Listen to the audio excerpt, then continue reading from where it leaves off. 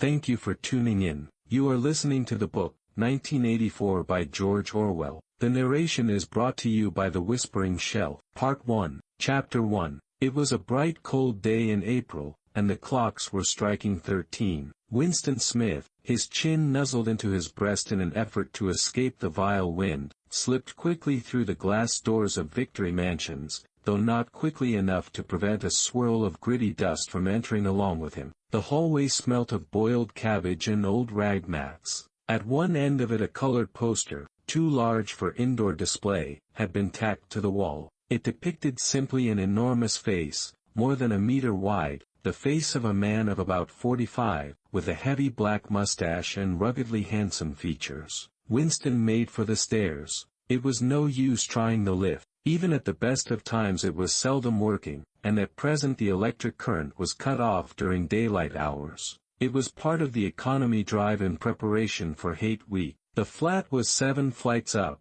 and Winston, who was 39 and had a varicose ulcer above his right ankle, went slowly, resting several times on the way. On each landing, opposite the lift shaft, the poster with the enormous face gazed from the wall. It was one of those pictures which are so contrived that the eyes follow you about when you move. "Big Brother is watching you," the caption beneath it ran. Inside the flat a fruity voice was reading out a list of figures which had something to do with the production of pig iron. The voice came from an oblong metal plaque like a dulled mirror which formed part of the surface of the right-hand wall. Winston turned a switch and the voice sank somewhat, though the words were still distinguishable. The instrument, the telescreen, it was called, could be dimmed, but there was no way of shutting it off completely. He moved over to the window, a smallish, frail figure, the meagerness of his body merely emphasized by the blue overalls which were the uniform of the party. His hair was very fair, his face naturally sanguine, his skin roughened by coarse soap and blunt razor blades and the cold of the winter that had just ended.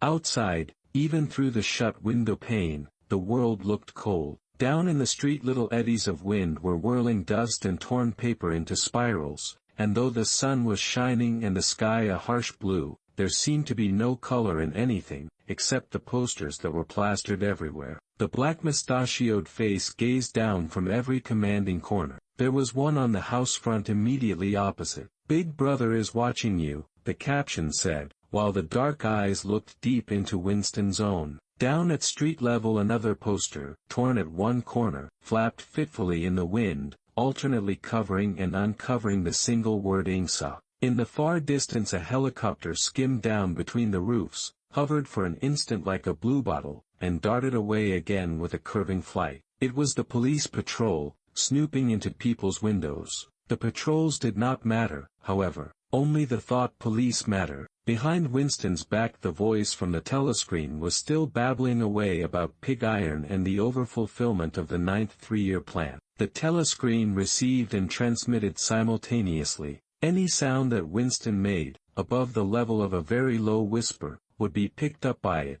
Moreover, so long as he remained within the field of vision which the metal plaque commanded, he could be seen as well as heard. There was of course no way of knowing whether you were being watched at any given moment. How often, or on what system, the thought police plugged in on any individual wire was guesswork. It was even conceivable that they watched everybody all the time, but at any rate they could plug in your wire whenever they wanted to. You had to live, did live, from habit that became instinct, in the assumption that every sound you made was overheard, and, except in darkness, every movement scrutinized. Winston kept his back turned to the telescreen. It was safer, though, as he well knew, even a back can be revealing. A kilometer away the Ministry of Truth, his place of work, towered vast and white above the grimy landscape. This, he thought with a sort of vague distaste, this was London, chief city of Airstrip 1, itself the third most populous of the provinces of Oceania. He tried to squeeze out some childhood memory that should tell him whether London had always been quite like this. Were there always these vistas of rotting 19th-century houses, their sides shored up with balks of timber, their windows patched with cardboard and their roofs with corrugated iron, their crazy garden walls sagging in all directions,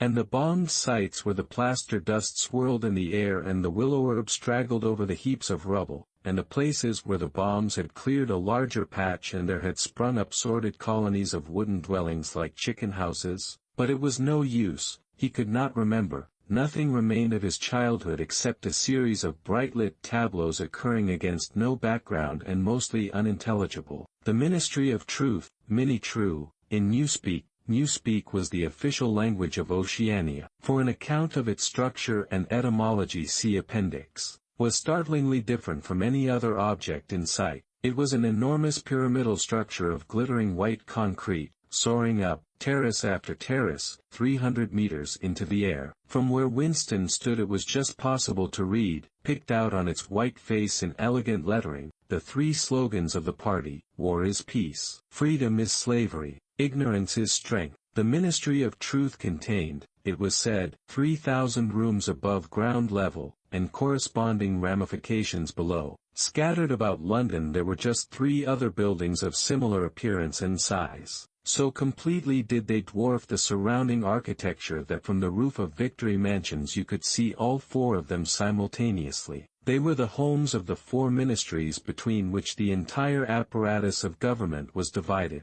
The Ministry of Truth, which concerned itself with news, entertainment, education, and the fine arts. The Ministry of Peace, which concerned itself with war. The Ministry of Love, which maintained law and order. And the Ministry of Plenty, which was responsible for economic affairs. Their names, in Newspeak, Mini-True, Mini-Pax, Mini-Love, and Mini-Plenty. The Ministry of Love was the really frightening one. There were no windows in it at all. Winston had never been inside the Ministry of Love, nor within half a kilometer of it. It was a place impossible to enter except on official business, and then only by penetrating through a maze of barbed wire entanglements, steel doors, and hidden machine gun nests. Even the streets leading up to its outer barriers were roamed by gorilla-faced guards in black uniforms, armed with jointed truncheons. Winston turned round abruptly. He had set his features into the expression of quiet optimism which it was advisable to wear when facing the telescreen. He crossed the room into the tiny kitchen. By leaving the ministry at this time of day he had sacrificed his lunch in the canteen, and he was aware that there was no food in the kitchen except a hunk of dark-colored bread which had got to be saved for tomorrow's breakfast. He took down from the shelf a bottle of colorless liquid with a plain white label marked Victory Gin. It gave off a sickly, oily smell, as of Chinese rice spirit. Winston poured out nearly a teacupful, nerved himself for a shot, and gulped it down like a dose of medicine. Instantly his face turned scarlet and the water ran out of his eyes. The stuff was like nitric acid, and moreover, in swallowing it one had the sensation of being hit on the back of the head with a rubber club. The next moment, however, the burning in his belly died down and the world began to look more cheerful. He took a cigarette from a crumpled packet marked Victory Cigarettes and incautiously held it upright, whereupon the tobacco fell out onto the floor. With the next he was more successful. He went back to the living room and sat down at a small table that stood to the left of the telescreen. From the table drawer he took out a penholder, a bottle of ink, and a thick, quarto-sized blank book with a red back and a marbled cover. For some reason the telescreen in the living room was in an unusual position. Instead of being placed, as was normal, in the end wall, where it could command the whole room, it was in the longer wall, opposite the window. To one side of it there was a shallow alcove in which Winston was now sitting, and which, when the flats were built, had probably been intended to hold bookshelves. By sitting in the alcove, and keeping well back, Winston was able to remain outside the range of the telescreen, so far as sight went. He could be heard, of course, but so long as he stayed in his present position he could not be seen. It was partly the unusual geography of the room that had suggested to him the thing that he was now about to do, but it had also been suggested by the book that he had just taken out of the drawer. It was a peculiarly beautiful book. Its smooth creamy paper, a little yellowed by age, was of a kind that had not been manufactured for at least 40 years past. He could guess, however, that the book was much older than that. He had seen it lying in the window of a frowsy little junk shop in a slummy quarter of the town, just what quarter he did not now remember, and had been stricken immediately by an overwhelming desire to possess it. Party members were supposed not to go into ordinary shops, dealing on the free market, it was called, but the rule was not strictly kept, because there were various things, such as shoelaces and razor blades, which it was impossible to get hold of in any other way. He had given a quick glance up and down the street and then had slipped inside and bought the book for $2.50. At the time he was not conscious of wanting it for any particular purpose. He had carried it guiltily home in his briefcase. Even with nothing written in it, it was a compromising possession. The thing that he was about to do was to open a diary. This was not illegal, nothing was illegal, since there were no longer any laws, but if detected it was reasonably certain that it would be punished by death, or at least by 25 years in a forced labor camp. Winston fitted a nib into the penholder and sucked it to get the grease off. The pen was an archaic instrument, seldom used even for signatures, and he had procured one, furtively and with some difficulty, simply because of a feeling that the beautiful creamy paper deserved to be written on with a real nib instead of being scratched with an ink pencil. Actually he was not used to writing by hand. Apart from very short notes, it was usual to dictate everything into the speakwrite, which was of course impossible for his present purpose. He dipped the pen into the ink and then faltered for just a second. A tremor had gone through his bowels. To mark the paper was the decisive act. In small clumsy letters he wrote, April 4, 1984. He sat back. A sense of complete helplessness had descended upon him. To begin with, he did not know with any certainty that this was 1984. It must be round about that date, since he was fairly sure that his age was 39, and he believed that he had been born in 1944 or 1945, but it was never possible nowadays to pin down any date within a year or two. For whom, it suddenly occurred to him to wonder, was he writing this diary? For the future, for the unborn. His mind hovered for a moment round the doubtful date on the page, and then fetched up with a bump against the Newspeak word doublethink. For the first time the magnitude of what he had undertaken came home to him. How could you communicate with the future? It was of its nature impossible.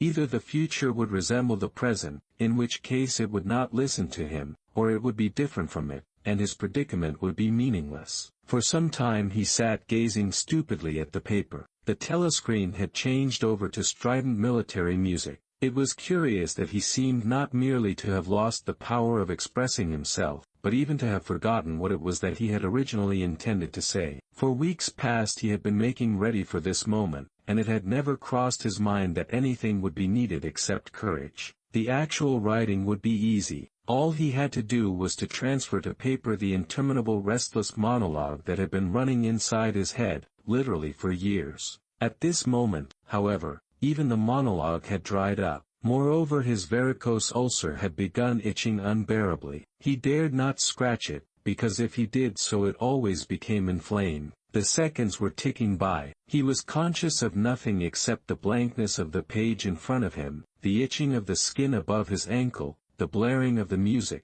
and a slight booziness caused by the gin. Suddenly he began writing in sheer panic, only imperfectly aware of what he was setting down. His small but childish handwriting straggled up and down the page, shedding first its capital letters and finally even its full stops. April 4, 1984. Last night to the flicks. All war films. One very good one of a ship full of refugees being bombed somewhere in the Mediterranean. Audience much amused by shots of a great huge fat man trying to swim away with a helicopter after him. First you saw him wallowing along in the water like a porpoise, then you saw him through the helicopter's gun sights, then he was full of holes and the sea round him turned pink and he sank as suddenly as though the holes had lead in the water, audience shouting with laughter when he sank. Then you saw a lifeboat full of children with a helicopter hovering over it. There was a middle-aged woman, might have been a Jewess, sitting up in the bow with a little boy about 3 years old in her arms. Little boy screaming with fright and hiding his head between her breasts as if he was trying to burrow right into her, and the woman putting her arms round him and comforting him although she was blue with fright herself, all the time covering him up as much as possible as if she thought her arms could keep the bullets off. Then the helicopter planted a 20-kilo bomb in among them, terrific flash, and the boat went all to matchwood. Then there was a wonderful shot of a child's arm going up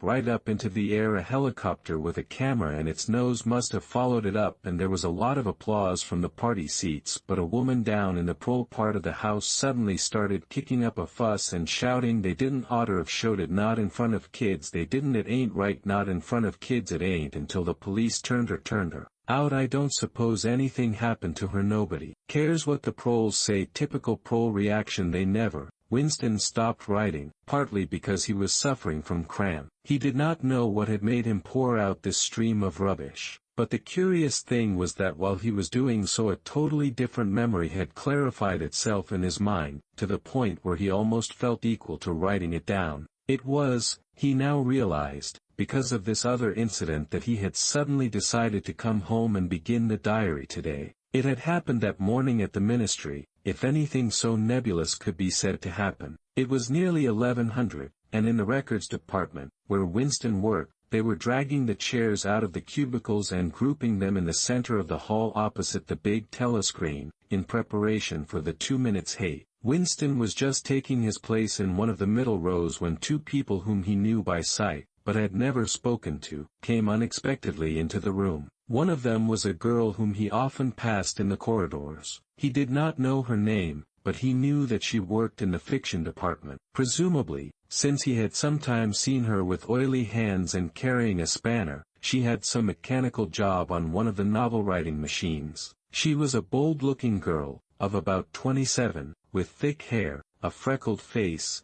and swift, athletic movements. A narrow scarlet sash, emblem of the Junior Anti-Sex League, was wound several times round the waist of her overalls, just tightly enough to bring out the shapeliness of her hips. Winston had disliked her from the very first moment of seeing her. He knew the reason. It was because of the atmosphere of hockey fields and cold baths and community hikes and general clean-mindedness which she managed to carry about with her. He disliked nearly all women, and especially the young and pretty ones. It was always the women, and above all the young ones, who were the most bigoted adherents of the party, the swallowers of slogans, the amateur spies and nosers out of unorthodoxy. But this particular girl gave him the impression of being more dangerous than most. Once when they passed in the corridor she gave him a quick sidelong glance which seemed to pierce right into him and for a moment had filled him with black terror. The idea had even crossed his mind that she might be an agent of the thought police. That, it was true, was very unlikely. Still, he continued to feel a peculiar uneasiness, which had fear mixed up in it as well as hostility, whenever she was anywhere near him. The other person was a man named O'Brien, a member of the inner party and holder of some post so important and remote that Winston had only a dim idea of its nature. A momentary hush passed over the group of people round the chairs as they saw the black overalls of an inner party member approaching. O'Brien was a large, burly man with a thick neck and a coarse, humorous, brutal face. In spite of his formidable appearance he had a certain charm of manner. He had a trick of resettling his spectacles on his nose which was curiously disarming, in some indefinable way, curiously civilized. It was a gesture which, if anyone had still thought in such terms, might have recalled an 18th-century nobleman offering his snuff-box. Winston had seen O'Brien perhaps a dozen times in almost as many years. He felt deeply drawn to him,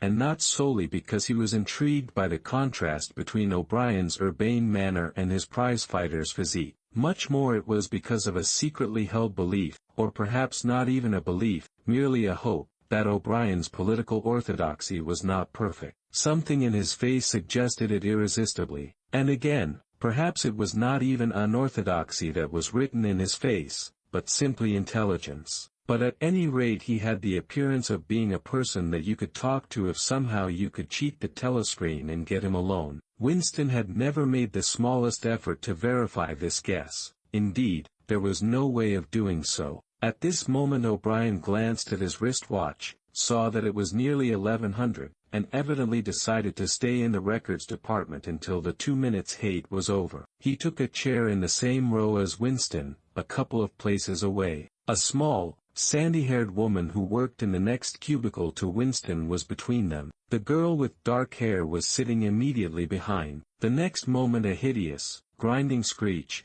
as of some monstrous machine running without oil, burst from the big telescreen at the end of the room. It was a noise that set one's teeth on edge and bristled the hair at the back of one's neck. The hate had started. As usual, the face of Emmanuel Goldstein, the enemy of the people, had flashed onto the screen. There were hisses here and there among the audience. The little sandy-haired woman gave a squeak of mingled fear and disgust. Goldstein was the renegade and backslider who once, long ago, how long ago, nobody quite remembered, had been one of the leading figures of the party, almost on a level with Big Brother himself, and then had engaged in counter-revolutionary activities, had been condemned to death, and had mysteriously escaped and disappeared. The programs of the 2 Minutes Hate varied from day to day, but there was none in which Goldstein was not the principal figure. He was the primal traitor, the earliest defiler of the party's purity. All subsequent crimes against the party, all treacheries, acts of sabotage, heresies, deviations, sprang directly out of his teaching. Somewhere or other he was still alive and hatching his conspiracies, perhaps somewhere beyond the sea, under the protection of his foreign paymasters, perhaps even, so it was occasionally rumored, in some hiding place in Oceania itself. Winston's diaphragm was constricted. He could never see the face of Goldstein without a painful mixture of emotions. It was a lean Jewish face, with a great fuzzy aureole of white hair and a small goatee beard, a clever face, and yet somehow inherently despicable, with a kind of senile silliness in the long thin nose, near the end of which a pair of spectacles was perched. It resembled the face of a sheep, and the voice, too, had a sheep-like quality. Goldstein was delivering his usual venomous attack upon the doctrines of the party, an attack so exaggerated and perverse that a child should have been able to see through it, and yet just plausible enough to fill one with an alarmed feeling that other people, less level-headed than oneself, might be taken in by it. He was abusing Big Brother, he was denouncing the dictatorship of the party, he was demanding the immediate conclusion of peace with Eurasia, he was advocating freedom of speech, freedom of the press, freedom of assembly, freedom of thought, he was crying hysterically that the revolution had been betrayed. And all this in rapid polysyllabic speech which was a sort of parody of the habitual style of the orators of the party, and even contained Newspeak words, more Newspeak words, indeed, than any party member would normally use in real life. And all the while, lest one should be in any doubt as to the reality which Goldstein's specious claptrap covered, behind his head on the telescreen there marched the endless columns of the Eurasian army, row after row of solid-looking men with expressionless Asiatic faces, who swam up to the surface of the screen and vanished, to be replaced by others exactly similar. The dull rhythmic tramp of the soldiers' boots formed the background to Goldstein's bleating voice. Before the hate had proceeded for 30 seconds,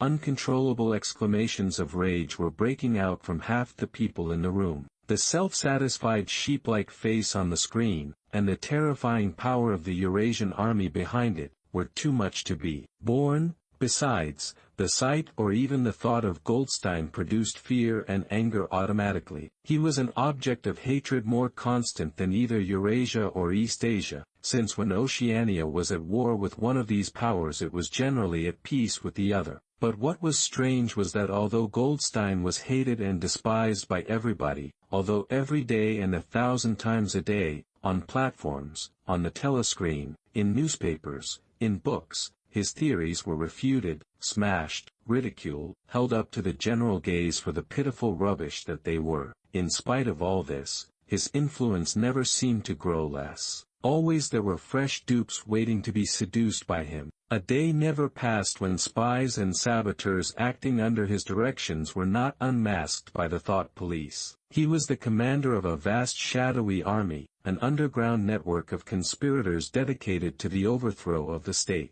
The Brotherhood, its name was supposed to be. There were also whispered stories of a terrible book, a compendium of all the heresies, of which Goldstein was the author and which circulated clandestinely here and there. It was a book without a title. People referred to it, if at all, simply as the book. But one knew of such things only through vague rumors. Neither the Brotherhood nor the book was a subject that any ordinary party member would mention if there was a way of avoiding it. In its second minute the hate rose to a frenzy. People were leaping up and down in their places and shouting at the tops of their voices in an effort to drown the maddening bleating voice that came from the screen. The little sandy-haired woman had turned bright pink, and her mouth was opening and shutting like that of a landed fish. Even O'Brien's heavy face was flushed. He was sitting very straight in his chair, his powerful chest swelling and quivering as though he were standing up to the assault of a wave. The dark-haired girl behind Winston had begun crying out, "Swine! Swine! Swine!" and suddenly she picked up a heavy Newspeak dictionary and flung it at the screen.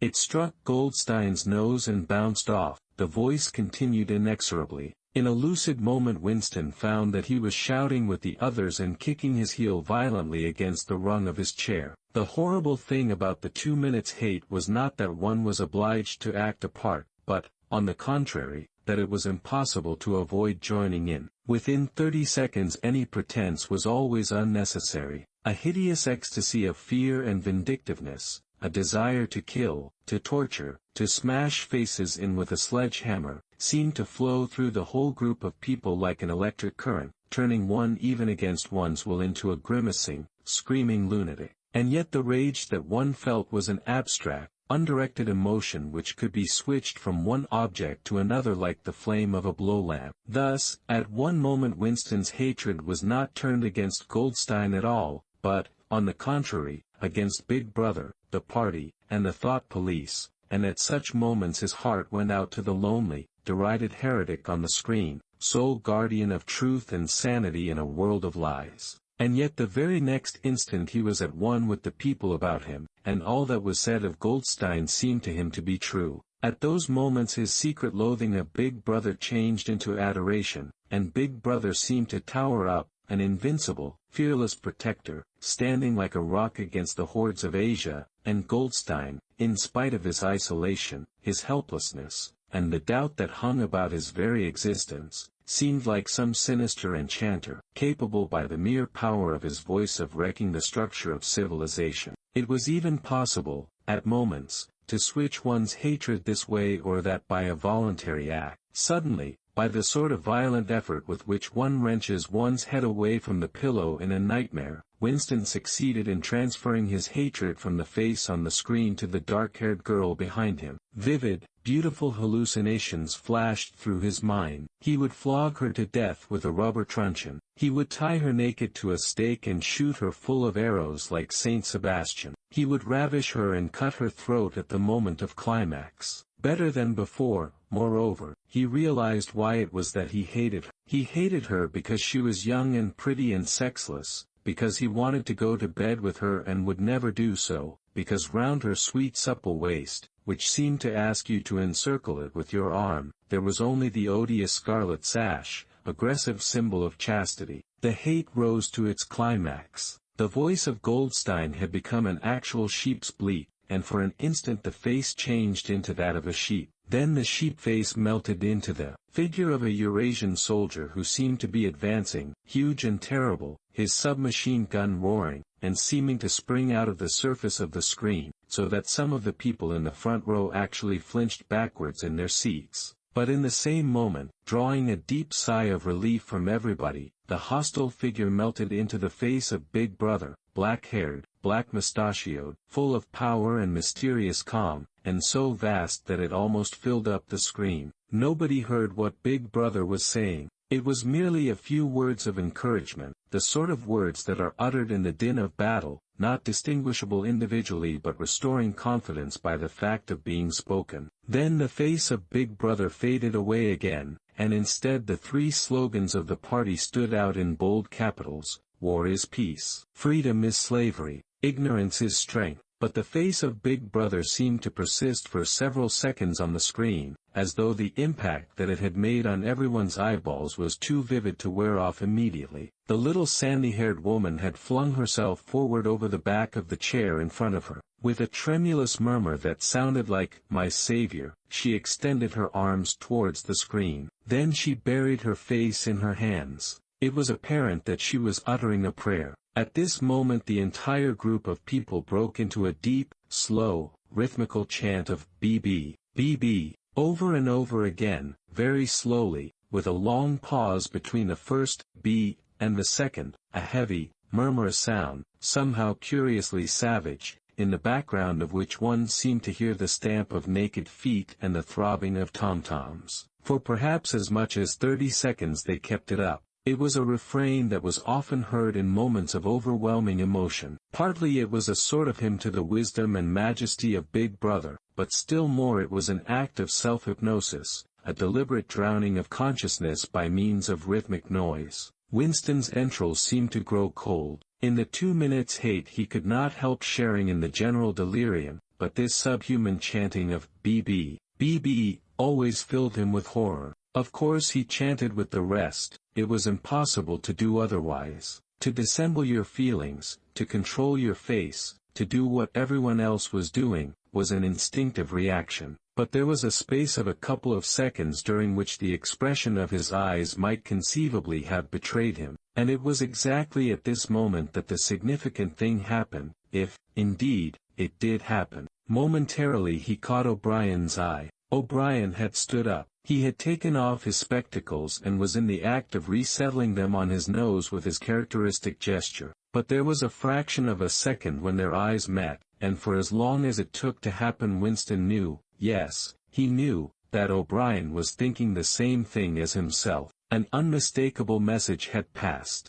It was as though their two minds had opened and the thoughts were flowing from one into the other through their eyes. "I am with you," O'Brien seemed to be saying to him. "I know precisely what you are feeling. I know all about your contempt, your hatred, your disgust. But don't worry, I am on your side." And then the flash of intelligence was gone, and O'Brien's face was as inscrutable as everybody else's. That was all, and he was already uncertain whether it had happened. Such incidents never had any sequel. All that they did was to keep alive in him the belief, or hope, that others besides himself were the enemies of the party. Perhaps the rumors of vast underground conspiracies were true after all, perhaps the Brotherhood really existed. It was impossible, in spite of the endless arrests and confessions and executions, to be sure that the Brotherhood was not simply a myth. Some days he believed in it, some days not. There was no evidence, only fleeting glimpses that might mean anything or nothing, snatches of overheard conversation, faint scribbles on lavatory walls. Once, even,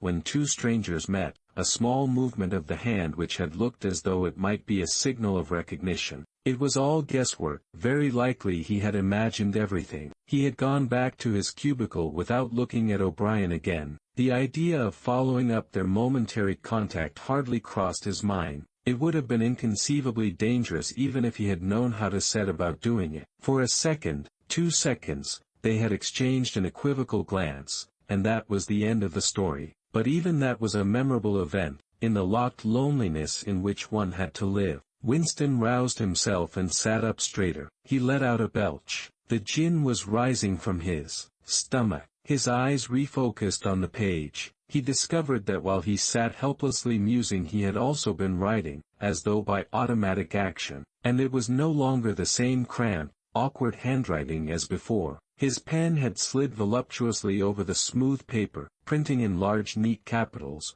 "Down with Big Brother. Down with Big Brother. Down with Big Brother. Down with Big Brother. Down with Big Brother," over and over again, filling half a page. He could not help feeling a twinge of panic. It was absurd, since the writing of those particular words was not more dangerous than the initial act of opening the diary, but for a moment he was tempted to tear out the spoiled pages and abandon the enterprise altogether. He did not do so, however, because he knew that it was useless. Whether he wrote down with Big Brother, or whether he refrained from writing it, made no difference. Whether he went on with the diary, or whether he did not go on with it, made no difference. The thought police would get him just the same. He had committed, would still have committed, even if he had never set pen to paper, the essential crime that contained all others in itself. Thought crime, they called it. Thought crime was not a thing that could be concealed forever. You might dodge successfully for a while, even for years,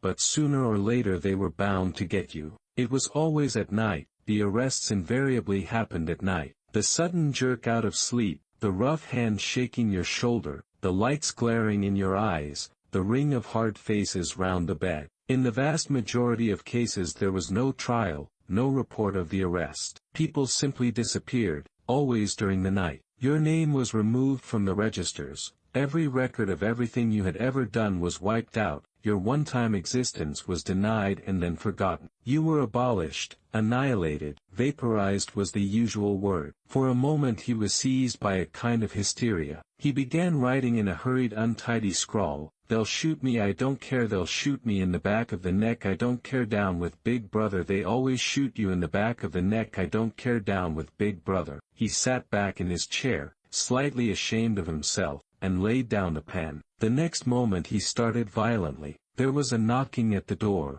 Already, he sat as still as a mouse, in the futile hope that whoever it was might go away after a single attempt. But no, the knocking was repeated. The worst thing of all would be to delay. His heart was thumping like a drum, but his face, from long habit, was probably expressionless. He got up and moved heavily towards the door. Chapter 2. As he put his hand to the doorknob, Winston saw that he had left the diary open on the table. "Down with Big Brother" was written all over it, in letters almost big enough to be legible across the room. It was an inconceivably stupid thing to have done, but, he realized, even in his panic he had not wanted to smudge the creamy paper by shutting the book while the ink was wet. He drew in his breath and opened the door. Instantly a warm wave of relief flowed through him. A colorless, crushed-looking woman, with wispy hair and a lined face, was standing outside. "Oh, comrade," she began in a dreary, whining sort of voice, "I thought I heard you come in. Do you think you could come across and have a look at our kitchen sink? It's got blocked up and..."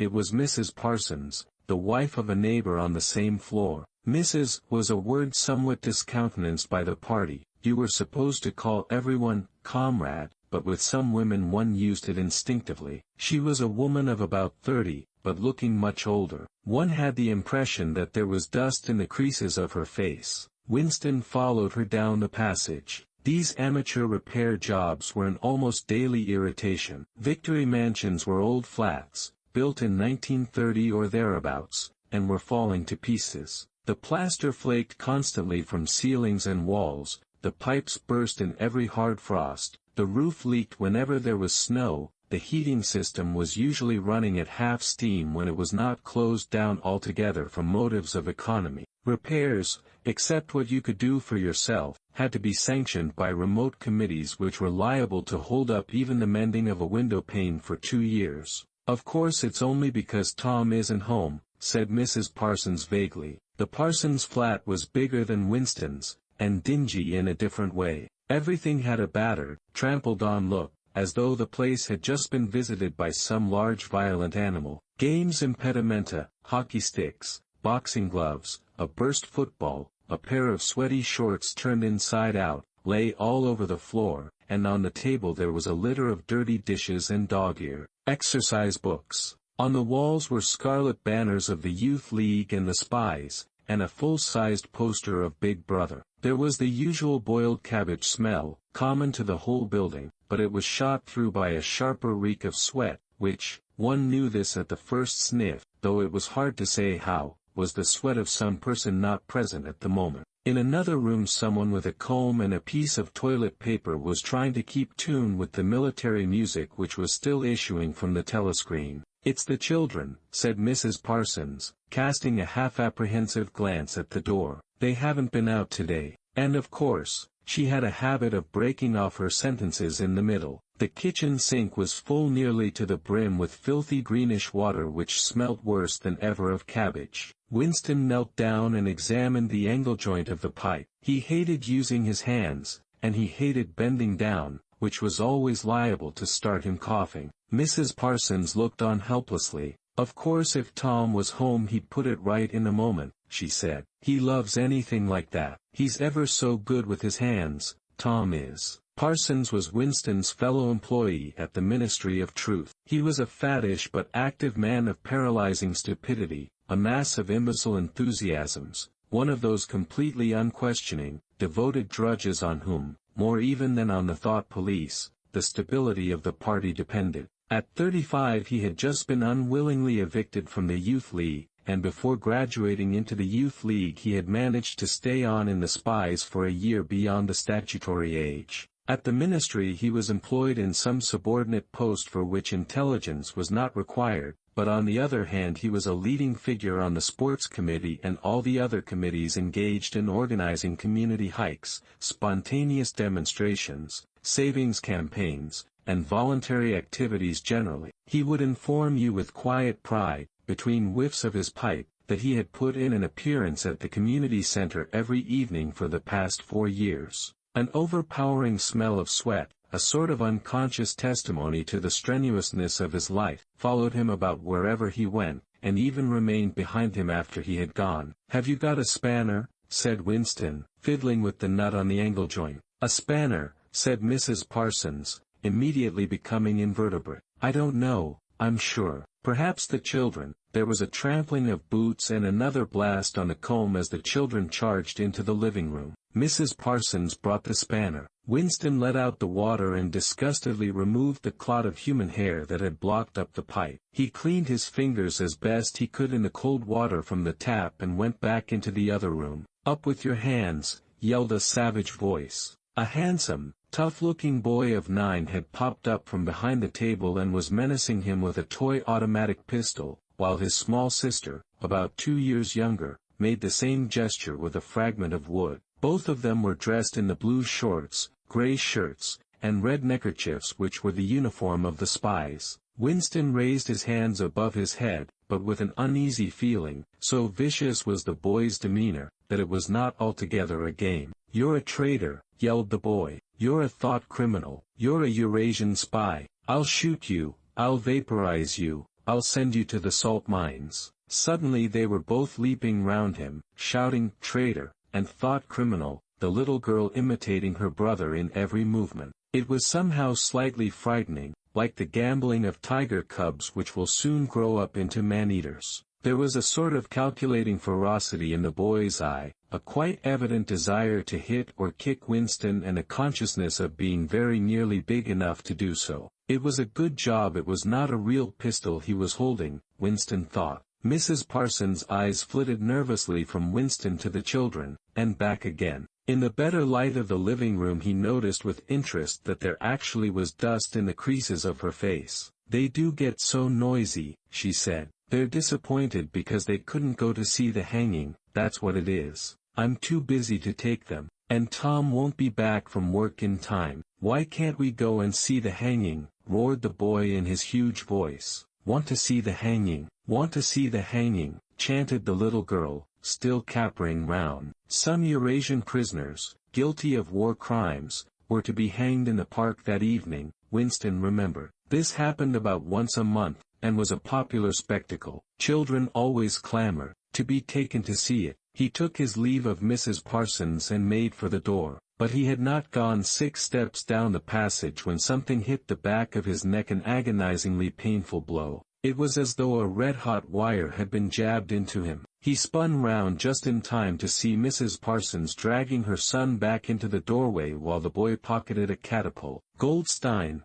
bellowed the boy as the door closed on him. But what most struck Winston was the look of helpless fright on the woman's grayish face. Back in the flat he stepped quickly past the telescreen and sat down at the table again, still rubbing his neck. The music from the telescreen had stopped. Instead, a clipped military voice was reading out, with a sort of brutal relish, a description of the armaments of the new floating fortress which had just been anchored between Iceland and the Faroe Islands. With those children, he thought, that wretched woman must lead a life of terror. Another year, 2 years, and they would be watching her night and day for symptoms of unorthodoxy. Nearly all children nowadays were horrible. What was worst of all was that by means of such organizations as the spies they were systematically turned into ungovernable little savages, and yet this produced in them no tendency whatever to rebel against the discipline of the party. On the contrary, they adored the party and everything connected with it. The songs, the processions, the banners, the hiking, the drilling with dummy rifles, the yelling of slogans, the worship of Big Brother, it was all a sort of glorious game to them. All their ferocity was turned outwards, against the enemies of the state, against foreigners, traitors, saboteurs, thought criminals. It was almost normal for people over 30 to be frightened of their own children, and with good reason, for hardly a week passed in which the Times did not carry a paragraph describing how some eavesdropping little sneak, child hero, was the phrase generally used, had overheard some compromising remark and denounced its parents to the thought police. The sting of the catapult bullet had worn off. He picked up his pen half-heartedly, wondering whether he could find something more to write in the diary. Suddenly he began thinking of O'Brien again. Years ago, how long was it? 7 years it must be. He had dreamed that he was walking through a pitch-dark room, and someone sitting to one side of him had said as he passed, "We shall meet in the place where there is no darkness." It was said very quietly, almost casually, a statement, not a command. He had walked on without pausing. What was curious was that at the time, in the dream, the words had not made much impression on him. It was only later and by degrees that they had seemed to take on significance. He could not now remember whether it was before or after having the dream that he had seen O'Brien for the first time, nor could he remember when he had first identified the voice as O'Brien's. But at any rate the identification existed. It was O'Brien who had spoken to him out of the dark. Winston had never been able to feel sure. Even after this morning's flash of the eyes it was still impossible to be sure whether O'Brien was a friend or an enemy, nor did it even seem to matter greatly. There was a link of understanding between them, more important than affection or partisanship. "We shall meet in the place where there is no darkness," he had said. Winston did not know what it meant, only that in some way or another it would come true. The voice from the telescreen paused. A trumpet call, clear and beautiful, floated into the stagnant air. The voice continued raspingly, "Attention, your attention, please. A newsflash has this moment arrived from the Malabar front. Our forces in South India have won a glorious victory. I am authorized to say that the action we are now reporting may well bring the war within measurable distance of its end." Here is the newsflash. Bad news coming, thought Winston. And sure enough, following on a gory description of the annihilation of a Eurasian army, with stupendous figures of killed and prisoners, came the announcement that, as from next week, the chocolate ration would be reduced from 30 grams to 20. Winston belched again. The gin was wearing off, leaving a deflated feeling. The telescreen, perhaps to celebrate the victory, perhaps to drown the memory of the lost chocolate, crashed into Oceania. "'Tis for thee. You were supposed to stand to attention." However, in his present position he was invisible. Oceania, "'Tis for thee" gave way to lighter music. Winston walked over to the window, keeping his back to the telescreen. The day was still cold and clear. Somewhere, far away a rocket bomb exploded with a dull, reverberating roar. About 20 or 30 of them a week were falling on London at present. Down in the street the wind flapped the torn poster to and fro, and the word Ingsoc fitfully appeared and vanished. Ingsoc, the sacred principles of Ingsoc. Newspeak, doublethink, the mutability of the past. He felt as though he were wandering in the forests of the sea bottom, lost in a monstrous world where he himself was the monster. He was alone. The past was dead, the future was unimaginable. What certainty had he that a single human creature now living was on his side, and what way of knowing that the dominion of the party would not endure forever? Like an answer, the 3 slogans on the white face of the Ministry of Truth came back to him. War is peace. Freedom is slavery. Ignorance is strength. He took a 25-cent piece out of his pocket. There, too, in tiny clear lettering, the same slogans were inscribed, and on the other face of the coin the head of Big Brother. Even from the coin the eyes pursued you. On coins, on stamps, on the covers of books, on banners, on posters, and on the wrappings of a cigarette packet, everywhere. Always the eyes watching you and the voice enveloping you. Asleep or awake, working or eating, indoors or out of doors, in the bath or in bed, no escape. Nothing was your own except the few cubic centimeters inside your skull. The sun had shifted round, and the myriad windows of the Ministry of Truth, with the light no longer shining on them, looked grim as the loopholes of a fortress. His heart quailed before the enormous pyramidal shape. It was too strong, it could not be stormed. 1,000 rocket bombs would not batter it down. He wondered again for whom he was writing the diary, for the future, for the past, for an age that might be imaginary. And in front of him there lay not death but annihilation. The diary would be reduced to ashes and himself to vapor. Only the thought police would read what he had written, before they wiped it out of existence and out of memory. How could you make appeal to the future when not a trace of you, not even an anonymous word scribbled on a piece of paper, could physically survive?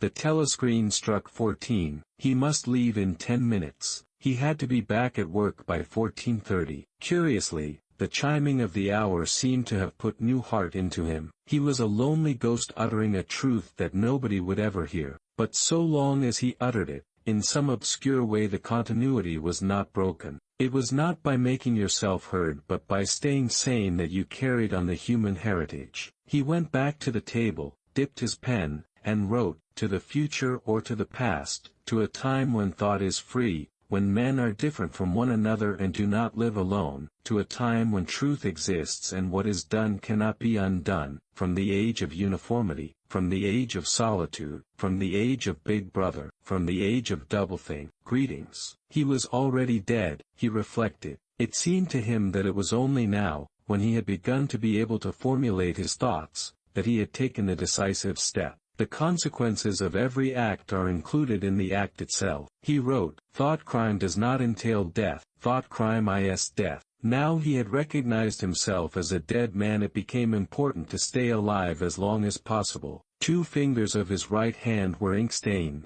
It was exactly the kind of detail that might betray you. Some nosing zealot in the ministry, a woman, probably, someone like the little sandy-haired woman or the dark-haired girl from the fiction department, might start wondering why he had been writing during the lunch interval, why he had used an old-fashioned pen, what he had been writing, and then drop a hint in the appropriate quarter. He went to the bathroom and carefully scrubbed the ink away with the gritty dark brown soap which rasped your skin like sandpaper and was therefore well adapted for this purpose. He put the diary away in the drawer. It was quite useless to think of hiding it, but he could at least make sure whether or not its existence had been discovered. A hair laid across the page ends was too obvious. With the tip of his finger he picked up an identifiable grain of whitish dust and deposited it on the corner of the cover, where it was bound to be shaken off if the book was moved. Chapter 3. Winston was dreaming of his mother. He must, he thought, have been 10 or 11 years old when his mother had disappeared. She was a tall, statuesque,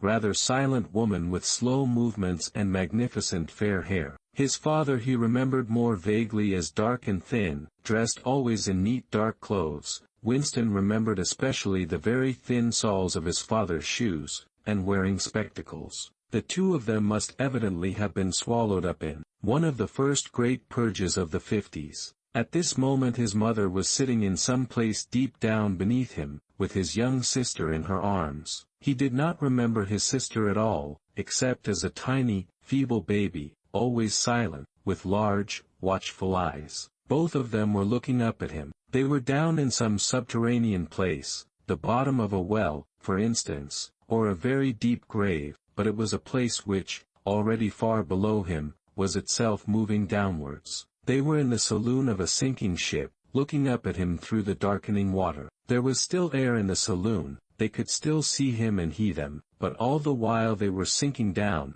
into the green waters which in another moment must hide them from sight forever. He was out in the light and air while they were being sucked down to death, and they were down there because he was up here. He knew it and they knew it, and he could see the knowledge in their faces. There was no reproach either in their faces or in their hearts, only the knowledge that they must die in order that he might remain alive, and that this was part of the unavoidable order of things. He could not remember what had happened, but he knew in his dream that in some way the lives of his mother and his sister had been sacrificed to his own. It was one of those dreams which, while retaining the characteristic dream scenery, are a continuation of one's intellectual life, and in which one becomes aware of facts and ideas which still seem new and valuable after one is awake. The thing that now suddenly struck Winston was that his mother's death, nearly 30 years ago, had been tragic and sorrowful in a way that was no longer possible. Tragedy, he perceived, belonged to the ancient time, to a time when there was still privacy,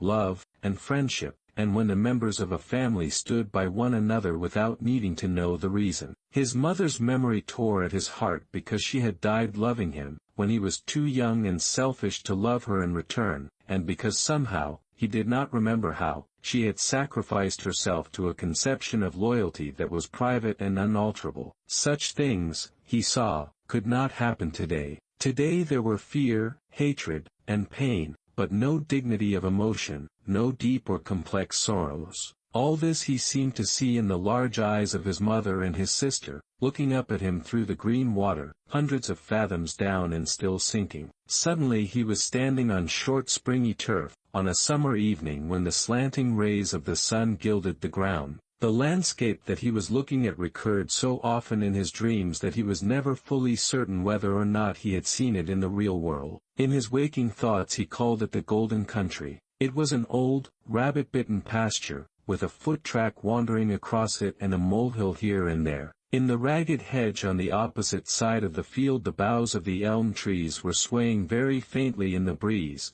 their leaves just stirring in dense masses like women's hair. Somewhere near at hand, though out of sight, there was a clear, slow-moving stream where dace were swimming in the pools under the willow trees. The girl with dark hair was coming towards them across the field. With what seemed a single movement she tore off her clothes and flung them disdainfully aside. Her body was white and smooth, but it aroused no desire in him, indeed he barely looked at it. What overwhelmed him in that instant was admiration for the gesture with which she had thrown her clothes aside. With its grace and carelessness it seemed to annihilate a whole culture, a whole system of thought, as though Big Brother and the party and the thought police could all be swept into nothingness by a single splendid movement of the arm. That too was a gesture belonging to the ancient time. Winston woke up with the word Shakespeare on his lips. The telescreen was giving forth an ear-splitting whistle which continued on the same note for 30 seconds. It was not 7:15, getting up time for office workers. Winston wrenched his body out of bed, naked, for a member of the outer party received only 3,000 clothing coupons annually, and a suit of pajamas was 600, and seized a dingy singlet and a pair of shorts that were lying across a chair. The physical jerks would begin in 3 minutes. The next moment he was doubled up by a violent coughing fit which nearly always attacked him soon after waking up. It emptied his lungs so completely that he could only begin breathing again by lying on his back and taking a series of deep gasps. His veins had swelled with the effort of the cough, and the varicose ulcer had started itching. 30 to 40 group, yapped a piercing female voice. 30 to 40 group, take your places, please. 30s to 40s. Winston sprang to attention in front of the telescreen, upon which the image of a youngish woman, scrawny but muscular, dressed in tunic and gym shoes, had already appeared.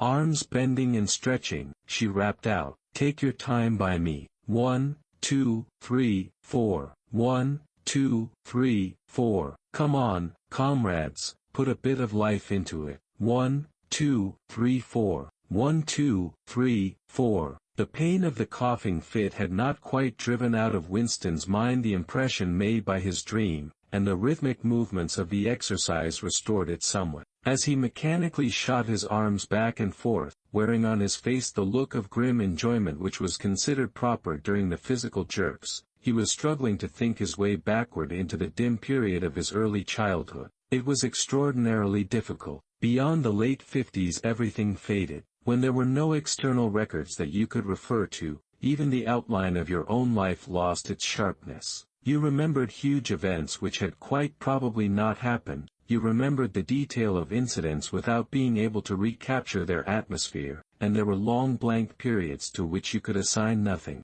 Everything had been different then. Even the names of countries, and their shapes on the map, had been different. Airstrip 1, for instance, had not been so called in those days. It had been called England or Britain, though London, he felt fairly certain, had always been called London. Winston could not definitely remember a time when his country had not been at war, but it was evident that there had been a fairly long interval of peace during his childhood, because one of his early memories was of an air raid which appeared to take everyone by surprise. Perhaps it was the time when the atomic bomb had fallen on Colchester. He did not remember the raid itself, but he did remember his father's hand clutching his own as they hurried down, down, down into some place deep in the earth, round and round a spiral staircase which rang under his feet and which finally so wearied his legs that he began whimpering and they had to stop and rest. His mother, in her slow, dreamy way, was following a long way behind them. She was carrying his baby sister, or perhaps it was only a bundle of blankets that she was carrying. He was not certain whether his sister had been born then. Finally they had emerged into a noisy, crowded place which he had realized to be a tube station.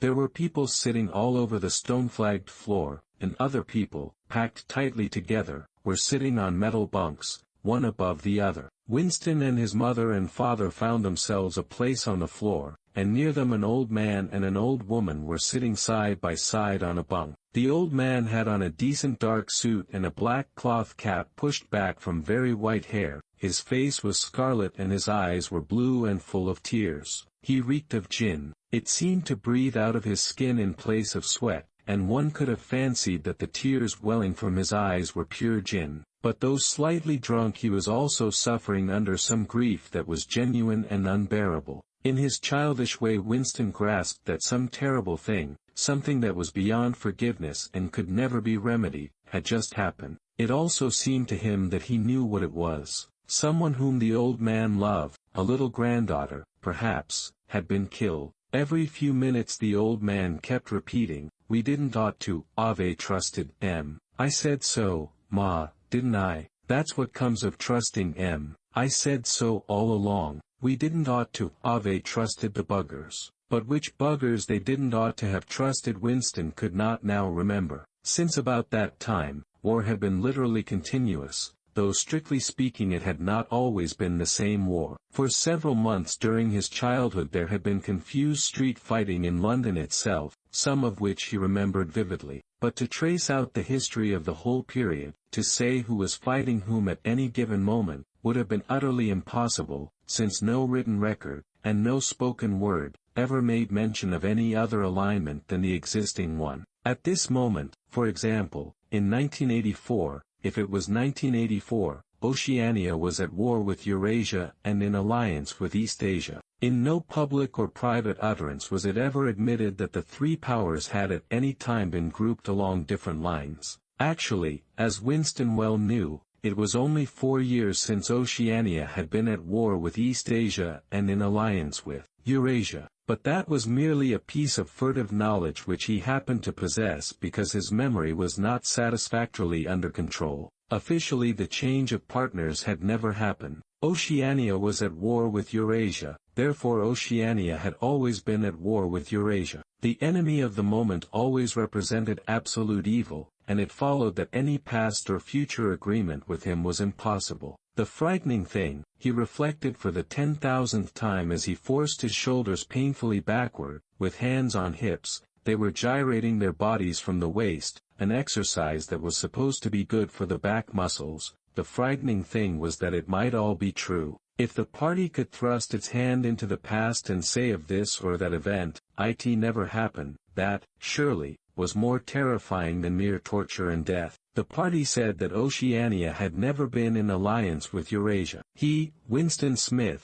knew that Oceania had been in alliance with Eurasia as short a time as 4 years ago. But where did that knowledge exist? Only in his own consciousness, which in any case must soon be annihilated. And if all others accepted the lie which the party imposed, if all records told the same tale, then the lie passed into history and became truth. Who controls the past, ran the party slogan, controls the future, who controls the present controls the past. And yet the past, though of its nature alterable, never had been altered. Whatever was true now was true from everlasting to everlasting. It was quite simple. All that was needed was an unending series of victories over your own memory. Reality control, they called it, in Newspeak, doublethink. Stand easy, barked the instructress, a little more genially. Winston sank his arms to his sides and slowly refilled his lungs with air. His mind slid away into the labyrinthine world of doublethink.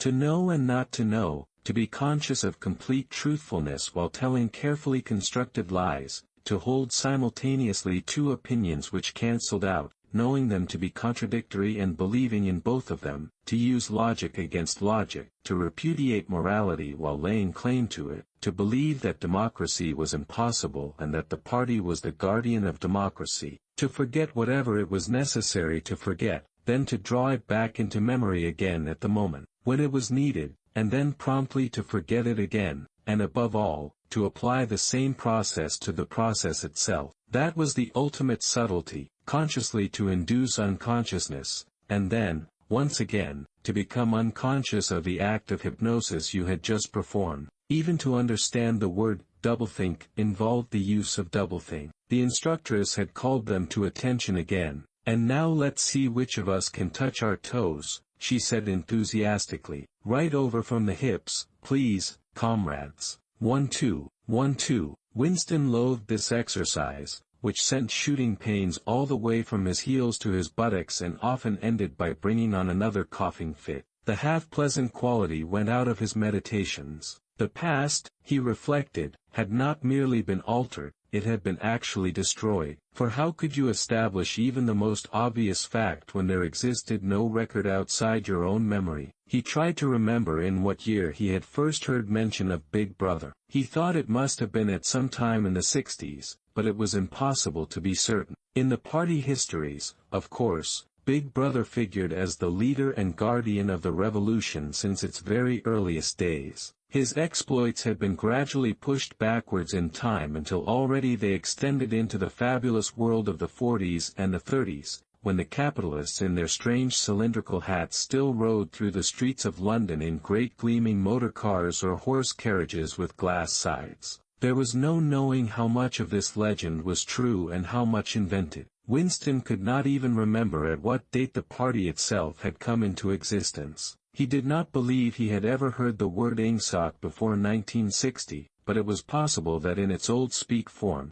English socialism, that is to say, it had been current earlier. Everything melted into mist. Sometimes, indeed, you could put your finger on a definite lie. It was not true, for example, as was claimed in the party history books, that the party had invented aeroplanes. He remembered aeroplanes since his earliest childhood, but you could prove nothing. There was never any evidence. Just once in his whole life he had held in his hands unmistakable documentary proof of the falsification of an historical fact. And on that occasion, Smith, screamed the shrewish voice from the telescreen. 6079 Smith W. Yes, you. Bend lower, please. You can do better than that. You're not trying. Lower, please. That's better, comrade. Now stand at ease, the whole squad, and watch me. A sudden hot sweat had broken out all over Winston's body. His face remained completely inscrutable. Never show dismay, never show resentment.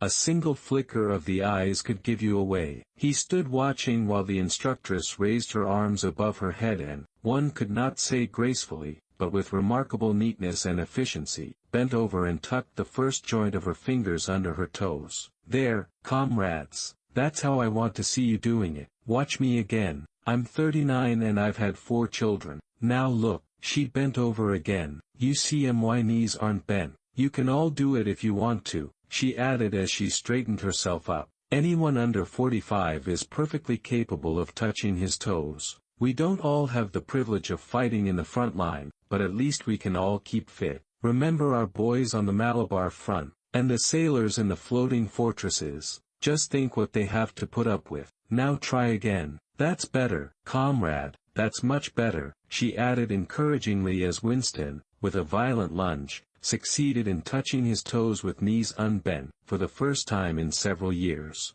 Chapter 4. With the deep, unconscious sigh which not even the nearness of the telescreen could prevent him from uttering when his day's work started, Winston pulled the speakwrite towards him, blew the dust from its mouthpiece, and put on his spectacles. Then he unrolled and clipped together 4 small cylinders of paper which had already flopped out of the pneumatic tube on the right-hand side of his desk. In the walls of the cubicle there were 3 orifices. To the right of the speakwrite, a small pneumatic tube for written messages, to the left, a larger one for newspapers, and in the side wall, within easy reach of Winston's arm, a large oblong slit protected by a wire grating. This last was for the disposal of waste paper. Similar slits existed in thousands or tens of thousands throughout the building, not only in every room but at short intervals in every corridor. For some reason they were nicknamed memory holes. When one knew that any document was due for destruction, or even when one saw a scrap of waste paper lying about, it was an automatic action to lift the flap of the nearest memory hole and drop it in, whereupon it would be whirled away on a current of warm air to the enormous furnaces which were hidden somewhere in the recesses of the building. Winston examined the 4 slips of paper which he had unrolled. Each contained a message of only 1 or 2 lines,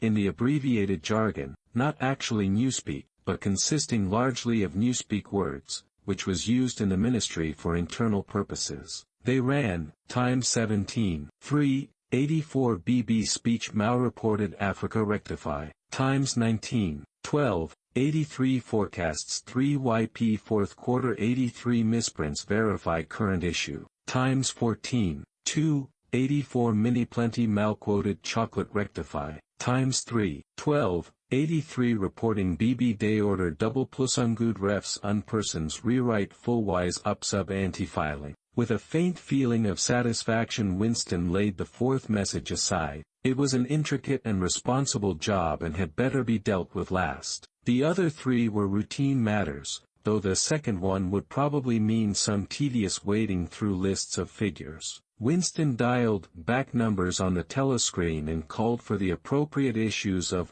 The Times, which slid out of the pneumatic tube after only a few minutes' delay. The messages he had received referred to articles or news items which for one reason or another it was thought necessary to alter, or, as the official phrase had it, to rectify. For example, it appeared from The Times of the 17th of March that Big Brother, in his speech of the previous day, had predicted that the South Indian Front would remain quiet but that a Eurasian offensive would shortly be launched in North Africa. As it happened, the Eurasian Higher Command had launched its offensive in South India and left North Africa alone. It was therefore necessary to rewrite a paragraph of Big Brother's speech, in such a way as to make him predict the thing that had actually happened. Or again, the Times of the 19th of December had published the official forecasts of the output of various classes of consumption goods in the 4th quarter of 1983, which was also the 6th quarter of the 9th three-year plan.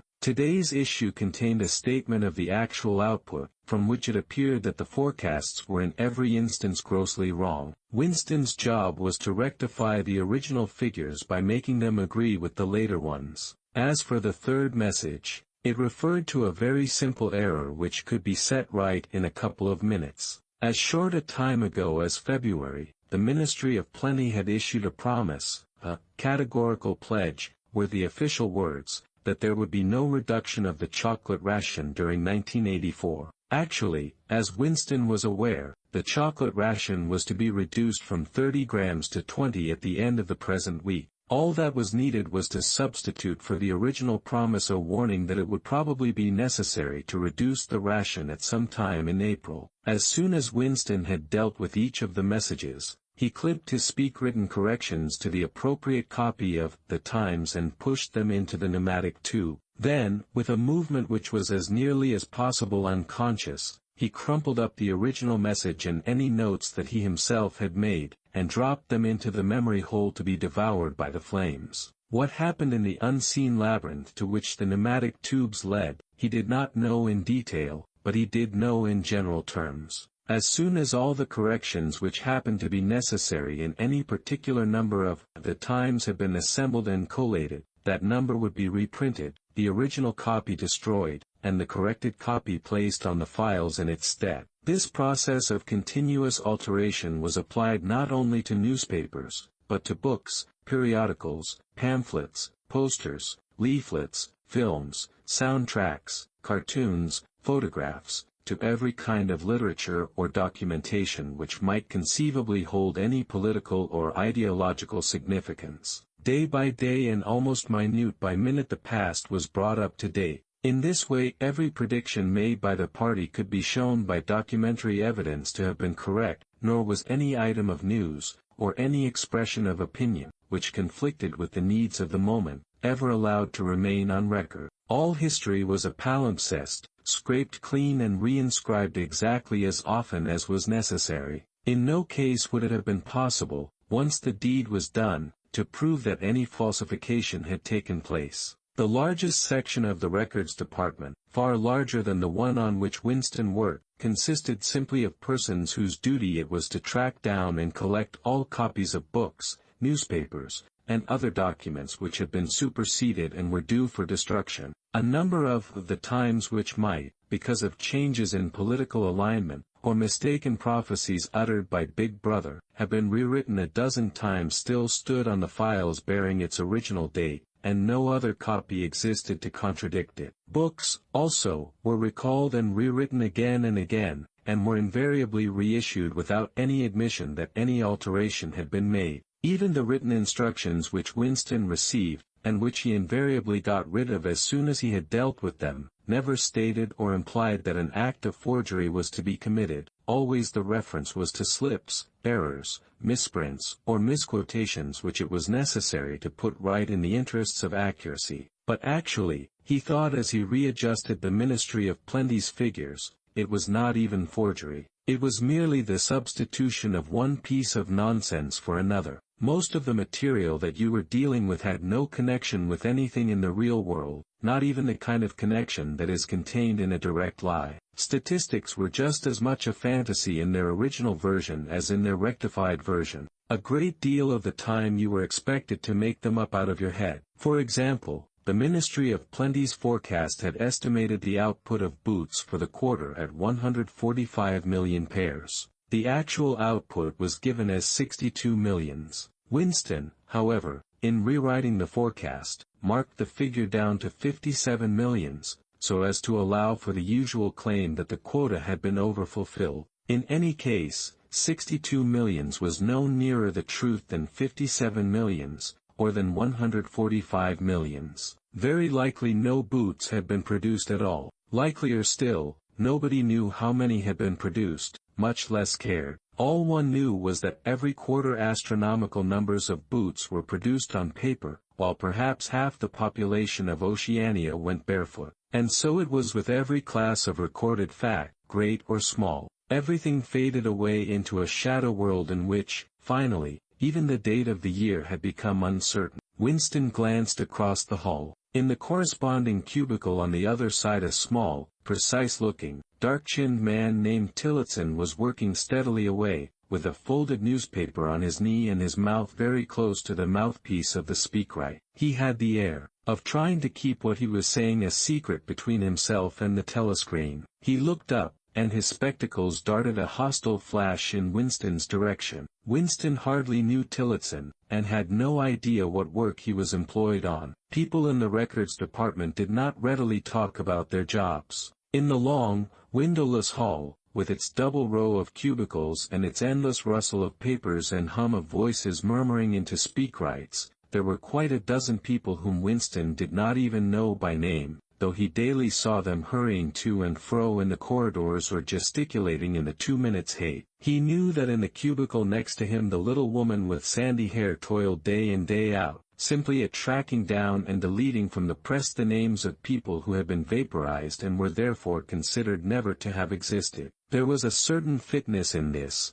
since her own husband had been vaporized a couple of years earlier, and a few cubicles away a mild, ineffectual, dreamy creature named Ampleforth, with very hairy ears and a surprising talent for juggling with rhymes and meters, was engaged in producing garbled versions, definitive texts, they were called, of poems which had become ideologically offensive, but which for one reason or another were to be retained in the anthologies. And this hall, with its 50 workers or thereabouts, was only one subsection, a single cell, as it were, in the huge complexity of the records department. Beyond, above, below, were other swarms of workers engaged in an unimaginable multitude of jobs. There were the huge printing shops with their sub-editors, their typography experts, and their elaborately equipped studios for the faking of photographs. There was the teleprogram section with its engineers, its producers, and its teams of actors specially chosen for their skill in imitating voices. There were the armies of reference clerks whose job was simply to draw up lists of books and periodicals which were due for recall. There were the vast repositories where the corrected documents were stored, and the hidden furnaces where the original copies were destroyed. And somewhere or other, quite anonymous, there were the directing brains who coordinated the whole effort and laid down the lines of policy which made it necessary that this fragment of the past should be preserved, that one falsified, and the other rubbed out of existence. And the Records Department,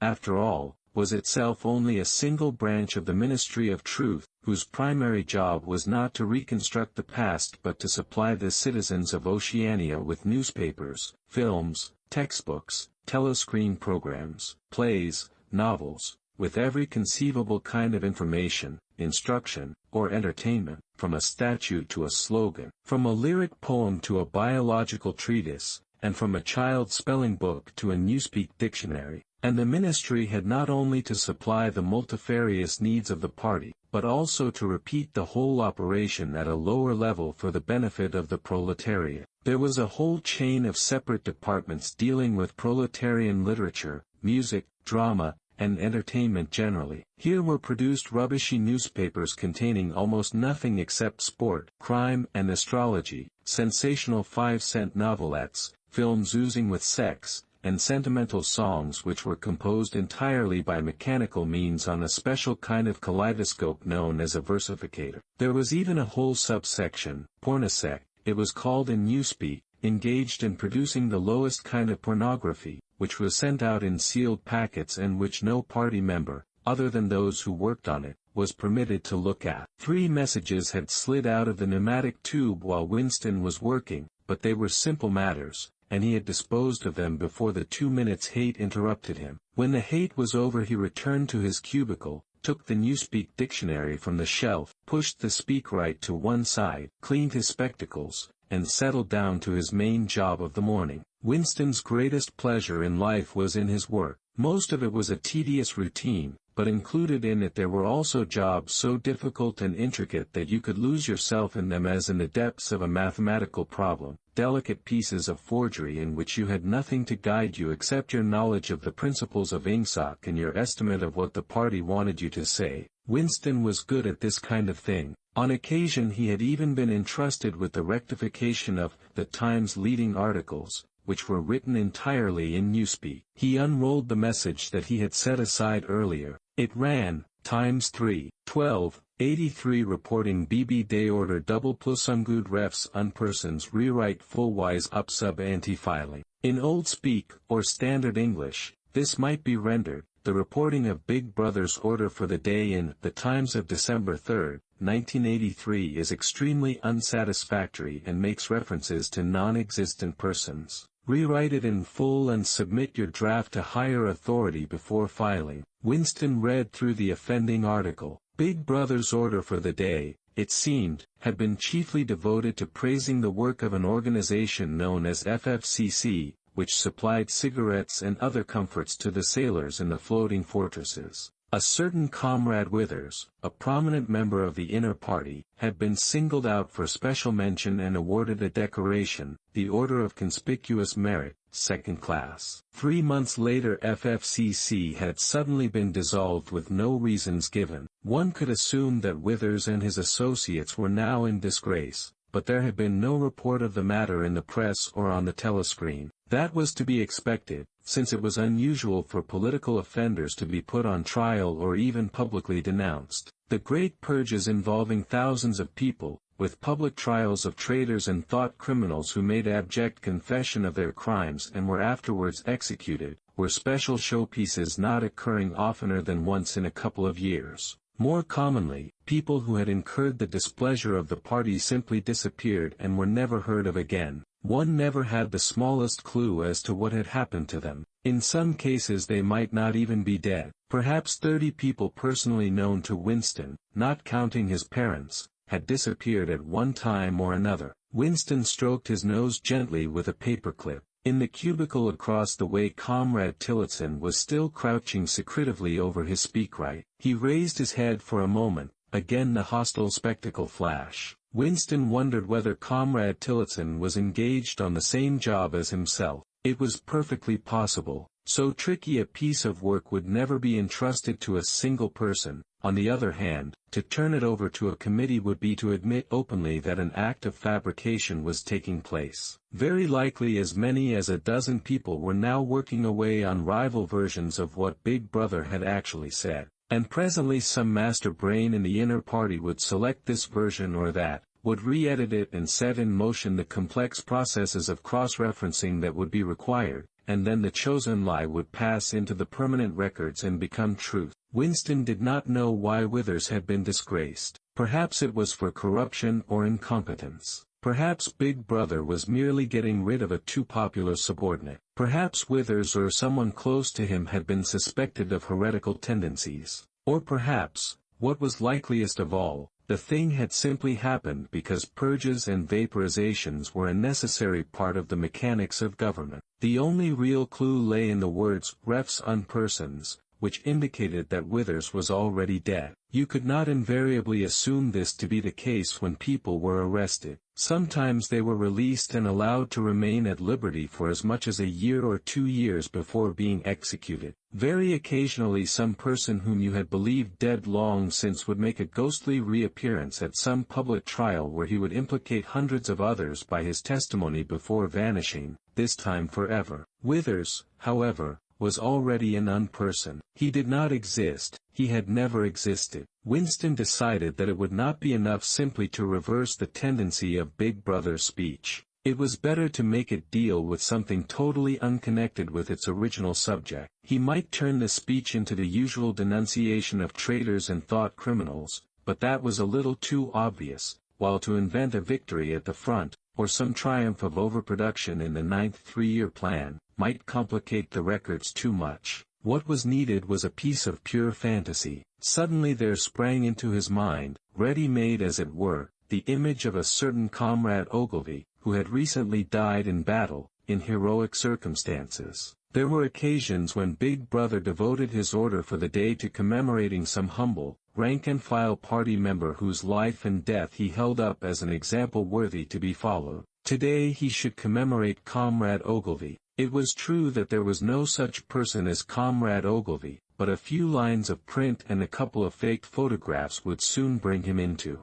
existence. Winston thought for a moment, then pulled the speakwrite towards him and began dictating in Big Brother's familiar style, a style at once military and pedantic, and, because of a trick of asking questions and then promptly answering them, what lessons do we learn from this fact, comrades? The lesson, which is also one of the fundamental principles of INGSA, that, etc., easy to imitate. At the age of 3 Comrade Ogilvy had refused all toys except a drum, a submachine gun, and a model helicopter. At 6, a year early, by a special relaxation of the rules, he had joined the spies. At 9 he had been a troop leader. At 11 he had denounced his uncle to the thought police after overhearing a conversation which appeared to him to have criminal tendencies. At 17 he had been a district organizer of the Junior Anti-Sex League. At 19 he had designed a hand grenade which had been adopted by the Ministry of Peace and which, at its first trial, had killed 31 Eurasian prisoners in one burst. At 23 he had perished in action, pursued by enemy jet planes while flying over the Indian Ocean with important dispatches. He had weighted his body with his machine gun and leapt out of the helicopter into deep water, dispatches and all, an end, said Big Brother, which it was impossible to contemplate without feelings of envy. Big Brother added a few remarks on the purity and single-mindedness of Comrade Ogilvy's life. He was a total abstainer and a non-smoker, had no recreations except a daily hour in the gymnasium, and had taken a vow of celibacy, believing marriage and the care of a family to be incompatible with a 24-hour-a-day devotion to duty. He had no subjects of conversation except the principles of INGSA,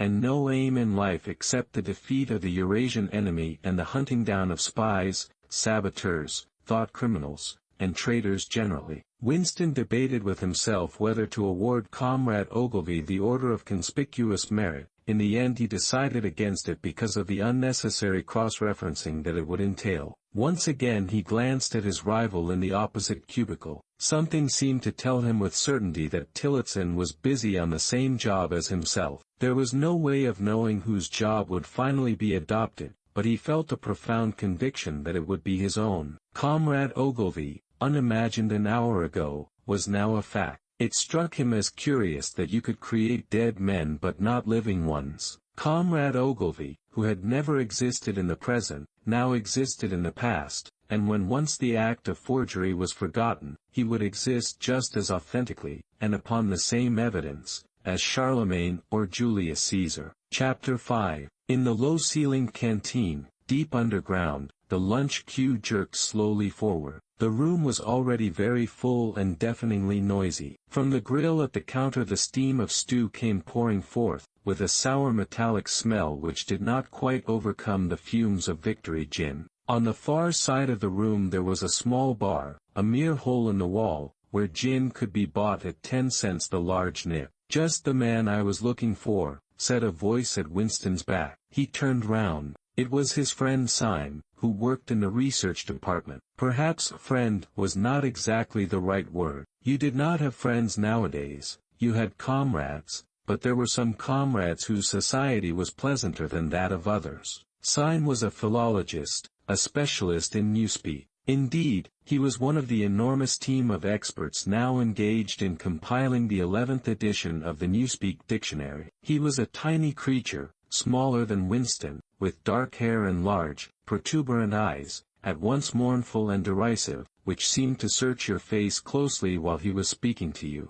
"I wanted to ask you whether you'd got any razor blades," he said. "Not one," said Winston with a sort of guilty haste. "I've tried all over the place. They don't exist any longer. Everyone kept asking you for razor blades." Actually he had 2 unused ones which he was hoarding up. There had been a famine of them for months past. At any given moment there was some necessary article which the party shops were unable to supply. Sometimes it was buttons, sometimes it was darning wool, sometimes it was shoelaces. At present it was razor blades. You could only get hold of them, if at all, by scrounging more or less furtively on the free market. "I've been using the same blade for 6 weeks, he added untruthfully. The queue gave another jerk forward. As they halted he turned and faced Syme again. Each of them took a greasy metal tray from a pile at the end of the counter. "Did you go and see the prisoners hanged yesterday?" said Syme. "I was working," said Winston indifferently. "I shall see it on the flicks, I suppose."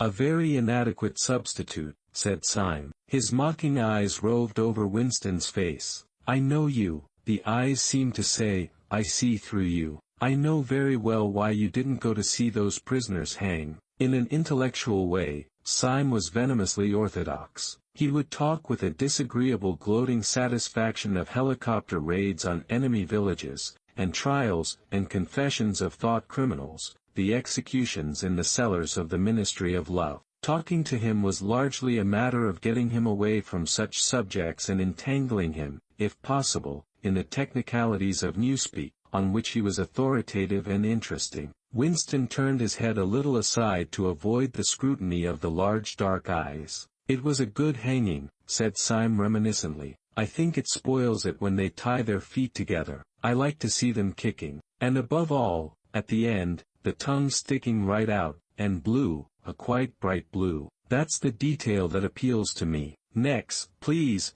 yelled the white-apron prole with the ladle. Winston and Syme pushed their trays beneath the grill. Onto each was dumped swiftly the regulation lunch, a metal pannikin of pinkish-gray stew, a hunk of bread, a cube of cheese, a mug of milkless Victory coffee, and 1 saccharine tablet. "There's a table over there, under that telescreen," said Syme. "Let's pick up a gin on the way." The gin was served out to them in handleless china mugs. They threaded their way across the crowded room and unpacked their trays onto the metal-topped table, on one corner of which someone had left a pool of stew, a filthy liquid mess that had the appearance of vomit. Winston took up his mug of gin, paused for an instant to collect his nerve, and gulped the oily-tasting stuff down. When he had winked the tears out of his eyes, he suddenly discovered that he was hungry. He began swallowing spoonfuls of the stew, which, in among its general sloppiness, had cubes of spongy pinkish stuff which was probably a preparation of meat. Neither of them spoke again till they had emptied their pannikins. From the table at Winston's left, a little behind his back, someone was talking rapidly and continuously, a harsh gabble almost like the quacking of a duck, which pierced the general uproar of the room. "How is the dictionary getting on?" said Winston, raising his voice to overcome the noise. "Slowly," said Syme.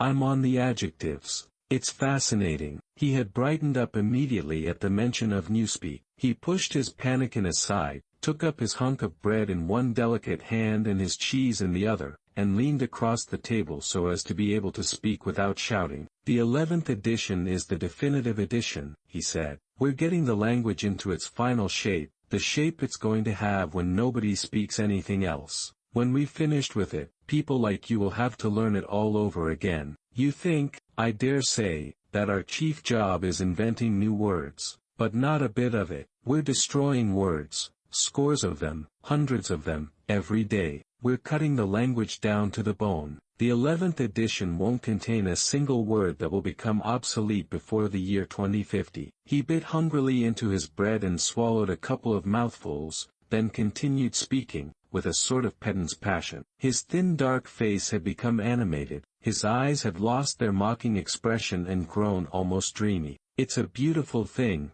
the destruction of words. Of course the great wastage is in the verbs and adjectives, but there are hundreds of nouns that can be got rid of as well. It isn't only the synonyms, there are also the antonyms. After all, what justification is there for a word which is simply the opposite of some other word? A word contains its opposite in itself. Take good, for instance. If you have a word like good, what need is there for a word like bad? Ungood will do just as well, better, because it's an exact opposite, which the other is not. Or again, if you want a stronger version of good, what sense is there in having a whole string of vague useless words like excellent, and splendid, and all the rest of them? Plus good covers the meaning, or double plus good, if you want something stronger still. Of course we use those forms already, but in the final version of Newspeak there'll be nothing else. In the end the whole notion of goodness and badness will be covered by only 6 words,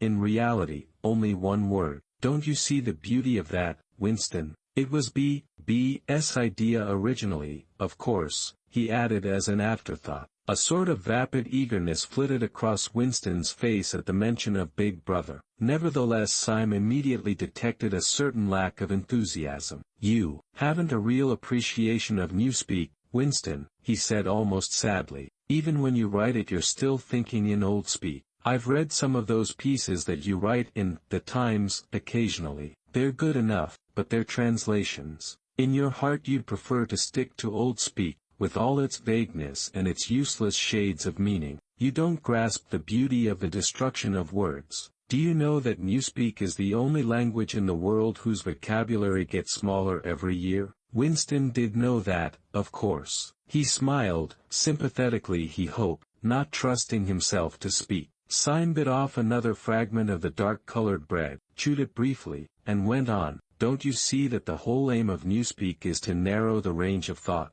In the end we shall make thought crime literally impossible, because there will be no words in which to express it. Every concept that can ever be needed, will be expressed by exactly 1 word, with its meaning rigidly defined and all its subsidiary meanings rubbed out and forgotten. Already, in the 11th edition, we're not far from that point, but the process will still be continuing long after you and I are dead. Every year fewer and fewer words, and the range of consciousness always a little smaller. Even now, of course, there's no reason or excuse for committing thought crime. It's merely a question of self-discipline, reality control. But in the end there won't be any need even for that. The revolution will be complete when the language is perfect. Newspeak is Ingsoc and Ingsoc is Newspeak," he added with a sort of mystical satisfaction. "Has it ever occurred to you, Winston, that by the year 2050, at the very latest, not a single human being will be alive who could understand such a conversation as we are having now?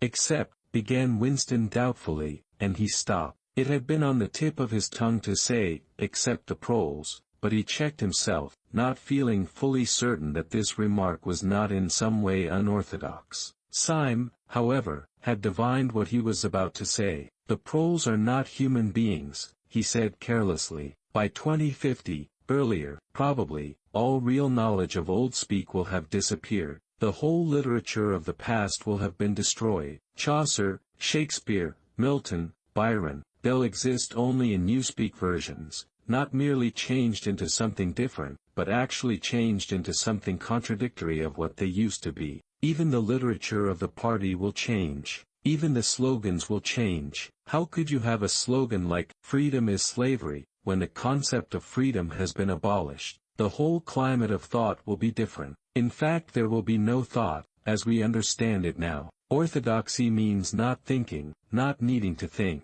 Orthodoxy is unconsciousness. One of these days, thought Winston with sudden deep conviction, Syme will be vaporized. He is too intelligent. He sees too clearly and speaks too plainly. The party does not like such people. One day he will disappear. It is written in his face. Winston had finished his bread and cheese. He turned a little sideways in his chair to drink his mug of coffee. At the table on his left the man with the strident voice was still talking remorselessly away. A young woman who was perhaps his secretary, and who was sitting with her back to Winston, was listening to him and seemed to be eagerly agreeing with everything that he said. From time to time Winston caught some such remark as, "I think you're so right, I do so agree with you," uttered in a youthful and rather silly feminine voice. But the other voice never stopped for an instant, even when the girl was speaking. Winston knew the man by sight, though he knew no more about him than that he held some important post in the fiction department. He was a man of about 30, with a muscular throat and a large, mobile mouth. His head was thrown back a little, and because of the angle at which he was sitting, his spectacles caught the light and presented to Winston two blank discs instead of eyes. What was slightly horrible was that from the stream of sound that poured out of his mouth it was almost impossible to distinguish a single word. Just once Winston caught a phrase, "complete and final elimination of Goldsteinism," jerked out very rapidly and, as it seemed, all in one piece, like a line of type cast solid. For the rest it was just a noise, a quacking. And yet, though you could not actually hear what the man was saying, you could not be in any doubt about its general nature. He might be denouncing Goldstein and demanding sterner measures against thought criminals and saboteurs. He might be fulminating against the atrocities of the Eurasian army. He might be praising Big Brother or the heroes on the Malabar front. It made no difference. Whatever it was, you could be certain that every word of it was pure orthodoxy, pure ingsa. As he watched the eyeless face with the jaw moving rapidly up and down, Winston had a curious feeling that this was not a real human being but some kind of dummy. It was not the man's brain that was speaking, it was his larynx. The stuff that was coming out of him consisted of words, but it was not speech in the true sense, it was a noise uttered in unconsciousness, like the quacking of a duck. Syme had fallen silent for a moment, and with the handle of his spoon was tracing patterns in the puddle of stew. The voice from the other table quacked rapidly on, easily audible in spite of the surrounding din. "There is a word in Newspeak," said Syme, "I don't know whether you know it, duckspeak, to quack like a duck. It is one of those interesting words that have two contradictory meanings. Applied to an opponent, it is abuse; applied to someone you agree with, it is praise." Unquestionably Syme will be vaporized, Winston thought again. He thought it with a kind of sadness, although well knowing that Syme despised him and slightly disliked him, and was fully capable of denouncing him as a thought criminal if he saw any reason for doing so. There was something subtly wrong with Syme. There was something that he lacked: discretion, aloofness, a sort of saving stupidity. You could not say that he was unorthodox. He believed in the principles of Ingsoc. He venerated Big Brother, he rejoiced over victories, he hated heretics, not merely with sincerity but with a sort of restless zeal, an up-to-dateness of information, which the ordinary party member did not approach. Yet a faint air of disreputability always clung to him. He said things that would have been better unsaid. He had read too many books. He frequented the Chestnut Tree Café, haunt of painters and musicians. There was no law, not even an unwritten law, against frequenting the Chestnut Tree Cafe, yet the place was somehow ill-omened. The old, discredited leaders of the party had been used to gather there before they were finally purged. Goldstein himself, it was said, had sometimes been seen there, years and decades ago. Syme's fate was not difficult to foresee, and yet it was a fact that if Syme grasped, even for 3 seconds, the nature of his, Winston's, secret opinions, he would betray him instantly to the thought police. So would anybody else, for that matter, but Syme more than most. Zeal was not enough. Orthodoxy was unconsciousness. Syme looked up. "Here comes Parsons," he said. Something in the tone of his voice seemed to add, "That bloody fool." Parsons, Winston's fellow tenant at Victory Mansions, was in fact threading his way across the room, a tubby, middle-sized man with fair hair and a frog-like face. At 35 he was already putting on rolls of fat at neck and waistline, but his movements were brisk and boyish. His whole appearance was that of a little boy grown large, so much so that although he was wearing the regulation overalls, it was almost impossible not to think of him as being dressed in the blue shorts, gray shirt, and red neckerchief of the spies. In visualizing him one saw always a picture of dimpled knees and sleeves rolled back from pudgy forearms. Parsons did, indeed, invariably revert to shorts when a community hike or any other physical activity gave him an excuse for doing so. He greeted them both with a cheery, "Hello, hello," and sat down at the table, giving off an intense smell of sweat. Beads of moisture stood out all over his pink face. His powers of sweating were extraordinary. At the community center you could always tell when he had been playing table tennis by the dampness of the bat handle. Syme had produced a strip of paper on which there was a long column of words,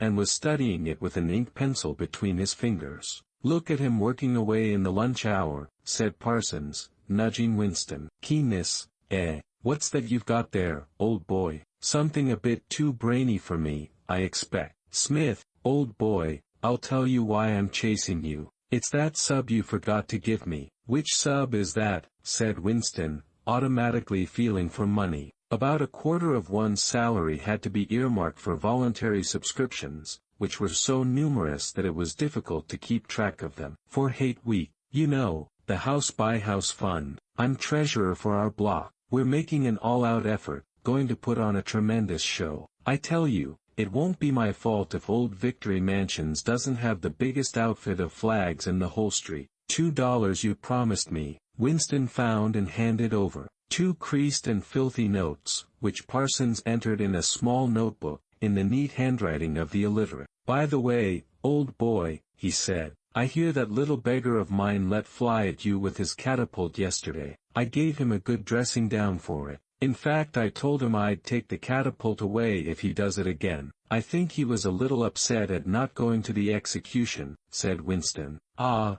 well, what I mean to say, shows the right spirit, doesn't it? Mischievous little beggars they are, both of them, but talk about keenness. All they think about is the spies, and the war, of course. D'you know what that little girl of mine did last Saturday, when her troop was on a hike out Berkhamsted way? She got 2 other girls to go with her, slipped off from the hike, and spent the whole afternoon following a strange man. They kept on his tail for 2 hours, right through the woods, and then, when they got into Amersham, handed him over to the patrols." "What did they do that for?" said Winston, somewhat taken aback. Parsons went on triumphantly. "My kid made sure he was some kind of enemy agent, might have been dropped by parachute, for instance. But here's the point, old boy. What do you think put her on to him in the first place? She spotted he was wearing a funny kind of shoes, said she'd never seen anyone wearing shoes like that before. So the chances were he was a foreigner. Pretty smart for a nipper of 7, eh?" "What happened to the man?" said Winston. "Ah, that I couldn't say, of course. But I wouldn't be altogether surprised if—" Parsons made the motion of aiming a rifle, and clicked his tongue for the explosion. "Good," said Syme abstractedly, without looking up from his strip of paper. "Of course we can't afford to take chances," agreed Winston dutifully. "What I mean to say, there is a war on," said Parsons. As though in confirmation of this, a trumpet call floated from the telescreen just above their heads. However, It was not the proclamation of a military victory this time, but merely an announcement from the Ministry of Plenty. "Comrades," cried an eager youthful voice. "Attention, comrades! We have glorious news for you. We have won the battle for production. Returns now completed of the output of all classes of consumption goods show that the standard of living has risen by no less than 20% over the past year." All over Oceania this morning there were irrepressible spontaneous demonstrations when workers marched out of factories and offices and paraded through the streets with banners voicing their gratitude to Big Brother for the new, happy life which his wise leadership has bestowed upon us. Here are some of the completed figures. Foodstuffs. The phrase, "our new, happy life," recurred several times. It had been a favorite of late with the Ministry of Plenty. Parsons, his attention caught by the trumpet call, sat listening with a sort of gaping solemnity, a sort of edified boredom. He could not follow the figures, but he was aware that they were in some way a cause for satisfaction. He had lugged out a huge and filthy pipe which was already half full of charred tobacco. With the tobacco ration at 100 grams a week it was seldom possible to fill a pipe to the top. Winston was smoking a Victory cigarette which he held carefully horizontal. The new ration did not start till tomorrow and he had only 4 cigarettes left. For the moment he had shut his ears to the remoter noises and was listening to the stuff that streamed out of the telescreen. It appeared that there had even been demonstrations to thank Big Brother for raising the chocolate ration to 20 grams a week. And only yesterday, he reflected, it had been announced that the ration was to be reduced to 20 grams a week. Was it possible that they could swallow that, after only 24 hours? Yes,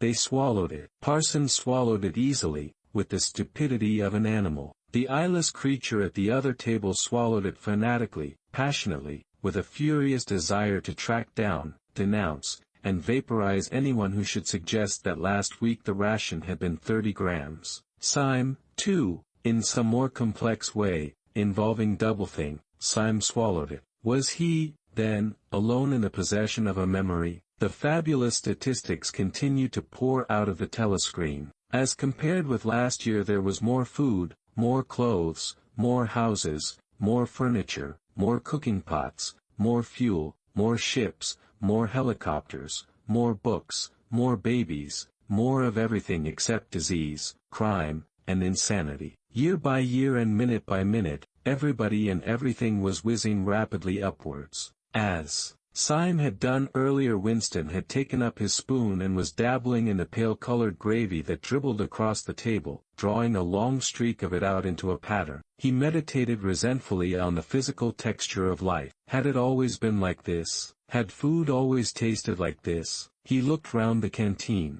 A low-ceilinged, crowded room, its walls grimy from the contact of innumerable bodies, battered metal tables and chairs, placed so close together that you sat with elbows touching, bent spoons, dented trays, coarse white mugs, all surfaces greasy, grime in every crack, and a sourish, composite smell of bad gin and bad coffee and metallic stew and dirty clothes. Always in your stomach and in your skin there was a sort of protest, a feeling that you had been cheated of something that you had a right to. It was true that he had no memories of anything greatly different. In any time that he could accurately remember, there had never been quite enough to eat, one had never had socks or underclothes that were not full of holes, furniture had always been battered and rickety, rooms underheated, tube trains crowded, houses falling to pieces, bread dark-colored, tea a rarity, coffee filthy tasting, cigarettes insufficient, nothing cheap and plentiful except synthetic gin. And though, of course, it grew worse as one's body aged, was it not a sign that this was not the natural order of things, if one's heart sickened at the discomfort and dirt and scarcity, the interminable winters, the stickiness of one's socks, the lifts that never worked, the cold water, the gritty soap, the cigarettes that came to pieces, the food with its strange evil tastes? Why should one feel it to be intolerable unless one had some kind of ancestral memory that things had once been different? He looked round the canteen again. Nearly everyone was ugly, and would still have been ugly even if dressed otherwise than in the uniform blue overalls. On the far side of the room, sitting at a table alone, a small, curiously beetle-like man was drinking a cup of coffee, his little eyes darting suspicious glances from side to side. How easy it was, thought Winston, if you did not look about you, to believe that the physical type set up by the party as an ideal, tall muscular youths and deep-bosomed maidens, blonde-haired, vital, sunburned, carefree, existed and even predominated. Actually, so far as he could judge, the majority of people in Airstrip 1 were small, dark, and ill-favored. It was curious how that beetle-like type proliferated in the ministries, little dumpy men, growing stout very early in life, with short legs, swift scuttling movements, and fat inscrutable faces with very small eyes. It was the type that seemed to flourish best under the dominion of the party. The announcement from the Ministry of Plenty ended on another trumpet call and gave way to tinny music. Parsons, stirred to vague enthusiasm by the bombardment of figures, took his pipe out of his mouth. "The Ministry of Plenty's certainly done a good job this year," he said with a knowing shake of his head. "By the way, Smith old boy, I suppose you haven't got any razor blades you can let me have?" "Not one," said Winston. "I've been using the same blade for 6 weeks myself." "Ah, well, just thought I'd ask you, old boy." "Sorry," said Winston. The quacking voice from the next table, temporarily silenced during the ministry's announcement, had started up again, as loud as ever. For some reason Winston suddenly found himself thinking of Mrs. Parsons, with her wispy hair and the dust in the creases of her face. Within 2 years those children would be denouncing her to the thought police. Mrs. Parsons would be vaporized. Syme would be vaporized. Winston would be vaporized. O'Brien would be vaporized. Parsons, on the other hand, would never be vaporized. The eyeless creature with the quacking voice would never be vaporized. The little beetle-like men who scuttle so nimbly through the labyrinthine corridors of ministries, they, too, would never be vaporized. And the girl with dark hair, the girl from the fiction department, she would never be vaporized either. It seemed to him that he knew instinctively who would survive and who would perish, though just what it was that made for survival, it was not easy to say. At this moment he was dragged out of his reverie with a violent jerk. The girl at the next table had turned partly round and was looking at him. It was the girl with dark hair. She was looking at him in a sidelong way, but with curious intensity. The instant she caught his eye she looked away again. The sweat started out on Winston's backbone. A horrible pang of terror went through him. It was gone almost at once, but it left a sort of nagging uneasiness behind. Why was she watching him? Why did she keep following him about? Unfortunately he could not remember whether she had already been at the table when he arrived, or had come there afterwards. But yesterday, at any rate, during the 2 minutes' hate, she had sat immediately behind him when there was no apparent need to do so. Quite likely her real object had been to listen to him and make sure whether he was shouting loudly enough. His earlier thought returned to him. Probably she was not actually a member of the thought police, but then it was precisely the amateur spy who was the greatest danger of all. He did not know how long she had been looking at him, but perhaps for as much as 5 minutes, and it was possible that his features had not been perfectly under control. It was terribly dangerous to let your thoughts wander when you were in any public place or within range of a telescreen. The smallest thing could give you away. A nervous tic, an unconscious look of anxiety, a habit of muttering to yourself, anything that carried with it the suggestion of abnormality, of having something to hide. In any case, to wear an improper expression on your face, to look incredulous when a victory was announced, for example, was itself a punishable offense. There was even a word for it in Newspeak, face crime, it was called. The girl had turned her back on him again. Perhaps after all she was not really following him about, perhaps it was coincidence that she had sat so close to him 2 days running. His cigarette had gone out, and he laid it carefully on the edge of the table. He would finish smoking it after work, if he could keep the tobacco in it. Quite likely the person at the next table was a spy of the thought police, and quite likely he would be in the cellars of the Ministry of Love within 3 days, but a cigarette end must not be wasted. Syme had folded up his strip of paper and stowed it away in his pocket. Parsons had begun talking again. "Did I ever tell you, old boy," he said, chuckling round the stem of his pipe, "about the time when those 2 nippers of mine set fire to the old market woman's skirt because they saw her wrapping up sausages in a poster of B. sneaked up behind her and set fire to it with a box of matches. Burned her quite badly, I believe. Little beggars, eh? But keen as mustard. That's a first-rate training they give them in the spies nowadays, better than in my day, even. What d'you think's the latest thing they've served them out with? Ear trumpets for listening through keyholes. My little girl brought one home the other night, tried it out on our sitting room door, and reckoned she could hear twice as much as with her ear to the hole. Of course it's only a toy, mind you, still, gives them the right idea, eh? At this moment the telescreen let out a piercing whistle. It was the signal to return to work. All three men sprang to their feet to join in the struggle round the lifts, and the remaining tobacco fell out of Winston's cigarette. Chapter 6. Winston was writing in his diary. It was 3 years ago. It was on a dark evening, in a narrow side street near one of the big railway stations. She was standing near a doorway in the wall, under a street lamp that hardly gave any light. She had a young face, painted very thick. It was really the paint that appealed to me, the whiteness of it, like a mask, and the bright red lips. Party women never paint their faces. There was nobody else in the street, and no telescreens. She said $2. For the moment it was too difficult to go on. He shut his eyes and pressed his fingers against them, trying to squeeze out the vision that kept recurring. He had an almost overwhelming temptation to shout a string of filthy words at the top of his voice, or to bang his head against the wall, to kick over the table, and hurl the inkpot through the window, to do any violent or noisy or painful thing that might black out the memory that was tormenting him. Your worst enemy, he reflected, was your own nervous system. At any moment the tension inside you was liable to translate itself into some visible symptom. He thought of a man whom he had passed in the street a few weeks back, a quite ordinary-looking man, a party member, aged 35 to 40, tallish and thin, carrying a briefcase. They were a few meters apart when the left side of the man's face was suddenly contorted by a sort of spasm. It happened again just as they were passing one another. It was only a twitch, a quiver, rapid as the clicking of a camera shutter, but obviously habitual. He remembered thinking at the time, that poor devil is done for. And what was frightening was that the action was quite possibly unconscious. The most deadly danger of all was talking in your sleep.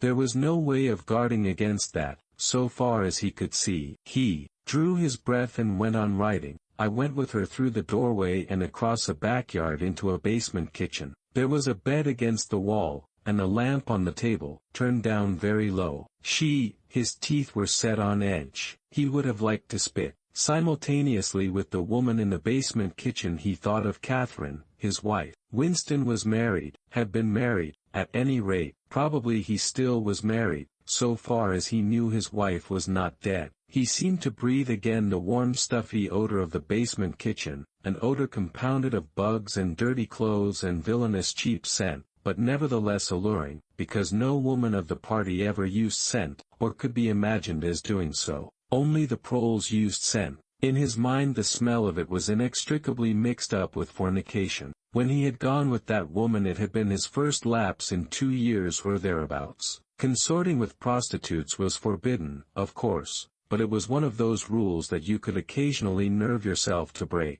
It was dangerous, but it was not a life-and-death matter. To be caught with a prostitute might mean 5 years in a forced labor camp, not more, if you had committed no other offense. And it was easy enough, provided that you could avoid being caught in the act. The poorer quarters swarmed with women who were ready to sell themselves. Some could even be purchased for a bottle of gin, which the proles were not supposed to drink. Tacitly the party was even inclined to encourage prostitution, as an outlet for instincts which could not be altogether suppressed. Mere debauchery did not matter very much, so long as it was furtive and joyless and only involved the women of a submerged and despised class. The unforgivable crime was promiscuity between party members. But, though this was one of the crimes that the accused in the great purges invariably confessed to, it was difficult to imagine any such thing actually happening. The aim of the party was not merely to prevent men and women from forming loyalties which it might not be able to control.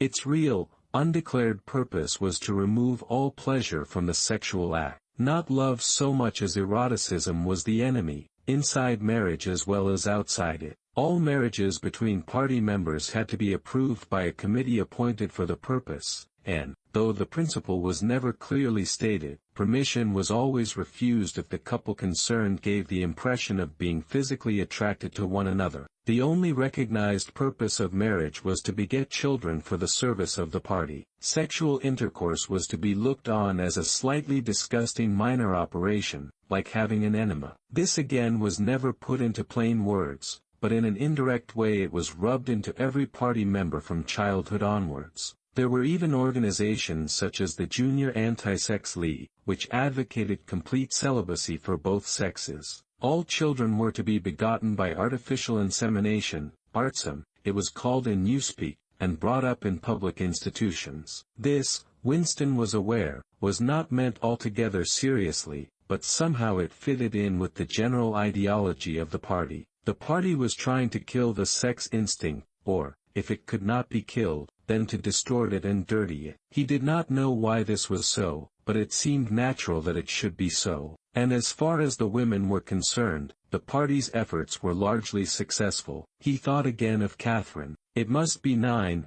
10, nearly 11 years since they had parted. It was curious how seldom he thought of her. For days at a time he was capable of forgetting that he had ever been married. They had only been together for about 15 months. The party did not permit divorce, but it rather encouraged separation in cases where there were no children. Catherine was a tall, fair-haired girl, very straight, with splendid movements. She had a bold, aquiline face, a face that one might have called noble until one discovered that there was as nearly as possible nothing behind it. Very early in her married life he had decided, though perhaps it was only that he knew her more intimately than he knew most people, that she had without exception the most stupid, vulgar, empty mind that he had ever encountered. She had not a thought in her head that was not a slogan, and there was no imbecility, absolutely none that she was not capable of swallowing if the party handed it out to her. The human soundtrack, he nicknamed her in his own mind, yet he could have endured living with her if it had not been for just one thing, sex. As soon as he touched her she seemed to wince and stiffen. To embrace her was like embracing a jointed wooden image, and what was strange was that even when she was clasping him against her he had the feeling that she was simultaneously pushing him away with all her strength. The rigidity of her muscles managed to convey that impression. She would lie there with shut eyes, neither resisting nor cooperating but submitting.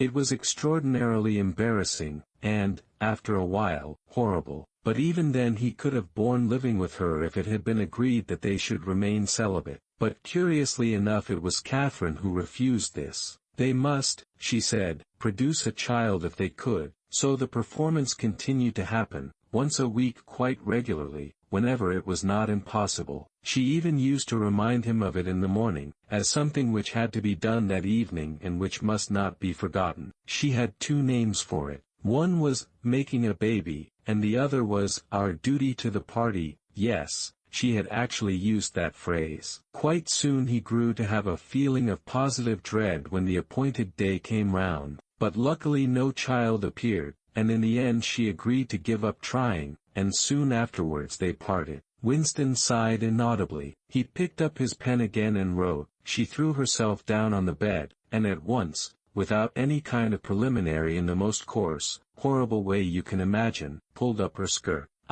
He saw himself standing there in the dim lamplight, with the smell of bugs and cheap scent in his nostrils, and in his heart a feeling of defeat and resentment which even at that moment was mixed up with the thought of Catherine's white body, frozen forever by the hypnotic power of the party. Why did it always have to be like this? Why could he not have a woman of his own instead of these filthy scuffles at intervals of years? But a real love affair was an almost unthinkable event. The women of the party were all alike. Chastity was as deep ingrained in them as party loyalty. By careful early conditioning, by games and cold water, by the rubbish that was dinned into them at school and in the spies and the youth league, by lectures, parades, songs, slogans, and martial music, the natural feeling had been driven out of them. His reason told him that there must be exceptions, but his heart did not believe it. They were all impregnable, as the party intended that they should be. And what he wanted,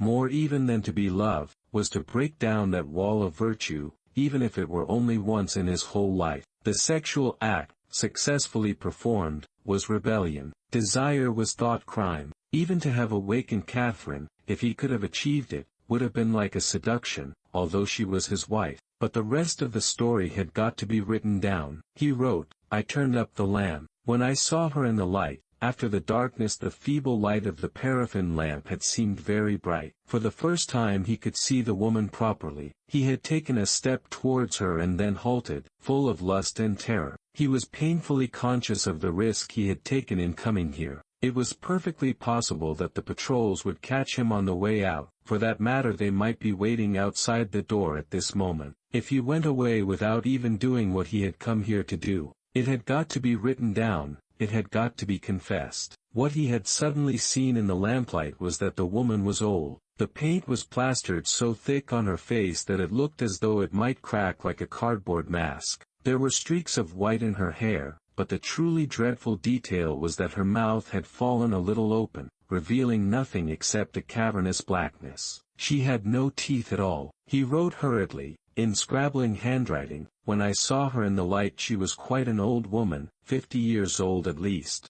But I went ahead and did it just the same." He pressed his fingers against his eyelids again. He had written it down at last, but it made no difference. The therapy had not worked. The urge to shout filthy words at the top of his voice was as strong as ever. Chapter 7. "If there is hope," wrote Winston, "it lies in the proles. If there was hope, it must lie in the proles, because only there in those swarming disregarded masses, 85% of the population of Oceania, could the force to destroy the party ever be generated. The party could not be overthrown from within. Its enemies, if it had any enemies, had no way of coming together or even of identifying one another. Even if the legendary brotherhood existed, as just possibly it might, it was inconceivable that its members could ever assemble in larger numbers than twos and threes. Rebellion meant a look in the eyes, an inflection of the voice, at the most, an occasional whispered word. But the proles,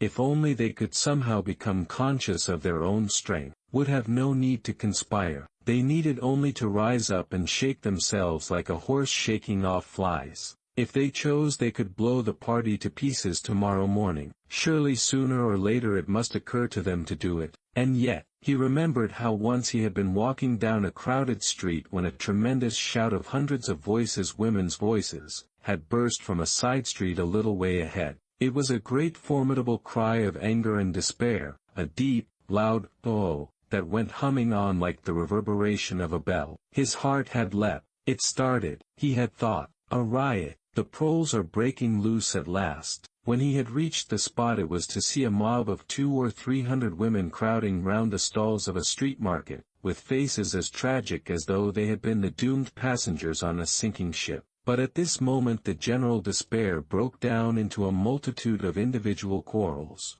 It appeared that one of the stalls had been selling tin saucepans. They were wretched, flimsy things, but cooking pots of any kind were always difficult to get. Now the supply had unexpectedly given out. The successful women, bumped and jostled by the rest, were trying to make off with their saucepans while dozens of others clamored round the stall, accusing the stall-keeper of favoritism and of having more saucepans somewhere in reserve. There was a fresh outburst of yells. Two bloated women, one of them with her hair coming down, had got hold of the same saucepan and were trying to tear it out of one another's hands. For a moment they were both tugging, and then the handle came off. Winston watched them disgustedly. And yet, just for a moment, what almost frightening power had sounded in that cry from only a few hundred throats? Why was it that they could never shout like that about anything that mattered? He wrote, "Until they become conscious they will never rebel, and until after they have rebelled they cannot become conscious." That, he reflected, might almost have been a transcription from one of the party textbooks. The party claimed,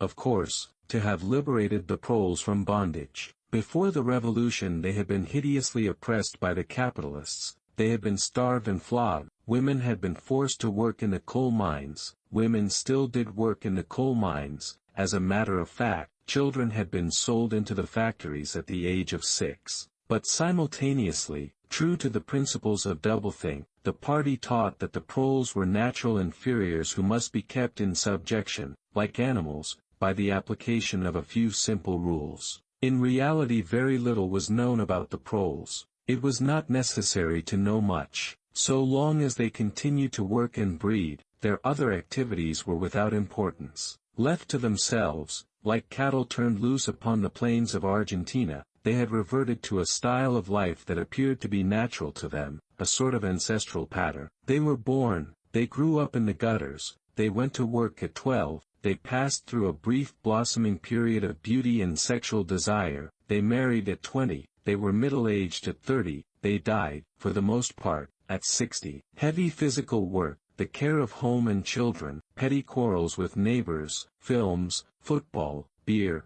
and above all, gambling, filled up the horizon of their minds. To keep them in control was not difficult. A few agents of the thought police moved always among them, spreading false rumors and marking down and eliminating the few individuals who were judged capable of becoming dangerous, but no attempt was made to indoctrinate them with the ideology of the party. It was not desirable that the proles should have strong political feelings. All that was required of them was a primitive patriotism which could be appealed to whenever it was necessary to make them accept longer working hours or shorter rations. And even when they became discontented, as they sometimes did, their discontent led nowhere, because being without general ideas, they could only focus it on petty specific grievances. The larger evils invariably escaped their notice. The great majority of proles did not even have telescreens in their homes. Even the civil police interfered with them very little. There was a vast amount of criminality in London, a whole world within a world of thieves, bandits, prostitutes, drug peddlers, and racketeers of every description, but since it all happened among the proles themselves, it was of no importance. In all questions of morals they were allowed to follow their ancestral code. The sexual puritanism of the party was not imposed upon them. Promiscuity went unpunished, divorce was permitted. For that matter, even religious worship would have been permitted if the proles had shown any sign of needing or wanting it. They were beneath suspicion. As the party slogan put it, proles and animals are free. Winston reached down and cautiously scratched his varicose ulcer. It had begun itching again. The thing you invariably came back to was the impossibility of knowing what life before the revolution had really been like. He took out of the drawer a copy of a children's history textbook which he had borrowed from Mrs. Parsons, and began copying a passage into the diary. In the old days, it ran, before the glorious revolution, London was not the beautiful city that we know today.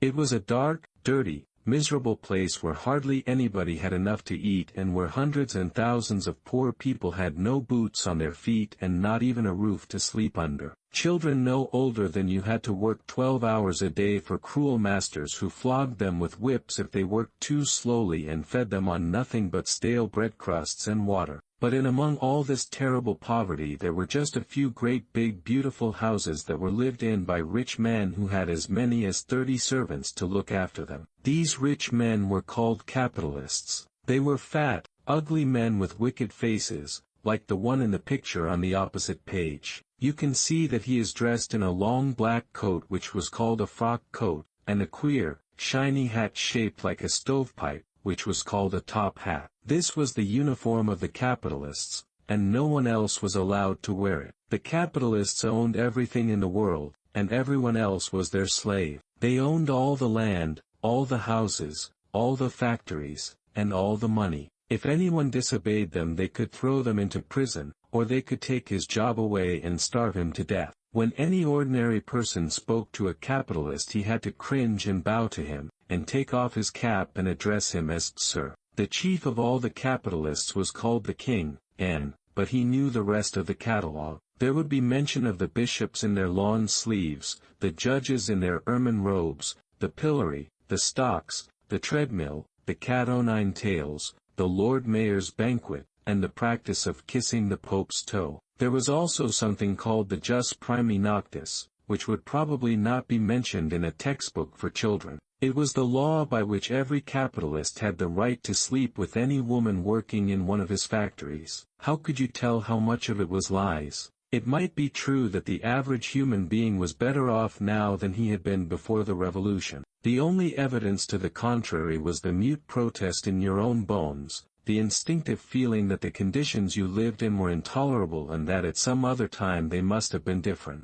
It struck him that the truly characteristic thing about modern life was not its cruelty and insecurity, but simply its bareness, its dinginess, its listlessness. Life, if you looked about you, bore no resemblance not only to the lies that streamed out of the telescreens, but even to the ideals that the party was trying to achieve. Great areas of it, even for a party member, were neutral and non-political, a matter of slogging through dreary jobs, fighting for a place on the tube, darning a worn-out sock, cadging a saccharine tablet, saving a cigarette end. The ideal set up by the party was something huge, terrible, and glittering, a world of steel and concrete, of monstrous machines and terrifying weapons, a nation of warriors and fanatics, marching forward in perfect unity, all thinking the same thoughts and shouting the same slogans, perpetually working, fighting, triumphing, persecuting, 300 million people all with the same face. The reality was decaying, dingy cities where underfed people shuffled to and fro in leaky shoes, in patched-up 19th-century houses that smelt always of cabbage and bad lavatories. He seemed to see a vision of London, vast and ruinous, city of a million dustbins, and mixed up with it was a picture of Mrs. Parsons, a woman with lined face and wispy hair, fiddling helplessly with a blocked waste pipe. He reached down and scratched his ankle again. Day and night the telescreens bruised your ears with statistics proving that people today had more food, more clothes, better houses, better recreations, that they lived longer, worked shorter hours, were bigger, healthier, stronger, happier, more intelligent, better educated, than the people of 50 years ago. Not a word of it could ever be proved or disproved. The party claimed, for example, that today 40% of adult Poles were literate. Before the revolution, it was said, the number had only been 15%. The party claimed that the infant mortality rate was now only 160 per thousand, whereas before the revolution it had been 300, and so it went on. It was like a single equation with two unknowns. It might very well be that literally every word in the history books, even the things that one accepted without question, was pure fantasy. For all he knew there might never have been any such law as the jus primi noctis, or any such creature as a capitalist, or any such garment as a top hat. Everything faded into mist. The past was erased, the erasure was forgotten, the lie became truth. Just once in his life he had possessed, after the event, that was what counted, concrete, unmistakable evidence of an act of falsification. He had held it between his fingers for as long as 30 seconds. In 1973, it must have been, at any rate, it was at about the time when he and Catherine had parted. But the really relevant date was 7 or 8 years earlier. The story really began in the middle 60s, the period of the great purges in which the original leaders of the revolution were wiped out once and for all. By 1970 none of them was left, except Big Brother himself. All the rest had by that time been exposed as traitors and counter-revolutionaries. Goldstein had fled and was hiding no one knew where, and of the others, a few had simply disappeared, while the majority had been executed after spectacular public trials at which they made confession of their crimes. Among the last survivors were 3 men named Jones, Aronson, and Rutherford. It must have been in 1965 that these 3 had been arrested. As often happened, they had vanished for a year or more, so that one did not know whether they were alive or dead, and then had suddenly been brought forth to incriminate themselves in the usual way. They had confessed to intelligence with the enemy. At that date, too, the enemy was Eurasia, embezzlement of public funds, the murder of various trusted party members, intrigues against the leadership of Big Brother which had started long before the revolution happened, and acts of sabotage causing the death of hundreds of thousands of people. After confessing to these things they had been pardoned, reinstated in the party, and given posts which were in fact sinecures but which sounded important. All 3 had written long, abject articles in The Times, analyzing the reasons for their defection and promising to make amends.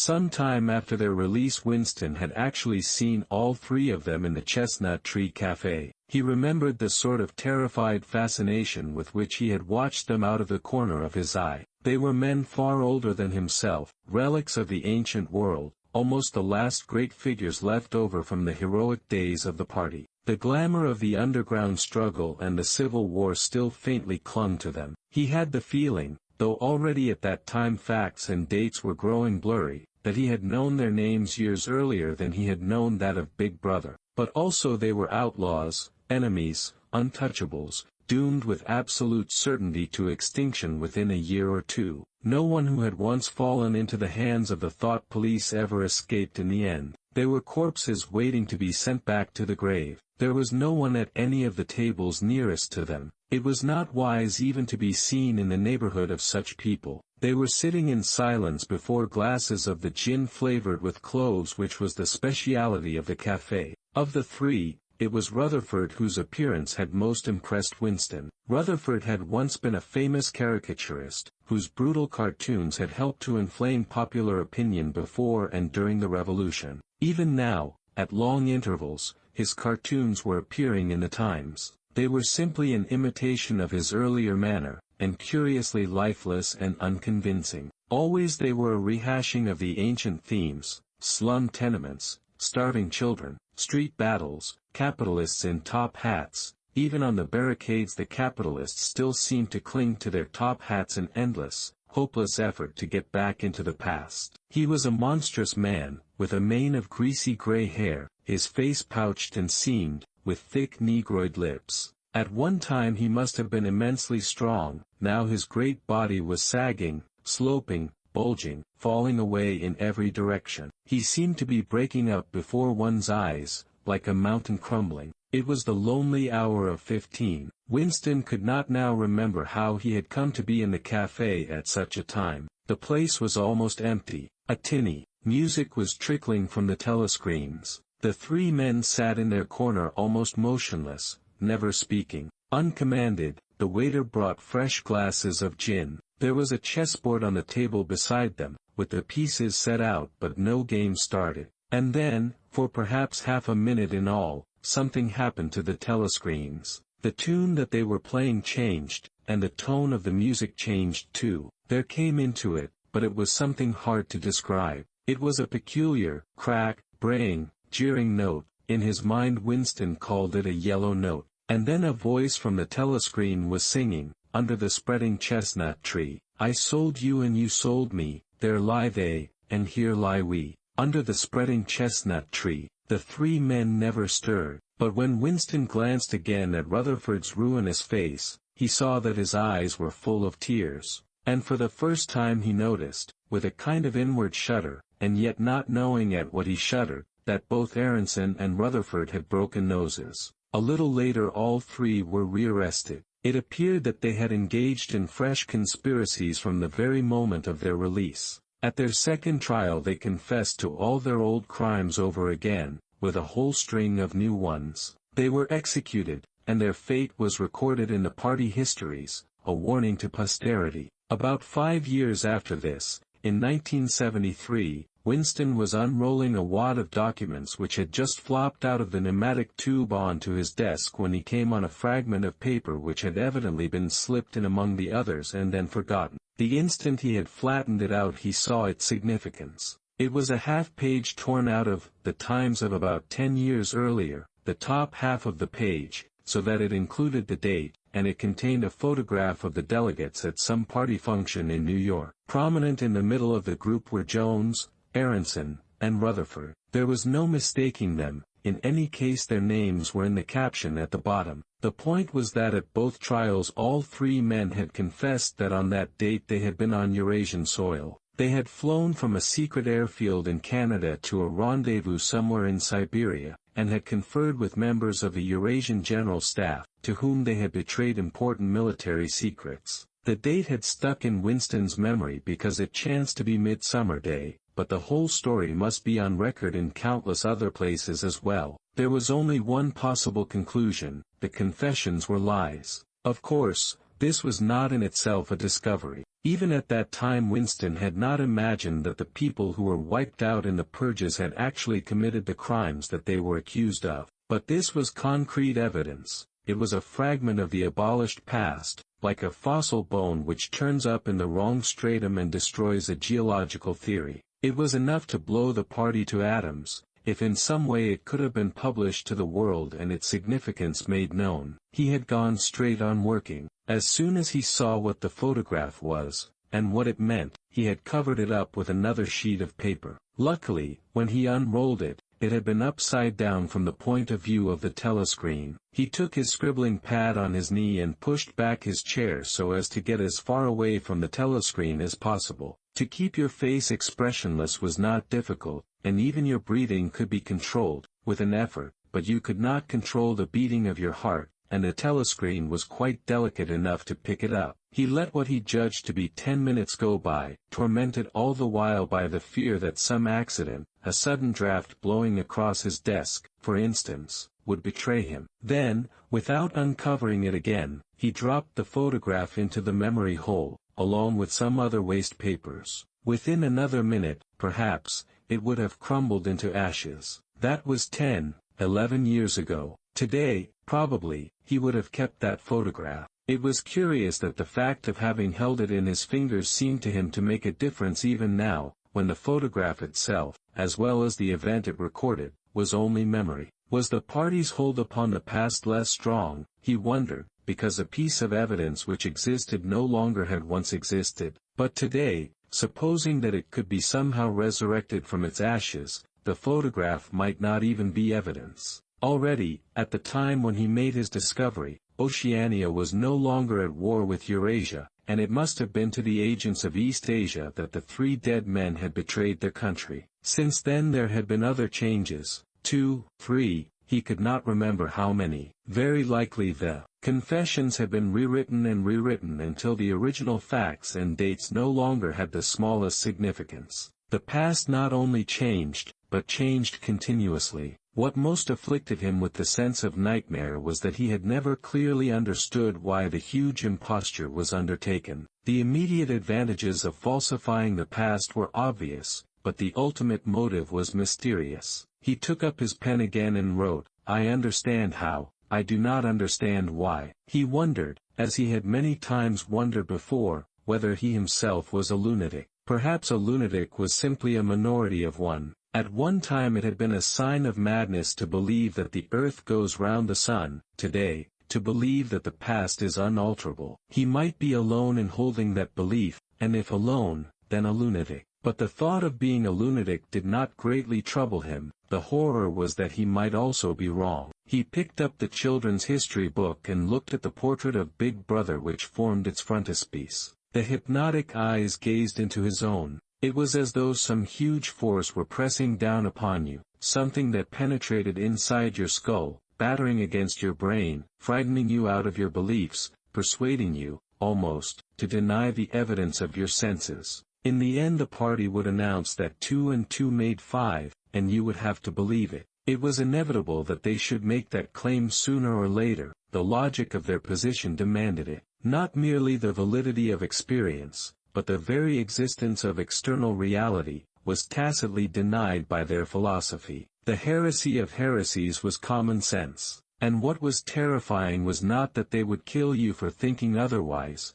but that they might be right. For, after all, how do we know that 2 and 2 make 4, or that the force of gravity works, or that the past is unchangeable, if both the past and the external world exist only in the mind, and if the mind itself is controllable, what then? But no, his courage seemed suddenly to stiffen of its own accord. The face of O'Brien, not called up by any obvious association, had floated into his mind. He knew, with more certainty than before, that O'Brien was on his side. He was writing the diary for O'Brien, T.O. O'Brien. It was like an interminable letter which no one would ever read, but which was addressed to a particular person and took its color from that fact. The party told you to reject the evidence of your eyes and ears. It was their final, most essential command. His heart sank as he thought of the enormous power arrayed against him, the ease with which any party intellectual would overthrow him in debate, the subtle arguments which he would not be able to understand,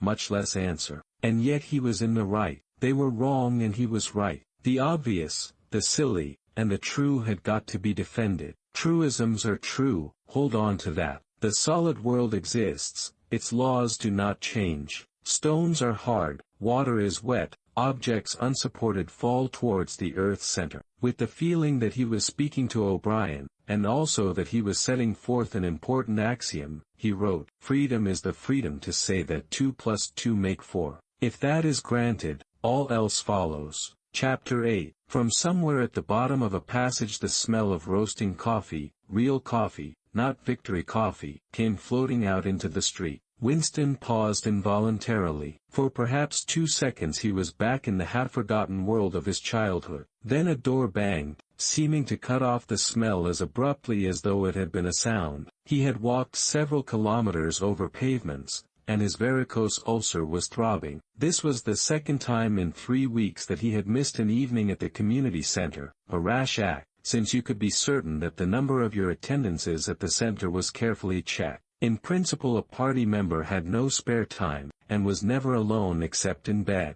It was assumed that when he was not working, eating, or sleeping he would be taking part in some kind of communal recreation. To do anything that suggested a taste for solitude, even to go for a walk by yourself, was always slightly dangerous. There was a word for it in Newspeak, own life, it was called, meaning individualism and eccentricity. But this evening as he came out of the ministry the balminess of the April air had tempted him. The sky was a warmer blue than he had seen it that year, and suddenly the long, noisy evening at the center, the boring, exhausting games, the lectures, the creaking camaraderie oiled by gin, had seemed intolerable. On impulse he had turned away from the bus stop and wandered off into the labyrinth of London, first south, then east, then north again, losing himself among unknown streets and hardly bothering in which direction he was going. If there is hope, he had written in the diary, it lies in the proles. The words kept coming back to him, statement of a mystical truth and a palpable absurdity. He was somewhere in the vague, brown-colored slums to the north and east of what had once been St. Pancras Station. He was walking up a cobbled street of little 2-story houses with battered doorways which gave straight on the pavement and which were somehow curiously suggestive of rat-holes. There were puddles of filthy water here and there among the cobbles.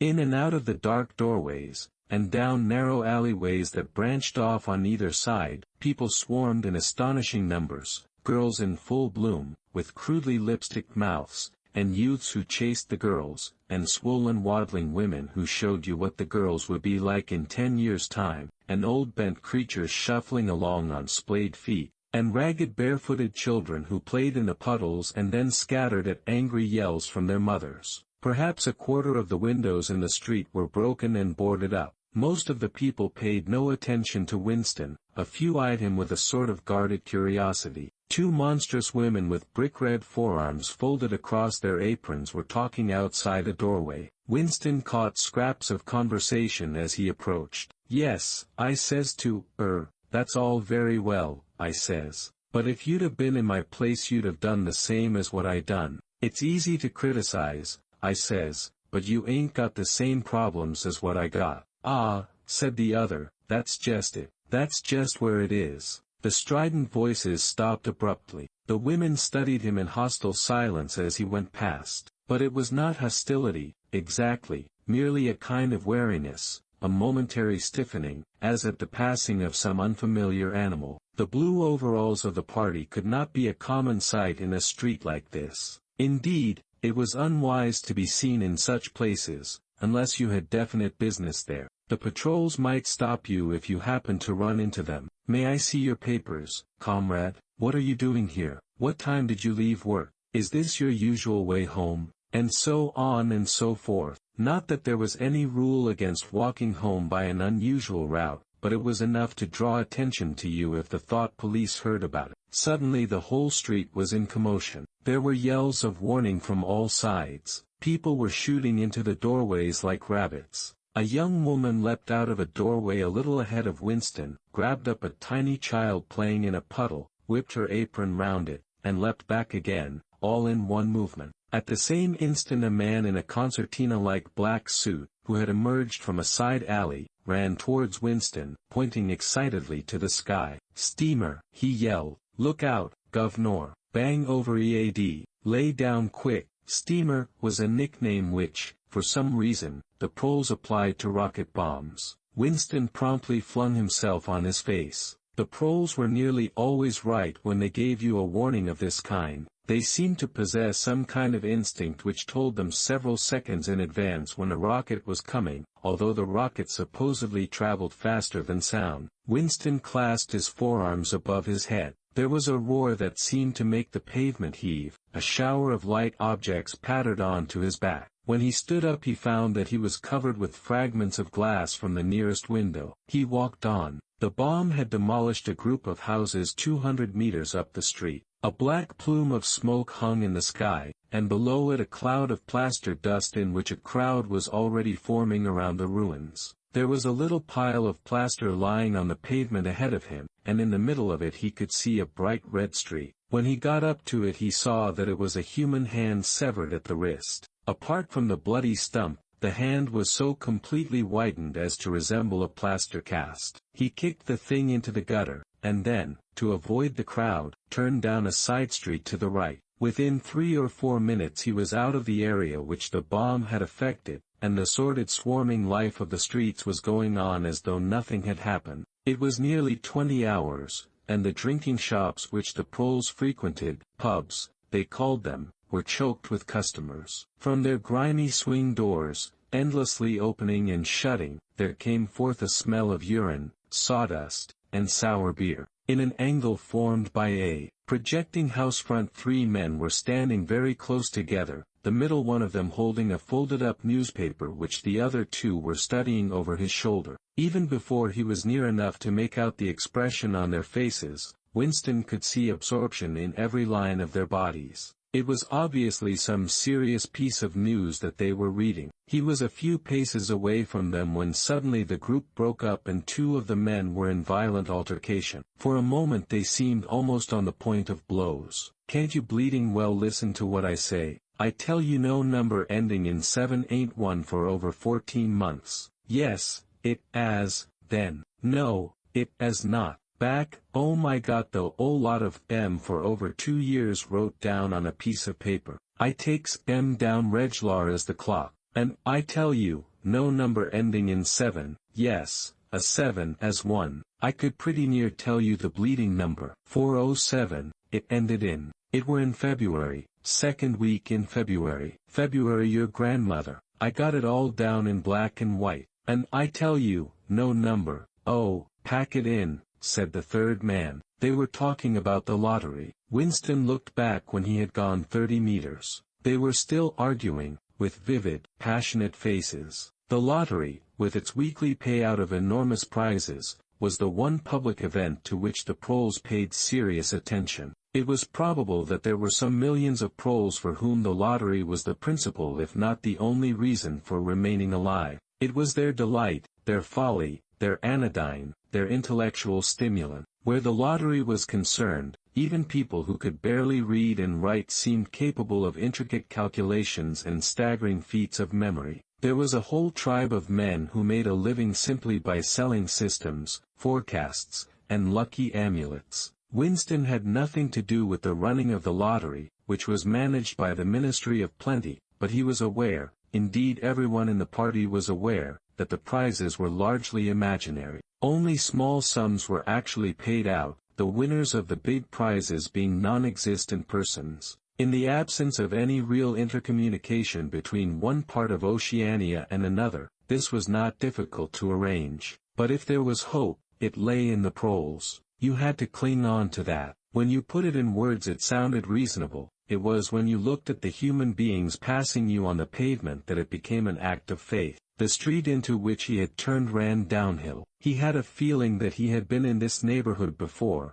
and that there was a main thoroughfare not far away. From somewhere ahead there came a din of shouting voices. The street took a sharp turn and then ended in a flight of steps which led down into a sunken alley where a few stall-keepers were selling tired-looking vegetables. At this moment Winston remembered where he was. The alley led out into the main street, and down the next turning, not 5 minutes away, was the junk shop where he had bought the blank book which was now his diary, and in a small stationer's shop not far away he had bought his penholder and his bottle of ink. He paused for a moment at the top of the steps. On the opposite side of the alley there was a dingy little pub whose windows appeared to be frosted over but in reality were merely coated with dust. A very old man, bent but active, with white mustaches that bristled forward like those of a prawn, pushed open the swing door and went in. As Winston stood watching, it occurred to him that the old man, who must be 80 at the least, had already been middle-aged when the revolution happened. He and a few others like him were the last links that now existed with the vanished world of capitalism.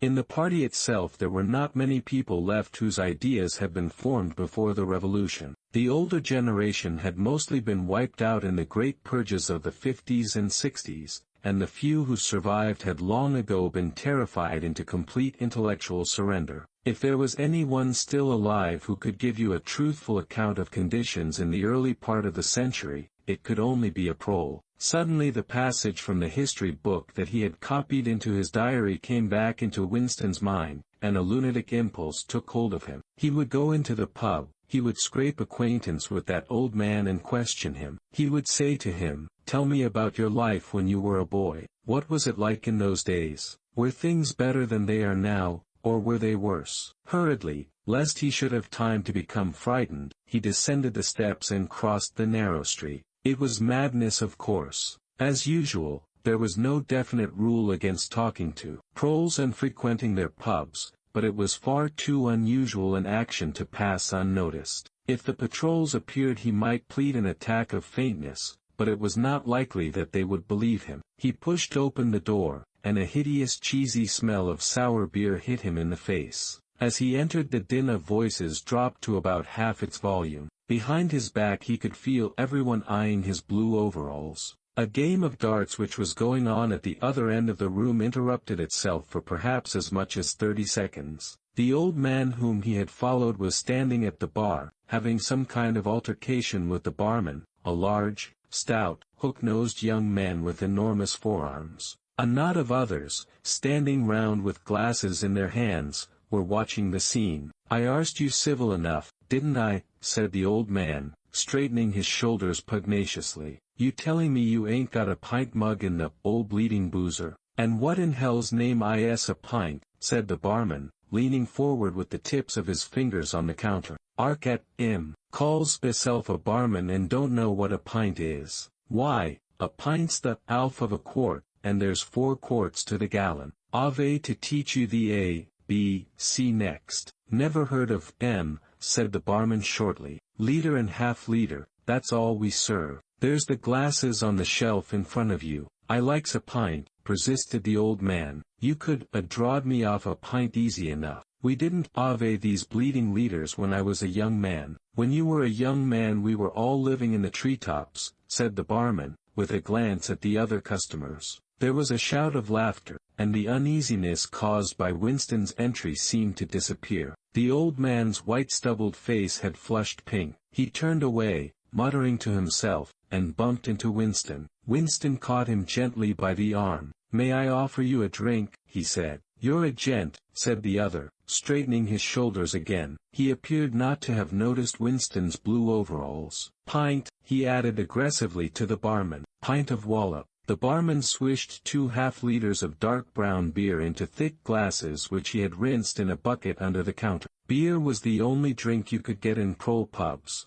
The proles were supposed not to drink gin, though in practice they could get hold of it easily enough. The game of darts was in full swing again, and the knot of men at the bar had begun talking about lottery tickets. Winston's presence was forgotten for a moment. There was a deal table under the window where he and the old man could talk without fear of being overheard. It was horribly dangerous, but at any rate there was no telescreen in the room, a point he had made sure of as soon as he came in. "'E could drawed me off a pint," grumbled the old man as he settled down behind a glass. "A half liter ain't enough. It don't satisfy, and a whole liter's too much. It starts my bladder running, let alone the price." "You must have seen great changes since you were a young man," said Winston tentatively. The old man's pale blue eyes moved from the darts board to the bar, and from the bar to the door of the gents, as though it were in the barroom that he expected the changes to have occurred. The beer was better, he said finally, and cheaper. When I was a young man,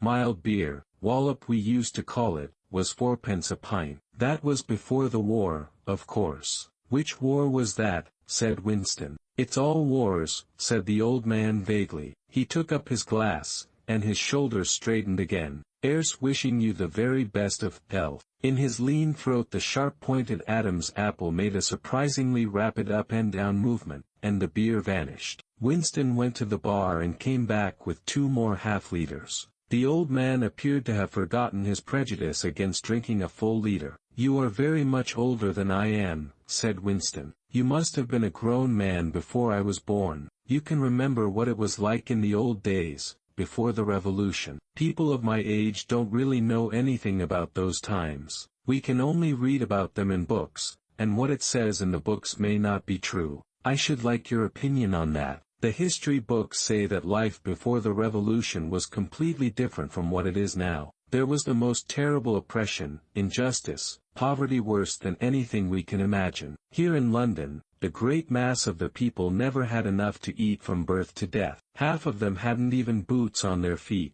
They worked 12 hours a day, they left school at 9, they slept 10 in a room. And at the same time there were a very few people, only a few thousands, the capitalists, they were called, who were rich and powerful. They owned everything that there was to own. They lived in great gorgeous houses with 30 servants, they rode about in motor cars and 4-horse carriages, they drank champagne, they wore top hats. The old man brightened suddenly. Top hats, he said. Funny you should mention M. The same thing come into my head only yesterday, I dunno why. I was just thinking, I ain't seen a top hat in years. Gorn right out, they ave. The last time I wore one was at my sister-in-law's funeral. And that was, well, I couldn't give you the date, but it must have been 50 years ago. Of course it was only hired for the occasion, you understand. It isn't very important about the top hats, said Winston patiently. The point is, these capitalists,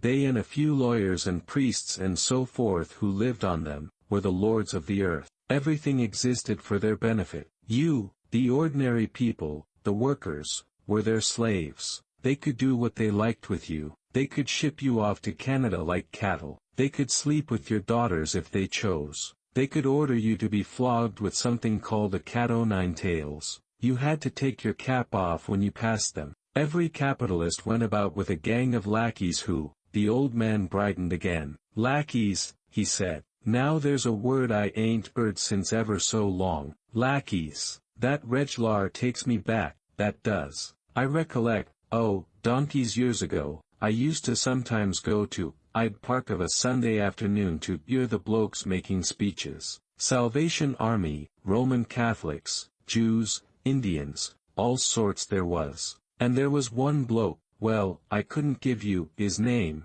but a real powerful speaker, he was. He didn't Alf give it M. Lackeys. He says, lackeys of the bourgeoisie, flunkies of the ruling class, parasites, that was another of them, and hyenas, he definitely called M. hyenas. Of course, he was referring to the Labour Party, you understand. Winston had the feeling that they were talking at cross purposes. What I really wanted to know was this, he said. Do you feel that you have more freedom now than you had in those days? Are you treated more like a human being? In the old days, the rich people, the people at the top, the booze of lords, put in the old man reminiscently. The House of Lords, if you like. What I am asking is, were these people able to treat you as an inferior, simply because they were rich and you were poor? Is it a fact, for instance, that you had to call them, sir, and take off your cap when you passed them? The old man appeared to think deeply. He drank off about a quarter of his beer before answering. Yes, he said, they liked you to touch your cap to M. It showed respect, like, I didn't agree with it, myself, but I'd done it often enough. Had to, as you might say. And was it usual? I'm only quoting what I've read in history books. Was it usual for these people and their servants to push you off the pavement into the gutter? One of them pushed me once, said the old man. I recollect it as if it was yesterday. It was boat race night, terribly rowdy they used to get on boat race night, and I bumps into a young bloke on Shaftesbury Avenue. Quite a gent, he was, dress shirt, top hat, black overcoat. He was kind of zigzagging across the pavement, and I bumps into, I'm accidental like. He says, why can't you look where you're going? He says, I say, d'you think you've bought the bleeding pavement? He says, I'll twist your bloody EAD off if you get fresh with me. I says, you're drunk. I'll give you in charge in half a minute, I says. And, if you'll believe me, he puts his hand on my chest and gives me a shove as pretty near sent me under the wheels of a bus. Well, I was young in them days, and I was going to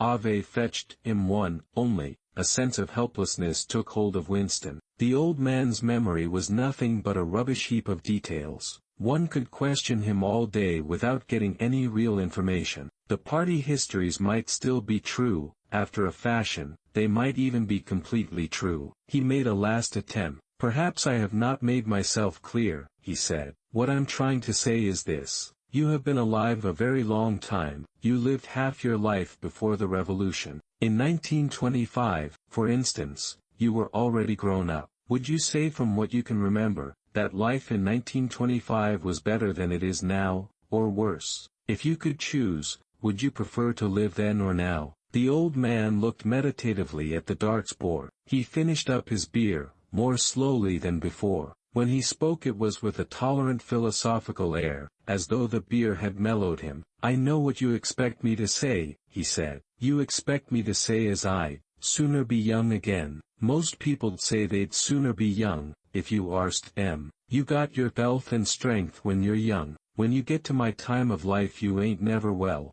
I suffer something wicked from my feet, and my bladder's just terrible. 6 and 7 times a night it has me out of bed. On the other hand, there's great advantages in being a old man. You ain't got the same worries. No truck with women, and that's a great thing. I ain't 'ad a woman for near on 30 year, if you'd credit it. Nor wanted to, what's more. Winston sat back against the windowsill. It was no use going on. He was about to buy some more beer when the old man suddenly got up and shuffled rapidly into the stinking urinal at the side of the room. The extra half-liter was already working on him. Winston sat for a minute or two gazing at his empty glass, and hardly noticed when his feet carried him out into the street again. Within 20 years at the most, he reflected, the huge and simple question, was life better before the revolution than it is now, would have ceased once and for all to be answerable. But in effect it was unanswerable even now,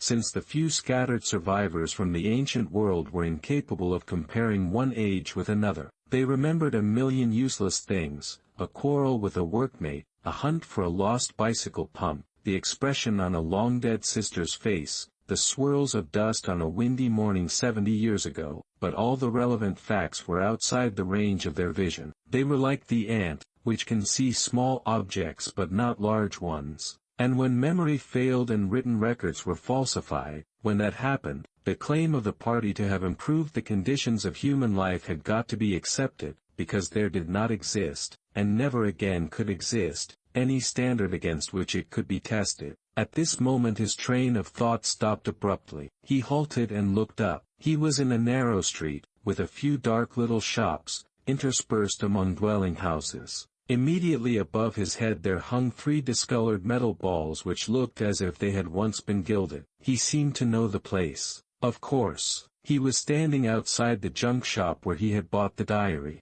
A twinge of fear went through him. It had been a sufficiently rash act to buy the book in the beginning, and he had sworn never to come near the place again. And yet the instant that he allowed his thoughts to wander, his feet had brought him back here of their own accord. It was precisely against suicidal impulses of this kind that he had hoped to guard himself by opening the diary. At the same time he noticed that although it was nearly 21 hours the shop was still open. With the feeling that he would be less conspicuous inside than hanging about on the pavement, he stepped through the doorway. If questioned, he could plausibly say that he was trying to buy razor blades. The proprietor had just lighted a hanging oil lamp which gave off an unclean but friendly smell. He was a man of perhaps 60, frail and bowed, with a long, benevolent nose, and mild eyes distorted by thick spectacles. His hair was almost white, but his eyebrows were bushy and still black. His spectacles, his gentle, fussy movements, and the fact that he was wearing an aged jacket of black velvet, gave him a vague air of intellectuality, as though he had been some kind of literary man, or perhaps a musician. His voice was soft, as though faded, and his accent less debased than that of the majority of proles. "I recognized you on the pavement," he said immediately. "You're the gentleman that bought the young lady's keepsake album. That was a beautiful bit of paper, that was. Cream-laid, it used to be called. There's been no paper like that made for, oh, I dare say 50 years. He peered at Winston over the top of his spectacles. "Is there anything special I can do for you, or did you just want to look round?" "I was passing," said Winston vaguely. "I just looked in. I don't want anything in particular." "It's just as well," said the other, "because I don't suppose I could have satisfied you." He made an apologetic gesture with his soft-palmed hand. "You see how it is, an empty shop, you might say. Between you and me, the antique trade's just about finished. No demand any longer, and no stock either. Furniture, china, glass, it's all been broken up by degrees. And of course the metal stuff's mostly been melted down. I haven't seen a brass candlestick in years." The tiny interior of the shop was in fact uncomfortably full, but there was almost nothing in it of the slightest value. The floor space was very restricted, because all round the walls were stacked innumerable dusty picture frames. In the window there were trays of nuts and bolts, worn-out chisels, pen-knives with broken blades, tarnished watches that did not even pretend to be in going order, and other miscellaneous rubbish. Only on a small table in the corner was there a litter of odds and ends, lacquered snuff-boxes, agate brooches, and the like, which looked as though they might include something interesting. As Winston wandered towards the table his eye was caught by a round, smooth thing that gleamed softly in the lamplight, and he picked it up. It was a heavy lump of glass, curved on one side, flat on the other, making almost a hemisphere. There was a peculiar softness, as of rainwater, in both the color and the texture of the glass. At the heart of it, magnified by the curved surface, there was a strange, pink, convoluted object that recalled a rose or a sea anemone. "What is it?" said Winston, fascinated. "That's coral, that is," said the old man. "It must have come from the Indian Ocean. They used to kind of embed it in the glass. That wasn't made less than 100 years ago. More, by the look of it." "It's a beautiful thing," said Winston. "It is a beautiful thing," said the other appreciatively, "but there's not many that'd say so nowadays." He coughed. "Now, if it so happened that you wanted to buy it, that'd cost you $4. I can remember when a thing like that would have fetched £8, and £8 was, well, I can't work it out, but it was a lot of money. But who cares about genuine antiques nowadays, even the few that's left?" Winston immediately paid over the $4 and slid the coveted thing into his pocket. What appealed to him about it was not so much its beauty as the air it seemed to possess of belonging to an age quite different from the present one. The soft, rainwatery glass was not like any glass that he had ever seen. The thing was doubly attractive because of its apparent uselessness, though he could guess that it must once have been intended as a paperweight. It was very heavy in his pocket, but fortunately it did not make much of a bulge. It was a queer thing, even a compromising thing, for a party member to have in his possession. Anything old, and for that matter anything beautiful, was always vaguely suspect. The old man had grown noticeably more cheerful after receiving the $4. Winston realized that he would have accepted 3 or even 2. "There's another room upstairs that you might care to take a look at," he said.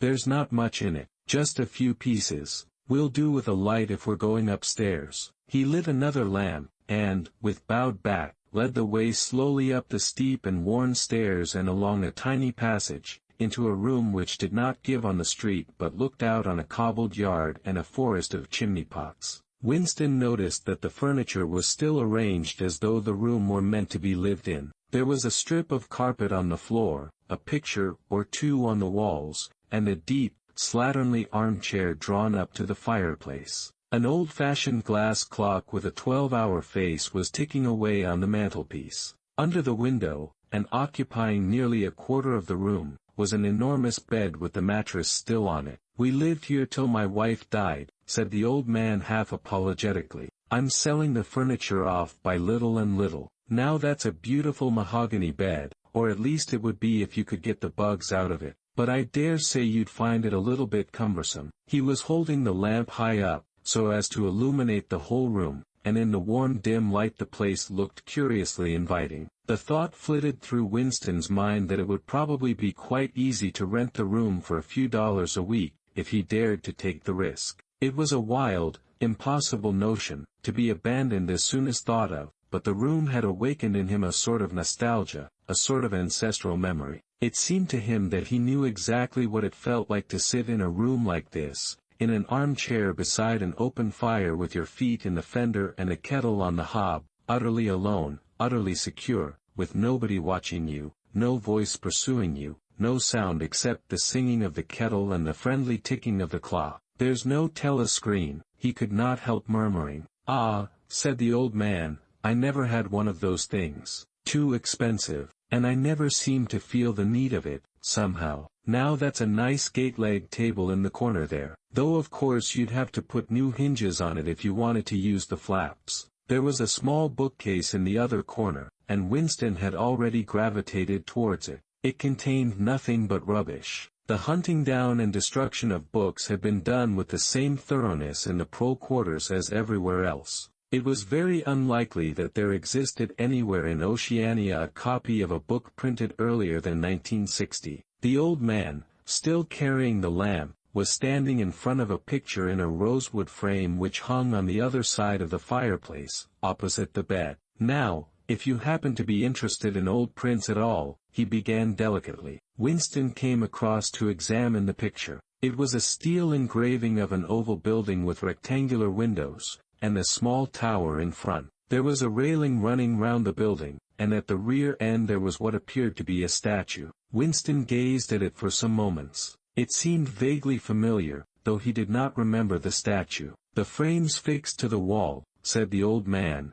"but I could unscrew it for you, I dare say." "I know that building," said Winston finally. "It's a ruin now. It's in the middle of the street outside the Palace of Justice." "That's right. Outside the law courts. It was bombed in, many years ago. It was a church at one time, St. Clement Danes, its name was." He smiled apologetically, as though conscious of saying something slightly ridiculous, and added, "Oranges and lemons, say the bells of St. Clement's." "What's that?" said Winston. "Oh, oranges and lemons, say the bells of St. Clement's. That was a rhyme we had when I was a little boy. How it goes on I don't remember, but I do know it ended up, here comes a candle to light you to bed, here comes a chopper to chop off your head." It was a kind of a dance. They held out their arms for you to pass under, and when they came to, "Here comes a chopper to chop off your head," they brought their arms down and caught you. It was just names of churches. All the London churches were in it, all the principal ones,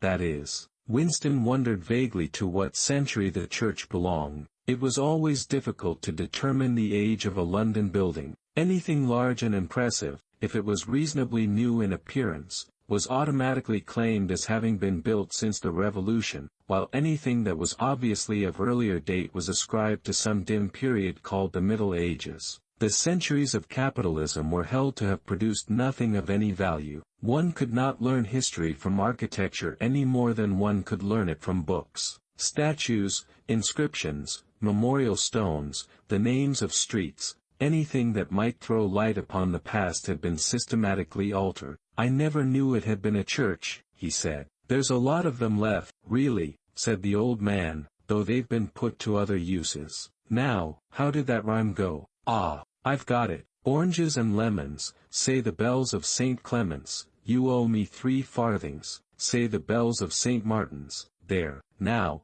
that's as far as I can get." A farthing, that was a small copper coin, looked something like a cent. "Where was St. Martin's?" said Winston. "St. Martin's? That's still standing. It's in Victory Square, alongside the picture gallery. A building with a kind of a triangular porch and pillars in front, and a big flight of steps." Winston knew the place well. It was a museum used for propaganda displays of various kinds, scale models of rocket bombs and floating fortresses, waxwork tableaus illustrating enemy atrocities, and the like. St. Martin's in the Fields it used to be called, supplemented the old man, though I don't recollect any fields anywhere in those parts. Winston did not buy the picture. It would have been an even more incongruous possession than the glass paperweight, and impossible to carry home, unless it were taken out of its frame. But he lingered for some minutes more, talking to the old man, whose name, he discovered, was not Weeks, as one might have gathered from the inscription over the shop front, but Charrington.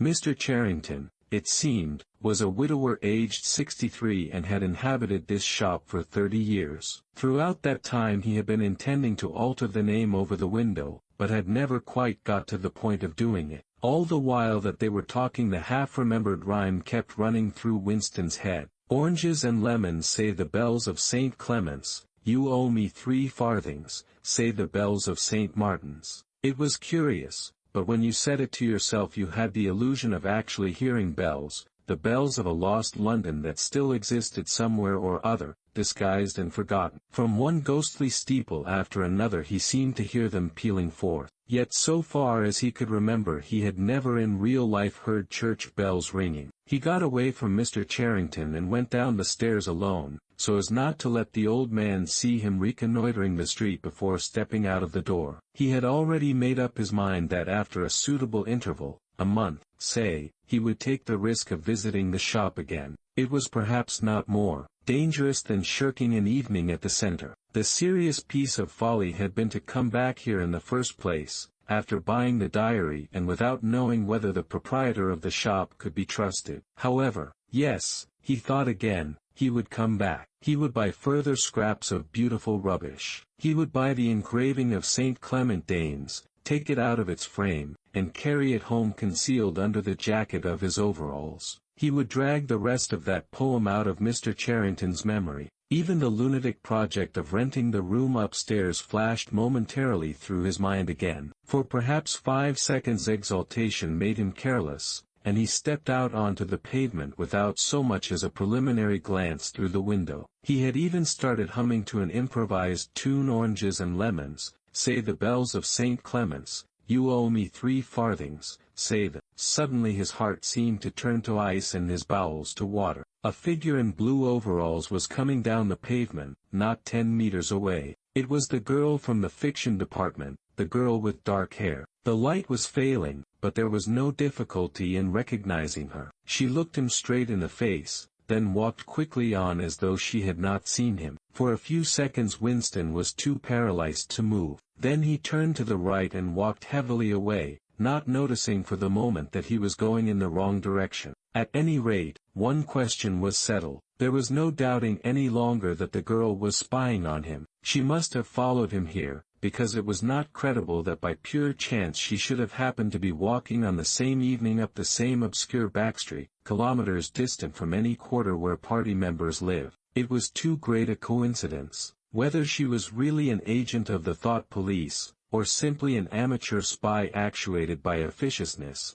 hardly mattered. It was enough that she was watching him. Probably she had seen him go into the pub as well. It was an effort to walk. The lump of glass in his pocket banged against his thigh at each step, and he was half-minded to take it out and throw it away. The worst thing was the pain in his belly. For a couple of minutes he had the feeling that he would die if he did not reach a lavatory soon. But there would be no public lavatories in a quarter like this. Then the spasm passed, leaving a dull ache behind. The street was a blind alley. Winston halted, stood for several seconds wondering vaguely what to do, then turned round and began to retrace his steps. As he turned it occurred to him that the girl had only passed him 3 minutes ago and that by running he could probably catch up with her. He could keep on her track till they were in some quiet place, and then smash her skull in with a cobblestone. The piece of glass in his pocket would be heavy enough for the job, but he abandoned the idea immediately, because even the thought of making any physical effort was unbearable. He could not run, he could not strike a blow.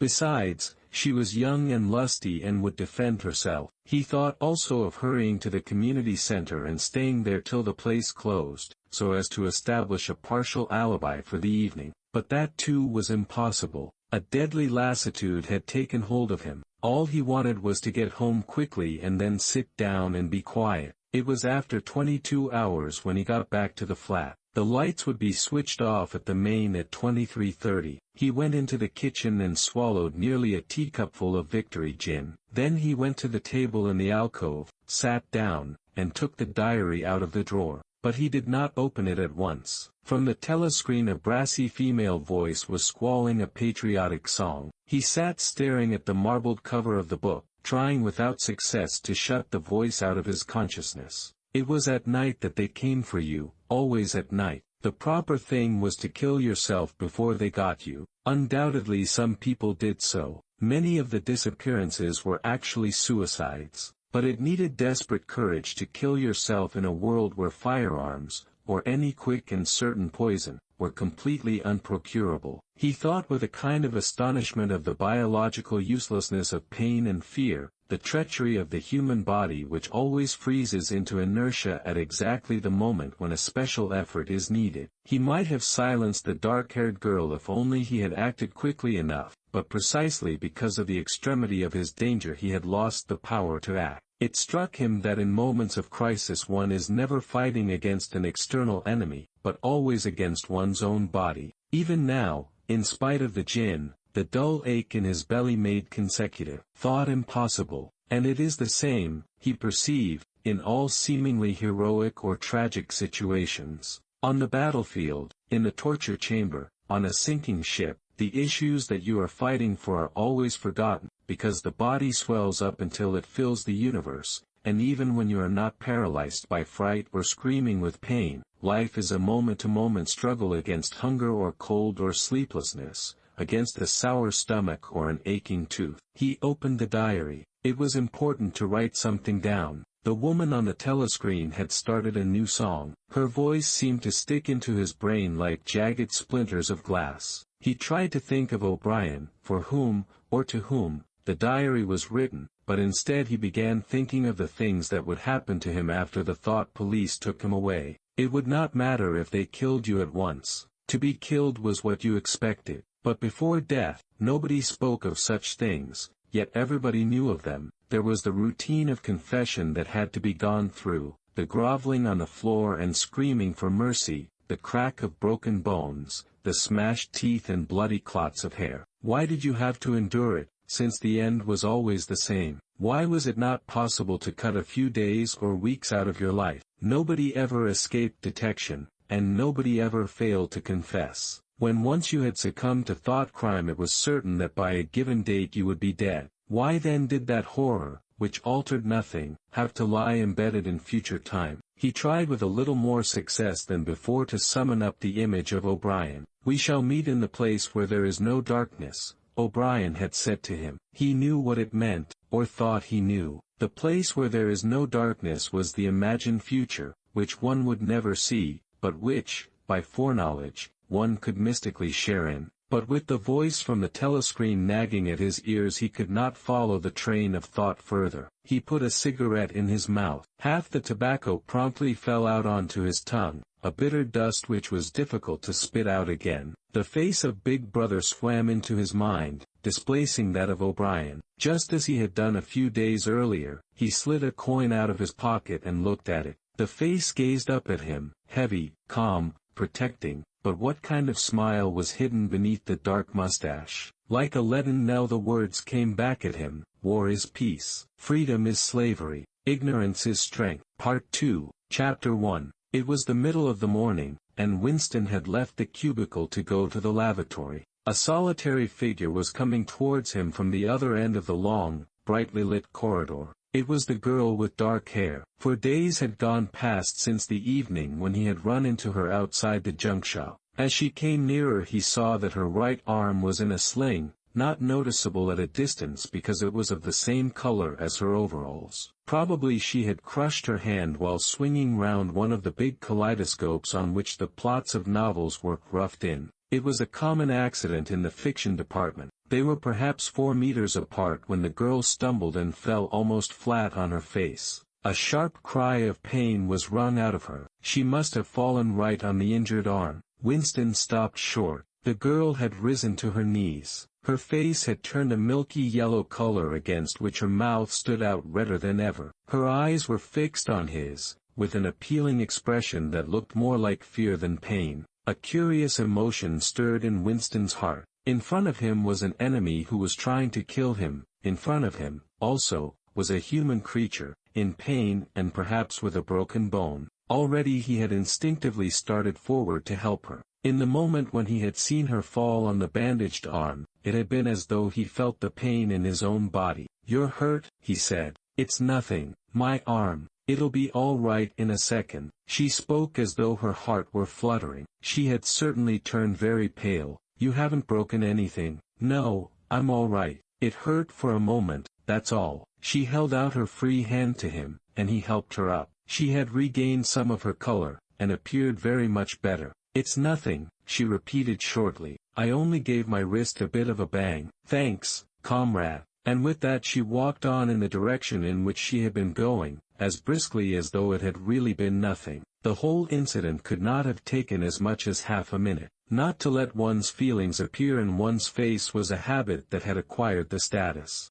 of an instinct, and in any case they had been standing straight in front of a telescreen when the thing happened. Nevertheless it had been very difficult not to betray a momentary surprise, for in the 2 or 3 seconds while he was helping her up the girl had slipped something into his hand. There was no question that she had done it intentionally. It was something small and flat. As he passed through the lavatory door he transferred it to his pocket and felt it with the tips of his fingers. It was a scrap of paper folded into a square. While he stood at the urinal he managed, with a little more fingering, to get it unfolded. Obviously there must be a message of some kind written on it. For a moment he was tempted to take it into one of the water closets and read it at once. But that would be shocking folly, as he well knew. There was no place where you could be more certain that the telescreens were watched continuously. He went back to his cubicle, sat down, threw the fragment of paper casually among the other papers on the desk, put on his spectacles and hitched the speak right towards him. 5 minutes, he told himself, 5 minutes at the very least. His heart bumped in his breast with frightening loudness. Fortunately the piece of work he was engaged on was mere routine, the rectification of a long list of figures, not needing close attention. Whatever was written on the paper, it must have some kind of political meaning. So far as he could see there were 2 possibilities. One, much the more likely, was that the girl was an agent of the thought police, just as he had feared. He did not know why the thought police should choose to deliver their messages in such a fashion, but perhaps they had their reasons. The thing that was written on the paper might be a threat, a summons, an order to commit suicide, a trap of some description. But there was another, wilder possibility that kept raising its head, though he tried vainly to suppress it. This was, that the message did not come from the thought police at all, but from some kind of underground organization. Perhaps the Brotherhood existed after all. Perhaps the girl was part of it. No doubt the idea was absurd, but it had sprung into his mind in the very instant of feeling the scrap of paper in his hand. It was not till a couple of minutes later that the other, more probable explanation had occurred to him. And even now, though his intellect told him that the message probably meant death, still, that was not what he believed, and the unreasonable hope persisted,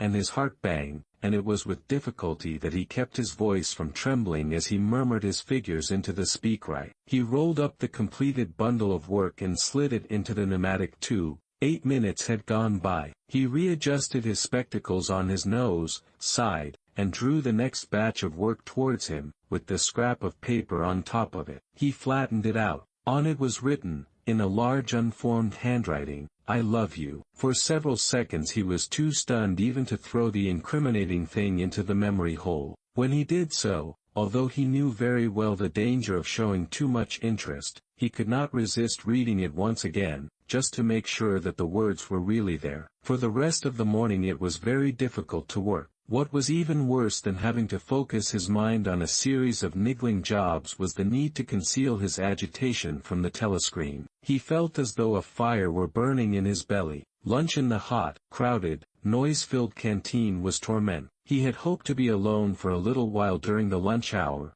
but as bad luck would have it the imbecile Parsons flopped down beside him, the tang of his sweat almost defeating the tinny smell of stew, and kept up a stream of talk about the preparations for Hate Week. He was particularly enthusiastic about a papier-mâché model of Big Brother's head, 2 meters wide, which was being made for the occasion by his daughter's troop of spies. The irritating thing was that in the racket of voices Winston could hardly hear what Parsons was saying, and was constantly having to ask for some fatuous remark to be repeated. Just once he caught a glimpse of the girl, at a table with 2 other girls at the far end of the room. She appeared not to have seen him, and he did not look in that direction again. The afternoon was more bearable. Immediately after lunch there arrived a delicate, difficult piece of work which would take several hours and necessitated putting everything else aside. It consisted in falsifying a series of production reports of 2 years ago, in such a way as to cast discredit on a prominent member of the inner party, who was now under a cloud. This was the kind of thing that Winston was good at,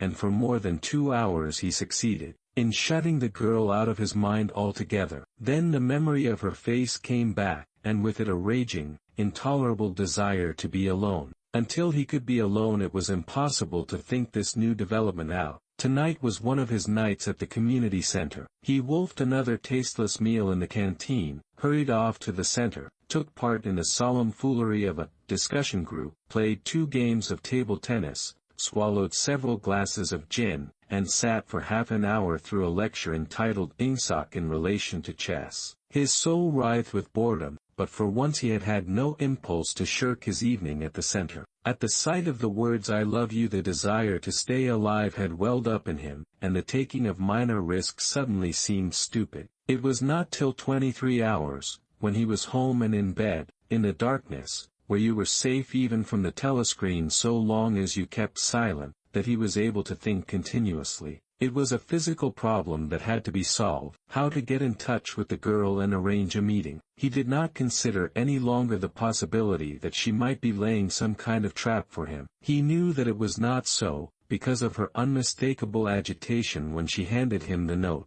Obviously she had been frightened out of her wits, as well she might be, nor did the idea of refusing her advances even cross his mind. Only 5 nights ago he had contemplated smashing her skull in with a cobblestone, but that was of no importance. He thought of her naked, youthful body, as he had seen it in his dream. He had imagined her a fool like all the rest of them, her head stuffed with lies and hatred, her belly full of ice. A kind of fever seized him at the thought that he might lose her, the white youthful body might slip away from him. What he feared more than anything else was that she would simply change her mind if he did not get in touch with her quickly. But the physical difficulty of meeting was enormous. It was like trying to make a move at chess when you were already made it. Whichever way you turned, the telescreen faced you. Actually, all the possible ways of communicating with her had occurred to him within 5 minutes of reading the note, but now, with time to think, he went over them one by one,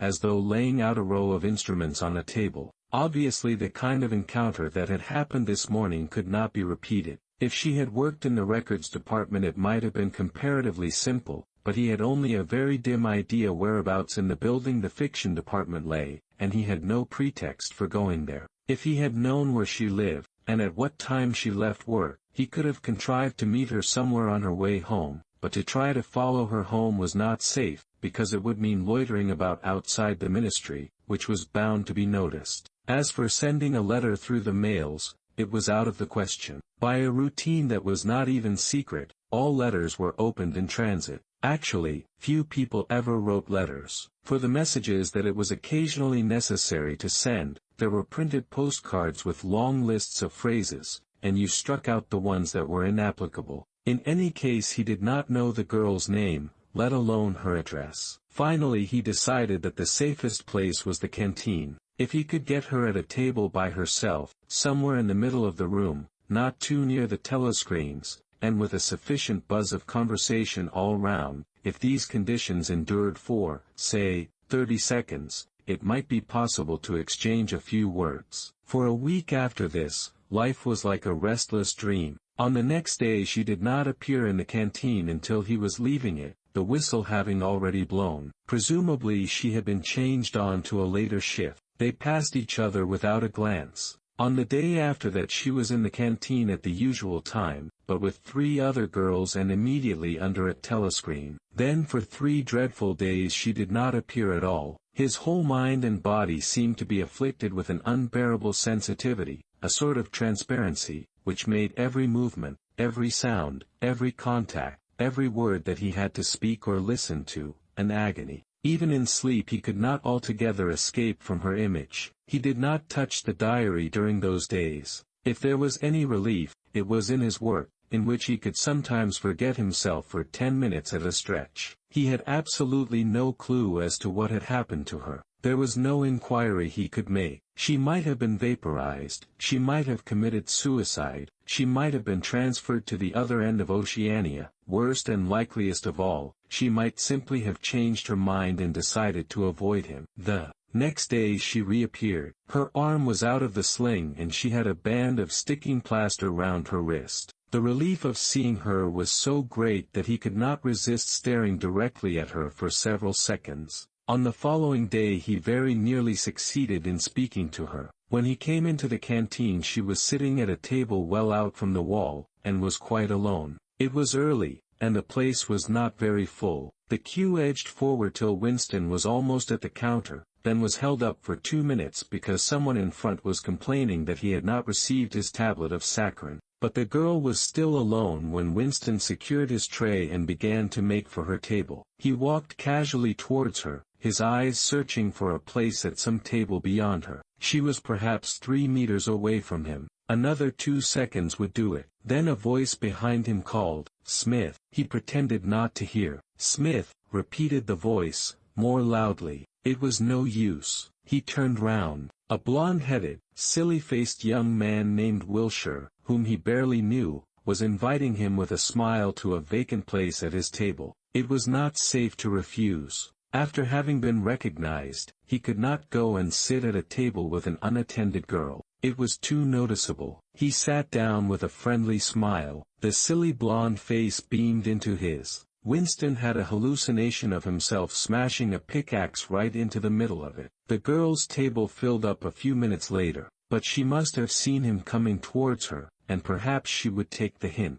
Next day he took care to arrive early. Surely enough, she was at a table in about the same place, and again alone. The person immediately ahead of him in the queue was a small, swiftly moving, beetle-like man with a flat face and tiny, suspicious eyes. As Winston turned away from the counter with his tray, he saw that the little man was making straight for the girl's table. His hopes sank again. There was a vacant place at a table further away, but something in the little man's appearance suggested that he would be sufficiently attentive to his own comfort to choose the emptiest table. With ice at his heart Winston followed. It was no use unless he could get the girl alone. At this moment there was a tremendous crash. The little man was sprawling on all fours. His tray had gone flying. 2 streams of soup and coffee were flowing across the floor. He started to his feet with a malignant glance at Winston, whom he evidently suspected of having tripped him up. But it was all right. 5 seconds later,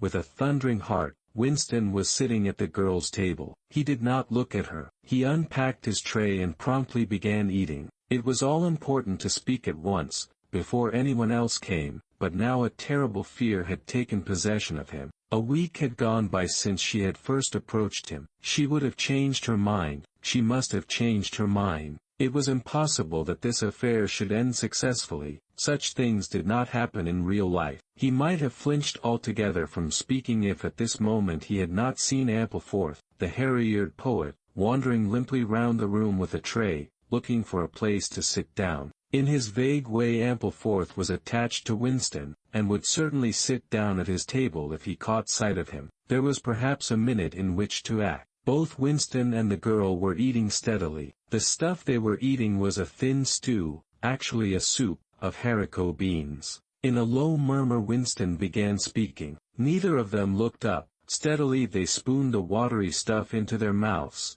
and between spoonfuls exchanged the few necessary words in low expressionless voices. "What time do you leave work?" 18:30. "Where can we meet?" "Victory Square, near the monument. It's full of telescreens. It doesn't matter if there's a crowd." "Any signal?" No, don't come up to me until you see me among a lot of people, and don't look at me, just keep somewhere near me. What time? 19 hours. All right. Ampleforth failed to see Winston and sat down at another table. They did not speak again, and, so far as it was possible for two people sitting on opposite sides of the same table, they did not look at one another. The girl finished her lunch quickly and made off, while Winston stayed to smoke a cigarette. Winston was in Victory Square before the appointed time. He wandered round the base of the enormous fluted column, at the top of which Big Brother's statue gazed southward towards the skies where he had vanquished the Eurasian aeroplanes, the East Asia and aeroplanes.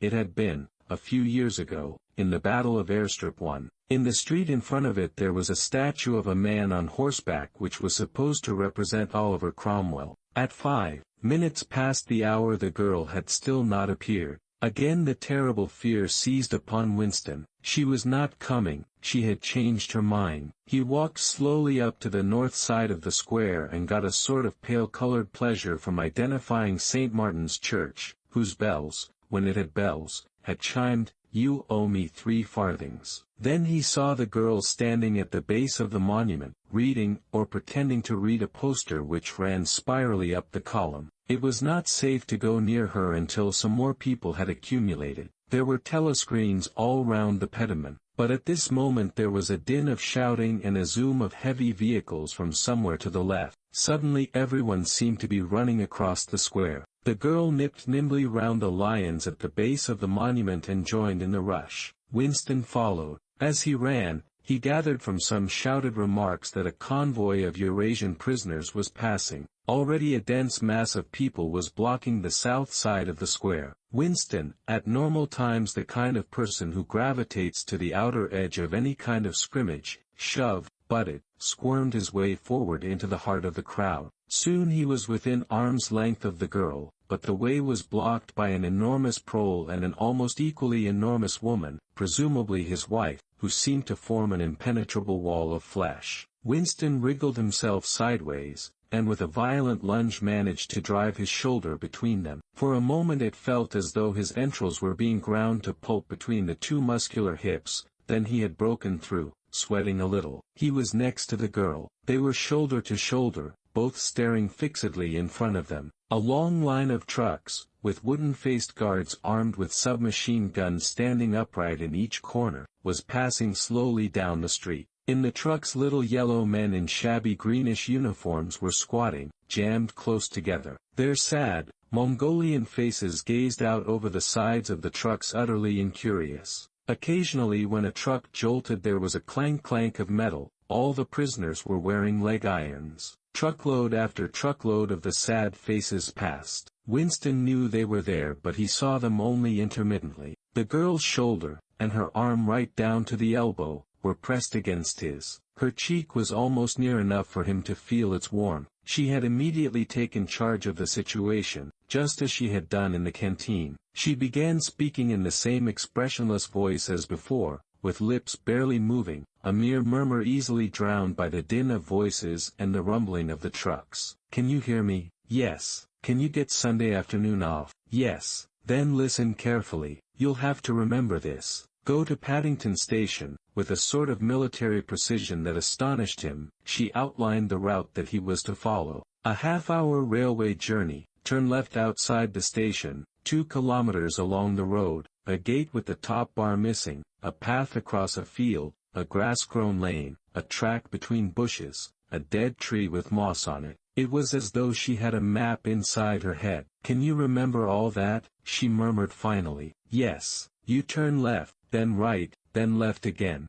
And the gate's got no top bar." "Yes." "What time?" "About 15. You may have to wait. I'll get there by another way." "Are you sure you remember everything?" "Yes." "Then get away from me as quick as you can." She need not have told him that, but for the moment they could not extricate themselves from the crowd. The trucks were still filing past, the people still insatiably gaping. At the start there had been a few boos and hisses, but it came only from the party members among the crowd, and had soon stopped. The prevailing emotion was simply curiosity. Foreigners, whether from Eurasia or from East Asia, were a kind of strange animal. One literally never saw them except in the guise of prisoners, and even as prisoners one never got more than a momentary glimpse of them. Nor did one know what became of them. Apart from the few who were hanged as war criminals, the others simply vanished, presumably into forced labor camps. The round Mogul faces had given way to faces of a more European type, dirty, bearded and exhausted. From over scrubby cheekbones eyes looked into Winston's, sometimes with strange intensity, and flashed away again. The convoy was drawing to an end.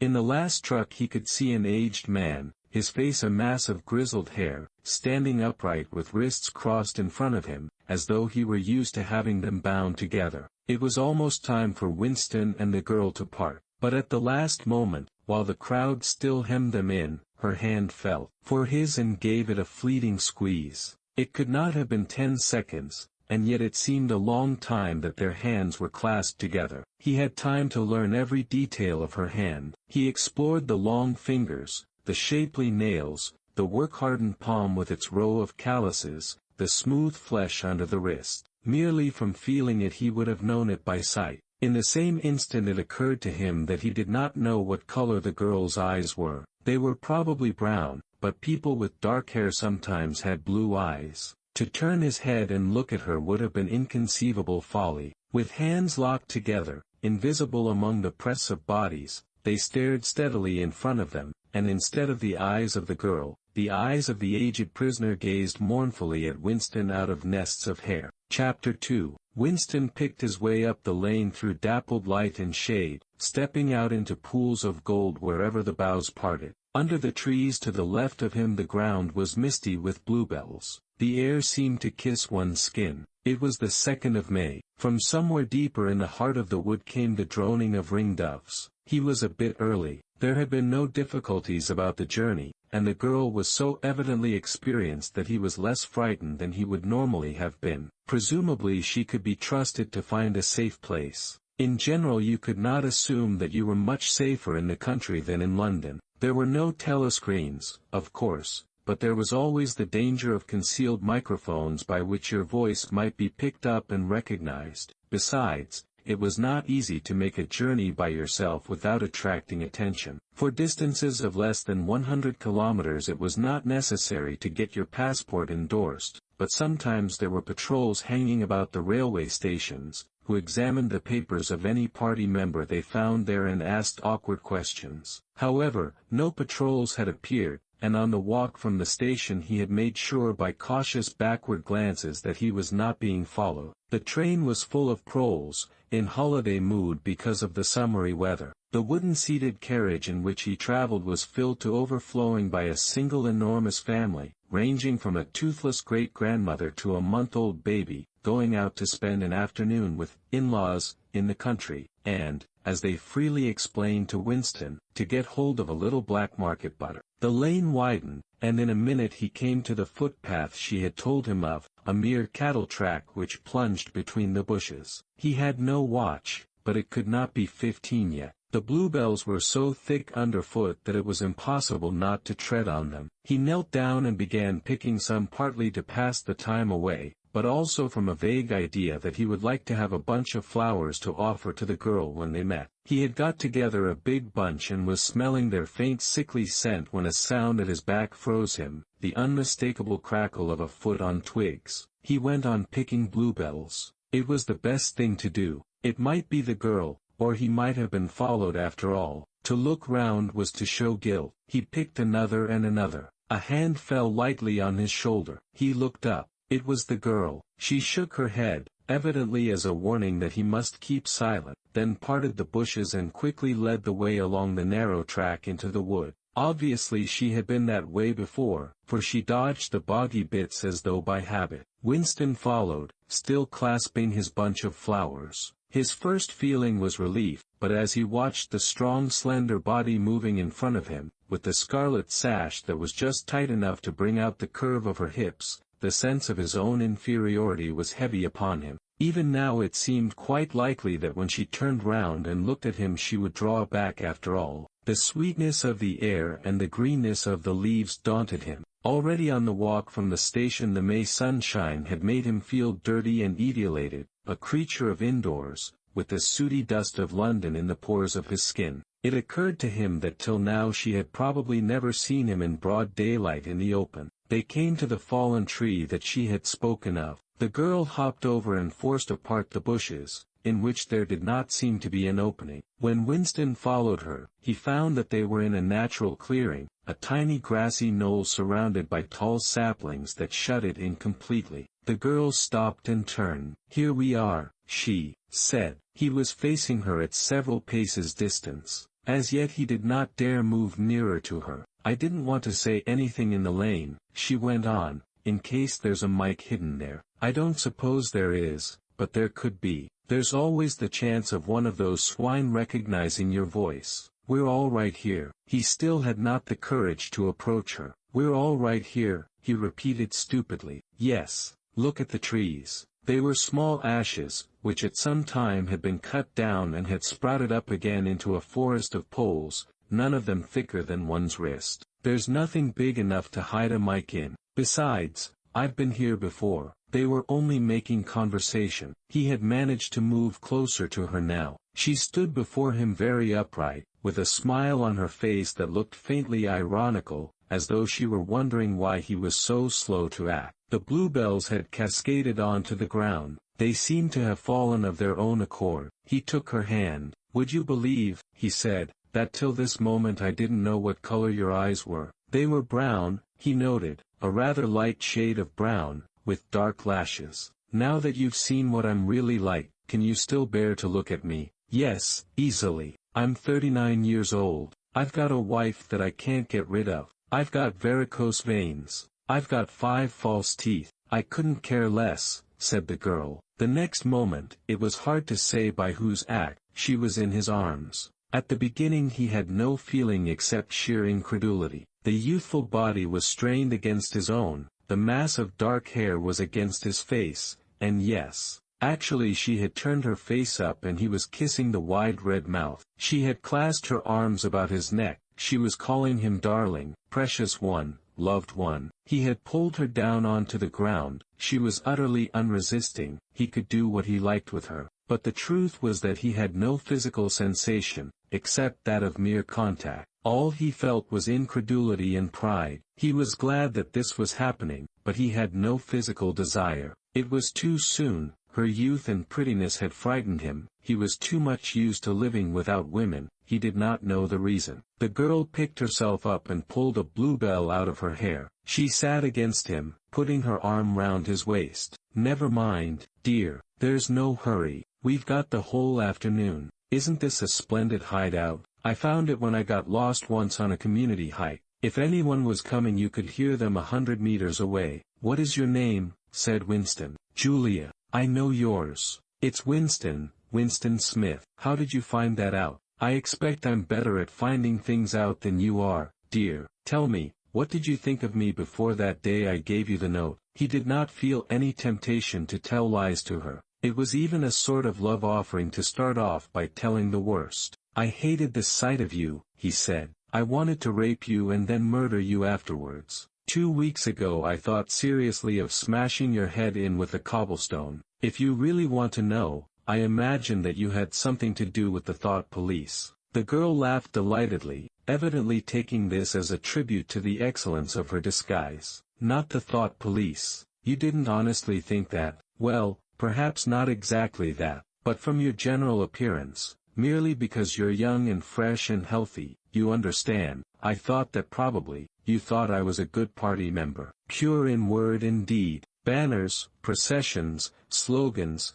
games, community hikes, all that stuff. And you thought that if I had a quarter of a chance I'd denounce you as a thought criminal and get you killed off." "Yes, something of that kind. A great many young girls are like that, you know. It's this bloody thing that does it," she said, ripping off the scarlet sash of the Junior Anti-Sex League and flinging it onto a bough. Then, as though touching her waist had reminded her of something, she felt in the pocket of her overalls and produced a small slab of chocolate. She broke it in half and gave one of the pieces to Winston. Even before he had taken it he knew by the smell that it was very unusual chocolate. It was dark and shiny, and was wrapped in silver paper. Chocolate normally was dull brown crumbly stuff that tasted, as nearly as one could describe it, like the smoke of a rubbish fire. But at some time or another he had tasted chocolate like the piece she had given him. The first whiff of its scent had stirred up some memory which he could not pin down, but which was powerful and troubling. "Where did you get this stuff?" he said. "Black market," she said indifferently. "Actually I am that sort of girl to look at.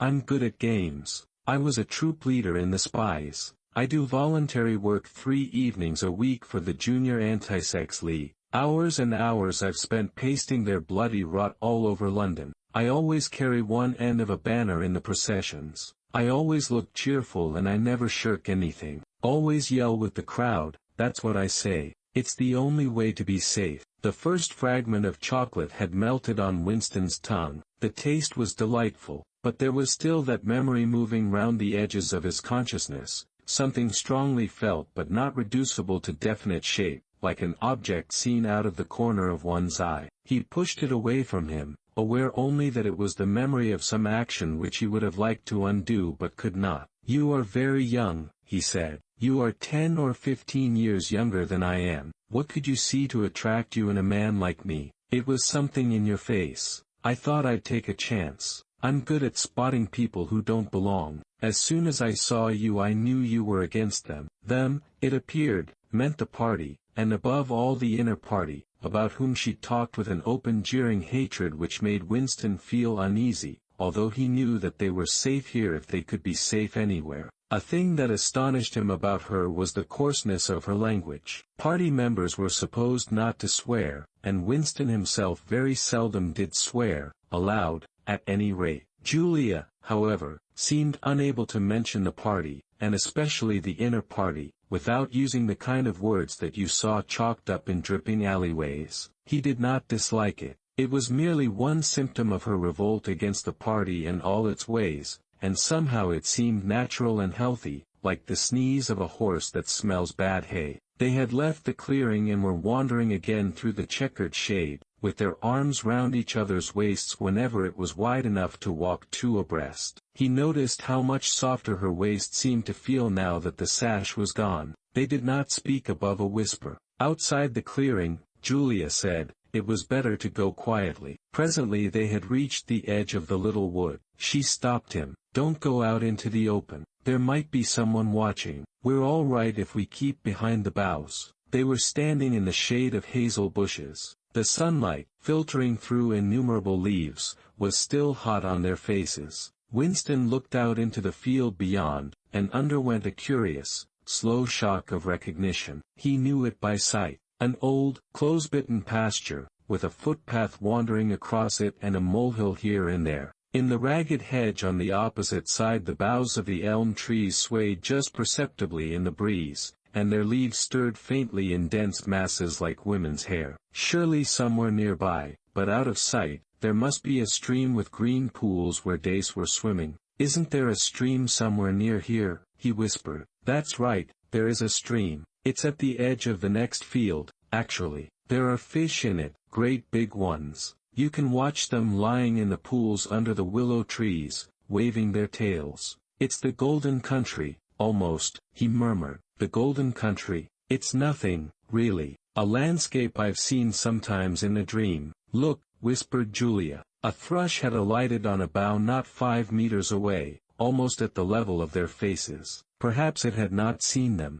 It was in the sun, they in the shade. It spread out its wings, fitted them carefully into place again, ducked its head for a moment, as though making a sort of obeisance to the sun, and then began to pour forth a torrent of song. In the afternoon hush the volume of sound was startling. Winston and Julia clung together, fascinated. The music went on, minute after minute, with astonishing variations, never once repeating itself, almost as though the bird were deliberately showing off its virtuosity. Sometimes it stopped for a few seconds, spread out and resettled its wings, then swelled its speckled breast and again burst into song. Winston watched it with a sort of vague reverence. For whom, for what, was that bird singing? No mate, no rival was watching it. What made it sit at the edge of the lonely wood and pour its music into nothingness? He wondered whether after all there was a microphone hidden somewhere near. He and Julia had spoken only in low whispers, and it would not pick up what they had said,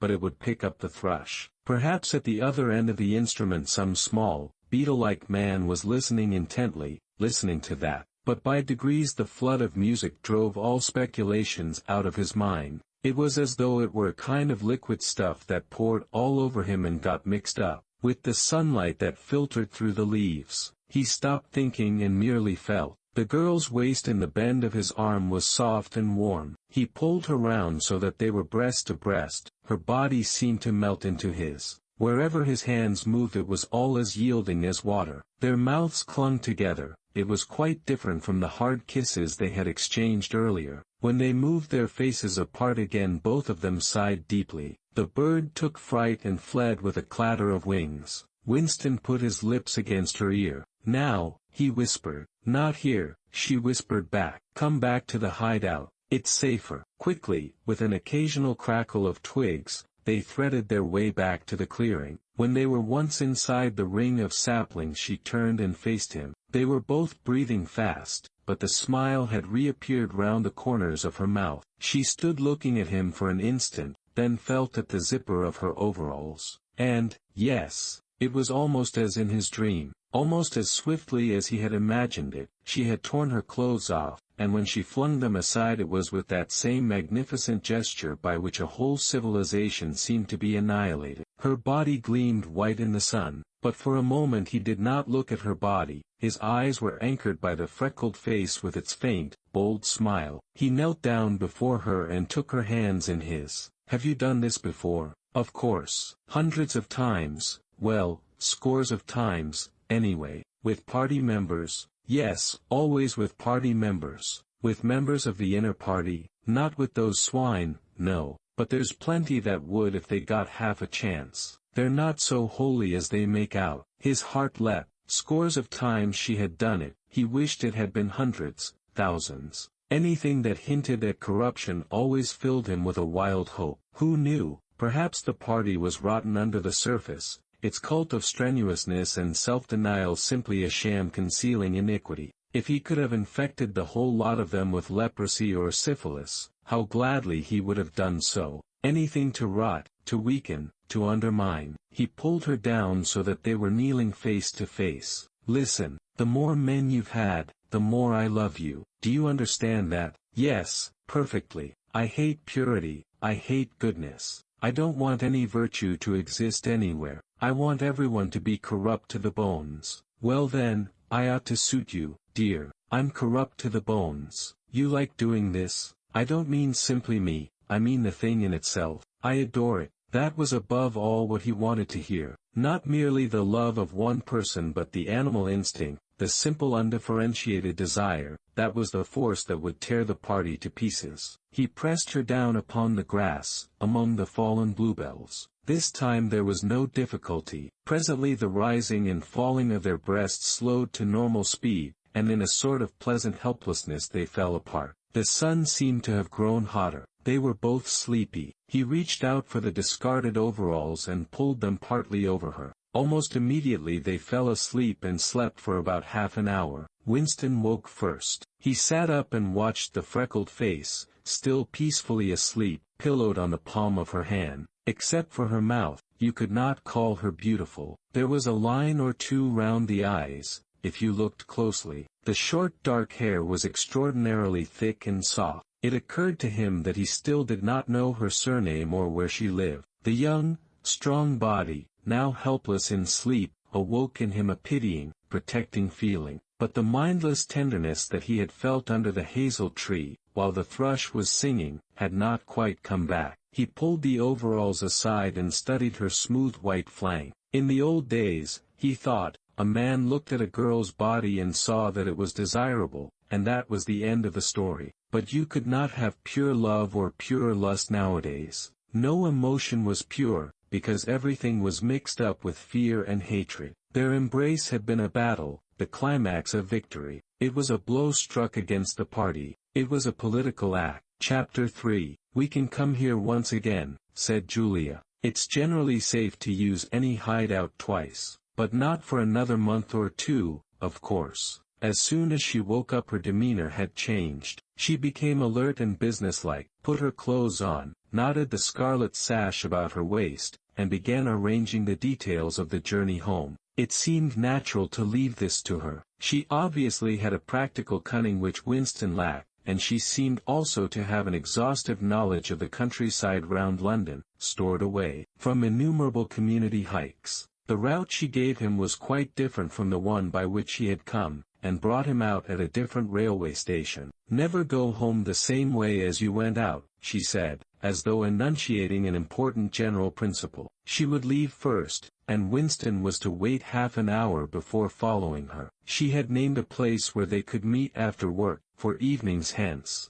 It was a street in one of the poorer quarters, where there was an open market which was generally crowded and noisy. She would be hanging about among the stalls, pretending to be in search of shoelaces or sewing thread. If she judged that the coast was clear she would blow her nose when he approached, otherwise he was to walk past her without recognition. But with luck, in the middle of the crowd, it would be safe to talk for a quarter of an hour and arrange another meeting. "And now I must go," she said as soon as he had mastered his instructions. "I'm due back at 19:30. I've got to put in 2 hours for the Junior Anti-Sex League, handing out leaflets, or something. Isn't it bloody? Give me a brush down, would you? Have I got any twigs in my hair? Are you sure? Then goodbye, my love, goodbye." She flung herself into his arms, kissed him almost violently, and a moment later pushed her way through the saplings and disappeared into the wood with very little noise. Even now he had not found out her surname or her address. However, it made no difference, for it was inconceivable that they could ever meet indoors or exchange any kind of written communication. As it happened, they never went back to the clearing in the wood.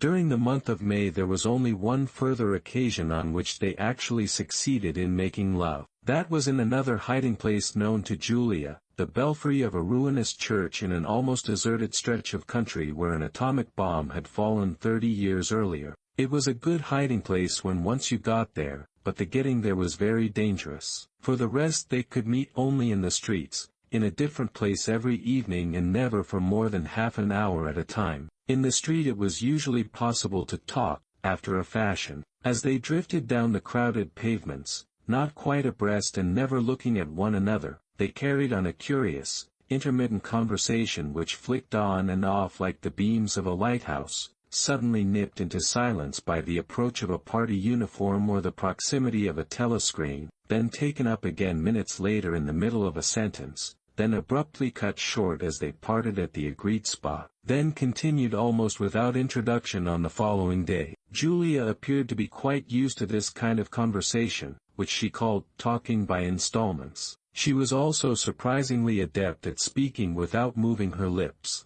Just once in almost a month of nightly meetings they managed to exchange a kiss. They were passing in silence down a side street. Julia would never speak when they were away from the main streets. When there was a deafening roar, the earth heaved, and the air darkened, and Winston found himself lying on his side, bruised and terrified. A rocket bomb must have dropped quite near at hand. Suddenly he became aware of Julia's face a few centimeters from his own, deathly white as chalk. Even her lips were white. She was dead. He clasped her against him and found that he was kissing a live warm face. But there was some powdery stuff that got in the way of his lips. Both of their faces were thickly coated with plaster. There were evenings when they reached their rendezvous and then had to walk past one another without a sign, because a patrol had just come round the corner or a helicopter was hovering overhead. Even if it had been less dangerous, it would still have been difficult to find time to meet. Winston's working week was 60 hours, Julia's was even longer, and their free days varied according to the pressure of work and did not often coincide. Julia,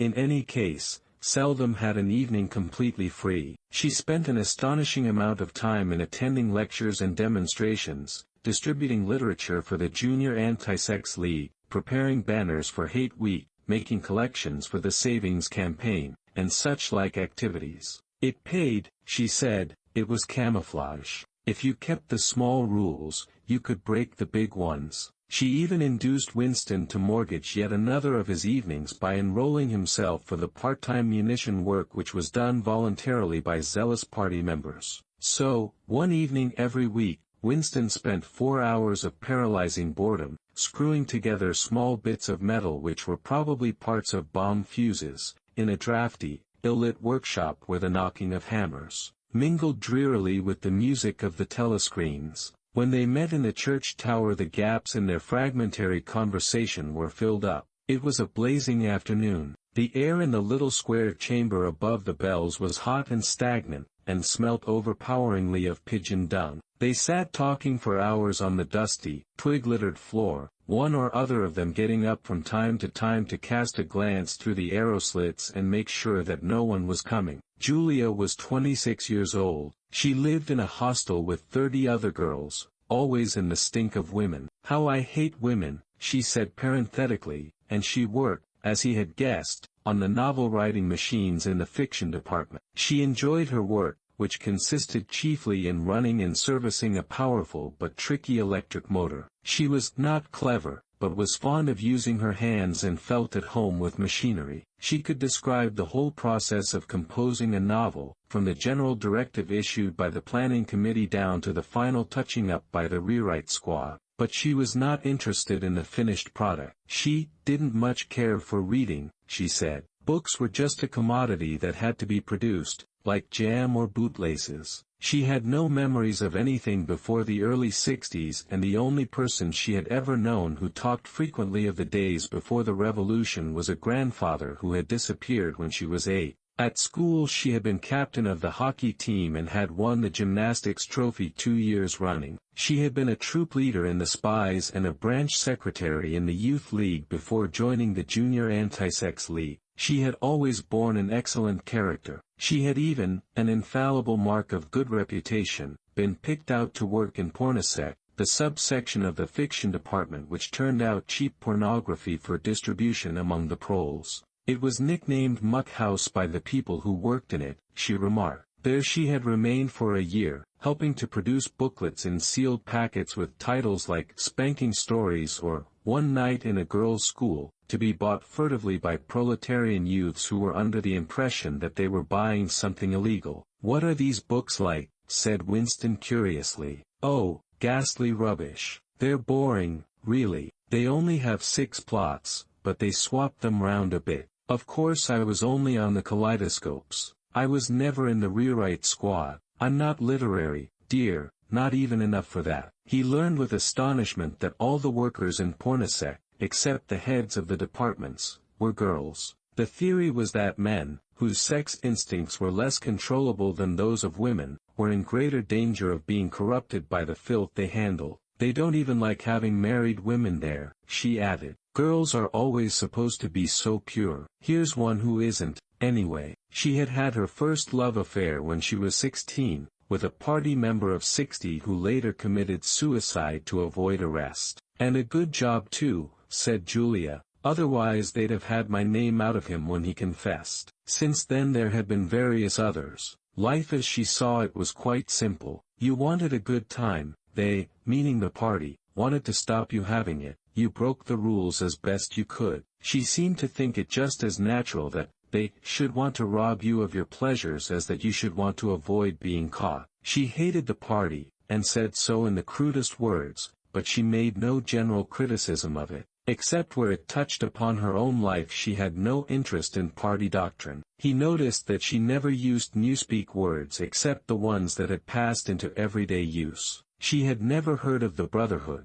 and refused to believe in its existence. Any kind of organized revolt against the party, which was bound to be a failure, struck her as stupid. The clever thing was to break the rules and stay alive all the same. He wondered vaguely how many others like her there might be in the younger generation, people who had grown up in the world of the revolution, knowing nothing else, accepting the party as something unalterable, like the sky, not rebelling against its authority but simply evading it, as a rabbit dodges a dog. They did not discuss the possibility of getting married. It was too remote to be worth thinking about. No imaginable committee would ever sanction such a marriage, even if Catherine, Winston's wife, could somehow have been got rid of. It was hopeless even as a daydream. What was she like? Your wife, said Julia. She was. Do you know the Newspeak word godthnKful, meaning naturally orthodox, incapable of thinking a bad thought? No, I didn't know the word, but I know the kind of person, right enough. He began telling her the story of his married life, but curiously enough she appeared to know the essential parts of it already. She described to him,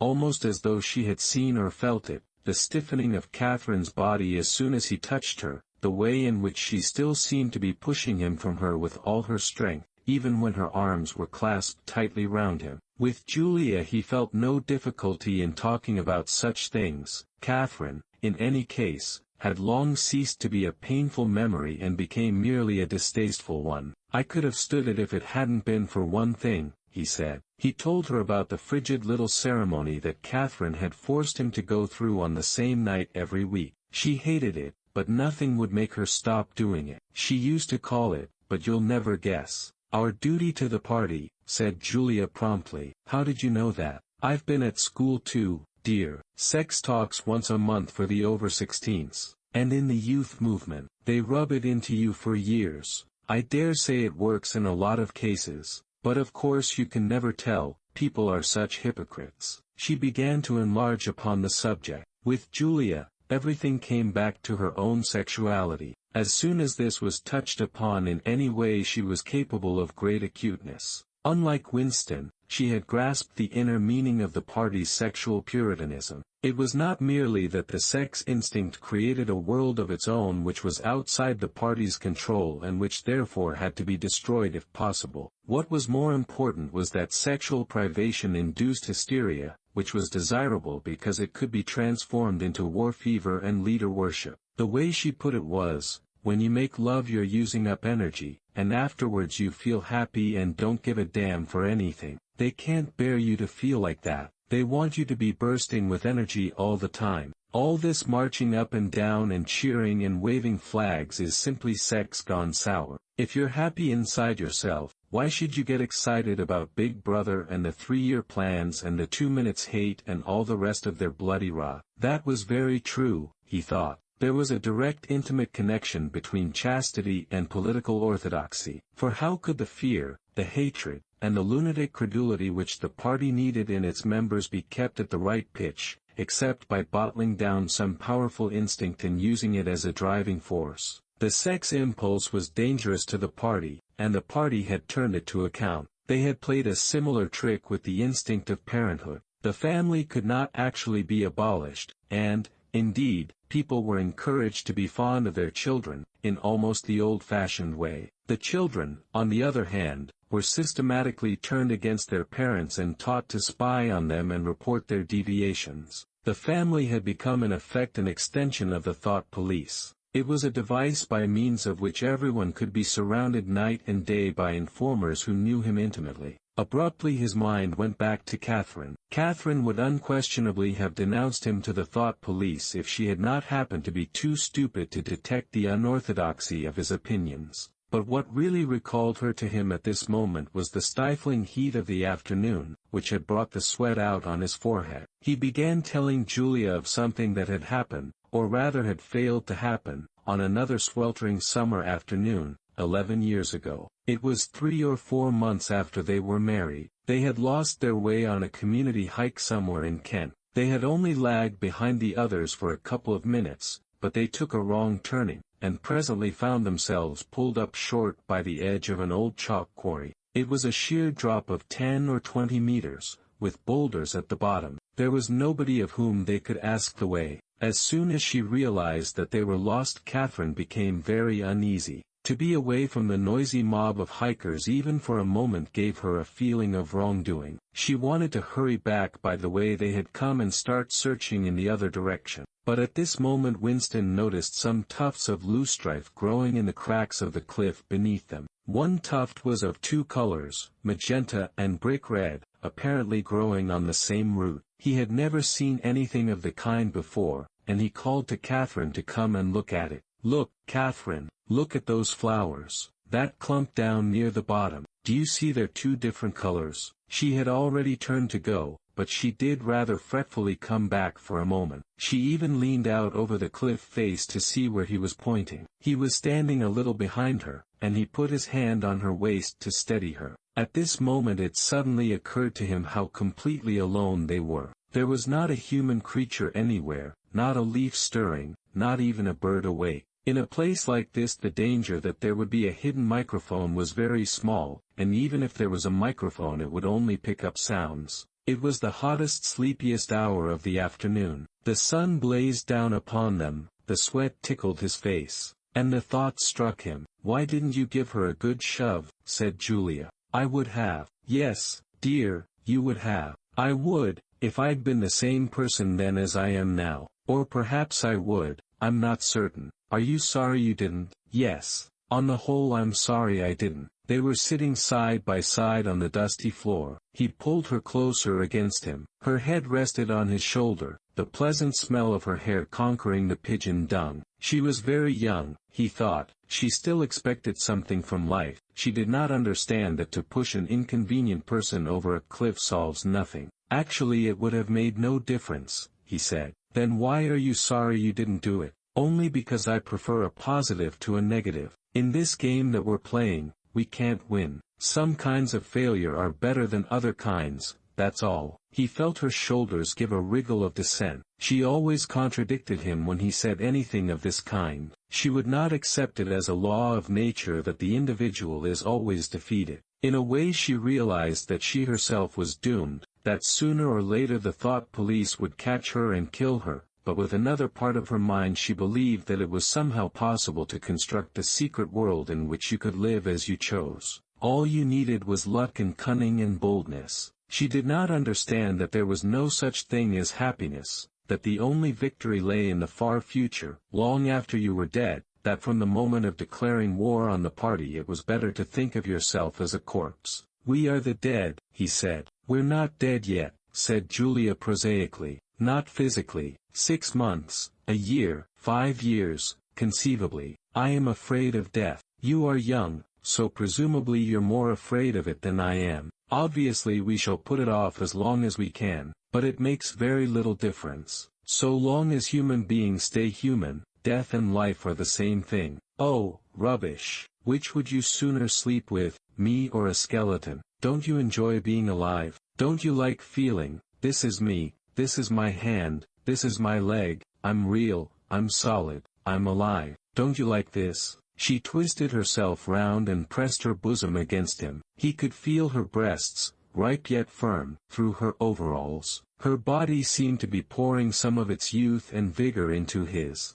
"Yes, I like that," he said. "Then stop talking about dying. And now listen, dear, we've got to fix up about the next time we meet. We may as well go back to the place in the wood. We've given it a good long rest. But you must get there by a different way this time. I've got it all planned out. You take the train, but look, I'll draw it out for you." And in her practical way she scraped together a small square of dust, and with a twig from a pigeon's nest began drawing a map on the floor. Chapter 4. Winston looked round the shabby little room above Mr. Charrington's shop. Beside the window the enormous bed was made up, with ragged blankets and a coverless bolster. The old-fashioned clock with the 12-hour face was ticking away on the mantelpiece. In the corner, on the gate-legged table, the glass paperweight which he had bought on his last visit gleamed softly out of the half-darkness. In the fender was a battered tin oil stove, a saucepan, and 2 cups, provided by Mr. Charrington. Winston lit the burner and set a pan of water to boil. He had brought an envelope full of Victory coffee and some saccharin tablets. The clock's hand said 1720, it was 1920 really. She was coming at 1930. Folly, folly, his heart kept saying, conscious, gratuitous, suicidal folly. Of all the crimes that a party member could commit, this one was the least possible to conceal. Actually the idea had first floated into his head in the form of a vision, of the glass paperweight mirrored by the surface of the gate-leg table. As he had foreseen, Mr. Charrington had made no difficulty about letting the room. He was obviously glad of the few dollars that it would bring him, nor did he seem shocked or become offensively knowing when it was made clear that Winston wanted the room for the purpose of a love affair. Instead he looked into the middle distance and spoke in generalities, with so delicate an air as to give the impression that he had become partly invisible. Privacy, he said, was a very valuable thing. Everyone wanted a place where they could be alone occasionally, and when they had such a place, it was only common courtesy in anyone else who knew of it to keep his knowledge to himself. He even, seeming almost to fade out of existence as he did so, added that there were 2 entries to the house, one of them through the backyard, which gave on an alley. Under the window somebody was singing. Winston peeped out, secure in the protection of the muslin curtain. The June sun was still high in the sky, and in the sun-filled court below, a monstrous woman, solid as a Norman pillar, with brawny red forearms and a sacking apron strapped about her middle, was stumping to and fro between a washtub and a clothesline, pegging out a series of square white things which Winston recognized as babies' diapers. Whenever her mouth was not corked with clothes pegs she was singing in a powerful contralto. It was only an hopeless fancy. It passed like an April die, but a look and a word and the dreams they stirred. They ave stolen my oi. The tune had been haunting London for weeks past. It was one of countless similar songs published for the benefit of the proles by a subsection of the music department. The words of these songs were composed without any human intervention whatever on an instrument known as a versificator. But the woman sang so tunefully as to turn the dreadful rubbish into an almost pleasant sound. He could hear the woman singing and the scrape of her shoes on the flagstones, and the cries of the children in the street, and somewhere in the far distance a faint roar of traffic, and yet the room seemed curiously silent, thanks to the absence of a telescreen. Folly, folly, folly, he thought again. It was inconceivable that they could frequent this place for more than a few weeks without being caught. But the temptation of having a hiding place that was truly their own, indoors and near at hand, had been too much for both of them. For some time after their visit to the church belfry it had been impossible to arrange meetings. Working hours had been drastically increased in anticipation of Hate Week. It was more than a month distant, but the enormous, complex preparations that it entailed were throwing extra work on to everybody. Finally both of them managed to secure a free afternoon on the same day. They had agreed to go back to the clearing in the wood. On the evening beforehand they met briefly in the street. As usual, Winston hardly looked at Julia as they drifted towards one another in the crowd, but from the short glance he gave her it seemed to him that she was paler than usual. "It's all off," she murmured as soon as she judged it safe to speak. "Tomorrow, I mean." "What? Tomorrow afternoon?" "I can't come." "Why not?" "Oh, the usual reason. It started early this time." For a moment he was violently angry. During the month that he had known her the nature of his desire for her had changed. At the beginning there had been little true sensuality in it. Their first love-making had been simply an act of the will, but after the second time it was different. The smell of her hair, the taste of her mouth, the feeling of her skin seemed to have got inside him, or into the air all round him. She had become a physical necessity, something that he not only wanted but felt that he had a right to. When she said that she could not come, he had the feeling that she was cheating him, but just at this moment the crowd pressed them together and their hands accidentally met. She gave the tips of his fingers a quick squeeze that seemed to invite not desire but affection. It struck him that when one lived with a woman this particular disappointment must be a normal, recurring event, and a deep tenderness, such as he had not felt for her before, suddenly took hold of him. He wished that they were a married couple of 10 years standing. He wished that he were walking through the streets with her just as they were doing now, but openly and without fear, talking of trivialities and buying odds and ends for the household. He wished above all that they had some place where they could be alone together without feeling the obligation to make love every time they met. It was not actually at that moment, but at some time on the following day, that the idea of renting Mr. Charrington's room had occurred to him. When he suggested it to Julia she had agreed with unexpected readiness. Both of them knew that it was lunacy. It was as though they were intentionally stepping nearer to their graves. As he sat waiting on the edge of the bed he thought again of the cellars of the Ministry of Love. It was curious how that predestined horror moved in and out of one's consciousness. There it lay, fixed in future times, preceding death as surely as 99 precedes 100. One could not avoid it, but one could perhaps postpone it, and yet instead, every now and again, by a conscious, willful act, one chose to shorten the interval before it happened. At this moment there was a quick step on the stairs. Julia burst into the room. She was carrying a tool bag of coarse brown canvas, such as he had sometimes seen her carrying to and fro at the ministry. He started forward to take her in his arms, but she disengaged herself rather hurriedly, partly because she was still holding the tool bag. "Half a second," she said. "Just let me show you what I've brought. Did you bring some of that filthy Victory coffee? I thought you would. You can chuck it away again, because we shan't be needing it. Look here." She fell on her knees, threw open the bag, and tumbled out some spanners and a screwdriver that filled the top part of it. Underneath were a number of neat paper packets. The first packet that she passed to Winston had a strange and yet vaguely familiar feeling.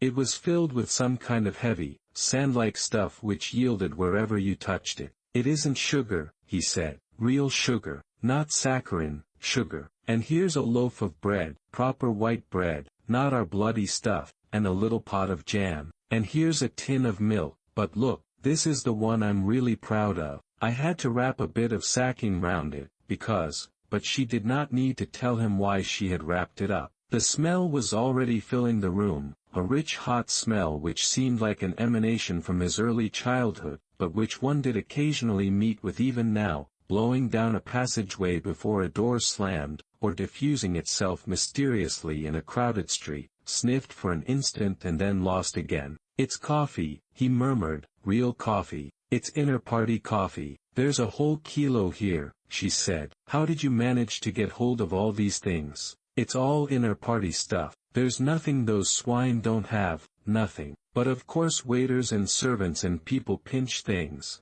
and, look, I got a little packet of tea as well." Winston had squatted down beside her. He tore open a corner of the packet. "It's real tea, not blackberry leaves. There's been a lot of tea about lately. They've captured India, or something," she said vaguely. "But listen, dear, I want you to turn your back on me for 3 minutes. Go and sit on the other side of the bed. Don't go too near the window, and don't turn round till I tell you." Winston gazed abstractedly through the muslin curtain. Down in the yard the red-armed woman was still marching to and fro between the washtub and the line. She took 2 more pegs out of her mouth and sang with deep feeling, "They sigh that time kills all things, they sigh you can always forget, but the smiles and the tears acres the years, they twist my heartstrings yet." She knew the whole drivelling song by heart, it seemed. Her voice floated upward with the sweet summer air, very tuneful, charged with a sort of happy melancholy. One had the feeling that she would have been perfectly content, if the June evening had been endless and the supply of clothes inexhaustible, to remain there for 1,000 years, pegging out diapers and singing rubbish. It struck him as a curious fact that he had never heard a member of the party singing alone and spontaneously. It would even have seemed slightly unorthodox, a dangerous eccentricity, like talking to oneself. Perhaps it was only when people were somewhere near the starvation level that they had anything to sing about. "You can turn round now," said Julia. He turned round, and for a second almost failed to recognize her. What he had actually expected was to see her naked, but she was not naked. The transformation that had happened was much more surprising than that. She had painted her face. She must have slipped into some shop in the proletarian quarters and bought herself a complete set of makeup materials. Her lips were deeply reddened, her cheeks rouged, her nose powdered, there was even a touch of something under the eyes to make them brighter. It was not very skillfully done, but Winston's standards in such matters were not high. He had never before seen or imagined a woman of the party with cosmetics on her face. The improvement in her appearance was startling. With just a few dabs of color in the right places she had become not only very much prettier, but, above all, far more feminine. Her short hair and boyish overalls merely added to the effect.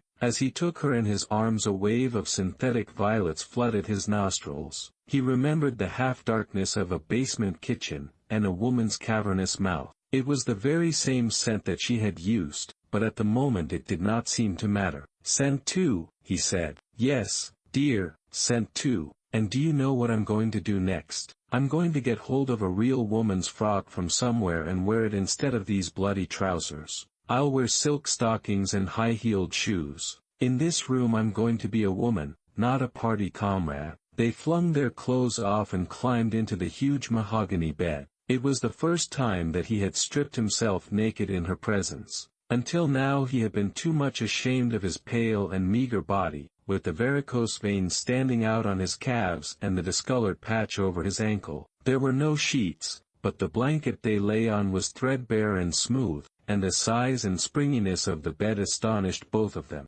"It's sure to be full of bugs, but who cares," said Julia. "One never saw a double bed nowadays, except in the homes of the proles." Winston had occasionally slept in one in his boyhood. Julia had never been in one before, so far as she could remember. Presently they fell asleep for a little while. When Winston woke up the hands of the clock had crept round to nearly 9. He did not stir, because Julia was sleeping with her head in the crook of his arm. Most of her makeup had transferred itself to his own face or the bolster, but a light stain of rouge still brought out the beauty of her cheekbone. A yellow ray from the sinking sun fell across the foot of the bed and lighted up the fireplace, where the water in the pan was boiling fast. Down in the yard the woman had stopped singing, but the faint shouts of children floated in from the street. He wondered vaguely whether in the abolished past it had been a normal experience to lie in bed like this, in the cool of a summer evening, a man and a woman with no clothes on,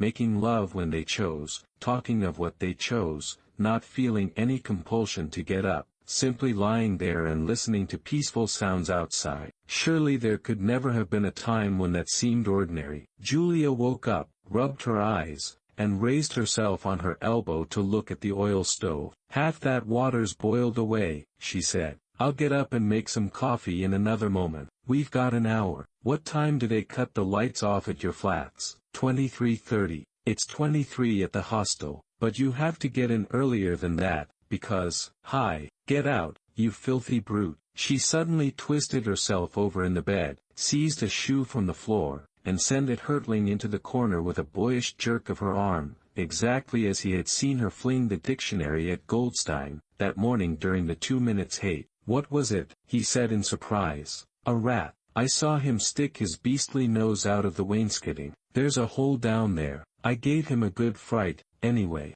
"Rats," murmured Winston. "In this room." "They're all over the place," said Julia indifferently as she lay down again. "We've even got them in the kitchen at the hostel. Some parts of London are swarming with them. Did you know they attack children?" "Yes, they do. In some of these streets a woman daren't leave a baby alone for 2 minutes. It's the great huge brown ones that do it. And the nasty thing is that the brutes always—" "Don't go on," said Winston, with his eyes tightly shut. "Dearest, you've gone quite pale. What's the matter? Do they make you feel sick? Of all horrors in the world, a rat." She pressed herself against him and wound her limbs round him, as though to reassure him with the warmth of her body. He did not reopen his eyes immediately. For several moments he had had the feeling of being back in a nightmare which had recurred from time to time throughout his life. It was always very much the same. He was standing in front of a wall of darkness, and on the other side of it there was something unendurable, something too dreadful to be faced. In the dream his deepest feeling was always one of self-deception, because he did in fact know what was behind the wall of darkness. With a deadly effort, like wrenching a piece out of his own brain, he could even have dragged the thing into the open. He always woke up without discovering what it was, but somehow it was connected with what Julia had been saying when he cut her short. "I'm sorry," he said. "It's nothing. I don't like rats, that's all. Don't worry, dear. We're not going to have the filthy brutes in here. I'll stuff the hole with a bit of sacking before we go, and next time we come here I'll bring some plaster and bung it up properly." Already the black instant of panic was half forgotten. Feeling slightly ashamed of himself, he sat up against the bedhead. Julia got out of bed, pulled on her overalls, and made the coffee. The smell that rose from the saucepan was so powerful and exciting that they shut the window lest anybody outside should notice it and become inquisitive. What was even better than the taste of the coffee was the silky texture given to it by the sugar.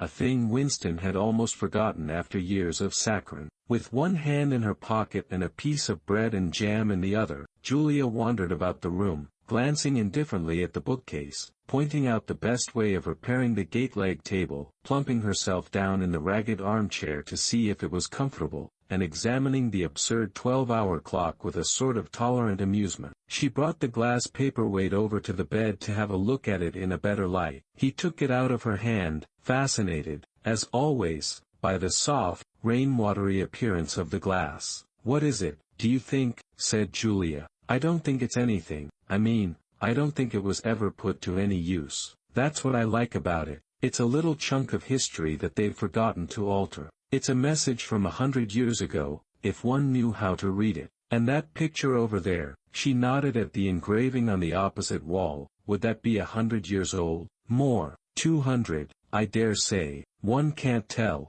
It's impossible to discover the age of anything nowadays." She went over to look at it. "Here's where that brute stuck his nose out," she said, kicking the wainscoting immediately below the picture. "What is this place? I've seen it before somewhere. It's a church, or at least it used to be. St. Clement Danes its name was." The fragment of rhyme that Mr. Charrington had taught him came back into his head, and he added half nostalgically, "Oranges and lemons, say the bells of St. Clement's." To his astonishment she capped the line, "You owe me 3 farthings, say the bells of St. Martin's. When will you pay me? Say the bells of Old Bailey." I can't remember how it goes on after that, but anyway I remember it ends up, "Here comes a candle to light you to bed, here comes a chopper to chop off your head." It was like the two halves of a countersign, but there must be another line after "the bells of Old Bailey." Perhaps it could be dug out of Mr. Charrington's memory, if he were suitably prompted. "Who taught you that?" he said. "My grandfather. He used to say it to me when I was a little girl. He was vaporized when I was 8, at any rate, he disappeared. I wonder what a lemon was," she added inconsequently. "I've seen oranges. They're a kind of round yellow fruit with a thick skin." "I can remember lemons," said Winston. "They were quite common in the 50s. They were so sour that it set your teeth on edge even to smell them." "I bet that picture's got bugs behind it," said Julia. "I'll take it down and give it a good clean some day. I suppose it's almost time we were leaving. I must start washing this paint off. What a bore. I'll get the lipstick off your face afterwards." Winston did not get up for a few minutes more. The room was darkening. He turned over towards the light and lay gazing into the glass paperweight. The inexhaustibly interesting thing was not the fragment of coral but the interior of the glass itself. There was such a depth of it, and yet it was almost as transparent as air. It was as though the surface of the glass had been the arch of the sky, enclosing a tiny world with its atmosphere complete. He had the feeling that he could get inside it, and that in fact he was inside it, along with the mahogany bed and the gate-leg table, and the clock and the steel engraving and the paperweight itself. The paperweight was the room he was in, and the coral was Julia's life and his own, fixed in a sort of eternity at the heart of the crystal. Chapter 5. Syme had vanished. A morning came, and he was missing from work. A few thoughtless people commented on his absence. On the next day nobody mentioned him. On the third day Winston went into the vestibule of the records department to look at the notice board. One of the notices carried a printed list of the members of the chess committee, of whom Syme had been one. It looked almost exactly as it had looked before. Nothing had been crossed out, but it was one name shorter. It was enough. Syme had ceased to exist. He had never existed. The weather was baking hot. In the labyrinthine ministry the windowless, air-conditioned rooms kept their normal temperature, but outside the pavement scorched one's feet and the stench of the tubes at the rush hours was a horror. The preparations for Hate Week were in full swing, and the staffs of all the ministries were working overtime. Processions, meetings, military parades, lectures, waxworks, displays, film shows, telescreen programs all had to be organized. Stands had to be erected, effigies built, slogans coined, songs written, rumors circulated, photographs faked. Julia's unit in the fiction department had been taken off the production of novels and was rushing out a series of atrocity pamphlets. Winston, in addition to his regular work, spent long periods every day in going through back files of the Times and altering and embellishing news items which were to be quoted in speeches. Late at night, when crowds of rowdy proles roamed the streets, the town had a curiously febrile air. The rocket bombs crashed oftener than ever, and sometimes in the far distance there were enormous explosions which no one could explain and about which there were wild rumors. The new tune which was to be the theme song of Hate Week, the Hate Song, it was called, had already been composed and was being endlessly plugged on the telescreens. It had a savage, barking rhythm which could not exactly be called music, but resembled the beating of a drum. Roared out by hundreds of voices to the tramp of marching feet, it was terrifying. The proles had taken a fancy to it, and in the midnight streets it competed with the still popular, It Was Only a Hopeless Fancy. The parson's children played it at all hours of the night and day, unbearably, on a comb and a piece of toilet paper. Winston's evenings were fuller than ever. Squads of volunteers, organized by parsons, were preparing the street for Hate Week, stitching banners, painting posters, erecting flagstaffs on the roofs, and perilously slinging wires across the street for the reception of streamers. Parsons boasted that Victory Mansions alone would display 400 meters of bunting. He was in his native element and as happy as a lark. The heat and the manual work had even given him a pretext for reverting to shorts and an open shirt in the evenings. He was everywhere at once, pushing, pulling, sawing, hammering, improvising, jollying everyone along with comradely exhortations and giving out from every fold of his body what seemed an inexhaustible supply of acrid-smelling sweat. A new poster had suddenly appeared all over London. It had no caption, and represented simply the monstrous figure of a Eurasian soldier, 3 or 4 meters high, striding forward with expressionless Mongolian face and enormous boots, a submachine gun pointed from his hip. From whatever angle you looked at the poster, the muzzle of the gun, magnified by the foreshortening, seemed to be pointed straight at you. The thing had been plastered on every blank space on every wall, even outnumbering the portraits of Big Brother. The proles, normally apathetic about the war, were being lashed into one of their periodical frenzies of patriotism.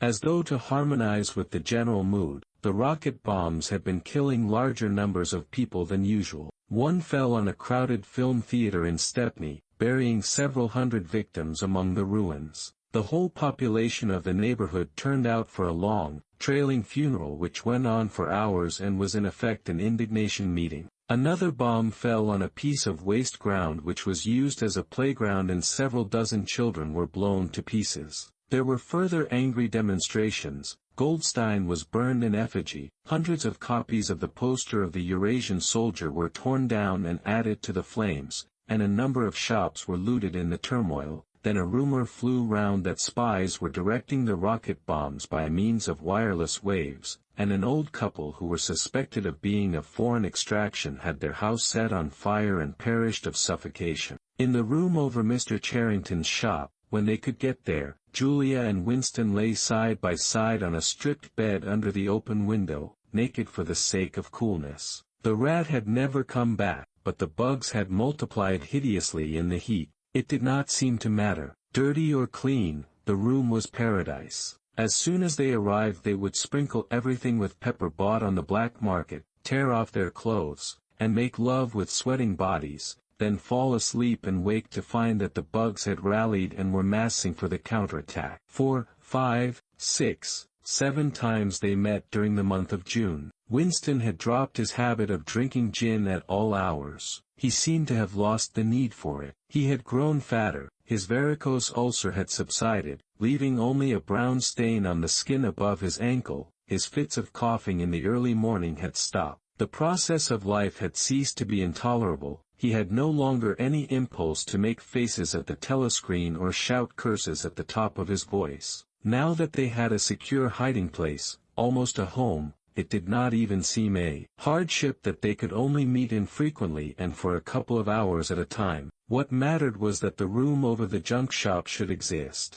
To know that it was there, inviolate, was almost the same as being in it. The room was a world, a pocket of the past where extinct animals could walk. Mr. Charrington, thought Winston, was another extinct animal. He usually stopped to talk with Mr. Charrington for a few minutes on his way upstairs. The old man seemed seldom or never to go out of doors, and on the other hand to have almost no customers. He led a ghost-like existence between the tiny, dark shop, and an even tinier back kitchen where he prepared his meals and which contained, among other things, an unbelievably ancient gramophone with an enormous horn. He seemed glad of the opportunity to talk, wandering about among his worthless stock, with his long nose and thick spectacles and his bowed shoulders and a velvet jacket. He had always vaguely the air of being a collector rather than a tradesman. With a sort of faded enthusiasm he would finger this scrap of rubbish or that, a china bottle stopper, the painted lid of a broken snuff-box, a pinchbeck locket containing a strand of some long-dead baby's hair, never asking that Winston should buy it, merely that he should admire. To talk to him was like listening to the tinkling of a worn-out musical box. He had dragged out from the corners of his memory some more fragments of forgotten rhymes. There was one about 24 blackbirds, and another about a cow with a crumpled horn, and another about the death of poor Cock Robin. "It just occurred to me you might be interested," he would say with a deprecating little laugh whenever he produced a new fragment, but he could never recall more than a few lines of any one rhyme. Both of them knew, in a way, it was never out of their minds that what was now happening could not last long. There were times when the fact of impending death seemed as palpable as the bed they lay on, and they would cling together with a sort of despairing sensuality, like a damned soul grasping at his last morsel of pleasure when the clock is within 5 minutes of striking. But there were also times when they had the illusion not only of safety but of permanence. So long as they were actually in this room, they both felt, no harm could come to them. Getting there was difficult and dangerous, but the room itself was sanctuary. It was as when Winston had gazed into the heart of the paperweight, with the feeling that it would be possible to get inside the glassy world,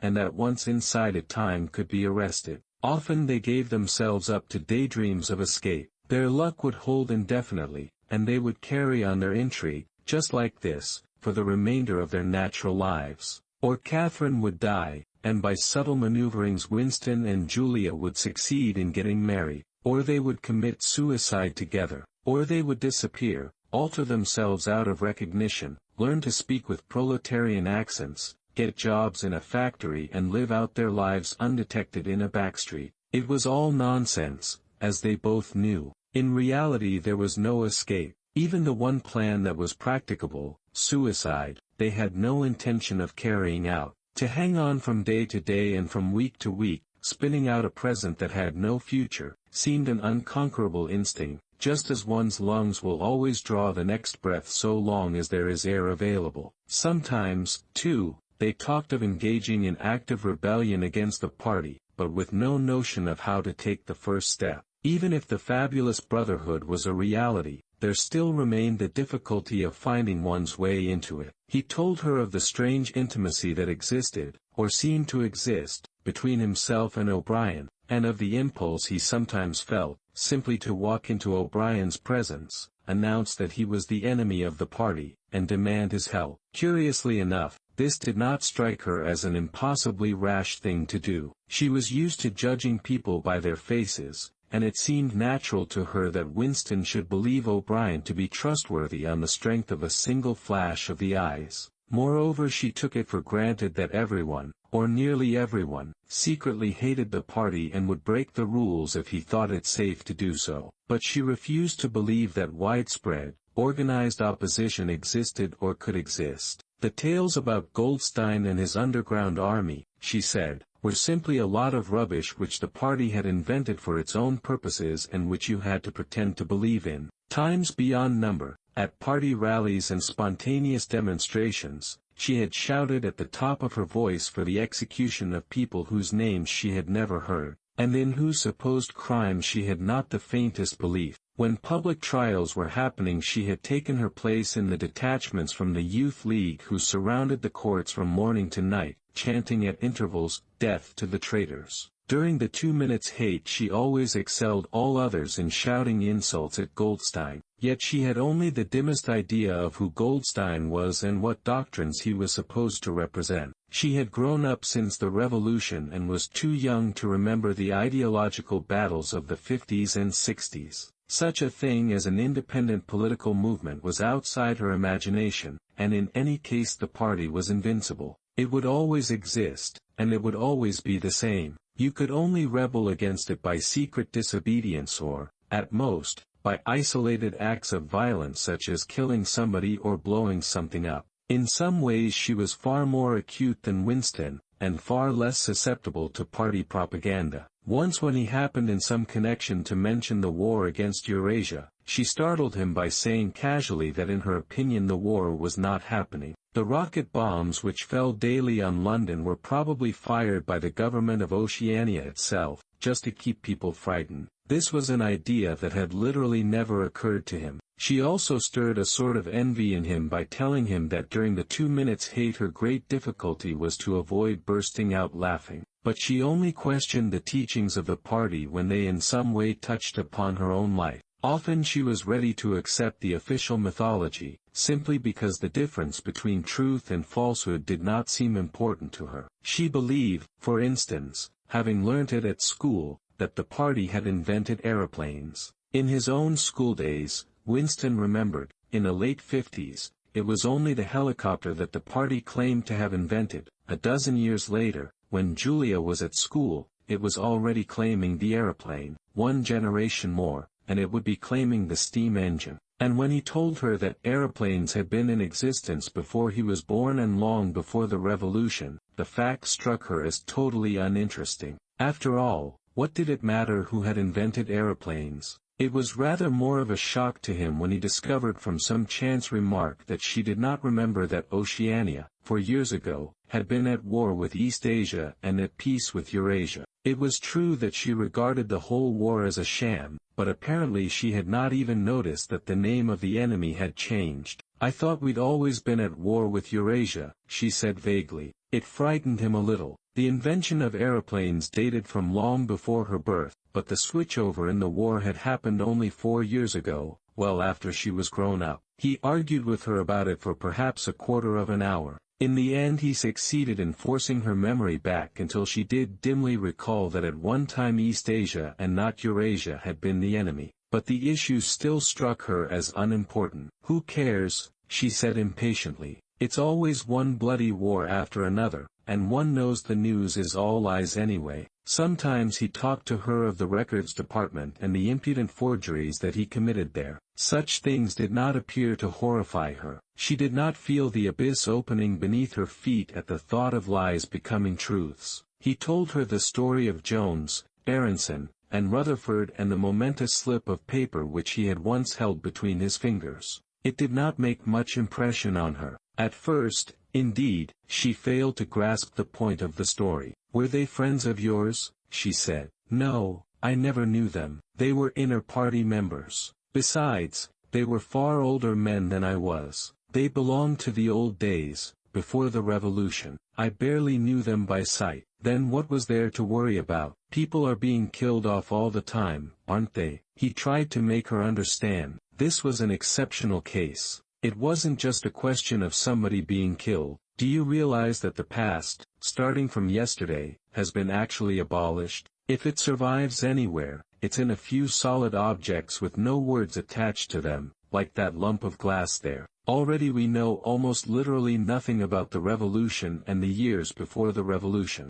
Every record has been destroyed or falsified, every book has been rewritten, every picture has been repainted, every statue and street and building has been renamed, every date has been altered. And that process is continuing day by day and minute by minute. History has stopped. Nothing exists except an endless present in which the party is always right. I know, of course, that the past is falsified, but it would never be possible for me to prove it, even when I did the falsification myself. After the thing is done, no evidence ever remains. The only evidence is inside my own mind, and I don't know with any certainty that any other human being shares my memories. Just in that one instance, in my whole life, I did possess actual concrete evidence after the event, years after it. And what good was that? It was no good, because I threw it away a few minutes later. But if the same thing happened today, I should keep it. Well, I wouldn't, said Julia. I'm quite ready to take risks, but only for something worthwhile,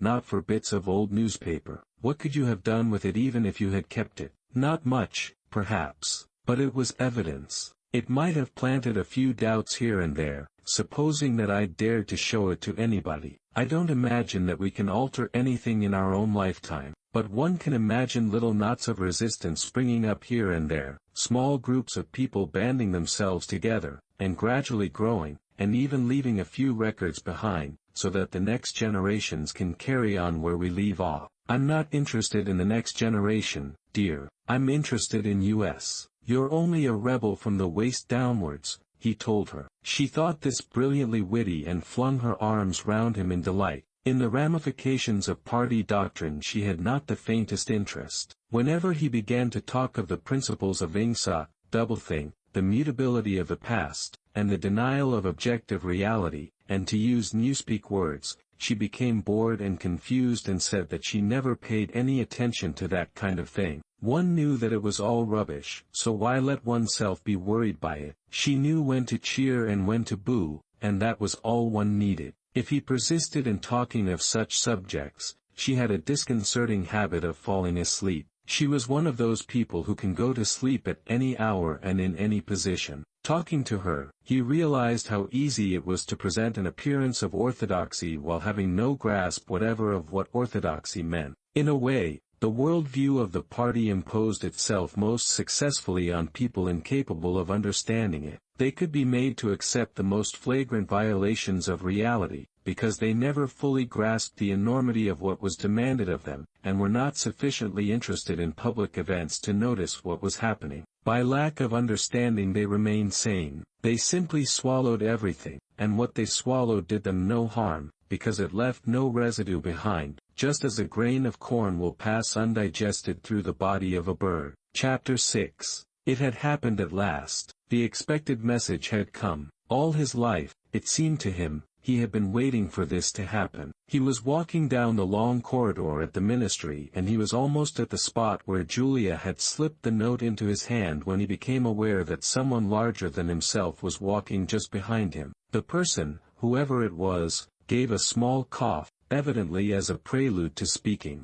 Winston stopped abruptly and turned. It was O'Brien. At last they were face to face, and it seemed that his only impulse was to run away. His heart bounded violently. He would have been incapable of speaking. O'Brien, however, had continued forward in the same movement, laying a friendly hand for a moment on Winston's arm, so that the two of them were walking side by side. He began speaking with the peculiar grave courtesy that differentiated him from the majority of inner party members. "I had been hoping for an opportunity of talking to you," he said. "I was reading one of your Newspeak articles in The Times the other day. You take a scholarly interest in Newspeak, I believe." Winston had recovered part of his self-possession. "Hardly scholarly," he said. "I'm only an amateur. It's not my subject. I have never had anything to do with the actual construction of the language." "But you write it very elegantly," said O'Brien. "That is not only my own opinion. I was talking recently to a friend of yours who is certainly an expert. His name has slipped my memory for the moment." Again Winston's heart stirred painfully. It was inconceivable that this was anything other than a reference to Syme. But Syme was not only dead, he was abolished, an unperson.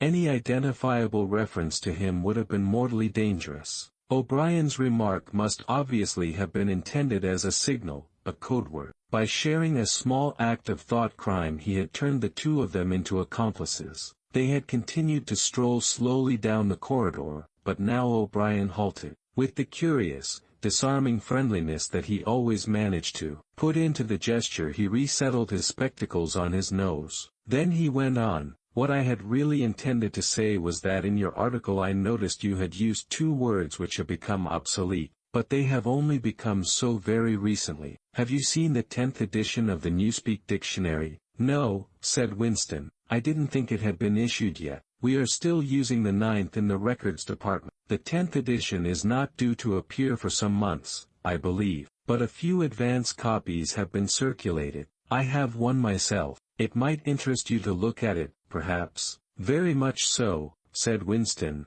immediately seeing where this tended. Some of the new developments are most ingenious. The reduction in the number of verbs, that is the point that will appeal to you, I think. Let me see, shall I send a messenger to you with the dictionary? But I am afraid I invariably forget anything of that kind. Perhaps you could pick it up at my flat at some time that suited you. Wait, let me give you my address. They were standing in front of a telescreen. Somewhat absent-mindedly O'Brien felt two of his pockets and then produced a small leather-covered notebook and a gold ink pencil. Immediately beneath the telescreen, in such a position that anyone who was watching at the other end of the instrument could read what he was writing, he scribbled an address, tore out the page and handed it to Winston. I am usually at home in the evenings, he said. If not, my servant will give you the dictionary. He was gone, leaving Winston holding the scrap of paper, which this time there was no need to conceal. Nevertheless he carefully memorized what was written on it,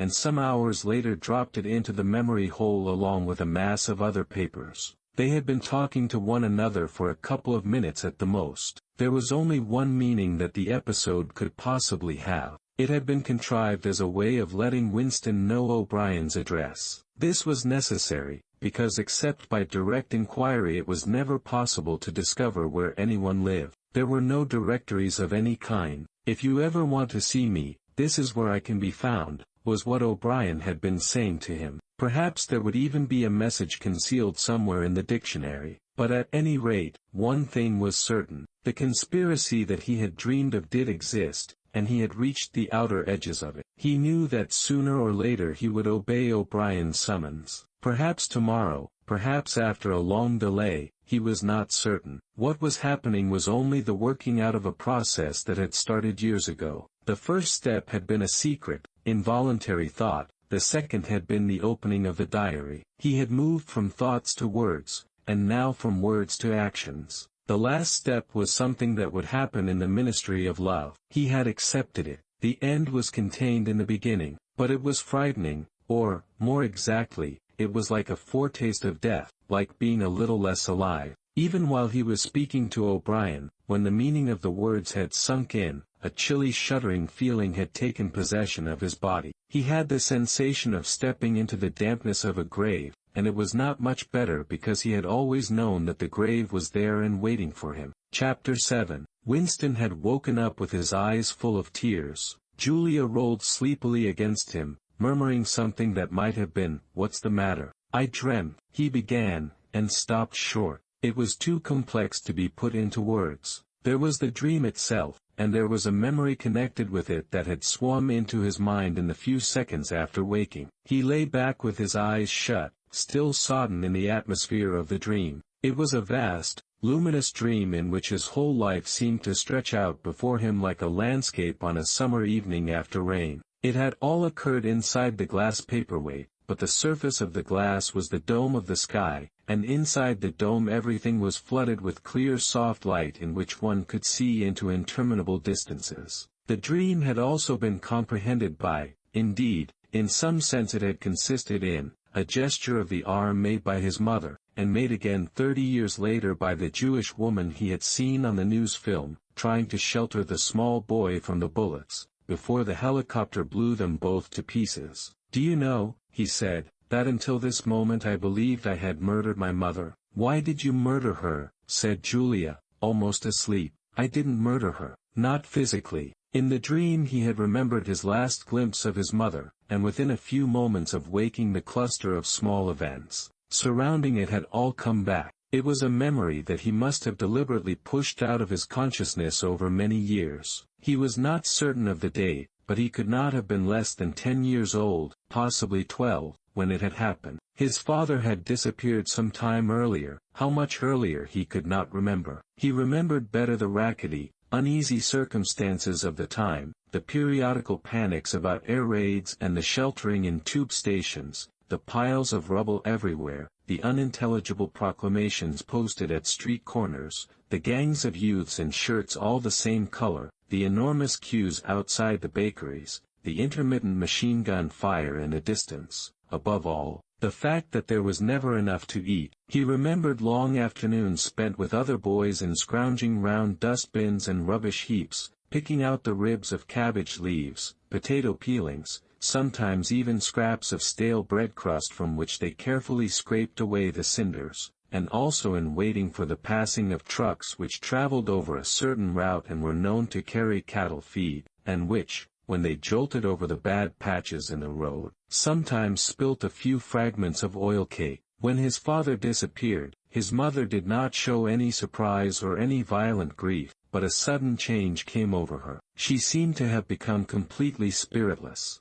It was evident even to Winston that she was waiting for something that she knew must happen. She did everything that was needed: cooked, washed, mended, made the bed, swept the floor, dusted the mantelpiece, always very slowly and with a curious lack of superfluous motion, like an artist's lay figure moving of its own accord. Her large shapely body seemed to relapse naturally into stillness. For hours at a time she would sit almost immobile on the bed, nursing his young sister, a tiny, ailing, very silent child of 2 or 3, with a face made simian by thinness. Very occasionally she would take Winston in her arms and press him against her for a long time without saying anything. He was aware, in spite of his youthfulness and selfishness, that this was somehow connected with the never-mentioned thing that was about to happen. He remembered the room where they lived, a dark, close-smelling room that seemed half filled by a bed with a white counterpane. There was a gas ring in the fender, and a shelf where food was kept,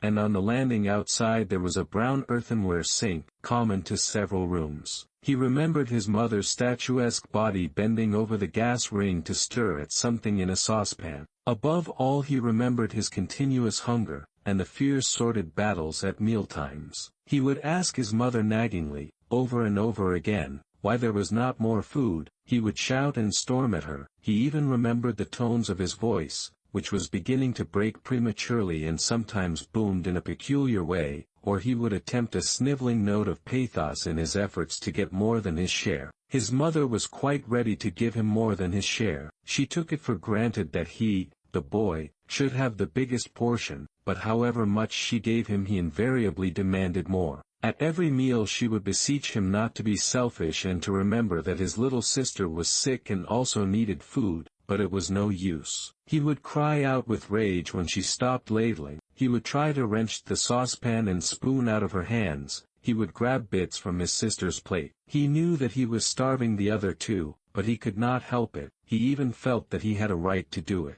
The clamorous hunger in his belly seemed to justify him. Between meals, if his mother did not stand guard, he was constantly pilfering at the wretched store of food on the shelf. One day a chocolate ration was issued. There had been no such issue for weeks or months past. He remembered quite clearly that precious little morsel of chocolate. It was a 2-ounce slab. They still talked about ounces in those days, between the 3 of them. It was obvious that it ought to be divided into 3 equal parts. Suddenly, as though he were listening to somebody else, Winston heard himself demanding in a loud booming voice that he should be given the whole piece. His mother told him not to be greedy. There was a long, nagging argument that went round and round, with shouts, whines, tears, remonstrances, bargainings. His tiny sister, clinging to her mother with both hands, exactly like a baby monkey, sat looking over her shoulder at him with large, mournful eyes. In the end his mother broke off 3/4 of the chocolate and gave it to Winston, giving the other quarter to his sister. The little girl took hold of it and looked at it dully, perhaps not knowing what it was. Winston stood watching her for a moment. Then with a sudden swift spring he had snatched the piece of chocolate out of his sister's hand and was fleeing for the door. "Winston, Winston," his mother called after him. "Come back. Give your sister back her chocolate." He stopped, but did not come back. His mother's anxious eyes were fixed on his face. Even now he was thinking about the thing. He did not know what it was that was on the point of happening. His sister, conscious of having been robbed of something, had set up a feeble wail. His mother drew her arm round the child and pressed its face against her breast. Something in the gesture told him that his sister was dying. He turned and fled down the stairs, with the chocolate growing sticky in his hand. He never saw his mother again. After he had devoured the chocolate he felt somewhat ashamed of himself and hung about in the streets for several hours, until hunger drove him home. When he came back his mother had disappeared. This was already becoming normal at that time. Nothing was gone from the room except his mother and his sister. They had not taken any clothes, not even his mother's overcoat. To this day he did not know with any certainty that his mother was dead. It was perfectly possible that she had merely been sent to a forced labor camp. As for his sister, she might have been removed, like Winston himself, to one of the colonies for homeless children, reclamation centers, they were called, which had grown up as a result of the Civil War, or she might have been sent to the labor camp along with his mother, or simply left somewhere or other to die. The dream was still vivid in his mind, especially the enveloping protecting gesture of the arm in which its whole meaning seemed to be contained. His mind went back to another dream of 2 months ago, exactly as his mother had sat on the dingy white quilted bed, with the child clinging to her, so she had sat in the sunken ship, far underneath him, and drowning deeper every minute, but still looking up at him through the darkening water. He told Julia the story of his mother's disappearance. Without opening her eyes she rolled over and settled herself into a more comfortable position. "I expect you were a beastly little swine in those days," she said indistinctly. "All children are swine." "Yes, but the real point of the story." From her breathing it was evident that she was going off to sleep again. He would have liked to continue talking about his mother. He did not suppose, from what he could remember of her, that she had been an unusual woman, still less an intelligent one. And yet she had possessed a kind of nobility, a kind of purity, simply because the standards that she obeyed were private ones. Her feelings were her own, and could not be altered from outside. It would not have occurred to her that an action which is ineffectual thereby becomes meaningless. If you loved someone, you loved him, and when you had nothing else to give, you still gave him love. When the last of the chocolate was gone, his mother had clasped the child in her arms. It was no use. It changed nothing, it did not produce more chocolate, it did not avert the child's death or her own, but it seemed natural to her to do it. The refugee woman in the boat had also covered the little boy with her arm, which was no more use against the bullets than a sheet of paper. The terrible thing that the party had done was to persuade you that mere impulses, mere feelings, were of no account, while at the same time robbing you of all power over the material world. When once you were in the grip of the party, what you felt or did not feel, what you did or refrained from doing, made literally no difference. Whatever happened you vanished, and neither you nor your actions were ever heard of again. You were lifted clean out of the stream of history. And yet to the people of only 2 generations ago this would not have seemed all important, because they were not attempting to alter history. They were governed by private loyalties which they did not question. What mattered were individual relationships, and a completely helpless gesture, an embrace, a tear, a word spoken to a dying man, could have value in itself. The proles, it suddenly occurred to him, had remained in this condition. They were not loyal to a party or a country or an idea, they were loyal to one another. For the first time in his life he did not despise the proles or think of them merely as an inert force which would one day spring to life and regenerate the world. The proles had stayed human, they had not become hardened inside, they had held on to the primitive emotions which he himself had to relearn by conscious effort. And in thinking this he remembered, without apparent relevance, how a few weeks ago he had seen a severed hand lying on the pavement and had kicked it into the gutter as though it had been a cabbage stalk. "The proles are human beings," he said aloud. "We are not human." "Why not?" said Julia, who had woken up again. He thought for a little while. "Has it ever occurred to you," he said, "that the best thing for us to do would be simply to walk out of here before it's too late, and never see each other again?" "Yes, dear, it has occurred to me, several times. But I'm not going to do it, all the same. We've been lucky," he said, "but it can't last much longer. You're young, you look normal and innocent. If you keep clear of people like me, you might stay alive for another 50 years. No, I've thought it all out. What you do, I'm going to do. And don't be too downhearted. I'm rather good at staying alive. We may be together for another 6 months, a year, there's no knowing. At the end we're certain to be apart. Do you realize how utterly alone we shall be? When once they get hold of us there will be nothing, literally nothing, that either of us can do for the other. If I confess, they'll shoot you, and if I refuse to confess, they'll shoot you just the same. Nothing that I can do or say, or stop myself from saying, will put off your death for as much as 5 minutes. Neither of us will even know whether the other is alive or dead. We shall be utterly without power of any kind. The one thing that matters is that we shouldn't betray one another, although even that can't make the slightest difference. If you mean confessing, she said, we shall do that, right enough. Everybody always confesses. You can't help it. They torture you. I don't mean confessing. Confession is not betrayal. What you say or do doesn't matter, only feelings matter. If they could make me stop loving you, that would be the real betrayal. She thought it over. They can't do that, she said finally. It's the one thing they can't do. They can make you say anything, but they can't make you believe it. They can't get inside you. No, he said a little more hopefully, no, that's quite true. They can't get inside you. If you can feel that staying human is worthwhile, even when it can't have any result whatever, you've beaten them. He thought of the telescreen with its never-sleeping ear. They could spy upon you night and day, but if you kept your head you could still outwit them. With all their cleverness they had never mastered the secret of finding out what another human being was thinking. Perhaps that was less true when you were actually in their hands.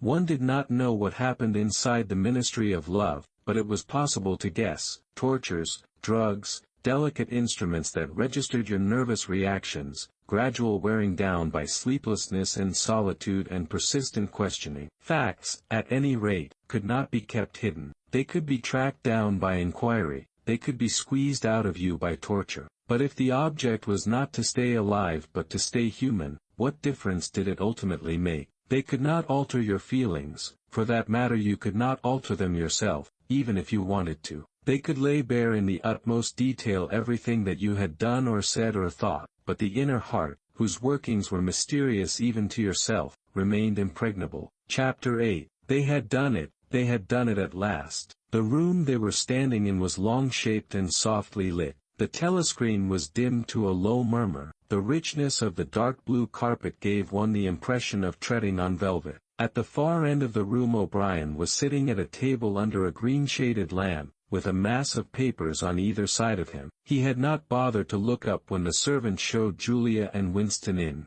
Winston's heart was thumping so hard that he doubted whether he would be able to speak. They had done it at last, was all he could think. It had been a rash act to come here at all, and sheer folly to arrive together, though it was true that they had come by different routes and only met on O'Brien's doorstep. But merely to walk into such a place needed an effort of the nerve. It was only on very rare occasions that one saw inside the dwelling places of the inner party, or even penetrated into the quarter of the town where they lived. The whole atmosphere of the huge block of flats, the richness and spaciousness of everything, the unfamiliar smells of good food and good tobacco, the silent and incredibly rapid lifts sliding up and down, the white-jacketed servants hurrying to and fro, everything was intimidating. Although he had a good pretext for coming here, he was haunted at every step by the fear that a black uniformed guard would suddenly appear from round the corner, demand his papers, and order him to get out. O'Brien's servant, however, had admitted the two of them without demur. He was a small, dark-haired man in a white jacket, with a diamond-shaped, completely expressionless face which might have been that of a Chinese. The passage down which he led them was softly carpeted, with cream-papered walls and white wainscoting, all exquisitely clean. That too was intimidating. Winston could not remember ever to have seen a passageway whose walls were not grimy from the contact of human bodies. O'Brien had a slip of paper between his fingers and seemed to be studying it intently. His heavy face, bent down so that one could see the line of the nose, looked both formidable and intelligent. For perhaps 20 seconds he sat without stirring. Then he pulled the speakwrite towards him and rapped out a message in the hybrid jargon of the ministries. Items 1,5,7 approved full-wise stop suggestion contained item 6 double plus ridiculous verging crime think cancel stop unproceed construction wise anti-getting plus full estimates machinery overhead stop end message. He rose deliberately from his chair and came towards them across the soundless carpet. A little of the official atmosphere seemed to have fallen away from him with the Newspeak words, but his expression was grimmer than usual, as though he were not pleased at being disturbed. The terror that Winston already felt was suddenly shot through by a streak of ordinary embarrassment. It seemed to him quite possible that he had simply made a stupid mistake, for what evidence had he in reality that O'Brien was any kind of political conspirator? Nothing but a flash of the eyes and a single equivocal remark. Beyond that, only his own secret imaginings, founded on a dream. He could not even fall back on the pretense that he had come to borrow the dictionary, because in that case Julia's presence was impossible to explain. As O'Brien passed the telescreen, a thought seemed to strike him. He stopped, turned aside and pressed a switch on the wall. There was a sharp snap. The voice had stopped. Julia uttered a tiny sound, a sort of squeak of surprise. Even in the midst of his panic, Winston was too much taken aback to be able to hold his tongue. "You can turn it off," he said. "Yes," said O'Brien, "we can turn it off. We have that privilege." He was opposite them now. His solid form towered over the pair of them, and the expression on his face was still indecipherable. He was waiting, somewhat sternly, for Winston to speak, but about what? Even now it was quite conceivable that he was simply a busy man wondering irritably why he had been interrupted. Nobody spoke. After the stopping of the telescreen the room seemed deadly silent. The seconds marched past, enormous. With difficulty Winston continued to keep his eyes fixed on O'Brien's. Then suddenly the grim face broke down into what might have been the beginnings of a smile. With his characteristic gesture O'Brien resettled his spectacles on his nose. "Shall I say it, or will you?" he said. "I will say it," said Winston promptly. "That thing is really turned off." "Yes, everything is turned off. We are alone. We have come here because—" He paused, realizing for the first time the vagueness of his own motives. Since he did not in fact know what kind of help he expected from O'Brien, it was not easy to say why he had come here. He went on, conscious that what he was saying must sound both feeble and pretentious. "We believe that there is some kind of conspiracy, some kind of secret organization working against the party, and that you are involved in it. We want to join it and work for it. We are enemies of the party. We disbelieve in the principles of INSA. We are thought criminals. We are also adulterers. I tell you this because we want to put ourselves at your mercy. If you want us to incriminate ourselves in any other way, we are ready." He stopped and glanced over his shoulder, with the feeling that the door had opened. Sure enough, the little yellow-faced servant had come in without knocking. Winston saw that he was carrying a tray with a decanter and glasses. "Martin is one of us," said O'Brien impassively. "Bring the drinks over here, Martin. Put them on the round table. Have we enough chairs? Then we may as well sit down and talk in comfort. Bring a chair for yourself, Martin. This is business. You can stop being a servant for the next 10 minutes. The little man sat down, quite at his ease, and yet still with a servant-like air, the air of a valet enjoying a privilege. Winston regarded him out of the corner of his eye. It struck him that the man's whole life was playing a part, and that he felt it to be dangerous to drop his assumed personality even for a moment. O'Brien took the decanter by the neck and filled up the glasses with a dark red liquid. It aroused in Winston dim memories of something seen long ago on a wall or a hoarding, a vast bottle composed of electric lights which seemed to move up and down and pour its contents into a glass. Seen from the top the stuff looked almost black, but in the decanter it gleamed like a ruby. It had a sour-sweet smell. He saw Julia pick up her glass and sniff at it with frank curiosity. "It is called wine," said O'Brien with a faint smile. "You will have read about it in books, no doubt. Not much of it gets to the outer party, I am afraid." His face grew solemn again, and he raised his glass. "I think it is fitting that we should begin by drinking a health to our leader, to Emmanuel Goldstein." Winston took up his glass with a certain eagerness.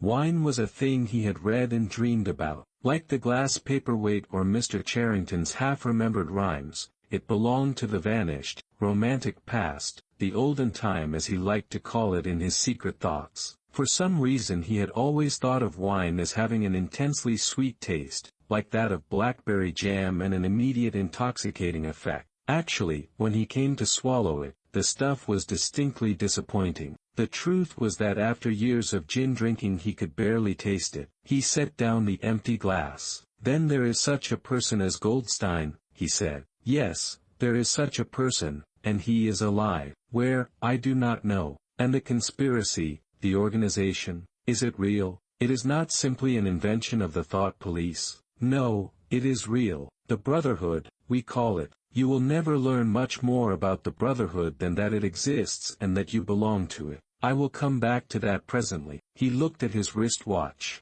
It is unwise even for members of the inner party to turn off the telescreen for more than half an hour. You ought not to have come here together, and you will have to leave separately. You, comrade, he bowed his head to Julia, will leave first. We have about 20 minutes at our disposal. You will understand that I must start by asking you certain questions. In general terms, what are you prepared to do? Anything that we are capable of, said Winston. O'Brien had turned himself a little in his chair so that he was facing Winston. He almost ignored Julia, seeming to take it for granted that Winston could speak for her. For a moment the lids flitted down over his eyes. He began asking his questions in a low, expressionless voice, as though this were a routine, a sort of catechism, most of whose answers were known to him already. You are prepared to give your lives? Yes. You are prepared to commit murder? Yes. To commit acts of sabotage which may cause the death of hundreds of innocent people? Yes. To betray your country to foreign powers? Yes. You are prepared to cheat, to forge, to blackmail, to corrupt the minds of children, to distribute habit-forming drugs, to encourage prostitution, to disseminate venereal diseases, to do anything which is likely to cause demoralization and weaken the power of the party? Yes. If, for example, it would somehow serve our interests to throw sulfuric acid in a child's face, are you prepared to do that? Yes. You are prepared to lose your identity and live out the rest of your life as a waiter or a dock worker? Yes. You are prepared to commit suicide, if and when we order you to do so? Yes. You are prepared, the two of you, to separate and never see one another again? No, broke in Julia. It appeared to Winston that a long time passed before he answered. For a moment he seemed even to have been deprived of the power of speech. His tongue worked soundlessly, forming the opening syllables first of one word, then of the other, over and over again. Until he had said it, he did not know which word he was going to say. No, he said finally. You did well to tell me, said O'Brien. It is necessary for us to know everything. He turned himself toward Julia and added in a voice with somewhat more expression in it, do you understand that even if he survives, it may be as a different person? We may be obliged to give him a new identity. His face, his movements, the shape of his hands, the color of his hair, even his voice would be different. And you yourself might have become a different person. Our surgeons can alter people beyond recognition. Sometimes it is necessary. Sometimes we even amputate a limb. Winston could not help snatching another sidelong glance at Martin's Mongolian face. There were no scars that he could see. Julia had turned a shade paler, so that her freckles were showing, but she faced O'Brien boldly. She murmured something that seemed to be assent. Good, then that is settled. There was a silver box of cigarettes on the table.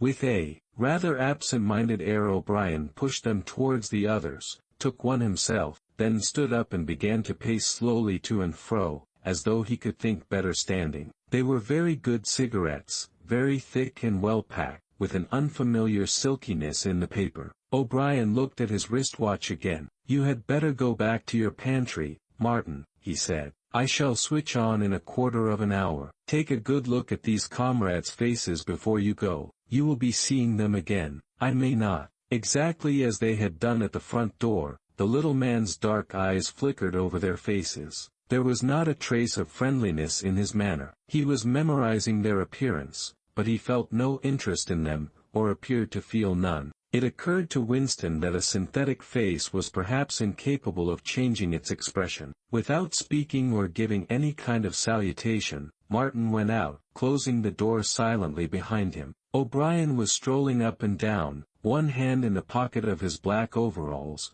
the other holding his cigarette. You understand, he said, that you will be fighting in the dark. You will always be in the dark. You will receive orders and you will obey them, without knowing why. Later I shall send you a book from which you will learn the true nature of the society we live in, and the strategy by which we shall destroy it. When you have read the book, you will be full members of the Brotherhood. but between the general aims that we are fighting for and the immediate tasks of the moment, you will never know anything. I tell you that the Brotherhood exists, but I cannot tell you whether it numbers 100 members, or 10 million. From your personal knowledge you will never be able to say that it numbers even as many as a dozen. You will have 3 or 4 contacts, who will be renewed from time to time as they disappear. As this was your first contact, it will be preserved. When you receive orders, they will come from me. If we find it necessary to communicate with you, it will be through Martin. When you are finally caught, you will confess. That is unavoidable, but you will have very little to confess, other than your own actions. You will not be able to betray more than a handful of unimportant people. Probably you will not even betray me. By that time I may be dead,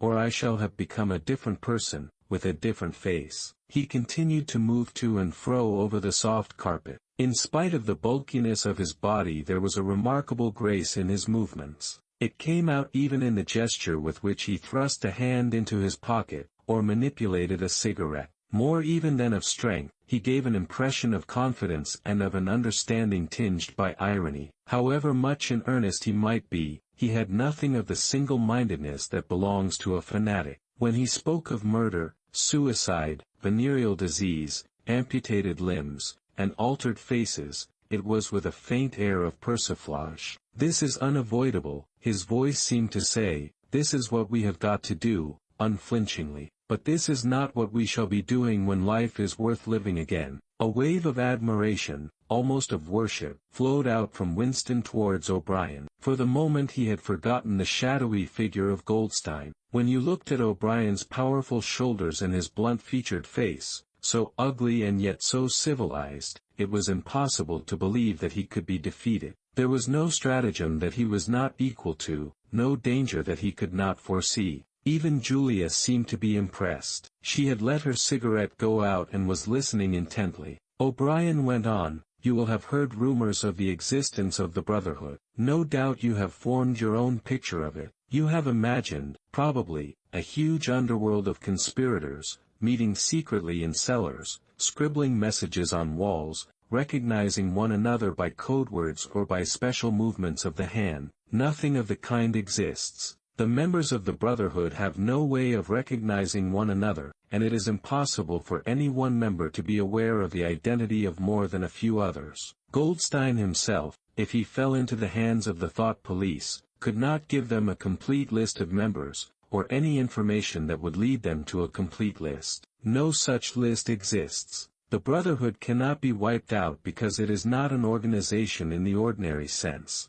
Nothing holds it together except an idea which is indestructible. You will never have anything to sustain you, except the idea. You will get no comradeship and no encouragement. When finally you are caught, you will get no help. We never help our members. At most, when it is absolutely necessary that someone should be silenced, we are occasionally able to smuggle a razor blade into a prisoner's cell. You will have to get used to living without results and without hope. You will work for a while, you will be caught, you will confess, and then you will die. Those are the only results that you will ever see. There is no possibility that any perceptible change will happen within our own lifetime. We are the dead. Our only true life is in the future. We shall take part in it as handfuls of dust and splinters of bone, but how far away that future may be, there is no knowing. It might be 1,000 years. At present nothing is possible except to extend the area of sanity little by little. We cannot act collectively. We can only spread our knowledge outwards from individual to individual, generation after generation.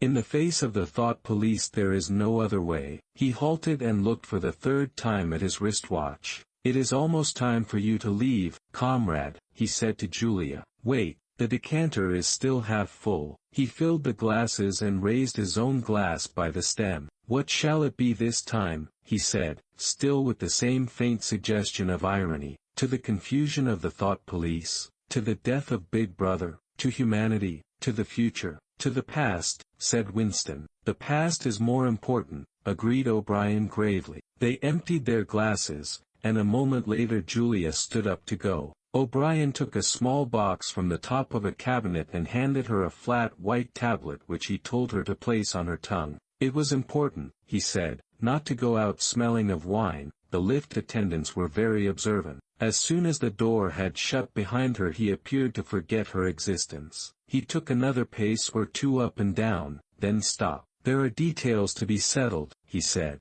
"I assume that you have a hiding place of some kind." Winston explained about the room over Mr. Charrington's shop. "That will do for the moment. Later we will arrange something else for you. It is important to change one's hiding place frequently. Meanwhile I shall send you a copy of the book." Even O'Brien, Winston noticed, seemed to pronounce the words as though they were in italics. "Goldstein's book, you understand, as soon as possible. It may be some days before I can get hold of one. There are not many in existence, as you can imagine. The thought police hunt them down and destroy them almost as fast as we can produce them. It makes very little difference. The book is indestructible. If the last copy were gone, we could reproduce it almost word for word. Do you carry a briefcase to work with you?" he added. "As a rule, yes." "What is it like?" "Black, very shabby, with 2 straps." "Black, 2 straps, very shabby, good. One day in the fairly near future, I cannot give a date, one of the messages among your morning's work will contain a misprinted word, and you will have to ask for a repeat.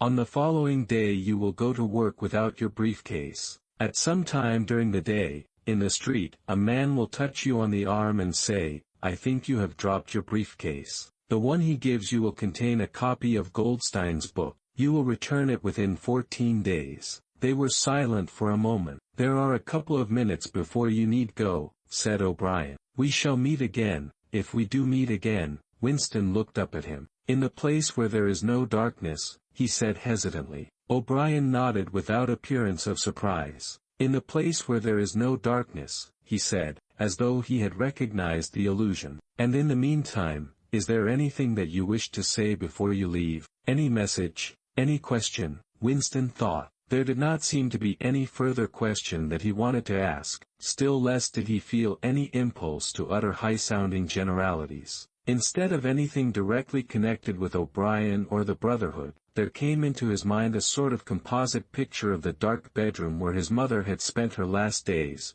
and the little room over Mr. Charrington's shop, and the glass paperweight, and the steel engraving in its rosewood frame. Almost at random he said, "Did you ever happen to hear an old rhyme that begins, 'Oranges and lemons, say the bells of St. Clement's'?" Again O'Brien nodded. With a sort of grave courtesy he completed the stanza, "Oranges and lemons, say the bells of St. Clement's, you owe me 3 farthings, say the bells of St. Martin's, when will you pay me? Say the bells of Old Bailey, when I grow rich, say the bells of Shoreditch." "You knew the last line," said Winston. "Yes, I knew the last line. And now, I am afraid, it is time for you to go. But wait, you had better let me give you one of these tablets." As Winston stood up O'Brien held out a hand. His powerful grip crushed the bones of Winston's palm. At the door Winston looked back, but O'Brien seemed already to be in process of putting him out of mind. He was waiting with his hand on the switch that controlled the telescreen. Beyond him Winston could see the writing table with its green-shaded lamp and the speakwrite and the wire baskets deep laden with papers. The incident was closed. Within 30 seconds, it occurred to him, O'Brien would be back at his interrupted and important work on behalf of the party. Chapter 9. Winston was gelatinous with fatigue. Gelatinous was the right word. It had come into his head spontaneously. His body seemed to have not only the weakness of a jelly, but its translucency. He felt that if he held up his hand he would be able to see the light through it. All the blood and lymph had been drained out of him by an enormous debauch of work, leaving only a frail structure of nerves, bones, and skin. All sensations seemed to be magnified. His overalls fretted his shoulders, the pavement tickled his feet, even the opening and closing of a hand was an effort that made his joints creak. He had worked more than 90 hours in 5 days. So had everyone else in the ministry. Now it was all over, and he had literally nothing to do, no party work of any description, until tomorrow morning. He could spend 6 hours in the hiding place and another 9 in his own bed. Slowly, in mild afternoon sunshine, he walked up a dingy street in the direction of Mr. Charrington's shop, keeping one eye open for the patrols, but irrationally convinced that this afternoon there was no danger of anyone interfering with him. The heavy briefcase that he was carrying bumped against his knee at each step, sending a tingling sensation up and down the skin of his leg. Inside it was the book, which he had now had in his possession for 6 days and had not yet opened, nor even looked at. On the 6th day of Hate Week, after the processions, the speeches, the shouting, the singing, the banners, the posters, the films, the waxworks, the rolling of drums and squealing of trumpets, the tramp of marching feet, the grinding of the caterpillars of tanks, the roar of massed planes, the booming of guns, after 6 days of this, when the great orgasm was quivering to its climax and the general hatred of Eurasia had boiled up into such delirium that if the crowd could have got their hands on the 2,000 Eurasian war criminals who were to be publicly hanged on the last day of the proceedings, they would unquestionably have torn them to pieces. At just this moment it had been announced that Oceania was not after all at war with Eurasia. Oceania was at war with East Asia. Eurasia was an ally. There was, of course, no admission that any change had taken place. Merely it became known, with extreme suddenness and everywhere at once, that East Asia and not Eurasia was the enemy. Winston was taking part in a demonstration in one of the central London squares at the moment when it happened. It was night, and the white faces and the scarlet banners were luridly floodlit. The square was packed with several thousand people, including a block of about 1,000 schoolchildren in the uniform of the spies. On a scarlet-draped platform an orator of the inner party, a small lean man with disproportionately long arms and a large bald skull over which a few lank locks straggled, was haranguing the crowd. A little Rumpelstiltskin figure, contorted with hatred, he gripped the neck of the microphone with one hand while the other, enormous at the end of a bony arm, clawed the air menacingly above his head. His voice, made metallic by the amplifiers, boomed forth an endless catalogue of atrocities, massacres, deportations, lootings, rapings, torture of prisoners, bombing of civilians, lying propaganda, unjust aggressions, broken treaties. It was almost impossible to listen to him without being first convinced and then maddened. At every few moments the fury of the crowd boiled over and the voice of the speaker was drowned by a wild beast-like roaring that rose uncontrollably from thousands of throats. The most savage yells of all came from the schoolchildren. The speech had been proceeding for perhaps 20 minutes when a messenger hurried on to the platform and a scrap of paper was slipped into the speaker's hand. He unrolled and read it without pausing in his speech. Nothing altered in his voice or manner, or in the content of what he was saying, but suddenly the names were different. Without words said, a wave of understanding rippled through the crowd. Oceania was at war with East Asia. The next moment there was a tremendous commotion. The banners and posters with which the square was decorated were all wrong. Quite half of them had the wrong faces on them. It was sabotage. The agents of Goldstein had been at work. There was a riotous interlude while posters were ripped from the walls, banners torn to shreds and trampled underfoot. The spies performed prodigies of activity in clambering over the rooftops and cutting the streamers that fluttered from the chimneys. But within 2 or 3 minutes it was all over. The orator, still gripping the neck of the microphone, his shoulders hunched forward, his free hand clawing at the air, had gone straight on with his speech. 1 minute more, and the feral roars of rage were again bursting from the crowd. The hate continued exactly as before, except that the target had been changed. The thing that impressed Winston in looking back was that the speaker had switched from one line to the other actually in mid-sentence, not only without a pause, but without even breaking the syntax. But at the moment he had other things to preoccupy him. It was during the moment of disorder while the posters were being torn down that a man whose face he did not see had tapped him on the shoulder and said, "Excuse me, I think you've dropped your briefcase." He took the briefcase abstractedly, without speaking. He knew that it would be days before he had an opportunity to look inside it. The instant that the demonstration was over he went straight to the Ministry of Truth, though the time was now nearly 23 hours. The entire staff of the ministry had done likewise. The orders already issuing from the telescreen, recalling them to their posts, were hardly necessary. Oceania was at war with East Asia. Oceania had always been at war with East Asia.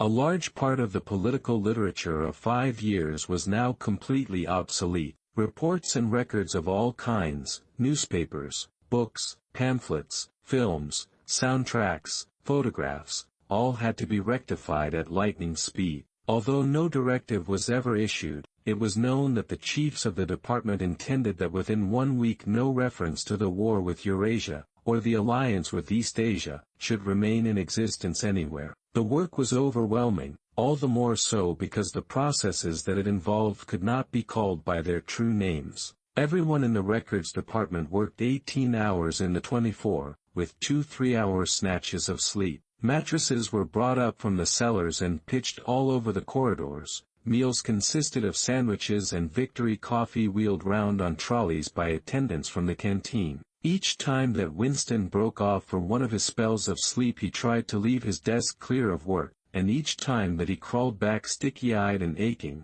it was to find that another shower of paper cylinders had covered the desk like a snowdrift, half burying the speakwrite and overflowing onto the floor, so that the first job was always to stack them into a neat enough pile to give him room to work. What was worst of all was that the work was by no means purely mechanical. Often it was enough merely to substitute one name for another, but any detailed report of events demanded care and imagination. Even the geographical knowledge that one needed in transferring the war from one part of the world to another was considerable. By the third day his eyes ached unbearably and his spectacles needed wiping every few minutes. It was like struggling with some crushing physical task, something which one had the right to refuse and which one was nevertheless neurotically anxious to accomplish. In so far as he had time to remember it, he was not troubled by the fact that every word he murmured into the speakwrite, every stroke of his ink pencil, was a deliberate lie. He was as anxious as anyone else in the department that the forgery should be perfect. On the morning of the 6th day the dribble of cylinders slowed down. For as much as half an hour nothing came out of the tube, then one more cylinder, then nothing. Everywhere at about the same time the work was easing off. A deep and as it were secret sigh went through the department. A mighty deed, which could never be mentioned, had been achieved. It was now impossible for any human being to prove by documentary evidence that the war with Eurasia had ever happened. At 1200 it was unexpectedly announced that all workers in the ministry were free till tomorrow morning. Winston, still carrying the briefcase containing the book, which had remained between his feet while he worked and under his body while he slept, went home, shaved himself, and almost fell asleep in his bath, although the water was barely more than tepid. With a sort of voluptuous creaking in his joints he climbed the stair above Mr. Charrington's shop. He was tired, but not sleepy any longer. He opened the window, lit the dirty little oil stove and put on a pan of water for coffee. Julia would arrive presently. Meanwhile there was the book. He sat down in the sluttish armchair, and undid the straps of the briefcase. A heavy black volume, amateurishly bound, with no name or title on the cover. The print also looked slightly irregular. The pages were worn at the edges, and fell apart, easily, as though the book had passed through many hands. The inscription on the title page ran, "The Theory and Practice of Oligarchical Collectivism by Emanuel Goldstein." Winston began reading, Chapter 1. Ignorance is Strength. Throughout recorded time, and probably since the end of the Neolithic Age, there have been 3 kinds of people in the world, the high, the middle, and the low. They have been subdivided in many ways, they have borne countless different names, and their relative numbers, as well as their attitude towards one another, have varied from age to age, but the essential structure of society has never altered. Even after enormous upheavals and seemingly irrevocable changes, the same pattern has always reasserted itself, just as a gyroscope will always return to equilibrium, however far it is pushed one way or the other. The aims of these groups are entirely irreconcilable. Winston stopped reading, chiefly in order to appreciate the fact that he was reading, in comfort and safety. He was alone, no telescreen, no ear at the keyhole, no nervous impulse to glance over his shoulder or cover the page with his hand. The sweet summer air played against his cheek. From somewhere far away there floated the faint shouts of children. In the room itself there was no sound except the insect voice of the clock. He settled deeper into the armchair and put his feet up on the fender. It was bliss, it was eternity. Suddenly, as one sometimes does with a book of which one knows that one will ultimately read and reread every word, he opened it at a different place and found himself at chapter 3. He went on reading. Chapter 3, War is Peace. The splitting up of the world into three great superstates was an event which could be and indeed was foreseen before the middle of the 20th century. With the absorption of Europe by Russia and of the British Empire by the United States, two of the three existing powers, Eurasia and Oceania, were already effectively in being. The third, East Asia, only emerged as a distinct unit after another decade of confused fighting. The frontiers between the three superstates are in some places arbitrary, and in others they fluctuate according to the fortunes of war, but in general they follow geographical lines. Eurasia comprises the whole of the northern part of the European and Asiatic landmass, from Portugal to the Bering Strait. Oceania comprises the Americas, the Atlantic Islands including the British Isles, Australasia, and the southern portion of Africa. East Asia, smaller than the others and with a less definite western frontier, comprises China and the countries to the south of it, the Japanese islands and a large but fluctuating portion of Manchuria, Mongolia, and Tibet. In one combination or another, these three superstates are permanently at war, and have been so for the past 25 years. War, however, is no longer the desperate, annihilating struggle that it was in the early decades of the 20th century. It is a warfare of limited aims between combatants who are unable to destroy one another, have no material cause for fighting and are not divided by any genuine ideological difference. This is not to say that either the conduct of war, or the prevailing attitude towards it, has become less bloodthirsty or more chivalrous. On the contrary, war hysteria is continuous and universal in all countries, and such acts as raping, looting, the slaughter of children, the reduction of whole populations to slavery, and reprisals against prisoners which extend even to boiling and burying alive, are looked upon as normal, and, when they are committed by one's own side and not by the enemy, meritorious. But in a physical sense war involves very small numbers of people, mostly highly trained specialists, and causes comparatively few casualties. The fighting, when there is any, takes place on the vague frontiers whose whereabouts the average man can only guess at, or round the floating fortresses which guard strategic spots on the sea lanes. In the centers of civilization war means no more than a continuous shortage of consumption goods, and the occasional crash of a rocket bomb which may cause a few scores of deaths. War has in fact changed its character. More exactly, the reasons for which war is waged have changed in their order of importance. Motives which were already present to some small extent in the great wars of the early 20th century, have now become dominant and are consciously recognized and acted upon. To understand the nature of the present war, for in spite of the regrouping which occurs every few years, it is always the same war, one must realize in the first place that it is impossible for it to be decisive. None of the three superstates could be definitively conquered even by the other two in combination. They are too evenly matched, and their natural defenses are too formidable. Eurasia is protected by its vast land spaces, Oceania by the width of the Atlantic and the Pacific, East Asia by the fecundity and industriousness of its inhabitants. Secondly, there is no longer, in a material sense, anything to fight about. With the establishment of self-contained economies, in which production and consumption are geared to one another, the scramble for markets which was a main cause of previous wars has come to an end, while the competition for raw materials is no longer a matter of life and death. In any case each of the three superstates is so vast that it can obtain almost all the materials that it needs within its own boundaries. In so far as the war has a direct economic purpose, it is a war for labor power. Between the frontiers of the superstates, and not permanently in the possession of any of them, there lies a rough quadrilateral with its corners at Tangier, Brazzaville, Darwin, and Hong Kong, containing within it about a fifth of the population of the earth. It is for the possession of these thickly populated regions, and of the northern ice cap, that the three powers are constantly struggling. In practice no one power ever controls the whole of the disputed area. Portions of it are constantly changing hands,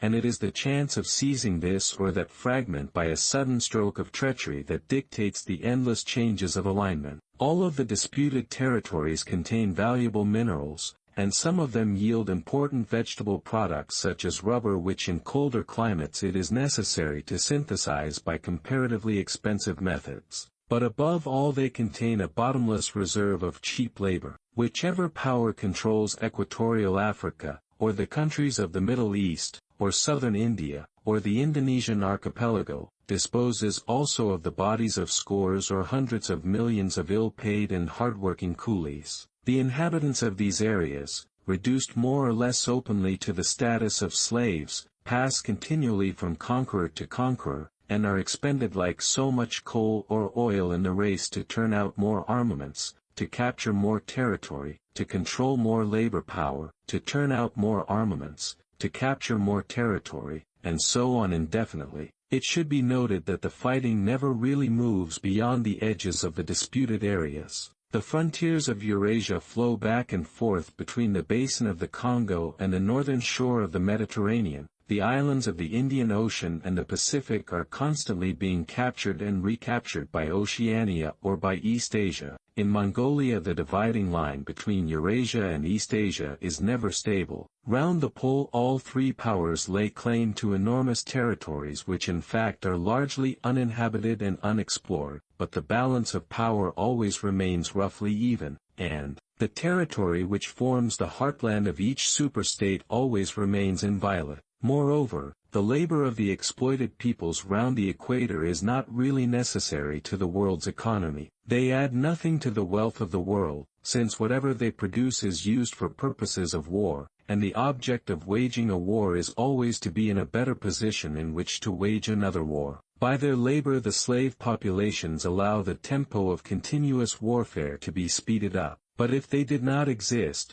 the structure of world society, and the process by which it maintains itself, would not be essentially different. The primary aim of modern warfare, in accordance with the principles of doublethink, this aim is simultaneously recognized and not recognized by the directing brains of the inner party, is to use up the products of the machine without raising the general standard of living. Ever since the end of the 19th century, the problem of what to do with the surplus of consumption goods has been latent in industrial society. At present, when few human beings even have enough to eat, this problem is obviously not urgent, and it might not have become so, even if no artificial processes of destruction had been at work. The world of today is a bare, hungry, dilapidated place compared with the world that existed before 1914, and still more so if compared with the imaginary future to which the people of that period looked forward. In the early 20th century, the vision of a future society unbelievably rich, leisured, orderly, and efficient, a glittering antiseptic world of glass and steel and snow-white concrete, was part of the consciousness of nearly every literate person. Science and technology were developing at a prodigious speed,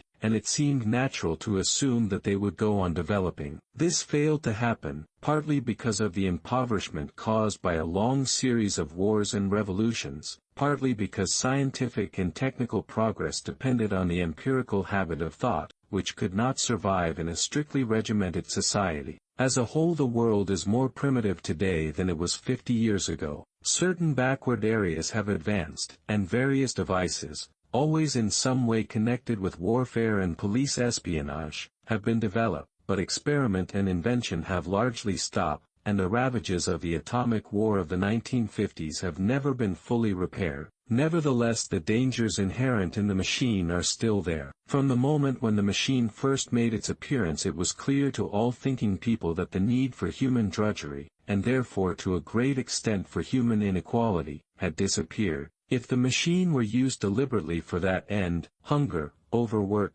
dirt, illiteracy, and disease could be eliminated within a few generations. And in fact, without being used for any such purpose, but by a sort of automatic process, by producing wealth which it was sometimes impossible not to distribute, the machine did raise the living standards of the average human being very greatly over a period of about 50 years at the end of the 19th and the beginning of the 20th centuries. But it was also clear that an all-round increase in wealth threatened the destruction, indeed, in some sense was the destruction of a hierarchical society. In a world in which everyone worked short hours, had enough to eat, lived in a house with a bathroom and a refrigerator, and possessed a motor car or even an aeroplane, the most obvious and perhaps the most important form of inequality would already have disappeared. If it once became general, wealth would confer no distinction. It was possible, no doubt, to imagine a society in which wealth, in the sense of personal possessions and luxuries, should be evenly distributed, while power remained in the hands of a small privileged caste. But in practice such a society could not long remain stable, for if leisure and security were enjoyed by all alike, the great mass of human beings who are normally stupefied by poverty would become literate and would learn to think for themselves, and when once they had done this, they would sooner or later realize that the privileged minority had no function, and they would sweep it away. In the long run, a hierarchical society was only possible on a basis of poverty and ignorance. To return to the agricultural past, as some thinkers about the beginning of the 20th century dreamed of doing, was not a practicable solution. It conflicted with the tendency towards mechanization which had become quasi-instinctive throughout almost the whole world, and moreover, any country which remained industrially backward was helpless in a military sense and was bound to be dominated, directly or indirectly, by its more advanced rivals. Nor was it a satisfactory solution to keep the masses in poverty by restricting the output of goods. This happened to a great extent during the final phase of capitalism, roughly between 1920 and 1940. The economy of many countries was allowed to stagnate, land went out of cultivation, capital equipment was not added to, great blocks of the population were prevented from working and kept half alive by state charity. But this, too, entailed military weakness, and since the privations it inflicted were obviously unnecessary, it made opposition inevitable. The problem was how to keep the wheels of industry turning without increasing the real wealth of the world. Goods must be produced, but they must not be distributed. And in practice the only way of achieving this was by continuous warfare. The essential act of war is destruction, not necessarily of human lives, but of the products of human labor. War is a way of shattering to pieces, or pouring into the stratosphere, or sinking in the depths of the sea, materials which might otherwise be used to make the masses too comfortable, and hence, in the long run, too intelligent. Even when weapons of war are not actually destroyed, their manufacture is still a convenient way of expending labor power without producing anything that can be consumed. A floating fortress, for example, has locked up in it the labor that would build several hundred cargo ships.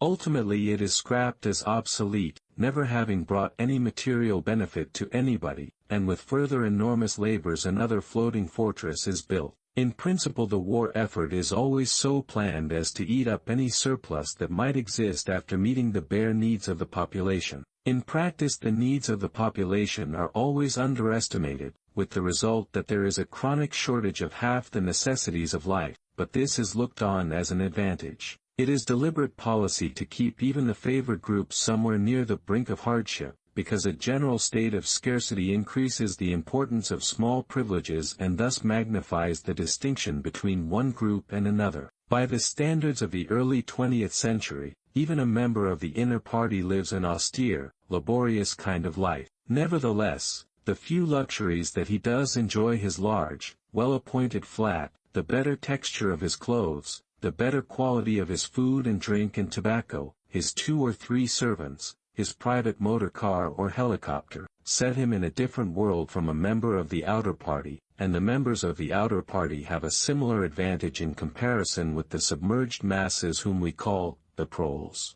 The social atmosphere is that of a besieged city, where the possession of a lump of horseflesh makes the difference between wealth and poverty, and at the same time the consciousness of being at war, and therefore in danger, makes the handing over of all power to a small caste seem the natural, unavoidable condition of survival. War, it will be seen, accomplishes the necessary destruction, but accomplishes it in a psychologically acceptable way. In principle it would be quite simple to waste the surplus labor of the world by building temples and pyramids, by digging holes and filling them up again, or even by producing vast quantities of goods and then setting fire to them. But this would provide only the economic and not the emotional basis for a hierarchical society. What is concerned here is not the morale of masses, whose attitude is unimportant so long as they are kept steadily at work, but the morale of the party itself. Even the humblest party member is expected to be competent, industrious, and even intelligent within narrow limits, but it is also necessary that he should be a credulous and ignorant fanatic whose prevailing moods are fear, hatred, adulation, and orgiastic triumph. In other words, it is necessary that he should have the mentality appropriate to a state of war. It does not matter whether the war is actually happening, and, since no decisive victory is possible, it does not matter whether the war is going well or badly. All that is needed is that a state of war should exist. The splitting of the intelligence which the party requires of its members, and which is more easily achieved in an atmosphere of war, is now almost universal, but the higher up the ranks one goes, the more marked it becomes. It is precisely in the inner party that war hysteria and hatred of the enemy are strongest. In his capacity as an administrator, it is often necessary for a member of the inner party to know that this or that item of war news is untruthful, and he may often be aware that the entire war is spurious and is either not happening or is being waged for purposes quite other than the declared ones, but such knowledge is easily neutralized by the technique of doublethink. Meanwhile, no inner party member wavers for an instant in his mystical belief that the war is real, and that it is bound to end victoriously, with Oceania the undisputed master of the entire world. All members of the inner party believe in this coming conquest as an article of faith. It is to be achieved either by gradually acquiring more and more territory and so building up an overwhelming preponderance of power, or by the discovery of some new and unanswerable weapon. The search for new weapons continues unceasingly, and is one of the very few remaining activities in which the inventive or speculative type of mind can find any outlet. In Oceania at the present day, science, in the old sense, has almost ceased to exist. In Newspeak there is no word for science. The empirical method of thought, on which all the scientific achievements of the past were founded, is opposed to the most fundamental principles of INSA. And even technological progress only happens when its products can in some way be used for the diminution of human liberty. In all the useful arts the world is either standing still or going backwards. The fields are cultivated with horseplows while books are written by machinery. But in matters of vital importance, meaning, in effect, war and police espionage, the empirical approach is still encouraged, or at least tolerated. The two aims of the party are to conquer the whole surface of the earth and to extinguish once and for all the possibility of independent thought. There are therefore two great problems which the party is concerned to solve. One is how to discover, against his will, what another human being is thinking, and the other is how to kill several 100 million people in a few seconds without giving warning beforehand. In so far as scientific research still continues, this is its subject matter. The scientist of today is either a mixture of psychologist and inquisitor, studying with real ordinary minuteness the meaning of facial expressions, gestures, and tones of voice,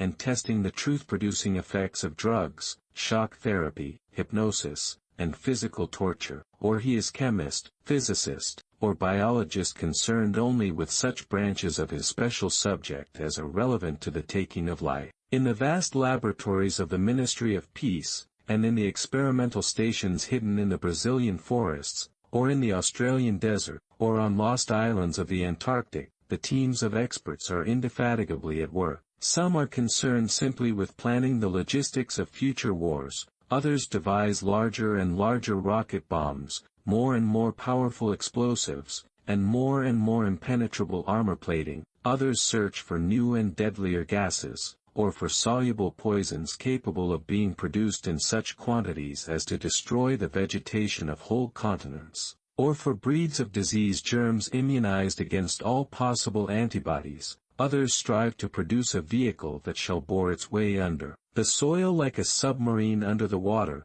or an aeroplane as independent of its base as a sailing ship. Others explore even remoter possibilities such as focusing the sun's rays through lenses suspended thousands of kilometers away in space, or producing artificial earthquakes and tidal waves by tapping the heat at the Earth's center. But none of these projects ever comes anywhere near realization, and none of the three superstates ever gains a significant lead on the others. What is more remarkable is that all three powers already possess, in the atomic bomb, a weapon far more powerful than any that their present researches are likely to discover. Although the party, according to its habit, claims the invention for itself, atomic bombs first appeared as early as the 1940s, and were first used on a large scale about 10 years later. At that time some hundreds of bombs were dropped on industrial centers, chiefly in European Russia, Western Europe, and North America. The effect was to convince the ruling groups of all countries that a few more atomic bombs would mean the end of organized society,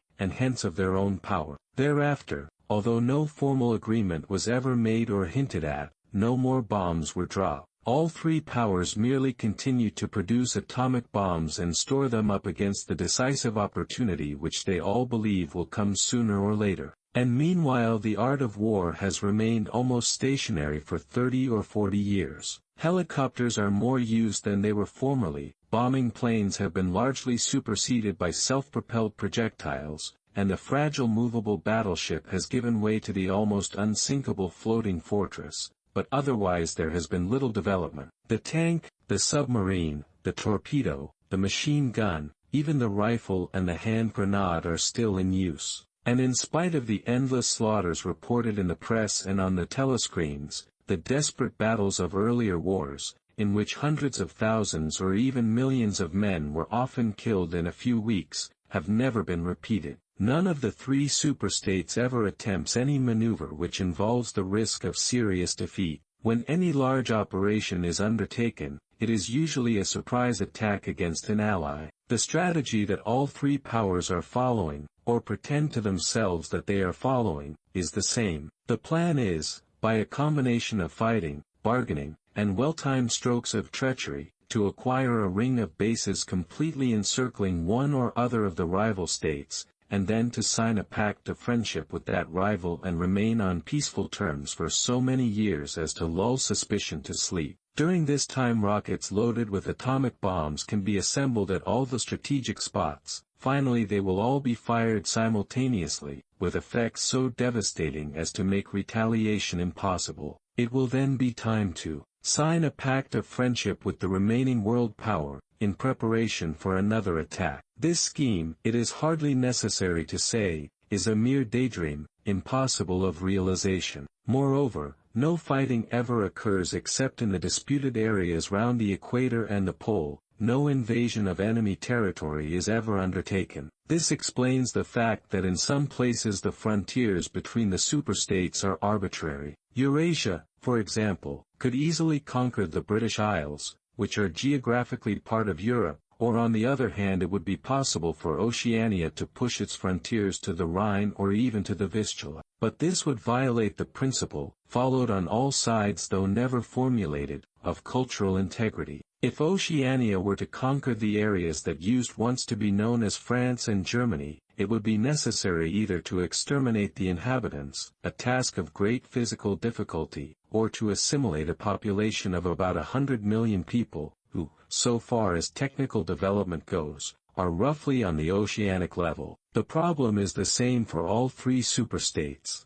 It is absolutely necessary to their structure that there should be no contact with foreigners, except, to a limited extent, with war prisoners and colored slaves. Even the official ally of the moment is always regarded with the darkest suspicion. War prisoners apart, the average citizen of Oceania never sets eyes on a citizen of either Eurasia or East Asia, and he is forbidden the knowledge of foreign languages. If he were allowed contact with foreigners he would discover that they are creatures similar to himself and that most of what he has been told about them is lies. The sealed world in which he lives would be broken, and the fear, hatred, and self-righteousness on which his morale depends might evaporate. It is therefore realized on all sides that however often Persia, or Egypt, or Java, or Ceylon may change hands, the main frontiers must never be crossed by anything except bombs. Under this lies a fact never mentioned aloud, but tacitly understood and acted upon, namely, that the conditions of life in all three superstates are very much the same.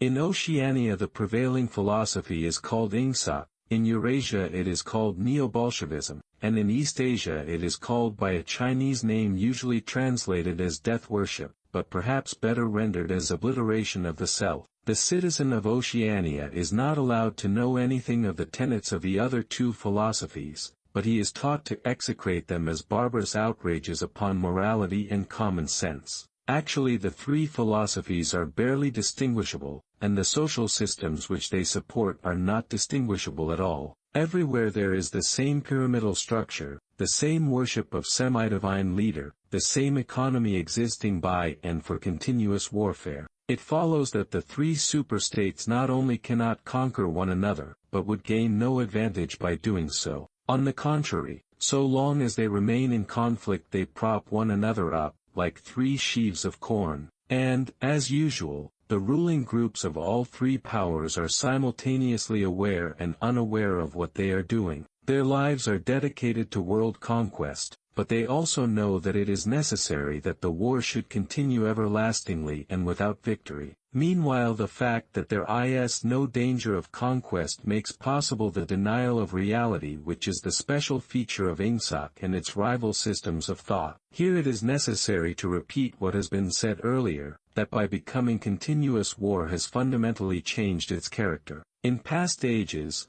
a war, almost by definition, was something that sooner or later came to an end, usually in unmistakable victory or defeat. In the past, also, war was one of the main instruments by which human societies were kept in touch with physical reality. All rulers in all ages have tried to impose a false view of the world upon their followers, but they could not afford to encourage any illusion that tended to impair military efficiency. So long as defeat meant the loss of independence, or some other result generally held to be undesirable, the precautions against defeat had to be serious. Physical facts could not be ignored. In philosophy, or religion, or ethics, or politics, 2 and 2 might make 5, but when one was designing a gun or an aeroplane they had to make 4. Inefficient nations were always conquered sooner or later, and the struggle for efficiency was inimical to illusions. Moreover, to be efficient it was necessary to be able to learn from the past, which meant having a fairly accurate idea of what had happened in the past. Newspapers and history books were, of course, always colored and biased, but falsification of the kind that is practiced today would have been impossible. War was a sure safeguard of sanity, and so far as the ruling classes were concerned it was probably the most important of all safeguards. While wars could be won or lost, no ruling class could be completely irresponsible, but when war becomes literally continuous,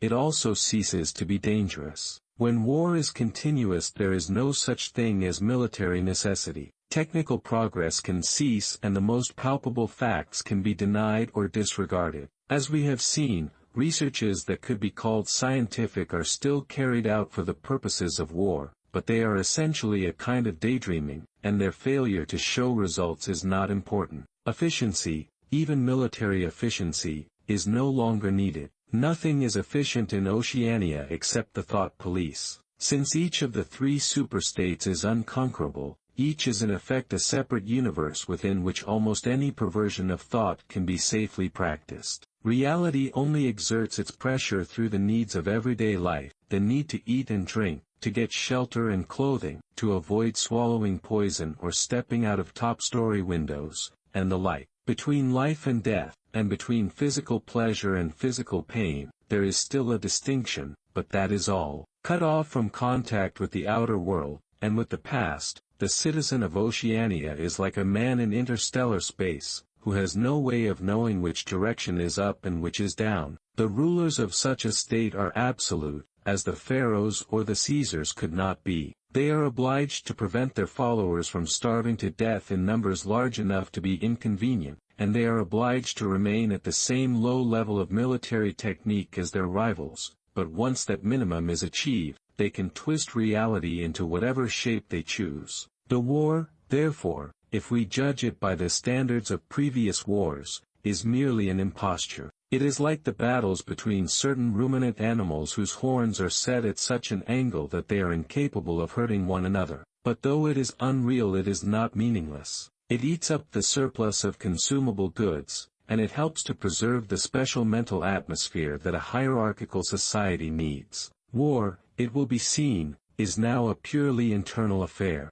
In the past, the ruling groups of all countries, although they might recognize their common interest and therefore limit the destructiveness of war, did fight against one another, and the victor always plundered the vanquished. In our own day they are not fighting against one another at all. The war is waged by each ruling group against its own subjects, and the object of the war is not to make or prevent conquests of territory, but to keep the structure of society intact. The very word war, therefore, has become misleading. It would probably be accurate to say that by becoming continuous, war has ceased to exist. The peculiar pressure that it exerted on human beings between the Neolithic age and the early 20th century has disappeared and been replaced by something quite different. The effect would be much the same if the three superstates, instead of fighting one another, should agree to live in perpetual peace, each inviolate within its own boundaries. For in that case each would still be a self-contained universe, freed forever from the sobering influence of external danger.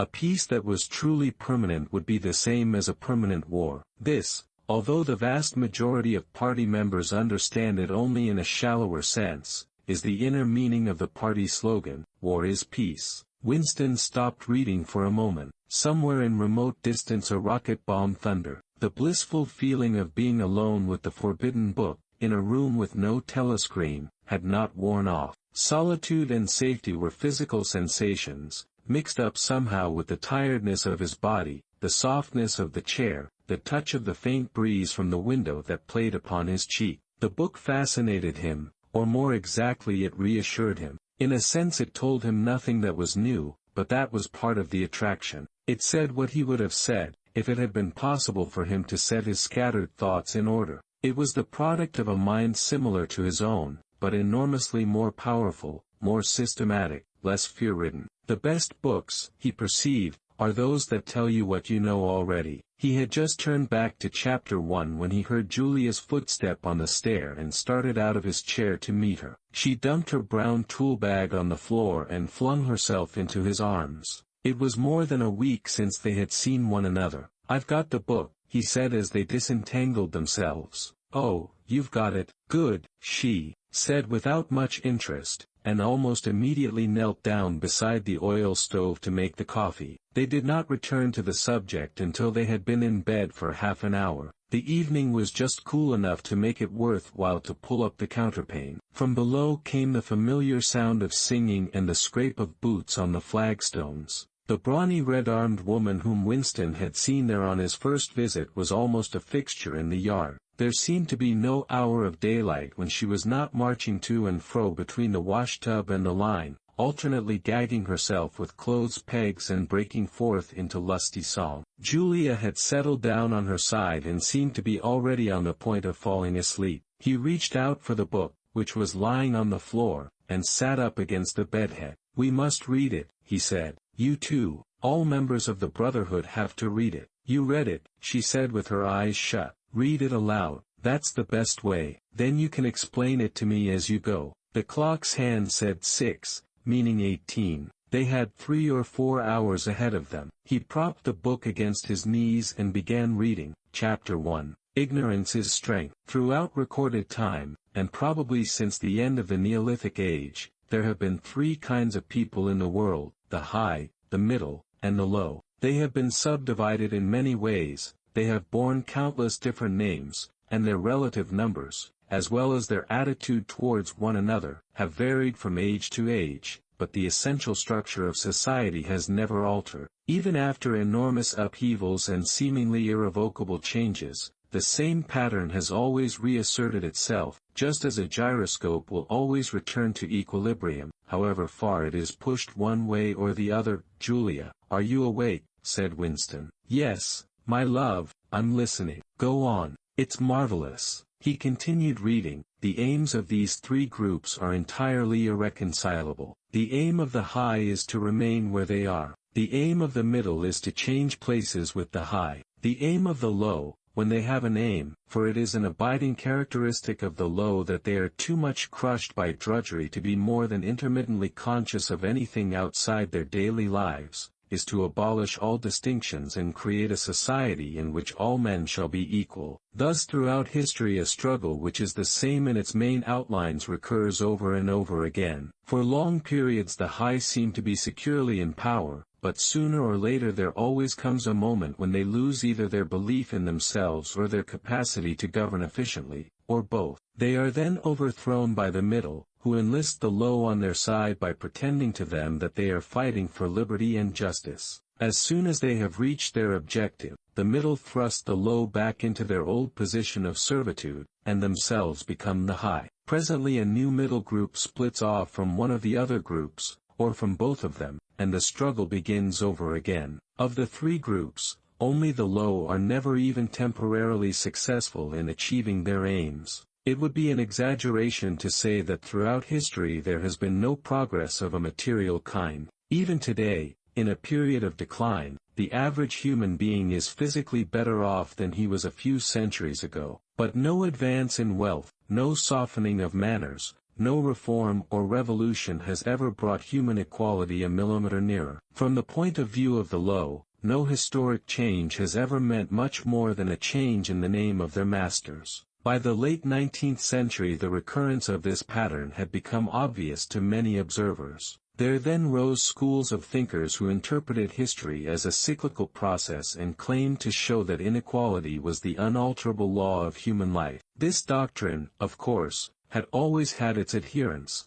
but in the manner in which it was now put forward there was a significant change. In the past the need for a hierarchical form of society had been the doctrine specifically of the high. It had been preached by kings and aristocrats and by the priests, lawyers, and the like who were parasitical upon them, and it had generally been softened by promises of compensation in an imaginary world beyond the grave. The middle, so long as it was struggling for power, had always made use of such terms as freedom, justice, and fraternity. Now, however, the concept of human brotherhood began to be assailed by people who were not yet in positions of command, but merely hoped to be so before long. In the past the middle had made revolutions under the banner of equality, and then had established a fresh tyranny as soon as the old one was overthrown. The new middle groups in effect proclaimed their tyranny beforehand. Socialism, a theory which appeared in the early 19th century and was the last link in a chain of thought stretching back to the slave rebellions of antiquity, was still deeply infected by the utopianism of past ages.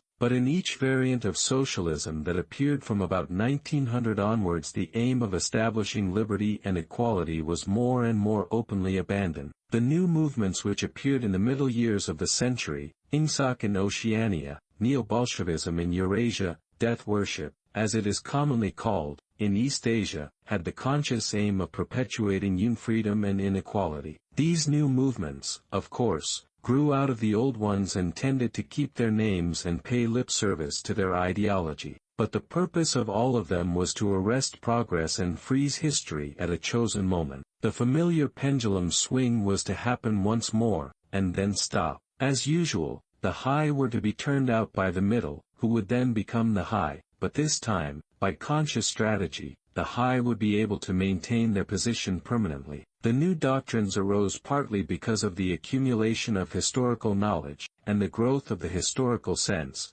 which had hardly existed before the 19th century. The cyclical movement of history was now intelligible, or appeared to be so, and if it was intelligible, then it was alterable. But the principal, underlying cause was that, as early as the beginning of the 20th century, human equality had become technically possible. It was still true that men were not equal in their native talents and that functions had to be specialized in ways that favored some individuals against others, but there was no longer any real need for class distinctions or for large differences of wealth. In earlier ages, class distinctions had been not only inevitable but desirable. Inequality was the price of civilization. With the development of machine production, however, the case was altered. Even if it was still necessary for human beings to do different kinds of work, it was no longer necessary for them to live at different social or economic levels. Therefore, from the point of view of the new groups who were on the point of seizing power, human equality was no longer an ideal to be striven after, but a danger to be averted. In more primitive ages, when a just and peaceful society was in fact not possible, it had been fairly easy to believe it. The idea of an earthly paradise in which men should live together in a state of brotherhood, without laws, and without brute labor, had haunted the human imagination for thousands of years. And this vision had had a certain hold even on the groups who actually profited by each historical change. The heirs of the French, English, and American revolutions had partly believed in their own phrases about the rights of man, freedom of speech, equality before the law, and the like, and have even allowed their conduct to be influenced by them to some extent. But by the fourth decade of the 20th century all the main currents of political thought were authoritarian. The earthly paradise had been discredited at exactly the moment when it became realizable. Every new political theory, by whatever name it called itself, led back to hierarchy and regimentation. And in the general hardening of outlook that set in round about 1930, practices which had been long abandoned, in some cases for hundreds of years, imprisonment without trial, the use of war prisoners as slaves, public executions, torture to extract confessions, the use of hostages, and the deportation of whole populations, not only became common again, but were tolerated and even defended by people who considered themselves enlightened and progressive. It was only after a decade of national wars, civil wars, revolutions, and counter-revolutions in all parts of the world that Ingsoc and its rivals emerged as fully worked-out political theories. But they had been foreshadowed by the various systems, generally called totalitarian, which had appeared earlier in the century, and the main outlines of the world which would emerge from the prevailing chaos had long been obvious. What kind of people would control this world had been equally obvious. The new aristocracy was made up for the most part of bureaucrats, scientists, technicians, trade union organizers, publicity experts,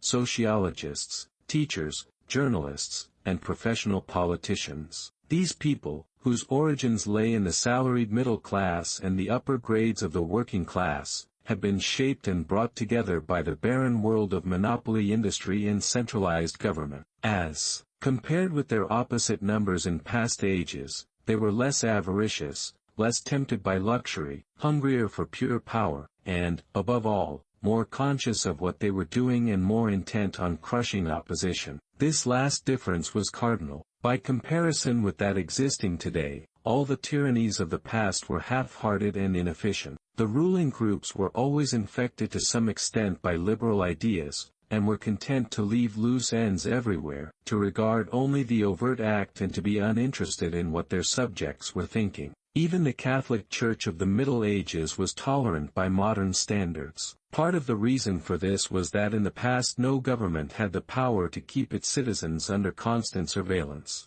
The invention of print, however, made it easier to manipulate public opinion, and the film and the radio carried the process further. With the development of television, and the technical advance which made it possible to receive and transmit simultaneously on the same instrument, private life came to an end. Every citizen, or at least every citizen important enough to be worth watching, could be kept for 24 hours a day under the eyes of the police and in the sound of official propaganda, with all other channels of communication closed. The possibility of enforcing not only complete obedience to the will of the state, but complete uniformity of opinion on all subjects, now existed for the first time. After the revolutionary period of the 50s and 60s, society regrouped itself, as always, into high, middle, and low. But the new high group, unlike all its forerunners, did not act upon instinct but knew what was needed to safeguard its position. It had long been realized that the only secure basis for oligarchy is collectivism. Wealth and privilege are most easily defended when they are possessed jointly. The so-called abolition of private property, which took place in the middle years of the century meant, in effect, the concentration of property in far fewer hands than before, but with this difference, that the new owners were a group instead of a mass of individuals. Individually, no member of the party owns anything, except petty personal belongings. Collectively, the party owns everything in Oceania, because it controls everything, and disposes of the products as it thinks fit. In the years following the revolution it was able to step into this commanding position almost unopposed, because the whole process was represented as an act of collectivization. It had always been assumed that if the capitalist class were expropriated, socialism must follow, and unquestionably the capitalists had been expropriated. Factories, mines, land, houses, transport, everything had been taken away from them, and since these things were no longer private property, it followed that they must be public property. Ingsoc, which grew out of the earlier socialist movement and inherited its phraseology, has in fact carried out the main item in the socialist program, with the result, foreseen and intended beforehand, that economic inequality has been made permanent. But the problems of perpetuating a hierarchical society go deeper than this. There are only 4 ways in which a ruling group can fall from power. Either it is conquered from without, or it governs so inefficiently that the masses are stirred to revolt, or it allows a strong and discontented middle group to come into being, or it loses its own self-confidence and willingness to govern. These causes do not operate singly, and as a rule all 4 of them are present in some degree. A ruling class which could guard against all of them would remain in power permanently. Ultimately the determining factor is the mental attitude of the ruling class itself. After the middle of the present century, the first danger had in reality disappeared. Each of the 3 powers which now divide the world is in fact unconquerable, and could only become conquerable through slow demographic changes which a government with wide powers can easily avert. The second danger, also, is only a theoretical one. The masses never revolt of their own accord, and they never revolt merely because they are oppressed. Indeed, so long as they are not permitted to have standards of comparison, they never even become aware that they are oppressed. The recurrent economic crises of past times were totally unnecessary and are not now permitted to happen, but other and equally large dislocations can and do happen without having political results, because there is no way in which discontent can become articulate. As for the problem of overproduction, which has been latent in our society since the development of machine technique, it is solved by the device of continuous warfare, see Chapter 3, which is also useful in keying up public morale to the necessary pitch. From the point of view of our present rulers, therefore, the only genuine dangers are the splitting off of a new group of able, underemployed, power-hungry people, and the growth of liberalism and skepticism in their own ranks. The problem, that is to say, is educational. It is a problem of continuously molding the consciousness both of the directing group and of the larger executive group that lies immediately below it. The consciousness of the masses needs only to be influenced in a negative way. Given this background, one could infer, if one did not know it already, the general structure of oceanic society. At the apex of the pyramid comes Big Brother. Big Brother is infallible and all-powerful. Every success, every achievement, every victory, every scientific discovery, all knowledge, all wisdom, all happiness, all virtue, are held to issue directly from his leadership and inspiration. Nobody has ever seen Big Brother. He is a face on the hoardings, a voice on the telescreen. We may be reasonably sure that he will never die, and there is already considerable uncertainty as to when he was born. Big Brother is the guise in which the party chooses to exhibit itself to the world. His function is to act as a focusing point for love, fear, and reverence, emotions which are more easily felt towards an individual than towards an organization. Below Big Brother comes the inner party, its numbers limited to 6 millions, or something less than 2% of the population of Oceania. Below the inner party comes the outer party, which, if the inner party is described as the brain of the state, may be justly likened to the hands. Below that come the dumb masses whom we habitually refer to as the proles, numbering perhaps 85% of the population. In the terms of our earlier classification, the proles are the low, for the slave population of the equatorial lands who pass constantly from conqueror to conqueror, are not a permanent or necessary part of the structure. In principle, membership of these 3 groups is not hereditary. The child of inner party parents is in theory not born into the inner party. Admission to either branch of the party is by examination, taken at the age of 16, nor is there any racial discrimination, or any marked domination of one province by another. Jews, Negroes, South Americans of pure Indian blood are to be found in the highest ranks of the party, and the administrators of any area are always drawn from the inhabitants of that area. In no part of Oceania do the inhabitants have the feeling that they are a colonial population ruled from a distant capital. Oceania has no capital, and its titular head is a person whose whereabouts nobody knows. Except that English is its chief lingua franca and Newspeak its official language, it is not centralized in any way. Its rulers are not held together by blood ties but by adherence to a common doctrine. It is true that our society is stratified, and very rigidly stratified, on what at first sight appear to be hereditary lines. There is far less to and fro movement between the different groups than happened under capitalism or even in the pre-industrial age. Between the two branches of the party there is a certain amount of interchange, but only so much as will ensure that weaklings are excluded from the inner party and that ambitious members of the outer party are made harmless by allowing them to rise. Proletarians, in practice, are not allowed to graduate into the party. The most gifted among them, who might possibly become nuclei of discontent, are simply marked down by the thought police and eliminated. But this state of affairs is not necessarily permanent, nor is it a matter of principle. The party is not a class in the old sense of the word. It does not aim at transmitting power to its own children, as such, and if there were no other way of keeping the ablest people at the top, it would be perfectly prepared to recruit an entire new generation from the ranks of the proletariat. In the crucial years, the fact that the party was not a hereditary body did a great deal to neutralize opposition. The older kind of socialist, who had been trained to fight against something called class privilege, assumed that what is not hereditary cannot be permanent. He did not see that the continuity of an oligarchy need not be physical, nor did he pause to reflect that hereditary aristocracies have always been short-lived, whereas adoptive organizations such as the Catholic Church have sometimes lasted for hundreds or thousands of years. The essence of oligarchical rule is not father-to-son inheritance, but the persistence of a certain worldview and a certain way of life, imposed by the dead upon the living.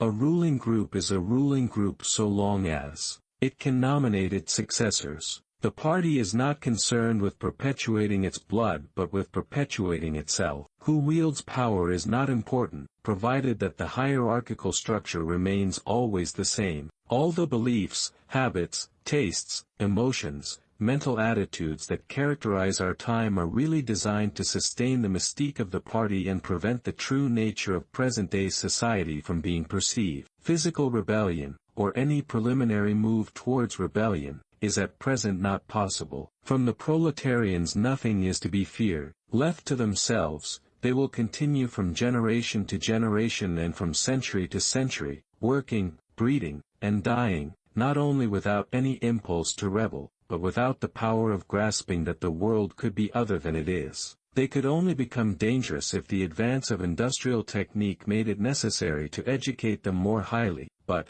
since military and commercial rivalry are no longer important, the level of popular education is actually declining. What opinions the masses hold, or do not hold, is looked on as a matter of indifference. They can be granted intellectual liberty because they have no intellect. In a party member, on the other hand, not even the smallest deviation of opinion on the most unimportant subject can be tolerated. A party member lives from birth to death under the eye of the thought police. Even when he is alone he can never be sure that he is alone. Wherever he may be, asleep or awake, working or resting, in his bath or in bed, he can be inspected without warning and without knowing that he is being inspected. Nothing that he does is indifferent. His friendships, his relaxations, his behavior towards his wife and children, the expression of his face when he is alone, the words he mutters in sleep, even the characteristic movements of his body, are all jealously scrutinized. Not only any actual misdemeanor, but any eccentricity, however small, any change of habits, any nervous mannerism that could possibly be the symptom of an inner struggle, is certain to be detected. He has no freedom of choice in any direction whatever.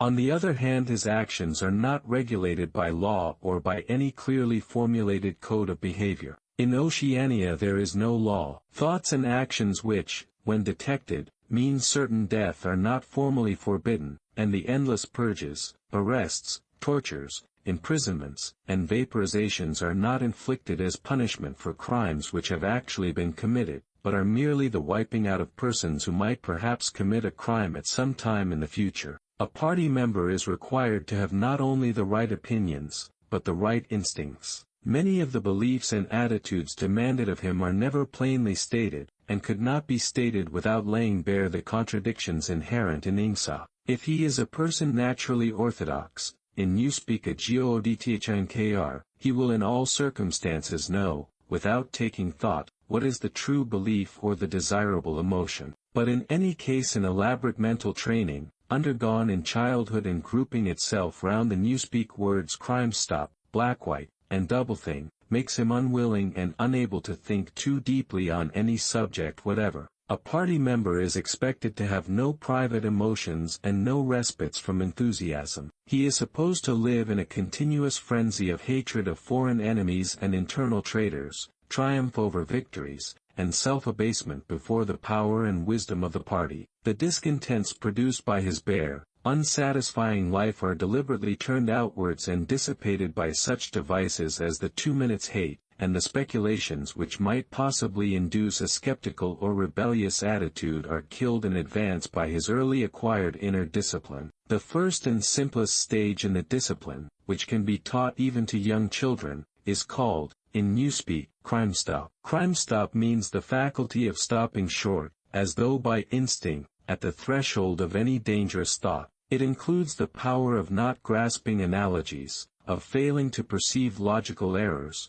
of misunderstanding the simplest arguments if they are inimical to INSA, and of being bored or repelled by any train of thought which is capable of leading in a heretical direction. Crime stop, in short, means protective stupidity, but stupidity is not enough. On the contrary, orthodoxy in the full sense demands a control over one's own mental processes as complete as that of a contortionist over his body. Oceanic society rests ultimately on the belief that Big Brother is omnipotent and that the party is infallible. But since in reality Big Brother is not omnipotent and the party is not infallible, there is need for an unwearying, moment-to-moment flexibility in the treatment of facts. The keyword here is BLACKWHITE.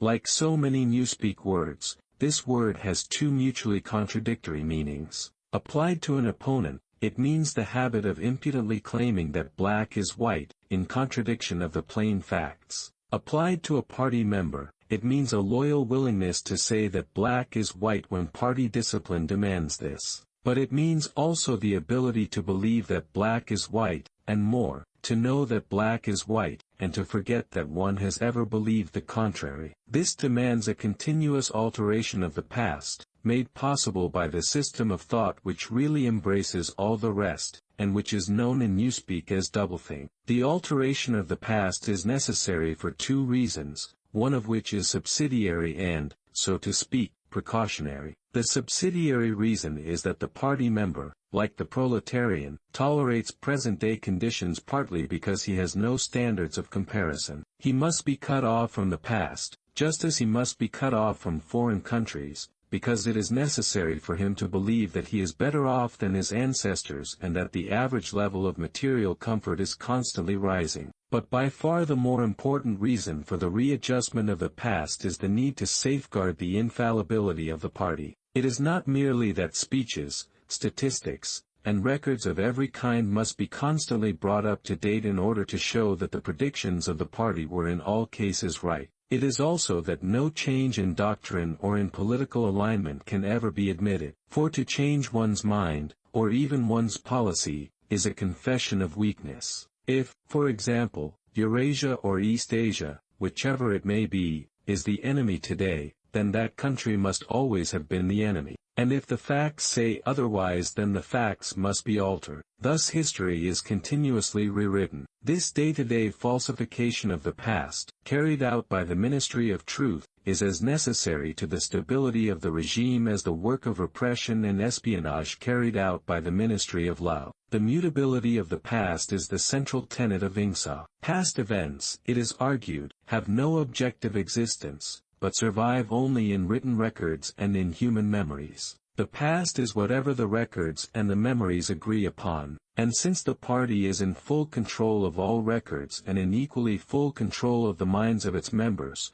it follows that the past is whatever the party chooses to make it. It also follows that though the past is alterable, it never has been altered in any specific instance. For when it has been recreated in whatever shape is needed at the moment, then this new version is the past, and no different past can ever have existed. This holds good even when, as often happens, the same event has to be altered out of recognition several times in the course of a year. At all times the party is in possession of absolute truth, and clearly the absolute can never have been different from what it is now. It will be seen that the control of the past depends above all on the training of memory. To make sure that all written records agree with the orthodoxy of the moment is merely a mechanical act, but it is also necessary to remember that events happened in the desired manner, and if it is necessary to rearrange one's memories or to tamper with written records, then it is necessary to forget that one has done so. The trick of doing this can be learned like any other mental technique. It is learned by the majority of party members, and certainly by all who are intelligent as well as orthodox.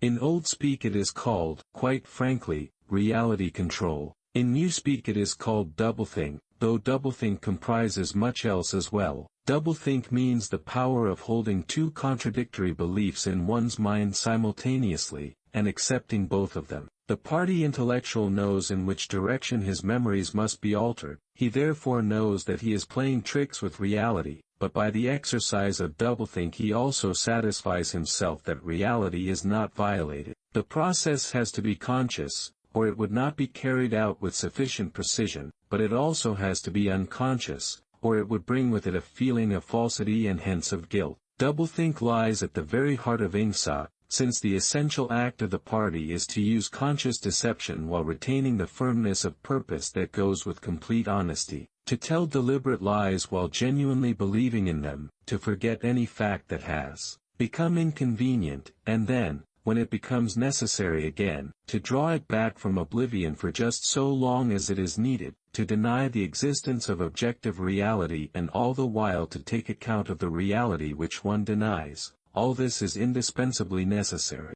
Even in using the word doublethink it is necessary to exercise doublethink, for by using the word one admits that one is tampering with reality, by a fresh act of doublethink one erases this knowledge, and so on indefinitely, with the lie always one leap ahead of the truth. Ultimately it is by means of doublethink that the party has been able, and may, for all we know, continue to be able for thousands of years, to arrest the course of history. All past oligarchies have fallen from power either because they ossified or because they grew soft. Either they became stupid and arrogant, failed to adjust themselves to changing circumstances, and were overthrown, or they became liberal and cowardly, made concessions when they should have used force, and once again were overthrown. They fell, that is to say, either through consciousness or through unconsciousness. It is the achievement of the party to have produced a system of thought in which both conditions can exist simultaneously, and upon no other intellectual basis could the dominion of the party be made permanent. If one is to rule, and to continue ruling, one must be able to dislocate the sense of reality. For the secret of rulership is to combine a belief in one's own infallibility with the power to learn from past mistakes. It need hardly be said that the subtlest practitioners of doublethink are those who invented doublethink and know that it is a vast system of mental cheating. In our society, those who have the best knowledge of what is happening are also those who are furthest from seeing the world as it is. In general, the greater the understanding, the greater the delusion, the more intelligent, the less sane. One clear illustration of this is the fact that war hysteria increases in intensity as one rises in the social scale. Those whose attitude towards the war is most nearly rational are the subject peoples of the disputed territories. To these people the war is simply a continuous calamity which sweeps to and fro over their bodies like a tidal wave. Which side is winning is a matter of complete indifference to them. They are aware that a change of overlordship means simply that they will be doing the same work as before for new masters who treat them in the same manner as the old ones. The slightly more favored workers whom we call the proles are only intermittently conscious of the war. When it is necessary they can be prodded into frenzies of fear and hatred, but when left to themselves they are capable of forgetting for long periods that the war is happening. It is in the ranks of the party, and above all of the inner party, that the true war enthusiasm is found. World conquest is believed in most firmly by those who know it to be impossible. This peculiar linking together of opposites, knowledge with ignorance, cynicism with fanaticism, is one of the chief distinguishing marks of oceanic society. The official ideology abounds with contradictions even when there is no practical reason for them. Thus, the party rejects and vilifies every principle for which the socialist movement originally stood, and it chooses to do this in the name of socialism. It preaches a contempt for the working class unexampled for centuries past, and it dresses its members in a uniform which was at one time peculiar to manual workers and was adopted for that reason. It systematically undermines the solidarity of the family, and it calls its leader by a name which is a direct appeal to the sentiment of family loyalty. Even the names of the four ministries by which we are governed exhibit a sort of impudence in their deliberate reversal of the facts. The Ministry of Peace concerns itself with war, the Ministry of Truth with lies, the Ministry of Love with torture, and the Ministry of Plenty with starvation. These contradictions are not accidental, nor do they result from ordinary hypocrisy. They are deliberate exercises in doublethink. For it is only by reconciling contradictions that power can be retained indefinitely. In no other way could the ancient cycle be broken. If human equality is to be forever averted, if the high, as we have called them, are to keep their places permanently, then the prevailing mental condition must be controlled insanity. But there is one question which until this moment we have almost ignored. It is, why should human equality be averted? Supposing that the mechanics of the process have been rightly described, what is the motive for this huge, accurately planned effort to freeze history? At a particular moment of time, here we reach the central secret. As we have seen, the mystique of the party, and above all of the inner party, depends upon doublethink, but deeper than this lies the original motive, the never-questioned instinct that first led to the seizure of power and brought doublethink, the thought police, continuous warfare, and all the other necessary paraphernalia into existence afterwards. This motive really consists. Winston became aware of silence, as one becomes aware of a new sound. It seemed to him that Julia had been very still for some time past. She was lying on her side, naked from the waist upwards, with her cheek pillowed on her hand and one dark lock tumbling across her eyes. Her breast rose and fell slowly and regularly. Julia, no answer. Julia, are you awake? No answer. She was asleep. He shut the book, put it carefully on the floor, lay down, and pulled the coverlet over both of them. He had still, he reflected, not learned the ultimate secret. He understood how, he did not understand why. Chapter 1, like Chapter 3, had not actually told him anything that he did not know, it had merely systematized the knowledge that he possessed already. But after reading it he knew better than before that he was not mad. Being in a minority, even a minority of one, did not make you mad. There was truth and there was untruth, and if you clung to the truth even against the whole world, you were not mad. A yellow beam from the sinking sun slanted in through the window and fell across the pillow. He shut his eyes. The sun on his face and the girl's smooth body touching his own gave him a strong, sleepy, confident feeling. He was safe, everything was all right. He fell asleep murmuring, "Sanity is not statistical," with the feeling that this remark contained in it a profound wisdom. When he woke it was with the sensation of having slept for a long time, but a glance at the old-fashioned clock told him that it was only 20:30. He lay dozing for a while, then the usual deep-lunged singing struck up from the yard below. It was only an hopeless fancy, it passed like an April die, but a look and a word and the dreams they stirred, they have stolen my oi. The drivelling song seemed to have kept its popularity. You still heard it all over the place. It had outlived the hate song. Julia woke at the sound, stretched herself luxuriously, and got out of bed. "I'm hungry," she said. "Let's make some more coffee." "Damn, the stove's gone out and the water's cold." She picked the stove up and shook it. "There's no oil in it. We can get some from Old Charrington, I expect. The funny thing is I made sure it was full. I'm going to put my clothes on," she added. "It seems to have got colder." Winston also got up and dressed himself. The indefatigable voice sang on, "They sigh that time heals all things, they sigh you can always forget, but the smiles and the tears ache worse the years, they twist my heartstrings yet." As he fastened the belt of his overalls he strolled across to the window. The sun must have gone down behind the houses. It was not shining into the yard any longer. The flagstones were wet as though they had just been washed, and he had the feeling that the sky had been washed too, so fresh and pale was the blue between the chimney pots. Tirelessly the woman marched to and fro, corking and uncorking herself, singing and falling silent, and pegging out more diapers, and yet more. He wondered whether she took in washing for a living or was merely the slave of 20 or 30 grandchildren. Julia had come across to his side. Together they gazed down with a sort of fascination at the sturdy figure below. As he looked at the woman in her characteristic attitude, her thick arms reaching up for the line, her powerful mare-like buttocks protruded, it struck him for the first time that she was beautiful. It had never before occurred to him that the body of a woman of 50, blown up to monstrous dimensions by childbearing, then hardened, roughened by work till it was coarse in a grain like an overripe turnip, could be beautiful. But it was so, and after all, he thought, why not? The solid, contourless body, like a block of granite, and the rasping red skin,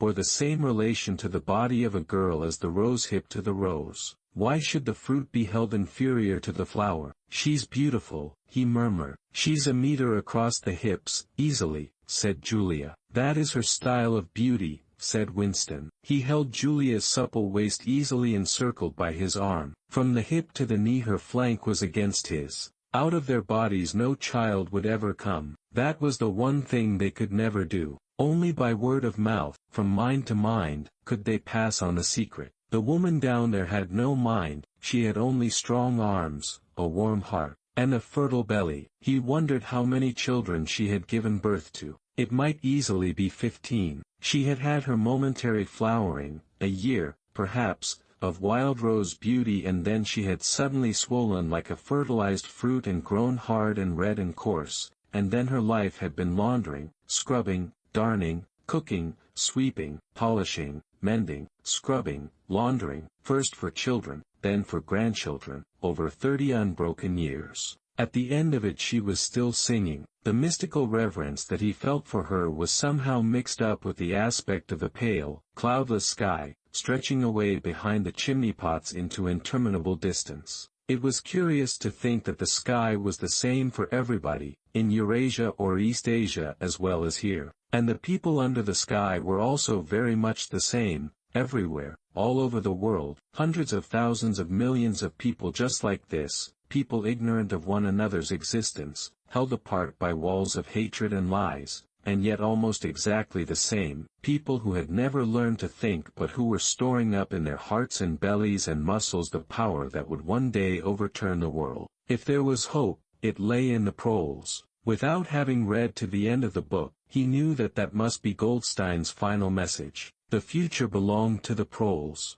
And could he be sure that when their time came the world they constructed would not be just as alien to him, Winston Smith, as the world of the party? Yes, because at the least it would be a world of sanity. Where there is equality there can be sanity. Sooner or later it would happen. Strength would change into consciousness. The proles were immortal. You could not doubt it when you looked at that valiant figure in the yard. In the end their awakening would come, and until that happened, though it might be 1,000 years, they would stay alive against all the odds, like birds, passing on from body to body the vitality which the party did not share and could not kill. "Do you remember," he said, "the thrush that sang to us, that first day, at the edge of the wood?" "He wasn't singing to us," said Julia. "He was singing to please himself. Not even that. He was just singing. The birds sang, the proles sang. The party did not sing. All round the world, in London and New York, in Africa and Brazil, and in the mysterious, forbidden lands beyond the frontiers,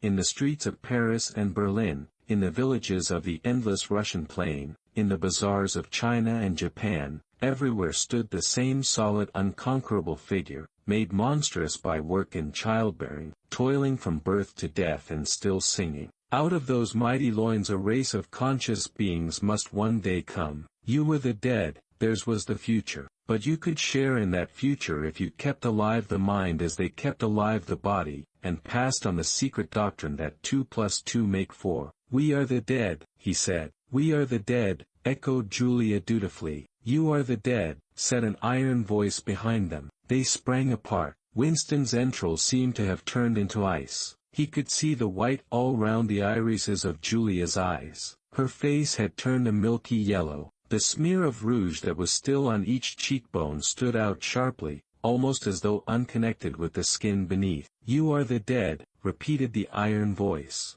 It was behind the picture, breathed Julia. It was behind the picture, said the voice. Remain exactly where you are. Make no movement until you are ordered. It was starting at last. They could do nothing except stand gazing into one another's eyes. To run for life, to get out of the house before it was too late, no such thought occurred to them. Unthinkable to disobey the iron voice from the wall. There was a snap as though a catch had been turned back, and a crash of breaking glass. The picture had fallen to the floor, uncovering the telescreen behind it. Now they can see us, said Julia. Now we can see you, said the voice. Stand out in the middle of the room. Stand back to back. Clasp your hands behind your heads. Do not touch one another. They were not touching, but it seemed to him that he could feel Julia's body shaking. Or perhaps it was merely the shaking of his own. He could just stop his teeth from chattering, but his knees were beyond his control.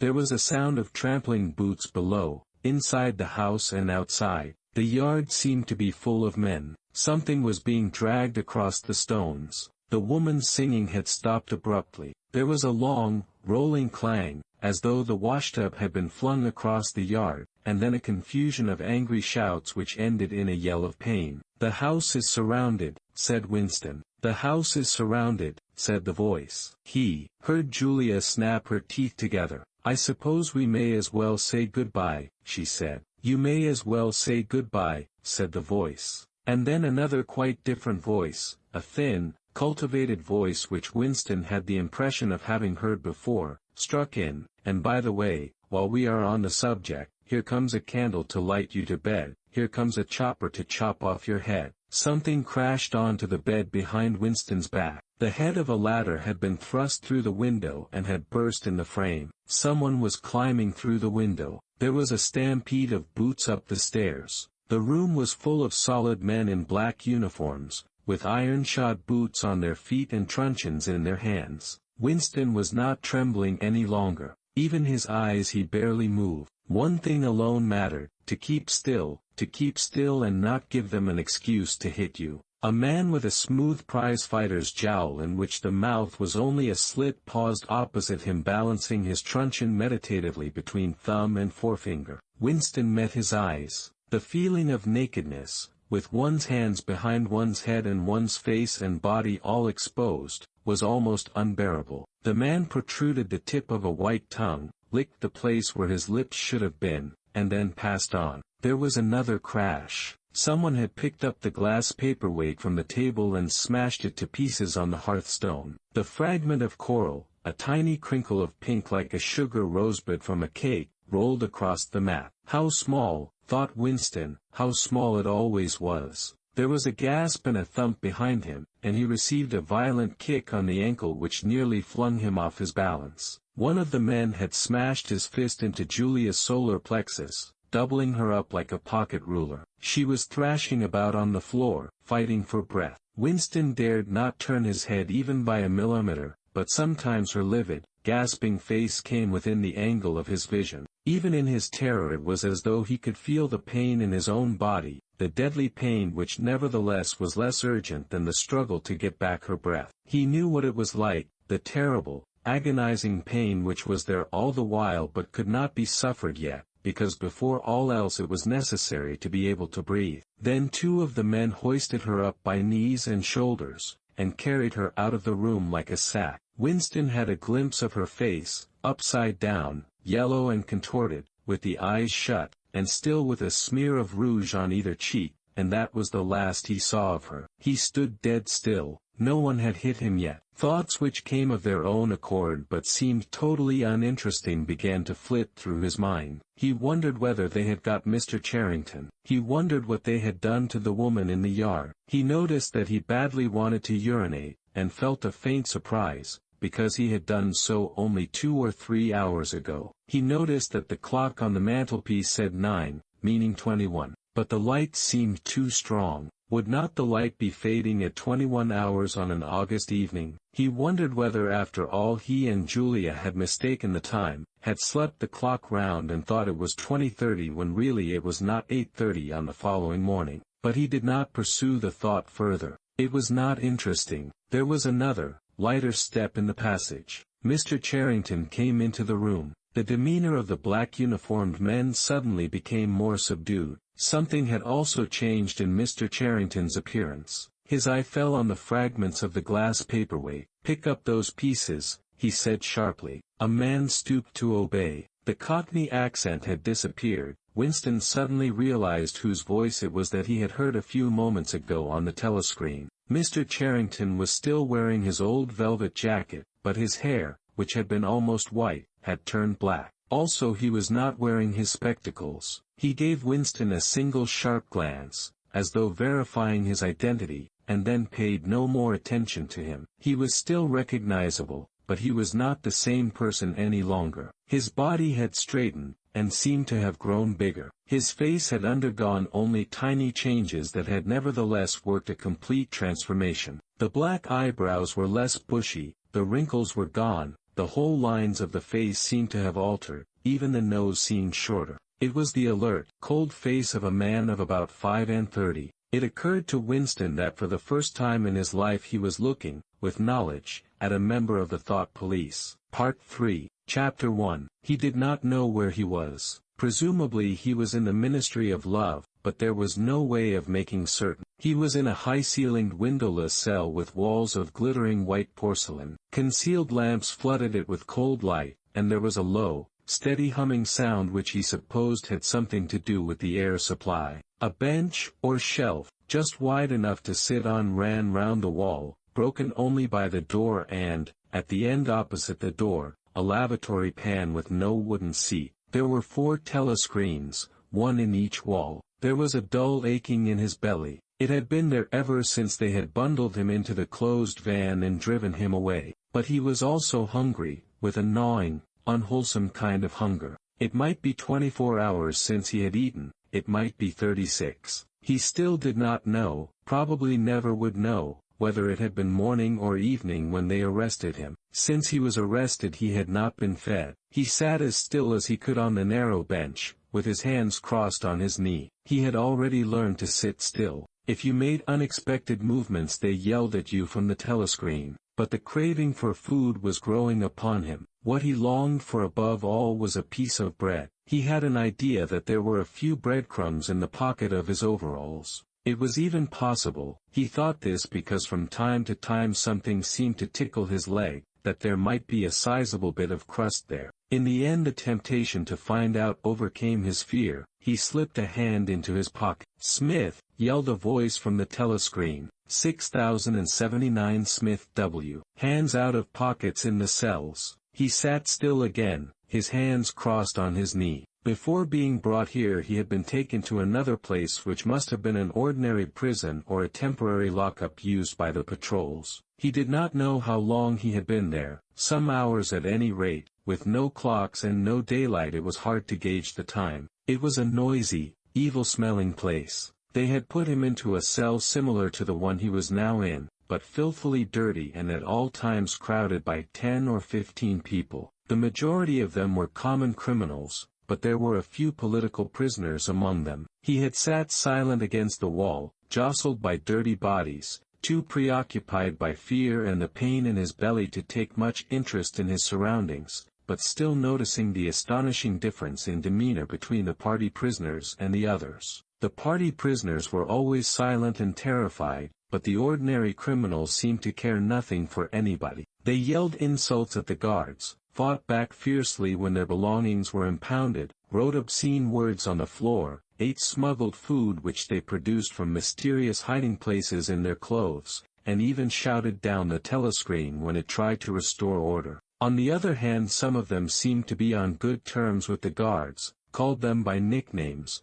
and tried to wheedle cigarettes through the spy hole in the door. The guards, too, treated the common criminals with a certain forbearance, even when they had to handle them roughly. There was much talk about the forced labor camps to which most of the prisoners expected to be sent. It was all right in the camps, he gathered, so long as you had good contacts and knew the ropes. There was bribery, favoritism, and racketeering of every kind. There was homosexuality and prostitution. There was even illicit alcohol distilled from potatoes. The positions of trust were given only to the common criminals, especially the gangsters and the murderers, who formed a sort of aristocracy. All the dirty jobs were done by the politicals. There was a constant come and go of prisoners of every description: drug peddlers, thieves, bandits, black marketeers, drunks, prostitutes. Some of the drunks were so violent that the other prisoners had to combine to suppress them. An enormous wreck of a woman,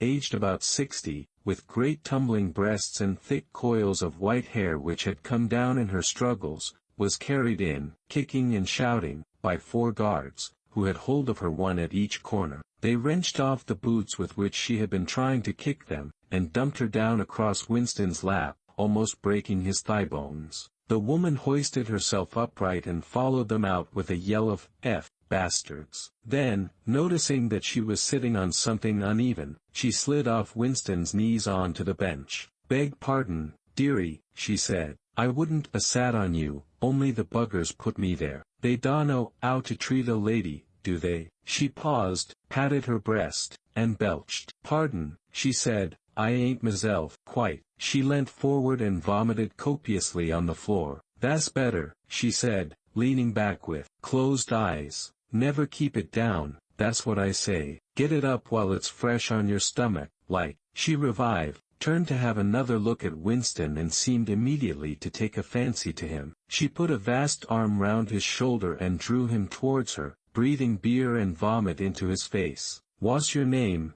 dearie?" she said. "Smith," said Winston. "Smith," said the woman. "That's funny. My name's Smith too. Why," she added sentimentally, "I might be your mother." She might, thought Winston, be his mother. She was about the right age and physique, and it was probable that people changed somewhat after 20 years in a forced labor camp. No one else had spoken to him. To a surprising extent the ordinary criminals ignored the party prisoners. The polites, they called them, with a sort of uninterested contempt. The party prisoners seemed terrified of speaking to anybody, and above all of speaking to one another. Only once, when 2 party members, both women, were pressed close together on the bench, he overheard amid the din of voices a few hurriedly whispered words, and in particular a reference to something called Room 101, which he did not understand. It might be 2 or 3 hours ago that they had brought him here. The dull pain in his belly never went away, but sometimes it grew better and sometimes worse,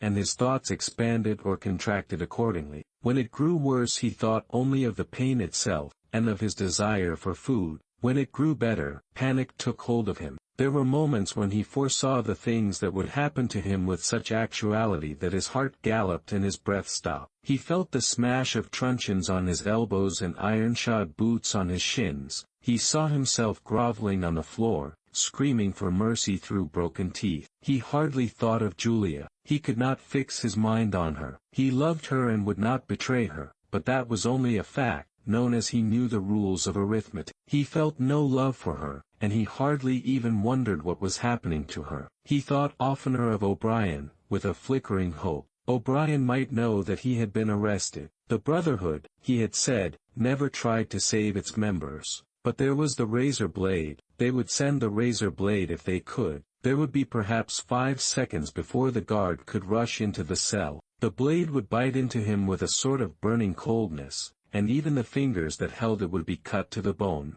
Everything came back to his sick body, which shrank trembling from the smallest pain. He was not certain that he would use the razor blade even if he got the chance. It was more natural to exist from moment to moment, accepting another 10 minutes life even with the certainty that there was torture at the end of it. Sometimes he tried to calculate the number of porcelain bricks in the walls of the cell. It should have been easy, but he always lost count at some point or another. More often he wondered where he was, and what time of day it was. At one moment he felt certain that it was broad daylight outside, and at the next equally certain that it was pitch darkness. In this place, he knew instinctively, the lights would never be turned out. It was the place with no darkness. He saw now why O'Brien had seemed to recognize the illusion. In the Ministry of Love there were no windows. His cell might be at the heart of the building or against its outer wall, it might be 10 floors below ground, or 30 above it. He moved himself mentally from place to place,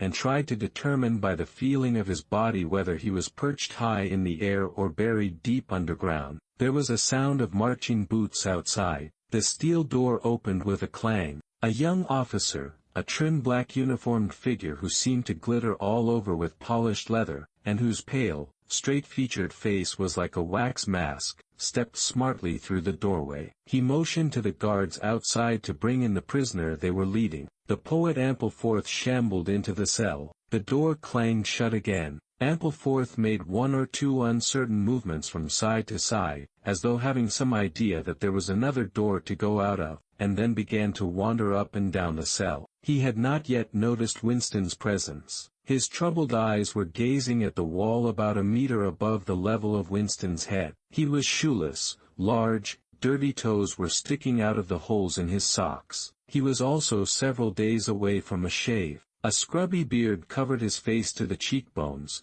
giving him an air of ruffianism that went oddly with his large weak frame and nervous movements. Winston roused himself a little from his lethargy. He must speak to Ampleforth, and risk the yell from the telescreen. It was even conceivable that Ampleforth was the bearer of the razor blade. "Ampleforth," he said. There was no yell from the telescreen. Ampleforth paused, mildly startled. His eyes focused themselves slowly on Winston. "Ah, Smith," he said. "You too, what are you in for?" "To tell you the truth," he sat down awkwardly on the bench opposite Winston. "There is only one offense, is there not?" he said. "And have you committed it?" "Apparently I have." He put a hand to his forehead and pressed his temples for a moment, as though trying to remember something. "These things happen," he began vaguely. "I have been able to recall one instance, a possible instance. It was an indiscretion, undoubtedly. We were producing a definitive edition of the poems of Kipling. I allowed the word, God, to remain at the end of a line. I could not help it," he added almost indignantly, raising his face to look at Winston. "It was impossible to change the line. The rhyme was, rod. Do you realize that there are only 12 rhymes to rod in the entire language?" For days I had racked my brains. There was no other rhyme. The expression on his face changed. The annoyance passed out of it, and for a moment he looked almost pleased. A sort of intellectual warmth, the joy of the pedant who has found out some useless fact, shone through the dirt and scrubby hair. "Has it ever occurred to you," he said, "that the whole history of English poetry has been determined by the fact that the English language lacks rhymes?" No, that particular thought had never occurred to Winston, nor, in the circumstances, did it strike him as very important or interesting. "Do you know what time of day it is?" he said. Ampleforth looked startled again. "I had hardly thought about it. They arrested me, it could be 2 days ago, perhaps 3. His eyes flitted round the walls, as though he half expected to find a window somewhere. "There is no difference between night and day in this place. I do not see how one can calculate the time." They talked desultorily for some minutes, then, without apparent reason, a yell from the telescreen bade them be silent. Winston sat quietly, his hands crossed. Ampleforth, too large to sit in comfort on the narrow bench, fidgeted from side to side, clasping his lank hands first round one knee, then round the other. The telescreen barked at him to keep still. Time passed. 20 minutes, an hour, it was difficult to judge. Once more there was a sound of boots outside. Winston's entrails contracted. Soon, very soon, perhaps in 5 minutes, perhaps now. The tramp of boots would mean that his own turn had come. The door opened. The cold-faced young officer stepped into the cell. With a brief movement of the hand he indicated Ampleforth. "Room 101, he said. Ampleforth marched clumsily out between the guards, his face vaguely perturbed, but uncomprehending. What seemed like a long time passed. The pain in Winston's belly had revived. His mind sagged round and round on the same trick, like a ball falling again and again into the same series of slots. He had only 6 thoughts. The pain in his belly, a piece of bread, the blood and the screaming, O'Brien, Julia, the razor blade. There was another spasm in his entrails, the heavy boots were approaching. As the door opened, the wave of air that it created brought in a powerful smell of cold sweat. Parsons walked into the cell. He was wearing khaki shorts and a sports shirt. This time Winston was startled into self-forgetfulness. "You here," he said. Parsons gave Winston a glance in which there was neither interest nor surprise, but only misery. He began walking jerkily up and down, evidently unable to keep still. Each time he straightened his pudgy knees it was apparent that they were trembling. His eyes had a wide-open, staring look, as though he could not prevent himself from gazing at something in the middle distance. "What are you in for?" said Winston. "Thought crime," said Parsons, almost blubbering. The tone of his voice implied at once a complete admission of his guilt and a sort of incredulous horror that such a word could be applied to himself. He paused opposite Winston and began eagerly appealing to him. "You don't think they'll shoot me, do you, old chap? They don't shoot you if you haven't actually done anything, only thoughts, which you can't help. I know they give you a fair hearing. Oh, I trust them for that. They'll know my record, won't they? You know what kind of chap I was. Not a bad chap in my way. Not brainy, of course, but keen. I tried to do my best for the party, didn't I? I'll get off with 5 years, don't you think? Or even 10 years. A chap like me could make himself pretty useful in a labor camp. They wouldn't shoot me for going off the rails just once." "Are you guilty?" said Winston. "Of course I'm guilty," cried Parsons with a servile glance at the telescreen. "You don't think the party would arrest an innocent man, do you?" His frog-like face grew calmer, and even took on a slightly sanctimonious expression. "Thought crime is a dreadful thing, old man," he said sententiously. "It's insidious. It can get hold of you without your even knowing it. Do you know how it got hold of me? In my sleep. Yes, that's a fact. There I was, working away, trying to do my bit, never knew I had any bad stuff in my mind at all, and then I started talking in my sleep. Do you know what they heard me saying?" He sank his voice, like someone who is obliged for medical reasons to utter an obscenity. "Down with Big Brother." "Yes, I said that. Said it over and over again, it seems. Between you and me, old man, I'm glad they got me before it went any further. Do you know what I'm going to say to them when I go up before the tribunal? Thank you,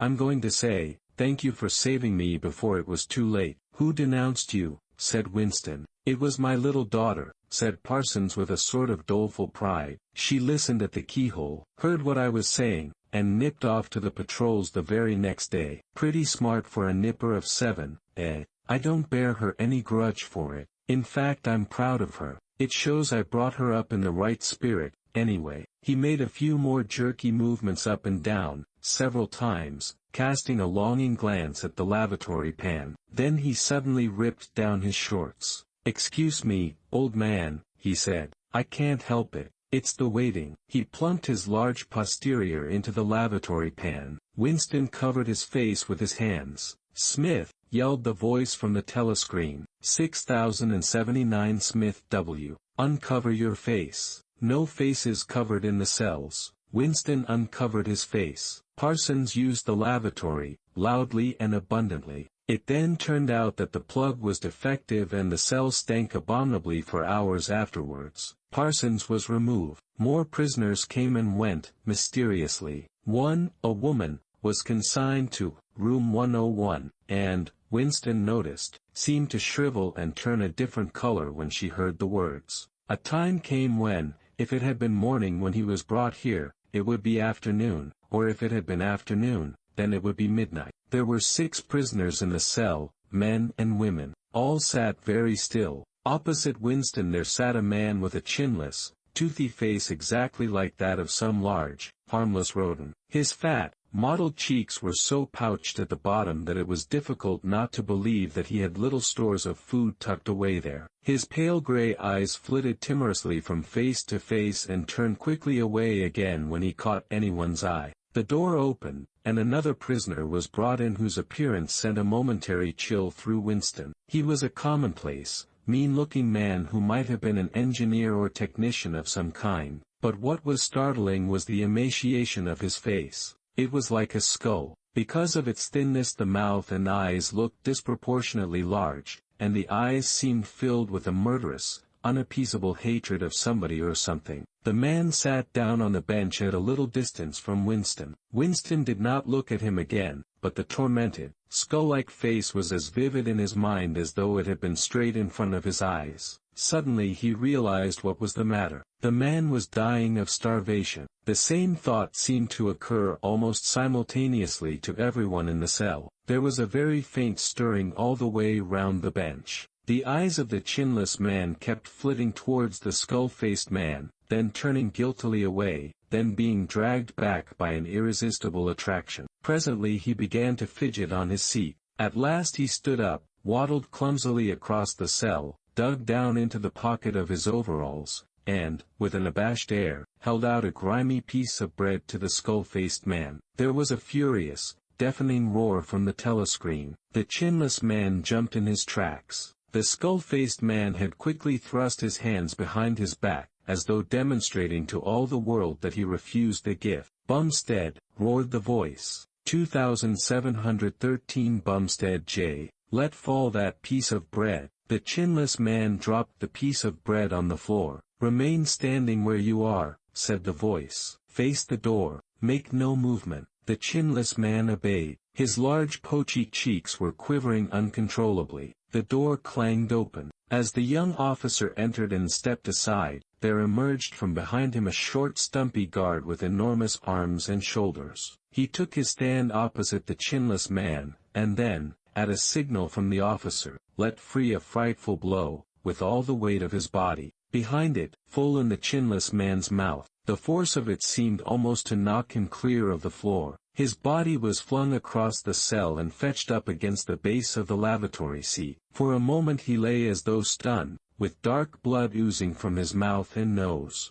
A very faint whimpering or squeaking, which seemed unconscious, came out of him. Then he rolled over and raised himself unsteadily on hands and knees. Amid a stream of blood and saliva, the two halves of a dental plate fell out of his mouth. The prisoners sat very still, their hands crossed on their knees. The chinless man climbed back into his place. Down one side of his face the flesh was darkening. His mouth had swollen into a shapeless cherry-colored mass with a black hole in the middle of it. From time to time a little blood dripped onto the breast of his overalls. His gray eyes still flitted from face to face, more guiltily than ever, as though he were trying to discover how much the others despised him for his humiliation. The door opened. With a small gesture the officer indicated the skull-faced man. "Room 101, he said. There was a gasp and a flurry at Winston's side. The man had actually flung himself on his knees on the floor, with his hand clasped together. "Comrade, officer," he cried, "you don't have to take me to that place. Haven't I told you everything already? What else is it you want to know? There's nothing I wouldn't confess, nothing. Just tell me what it is and I'll confess straight off. Write it down and I'll sign it, anything." "Not room 101, room 101, said the officer. The man's face, already very pale, turned a color Winston would not have believed possible. It was definitely, unmistakably, a shade of green. "Do anything to me," he yelled. "You've been starving me for weeks. Finish it off and let me die. Shoot me, hang me, sentence me to 25 years. Is there somebody else you want me to give away? Just say who it is and I'll tell you anything you want. I don't care who it is or what you do to them. I've got a wife and 3 children. The biggest of them isn't 6 years old. You can take the whole lot of them and cut their throats in front of my eyes, and I'll stand by and watch it. But not room 101. Room 101, said the officer. The man looked frantically round at the other prisoners, as though with some idea that he could put another victim in his own place. His eyes settled on the smashed face of the chinless man. He flung out a lean arm. "That's the one you ought to be taking, not me," he shouted. "You didn't hear what he was saying after they bashed his face. Give me a chance and I'll tell you every word of it. He's the one that's against the party, not me." The guard stepped forward. The man's voice rose to a shriek. "You didn't hear him," he repeated. "Something went wrong with the telescreen. He's the one you want. Take him, not me." The two sturdy guards had stooped to take him by the arms, but just at this moment he flung himself across the floor of the cell and grabbed one of the iron legs that supported the bench. He had set up a wordless howling, like an animal. The guards took hold of him to wrench him loose, but he clung on with astonishing strength. For perhaps 20 seconds they were hauling at him. The prisoners sat quiet, their hands crossed on their knees, looking straight in front of them. The howling stopped. The man had no breath left for anything except hanging on. Then there was a different kind of cry. A kick from a guard's boot had broken the fingers of one of his hands. They dragged him to his feet. "Room 101, said the officer. The man was led out, walking unsteadily, with head sunken, nursing his crushed hand. All the fight had gone out of him. A long time passed. If it had been midnight when the skull-faced man was taken away, it was morning. If morning, it was afternoon. Winston was alone, and had been alone for hours. The pain of sitting on the narrow bench was such that often he got up and walked about, unreproved by the telescreen. The piece of bread still lay where the chinless man had dropped it. At the beginning it needed a hard effort not to look at it, but presently hunger gave way to thirst. His mouth was sticky and evil-tasting. The humming sound and the unvarying white light induced a sort of faintness, an empty feeling inside his head. He would get up because the ache in his bones was no longer bearable, and then would sit down again almost at once because he was too dizzy to make sure of staying on his feet. Whenever his physical sensations were a little under control, the terror returned. Sometimes with a fading hope he thought of O'Brien and the razor blade. It was thinkable that the razor blade might arrive concealed in his food, if he were ever fed. More dimly he thought of Julia. Somewhere or other she was suffering, perhaps far worse than he. She might be screaming with pain at this moment. He thought, if I could save Julia by doubling my own pain, would I do it? Yes, I would. But that was merely an intellectual decision, taken because he knew that he ought to take it. He did not feel it. In this place you could not feel anything, except pain and foreknowledge of pain. Besides, was it possible, when you were actually suffering it, to wish for any reason that your own pain should increase? But that question was not answerable yet. The boots were approaching again. The door opened. O'Brien came in. Winston started to his feet. The shock of the sight had driven all caution out of him. For the first time in many years he forgot the presence of the telescreen. "They've got you too," he cried. "They got me a long time ago," said O'Brien with a mild, almost regretful irony. He stepped aside. From behind him there emerged a broad-chested guard with a long black truncheon in his hand. "You know this, Winston," said O'Brien. "Don't deceive yourself. You did know it, you have always known it." Yes, he saw now, he had always known it, but there was no time to think of that. All he had eyes for was the truncheon in the guard's hand. It might fall anywhere, on the crown, on the tip of the ear, on the upper arm, on the elbow. He had slumped to his knees, almost paralyzed, clasping the stricken elbow with his other hand. Everything had exploded into yellow light. Inconceivable that one blow could cause such pain. The light cleared and he could see the other two looking down at him. The guard was laughing at his contortions. One question at any rate was answered. Never, for any reason on earth, could you wish for an increase of pain. Of pain you could wish only one thing, that it should stop. Nothing in the world was so bad as physical pain. In the face of pain there are no heroes, he thought over and over as he writhed on the floor, clutching uselessly at his disabled left arm. Chapter 2. He was lying on something that felt like a camp bed, except that it was higher off the ground and that he was fixed down in some way so that he could not move. Light that seemed stronger than usual was falling on his face. O'Brien was standing at his side, looking down at him intently.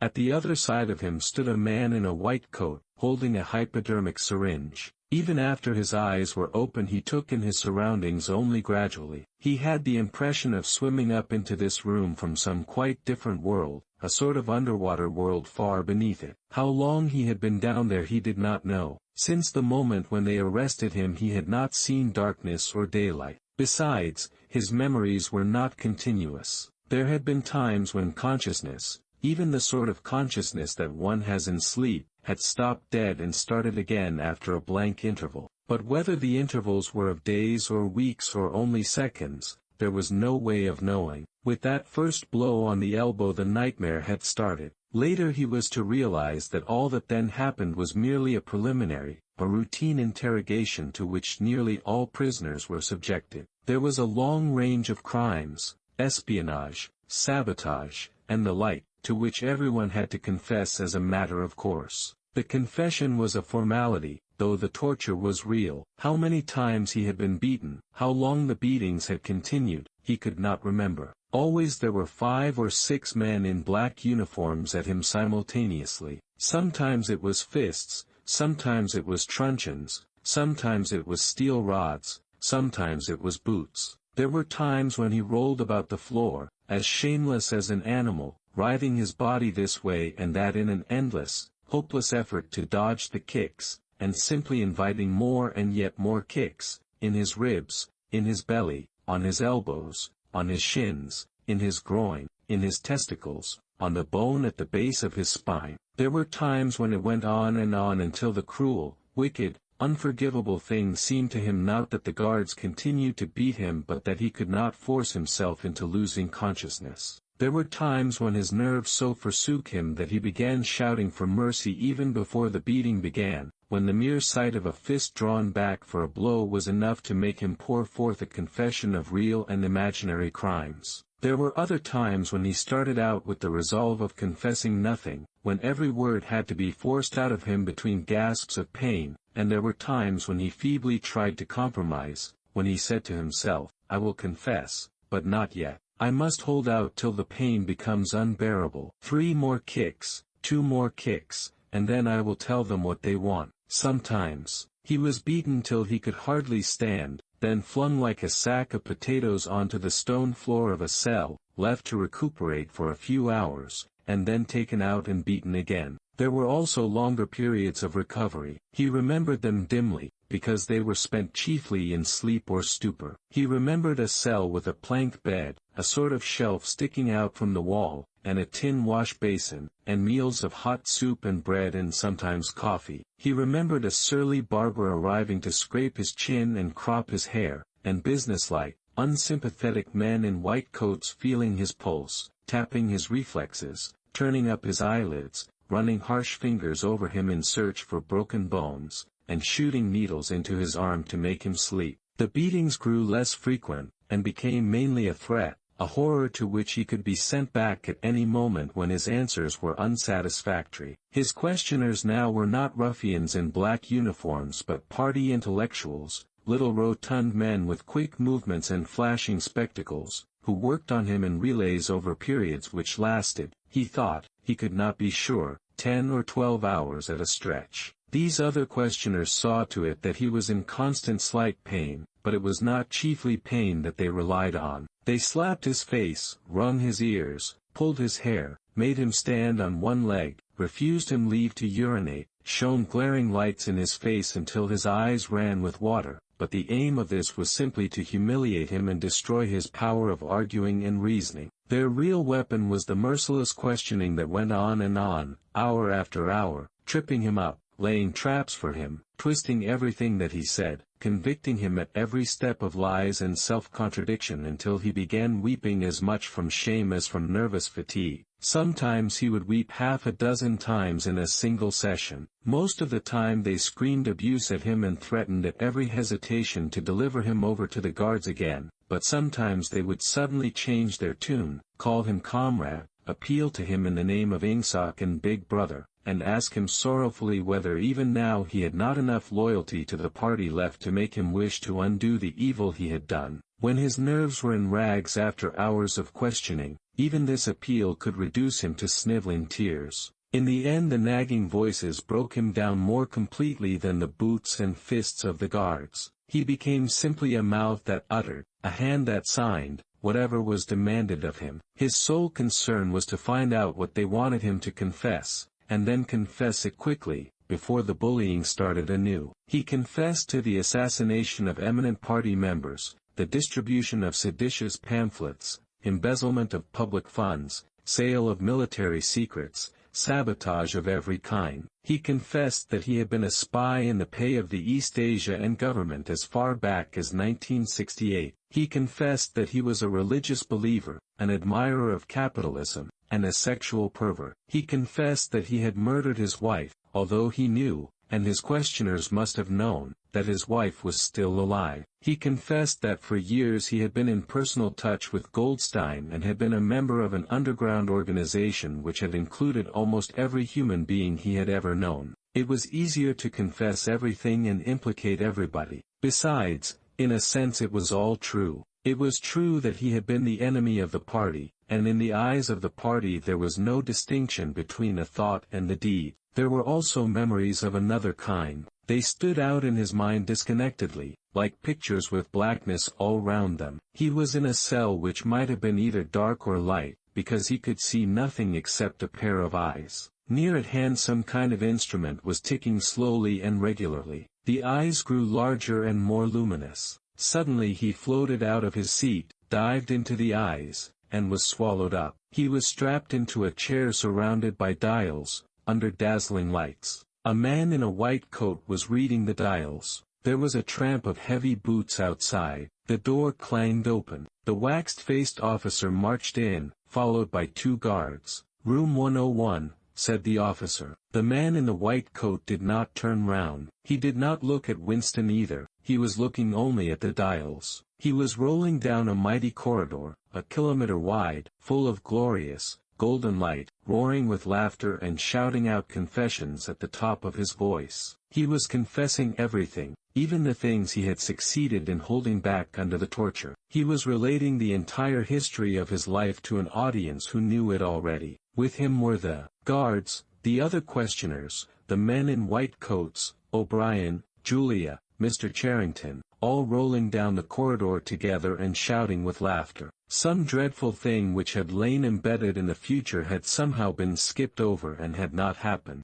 Everything was all right, there was no more pain, the last detail of his life was laid bare, understood, forgiven. He was starting up from the plank bed in the half-certainty that he had heard O'Brien's voice. All through his interrogation, although he had never seen him, he had had the feeling that O'Brien was at his elbow, just out of sight. It was O'Brien who was directing everything. It was he who set the guards on to Winston and who prevented them from killing him. It was he who decided when Winston should scream with pain, when he should have a respite, when he should be fed, when he should sleep, when the drugs should be pumped into his arm. It was he who asked the questions and suggested the answers. He was the tormentor, he was the protector, he was the inquisitor, he was the friend. And once, Winston could not remember whether it was in drugged sleep, or in normal sleep, or even in a moment of wakefulness, a voice murmured in his ear, "Don't worry, Winston, you are in my keeping. For 7 years I have watched over you.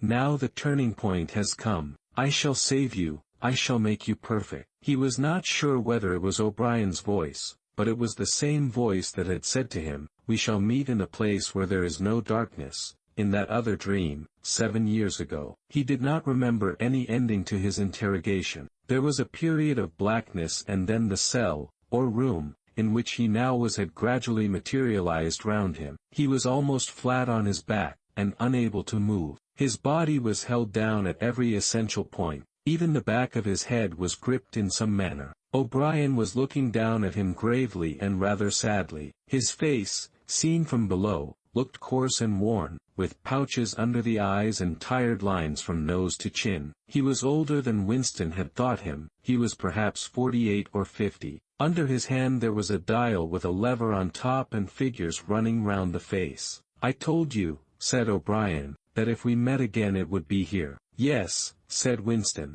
Without any warning except a slight movement of O'Brien's hand, a wave of pain flooded his body. It was a frightening pain, because he could not see what was happening, and he had the feeling that some mortal injury was being done to him. He did not know whether the thing was really happening, or whether the effect was electrically produced, but his body was being wrenched out of shape, the joints were being slowly torn apart. Although the pain had brought the sweat out on his forehead, the worst of all was the fear that his backbone was about to snap. He set his teeth and breathed hard through his nose, trying to keep silent as long as possible. "You are afraid," said O'Brien, watching his face, "that in another moment something is going to break. Your especial fear is that it will be your backbone. You have a vivid mental picture of the vertebrae snapping apart and the spinal fluid dripping out of them. That is what you are thinking, is it not, Winston?" Winston did not answer. O'Brien drew back the lever on the dial. The wave of pain receded almost as quickly as it had come. "That was 40, said O'Brien. "You can see that the numbers on this dial run up to 100. Will you please remember, throughout our conversation,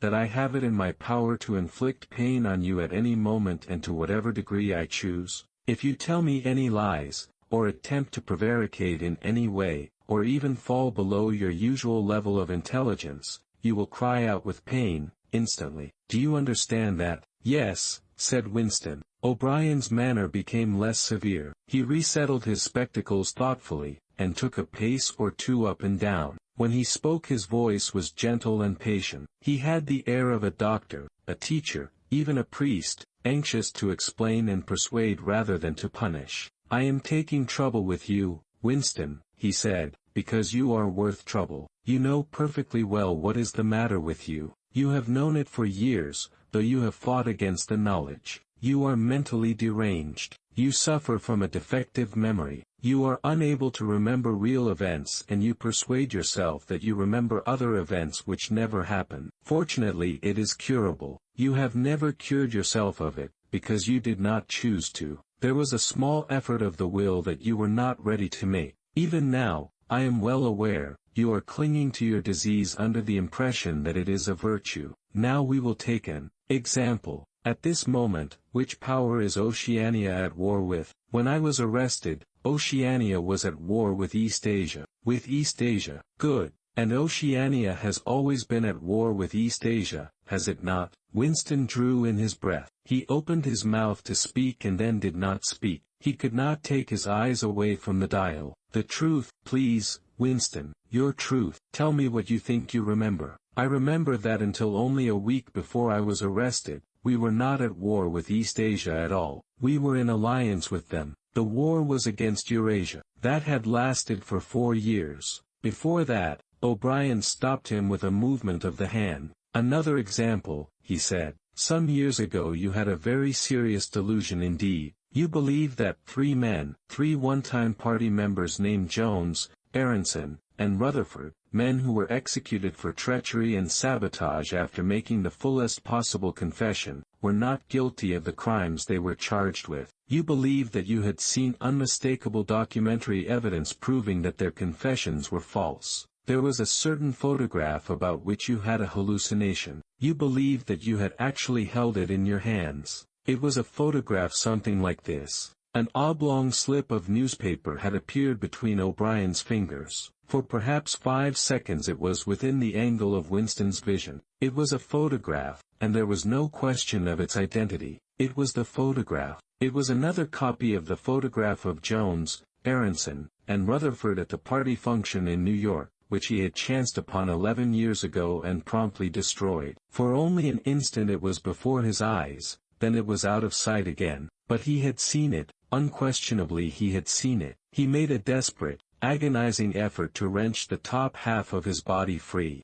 It was impossible to move so much as a centimeter in any direction. For the moment he had even forgotten the dial. All he wanted was to hold the photograph in his fingers again, or at least to see it. "It exists," he cried. "No," said O'Brien. He stepped across the room. There was a memory hole in the opposite wall. O'Brien lifted the grating. Unseen, the frail slip of paper was whirling away on the current of warm air. It was vanishing in a flash of flame. O'Brien turned away from the wall. "Ashes," he said. "Not even identifiable ashes. Dust. It does not exist. It never existed. But it did exist. It does exist. It exists in memory. I remember it. You remember it. I do not remember it, said O'Brien. Winston's heart sank. That was doublethink. He had a feeling of deadly helplessness. If he could have been certain that O'Brien was lying, it would not have seemed to matter. But it was perfectly possible that O'Brien had really forgotten the photograph.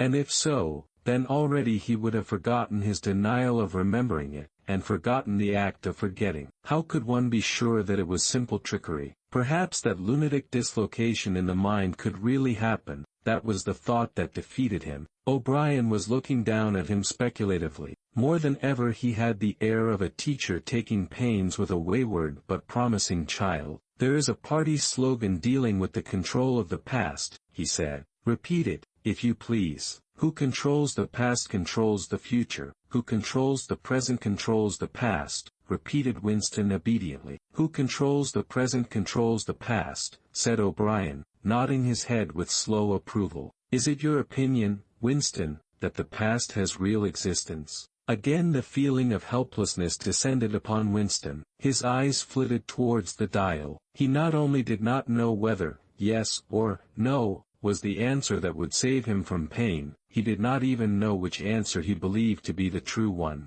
O'Brien smiled faintly. You are no metaphysician, Winston, he said. Until this moment you had never considered what is meant by existence. I will put it more precisely. Does the past exist concretely, in space? Is there somewhere or other a place, a world of solid objects, where the past is still happening? No. Then where does the past exist, if at all? In records. It is written down. In records. And, in the mind. In human memories. In memory. Very well, then. We, the party, control all records, and we control all memories. Then we control the past, do we not? But how can you stop people remembering things? Cried Winston again, momentarily forgetting the dial. It is involuntary. It is outside oneself. How can you control memory? You have not controlled mine. O'Brien's manner grew stern again. He laid his hand on the dial. On the contrary, he said, you have not controlled it. That is what has brought you here.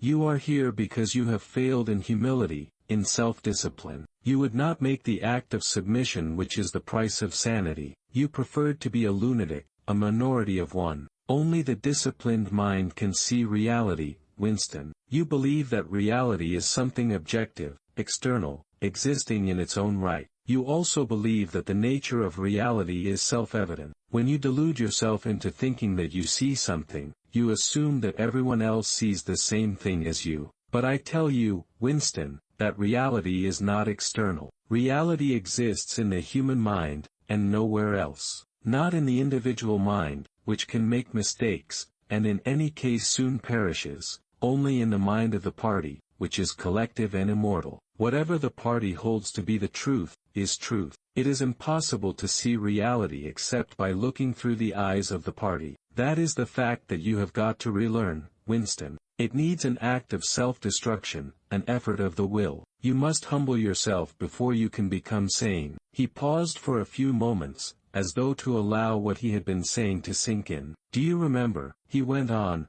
writing in your diary, freedom is the freedom to say that 2 plus 2 make 4. Yes, said Winston. O'Brien held up his left hand, its back towards Winston, with the thumb hidden and the 4 fingers extended. How many fingers am I holding up, Winston? 4. And if the party says that it is not 4 but 5, then how many? 4. The word ended in a gasp of pain. The needle of the dial had shot up to 55. The sweat had sprung out all over Winston's body. The air tore into his lungs and issued again in deep groans which even by clenching his teeth he could not stop. O'Brien watched him, the 4 fingers still extended. He drew back the lever. This time the pain was only slightly eased. How many fingers, Winston? 4. The needle went up to 60. How many fingers, Winston? 4. 4. What else can I say? 4. The needle must have risen again, but he did not look at it. The heavy, stern face and the 4 fingers filled his vision. The fingers stood up before his eyes like pillars,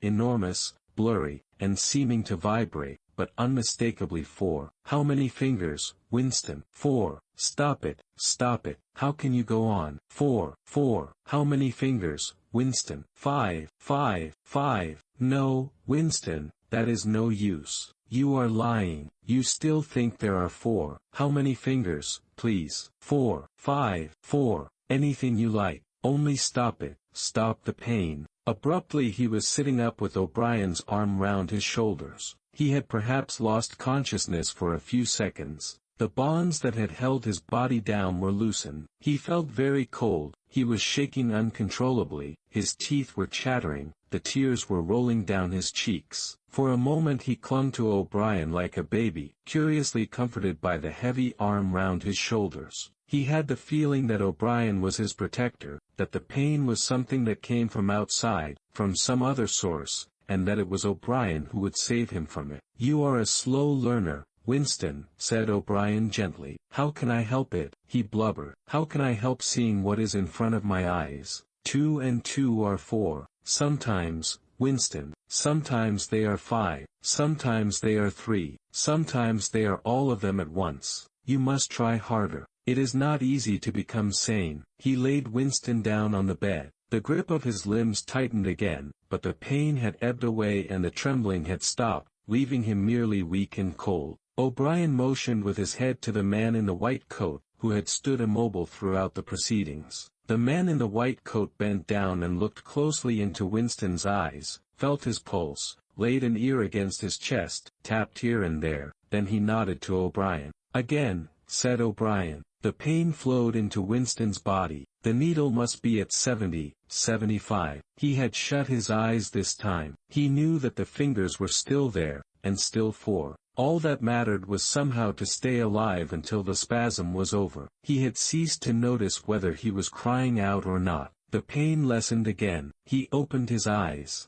O'Brien had drawn back the lever. "How many fingers, Winston?" 4. "I suppose there are 4. I would see 5 if I could. I am trying to see 5. Which do you wish, to persuade me that you see 5, or really to see them?" "Really to see them." "Again," said O'Brien. Perhaps the needle was 80, 90. Winston could not intermittently remember why the pain was happening. Behind his screwed-up eyelids a forest of fingers seemed to be moving in a sort of dance, weaving in and out, disappearing behind one another and reappearing. Again, he was trying to count them, he could not remember why. He knew only that it was impossible to count them, and that this was somehow due to the mysterious identity between 5 and 4. The pain died down again. When he opened his eyes it was to find that he was still seeing the same thing. Innumerable fingers, like moving trees, were still streaming past in either direction, crossing and recrossing. He shut his eyes again. "How many fingers am I holding up,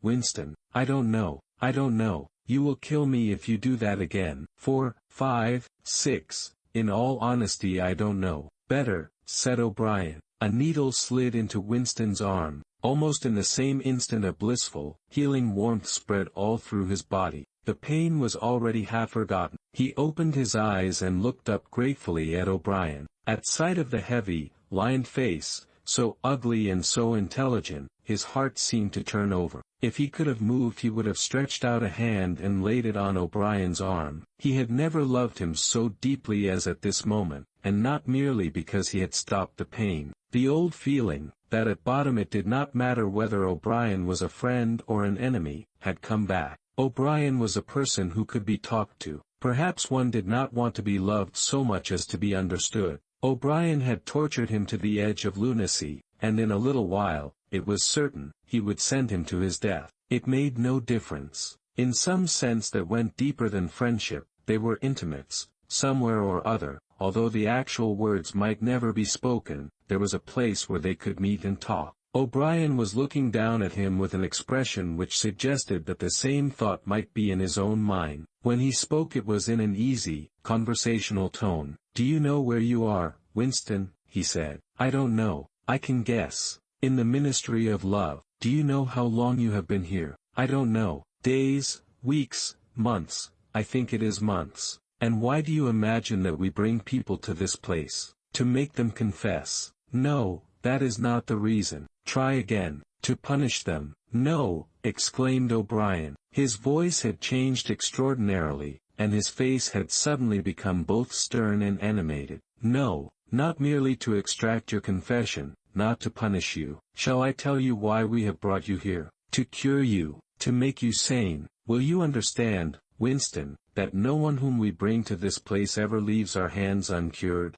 We are not interested in those stupid crimes that you have committed. The party is not interested in the overt act. The thought is all we care about. We do not merely destroy our enemies, we change them. Do you understand what I mean by that? He was bending over Winston. His face looked enormous because of its nearness, and hideously ugly because it was seen from below. Moreover, it was filled with a sort of exaltation, a lunatic intensity. Again Winston's heart shrank. If it had been possible he would have cowered deeper into the bed. He felt certain that O'Brien was about to twist the dial out of sheer wantonness. At this moment, however, O'Brien turned away. He took a pace or two up and down. Then he continued less vehemently, "The first thing for you to understand is that in this place there are no martyrdoms. You have read of the religious persecutions of the past. In the Middle Ages there was the Inquisition. It was a failure. It set out to eradicate heresy, and ended by perpetuating it. For every heretic it burned at the stake, thousands of others rose up. Why was that? Because the Inquisition killed its enemies in the open, and killed them while they were still unrepentant. In fact, it killed them because they were unrepentant.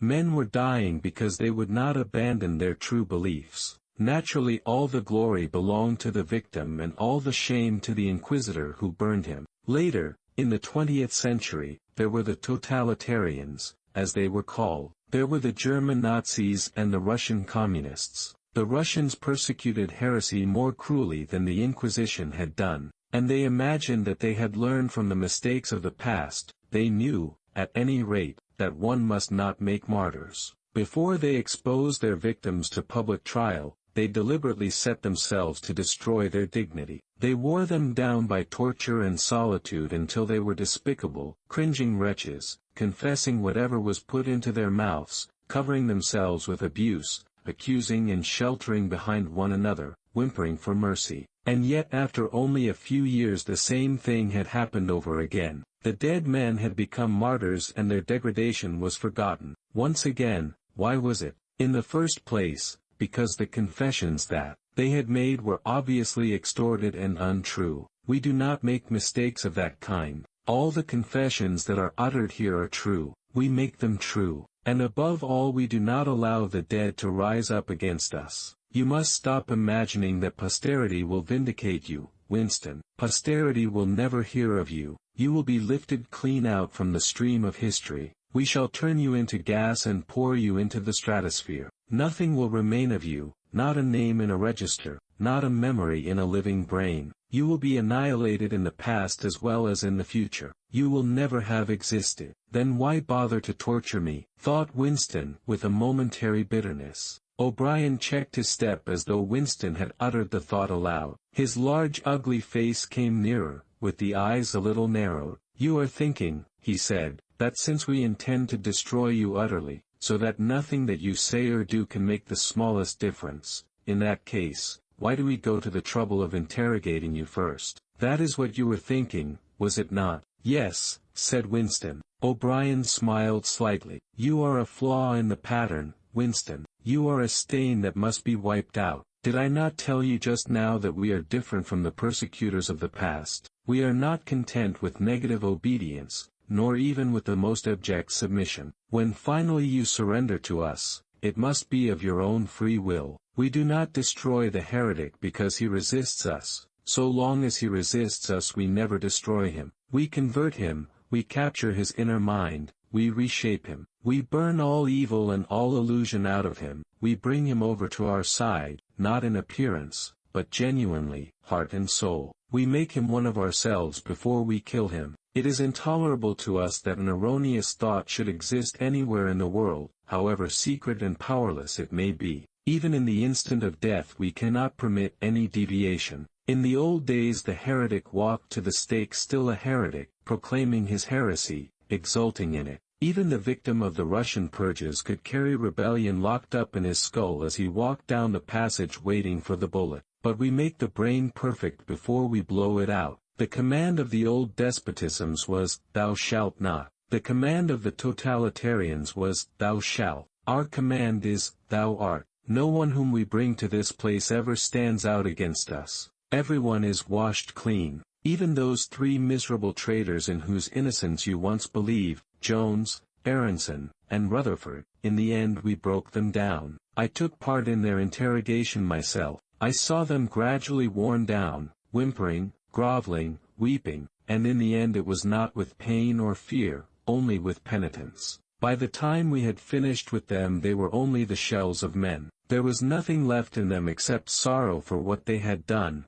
and love of Big Brother. It was touching to see how they loved him. They begged to be shot quickly, so that they could die while their minds were still clean. His voice had grown almost dreamy. The exaltation, the lunatic enthusiasm, was still in his face. He is not pretending, thought Winston. He is not a hypocrite. He believes every word he says. What most oppressed him was the consciousness of his own intellectual inferiority. He watched the heavy yet graceful form strolling to and fro, in and out of the range of his vision. O'Brien was a being in all ways larger than himself. There was no idea that he had ever had, or could have, that O'Brien had not long ago known, examined, and rejected. His mind contained Winston's mind, but in that case how could it be true that O'Brien was mad? It must be he, Winston, who was mad. O'Brien halted and looked down at him. His voice had grown stern again. Do not imagine that you will save yourself, Winston, however completely you surrender to us. No one who has once gone astray is ever spared, and even if we chose to let you live out the natural term of your life, still you would never escape from us. What happens to you here is forever. Understand that in advance. We shall crush you down to the point from which there is no coming back. Things will happen to you from which you could not recover, if you lived 1,000 years. Never again will you be capable of ordinary human feeling. Everything will be dead inside you. Never again will you be capable of love, or friendship, or joy of living, or laughter, or curiosity, or courage, or integrity. You will be hollow. We shall squeeze you empty, and then we shall fill you with ourselves. He paused and signed to the man in the white coat. Winston was aware of some heavy piece of apparatus being pushed into place behind his head. O'Brien had sat down beside the bed, so that his face was almost on a level with Winston's. 3,000, he said, speaking over Winston's head to the man in the white coat. Two soft pads, which felt slightly moist, clamped themselves against Winston's temples. He quailed. There was pain coming, a new kind of pain. O'Brien laid a hand reassuringly, almost kindly, on his. This time it will not hurt, he said. Keep your eyes fixed on mine. At this moment there was a devastating explosion, or what seemed like an explosion, though it was not certain whether there was any noise. There was undoubtedly a blinding flash of light. Winston was not hurt, only prostrated. Although he had already been lying on his back when the thing happened, he had a curious feeling that he had been knocked into that position. A terrific painless blow had flattened him out. Also something had happened inside his head. As his eyes regained their focus he remembered who he was, and where he was, and recognized the face that was gazing into his own, but somewhere or other there was a large patch of emptiness, as though a piece had been taken out of his brain. It will not last, said O'Brien. Look me in the eyes. What country is Oceania at war with? Winston thought. He knew what was meant by Oceania and that he himself was a citizen of Oceania. He also remembered Eurasia and East Asia, but who was at war with whom he did not know. In fact he had not been aware that there was any war. I don't remember. Oceania is at war with East Asia. Do you remember that now? Yes. Oceania has always been at war with East Asia. Since the beginning of your life, since the beginning of the party, since the beginning of history, the war has continued without a break, always the same war. Do you remember that? Yes. 11 years ago you created a legend about 3 men who had been condemned to death for treachery. You pretended that you had seen a piece of paper which proved them innocent. No such piece of paper ever existed. You invented it, and later you grew to believe in it. You remember now the very moment at which you first invented it. Do you remember that? Yes. Just now I held up the fingers of my hand to you. You saw 5 fingers. Do you remember that? Yes. O'Brien held up the fingers of his left hand, with the thumb concealed. "There are 5 fingers there. Do you see 5 fingers?" Yes. And he did see them, for a fleeting instant, before the scenery of his mind changed. He saw 5 fingers, and there was no deformity. Then everything was normal again, and the old fear, the hatred, and the bewilderment came crowding back again. But there had been a moment, he did not know how long, 30 seconds, perhaps, of luminous certainty, when each new suggestion of O'Brien's had filled up a patch of emptiness and become absolute truth, and when 2 and 2 could have been 3 as easily as 5, if that were what was needed. It had faded but before O'Brien had dropped his hand, but though he could not recapture it, he could remember it, as one remembers a vivid experience at some period of one's life when one was in effect a different person. "You see now," said O'Brien,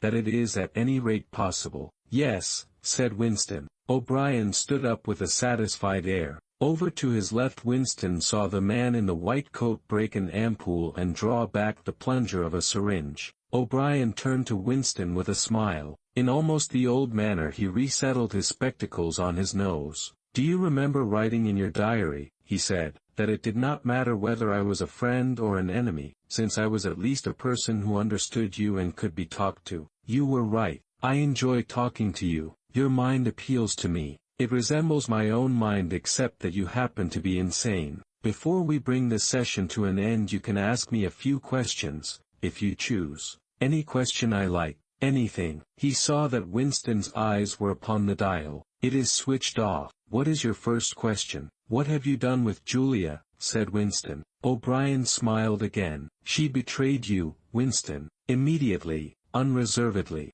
I have seldom seen anyone come over to us so promptly. You would hardly recognize her if you saw her. All her rebelliousness, her deceit, her folly, her dirty-mindedness, everything has been burned out of her. It was a perfect conversion, a textbook case. You tortured her." O'Brien left this unanswered. "Next question," he said. "Does Big Brother exist?" "Of course he exists. The party exists. Big Brother is the embodiment of the party. Does he exist in the same way as I exist?" "You do not exist," said O'Brien. Once again the sense of helplessness assailed him. He knew, or he could imagine, the arguments which proved his own non-existence, but they were nonsense, they were only a play on words. Did not the statement, "You do not exist," contain a logical absurdity? But what use was it to say so? His mind shriveled as he thought of the unanswerable, mad arguments with which O'Brien would demolish him. "I think I exist," he said wearily. "I am conscious of my own identity.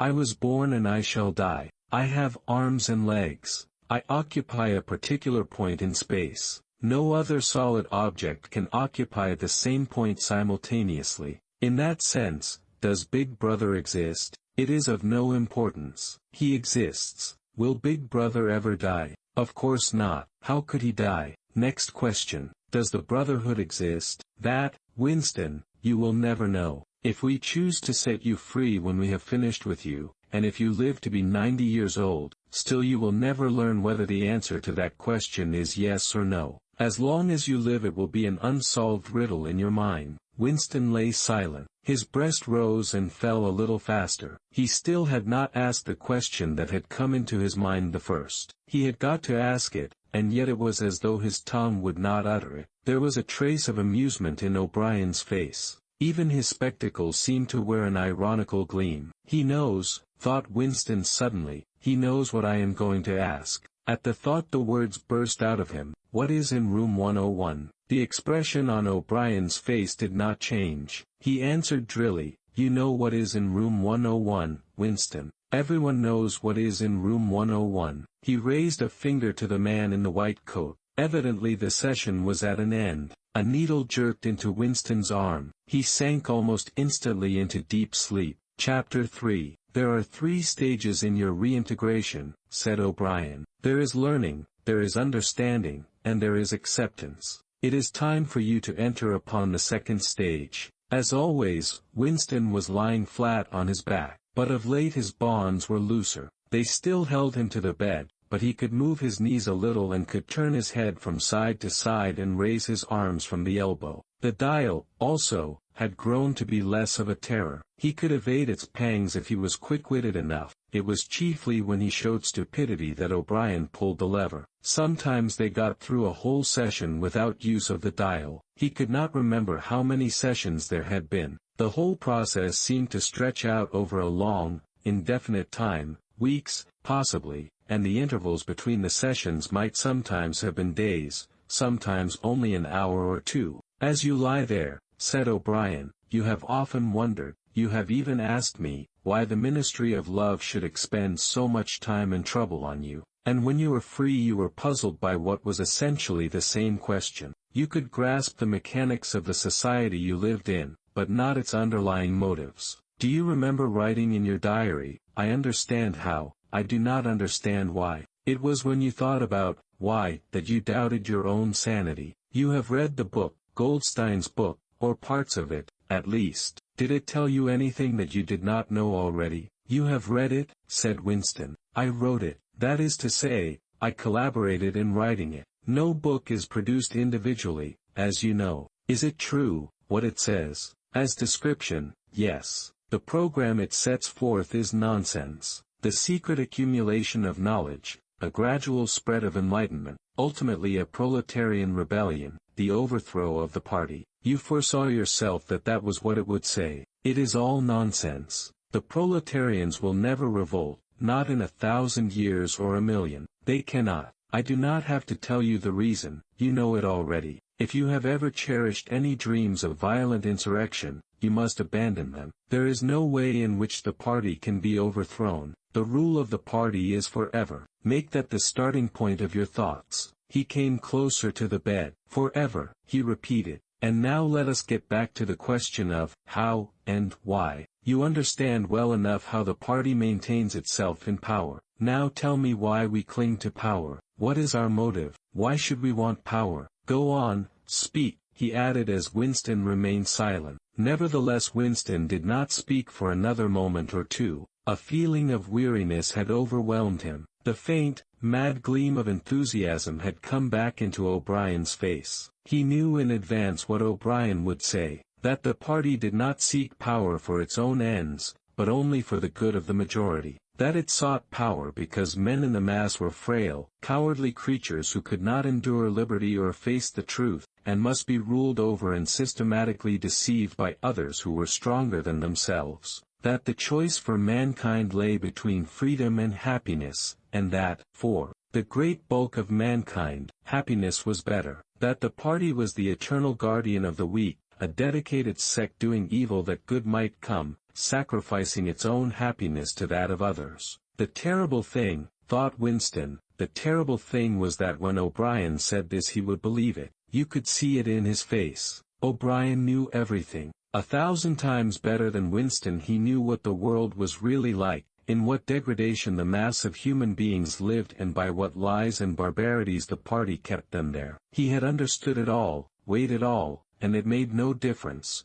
All was justified by the ultimate purpose. What can you do, thought Winston, against the lunatic who is more intelligent than yourself, who gives your arguments a fair hearing and then simply persists in his lunacy? "You are ruling over us for our own good," he said feebly. "You believe that human beings are not fit to govern themselves, and therefore—" He started and almost cried out. A pang of pain had shot through his body. O'Brien had pushed the lever of the dial up to 35. "That was stupid, Winston, stupid," he said. "You should know better than to say a thing like that." He pulled the lever back and continued, "Now I will tell you the answer to my question. It is this. The party seeks power entirely for its own sake. We are not interested in the good of others, we are interested solely in power. Not wealth or luxury or long life or happiness, only power, pure power. What pure power means you will understand presently. We are different from all the oligarchies of the past, in that we know what we are doing. All the others, even those who resembled ourselves, were cowards and hypocrites. The German Nazis and the Russian Communists came very close to us in their methods, but they never had the courage to recognize their own motives. They pretended, perhaps they even believed, that they had seized power unwillingly and for a limited time, and that just round the corner there lay a paradise where human beings would be free and equal. We are not like that. We know that no one ever seizes power with the intention of relinquishing it. Power is not a means, it is an end. One does not establish a dictatorship in order to safeguard a revolution, one makes the revolution in order to establish the dictatorship. The object of persecution is persecution. The object of torture is torture. The object of power is power. Now do you begin to understand me? Winston was struck, as he had been struck before, by the tiredness of O'Brien's face. It was strong and fleshy and brutal. It was full of intelligence and a sort of controlled passion before which he felt himself helpless,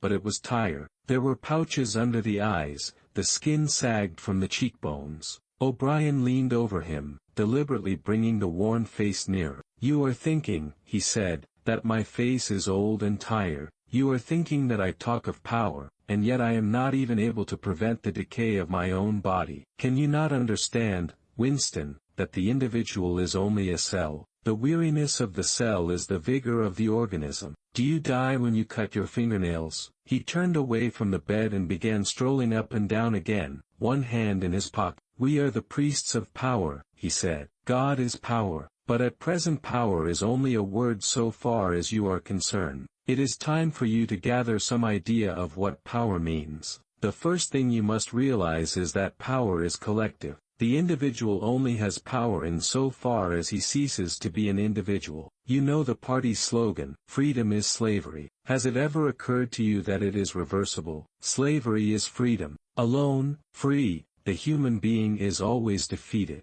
It must be so, because every human being is doomed to die, which is the greatest of all failures. But if he can make complete, utter submission, if he can escape from his identity, if he can merge himself in the party so that he is the party, then he is all-powerful and immortal. The second thing for you to realize is that power is power over human beings, over the body, but, above all, over the mind. Power over matter, external reality, as you would call it, is not important. Already our control over matter is absolute. For a moment Winston ignored the dial. He made a violent effort to raise himself into a sitting position, and merely succeeded in wrenching his body painfully. "But how can you control matter?" he burst out. "You don't even control the climate or the law of gravity. And there are disease, pain, death." O'Brien silenced him by a movement of his hand. "We control matter because we control the mind. Reality is inside the skull. You will learn by degrees, Winston. There is nothing that we could not do.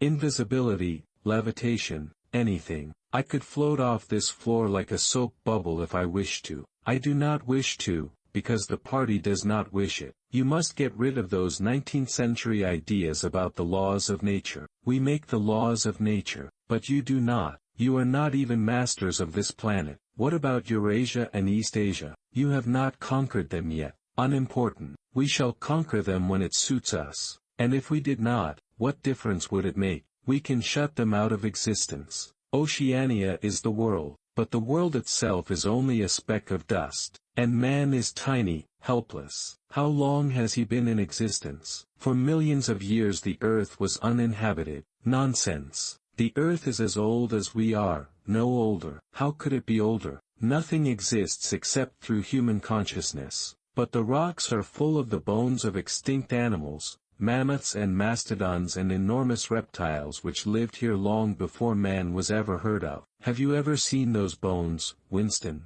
Of course not. 19th century biologists invented them. Before man there was nothing. After man, if he could come to an end, there would be nothing. Outside man there is nothing, but the whole universe is outside us. Look at the stars. Some of them are 1,000,000 light-years away. They are out of our reach forever. What are the stars? Said O'Brien indifferently. They are bits of fire a few kilometers away. We could reach them if we wanted to, or we could blot them out. The earth is the center of the universe. The sun and the stars go round it. Winston made another convulsive movement. This time he did not say anything. O'Brien continued as though answering a spoken objection. For certain purposes, of course, that is not true. When we navigate the ocean, or when we predict an eclipse, we often find it convenient to assume that the Earth goes round the Sun and that the stars are millions upon millions of kilometers away. But what of it? Do you suppose it is beyond us to produce a dual system of astronomy? The stars can be near or distant,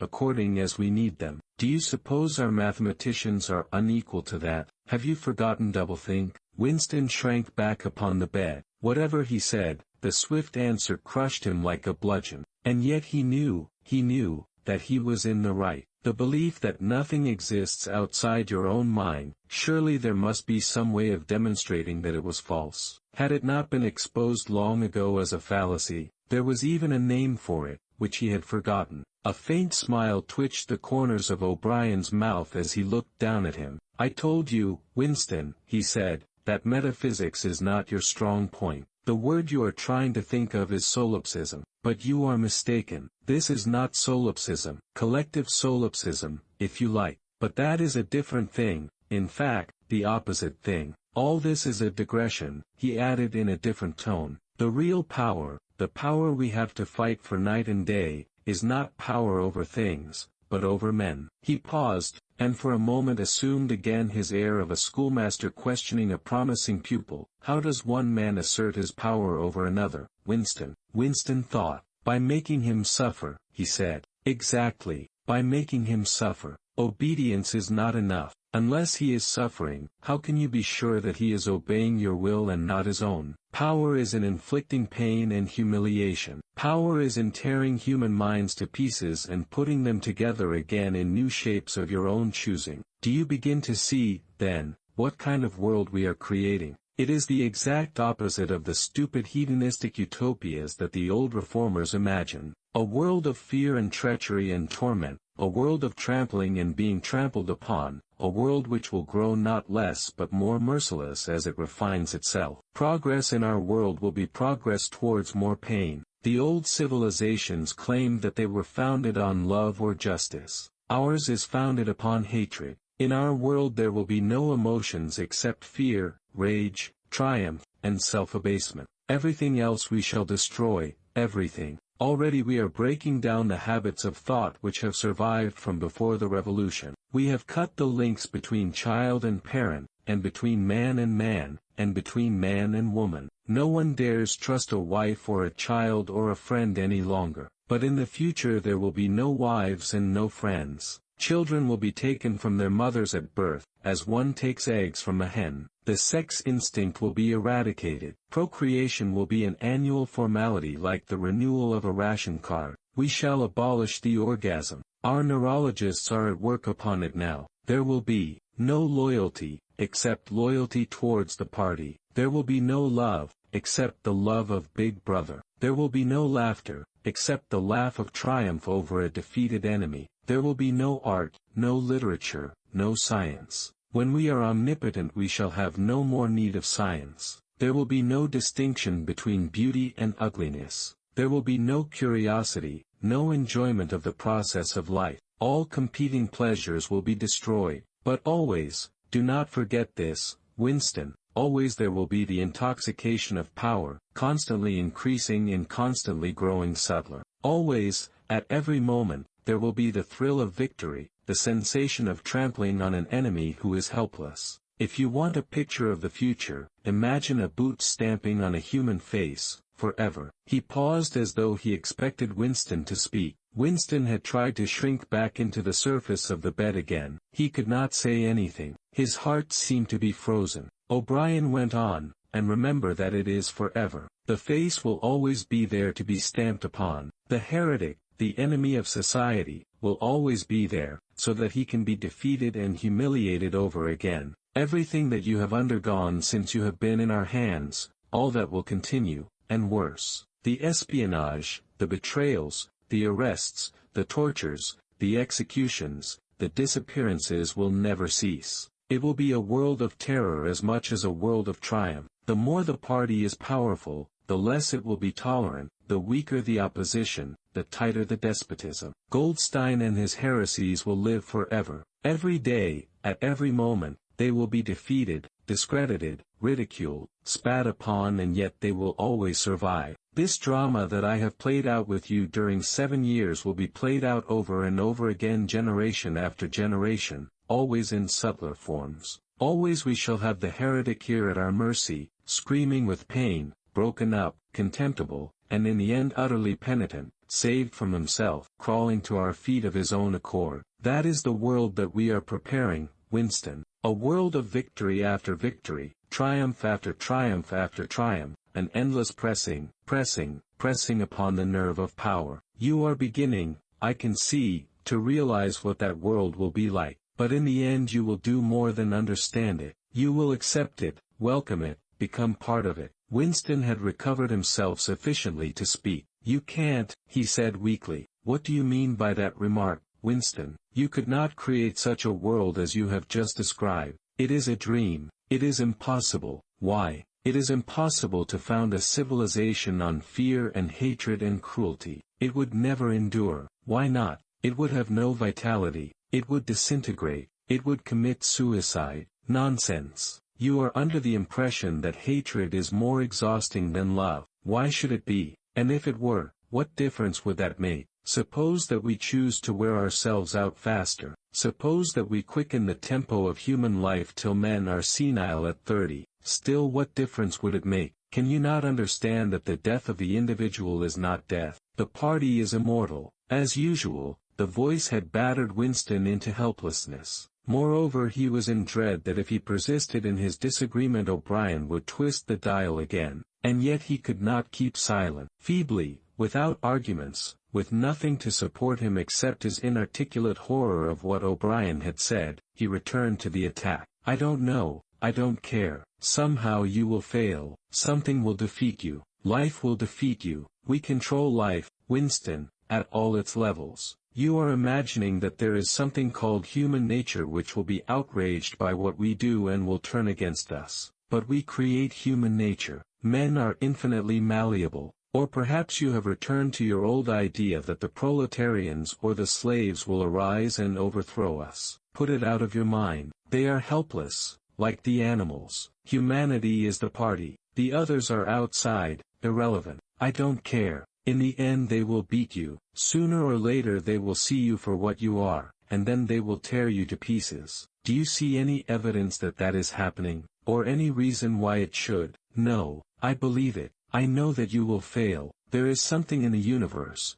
I don't know, some spirit, some principle, that you will never overcome. Do you believe in God, Winston? No. Then what is it, this principle that will defeat us? I don't know. The spirit of man. And do you consider yourself a man? Yes. If you are a man, Winston, you are the last man. Your kind is extinct, we are the inheritors. Do you understand that you are alone? You are outside history, you are non-existent. His manner changed and he said more harshly, and you consider yourself morally superior to us, with our lies and our cruelty? Yes, I consider myself superior. O'Brien did not speak. Two other voices were speaking. After a moment Winston recognized one of them as his own. It was a soundtrack of the conversation he had had with O'Brien, on the night when he had enrolled himself in the Brotherhood. He heard himself promising to lie, to steal, to forge, to murder, to encourage drug-taking and prostitution, to disseminate venereal diseases,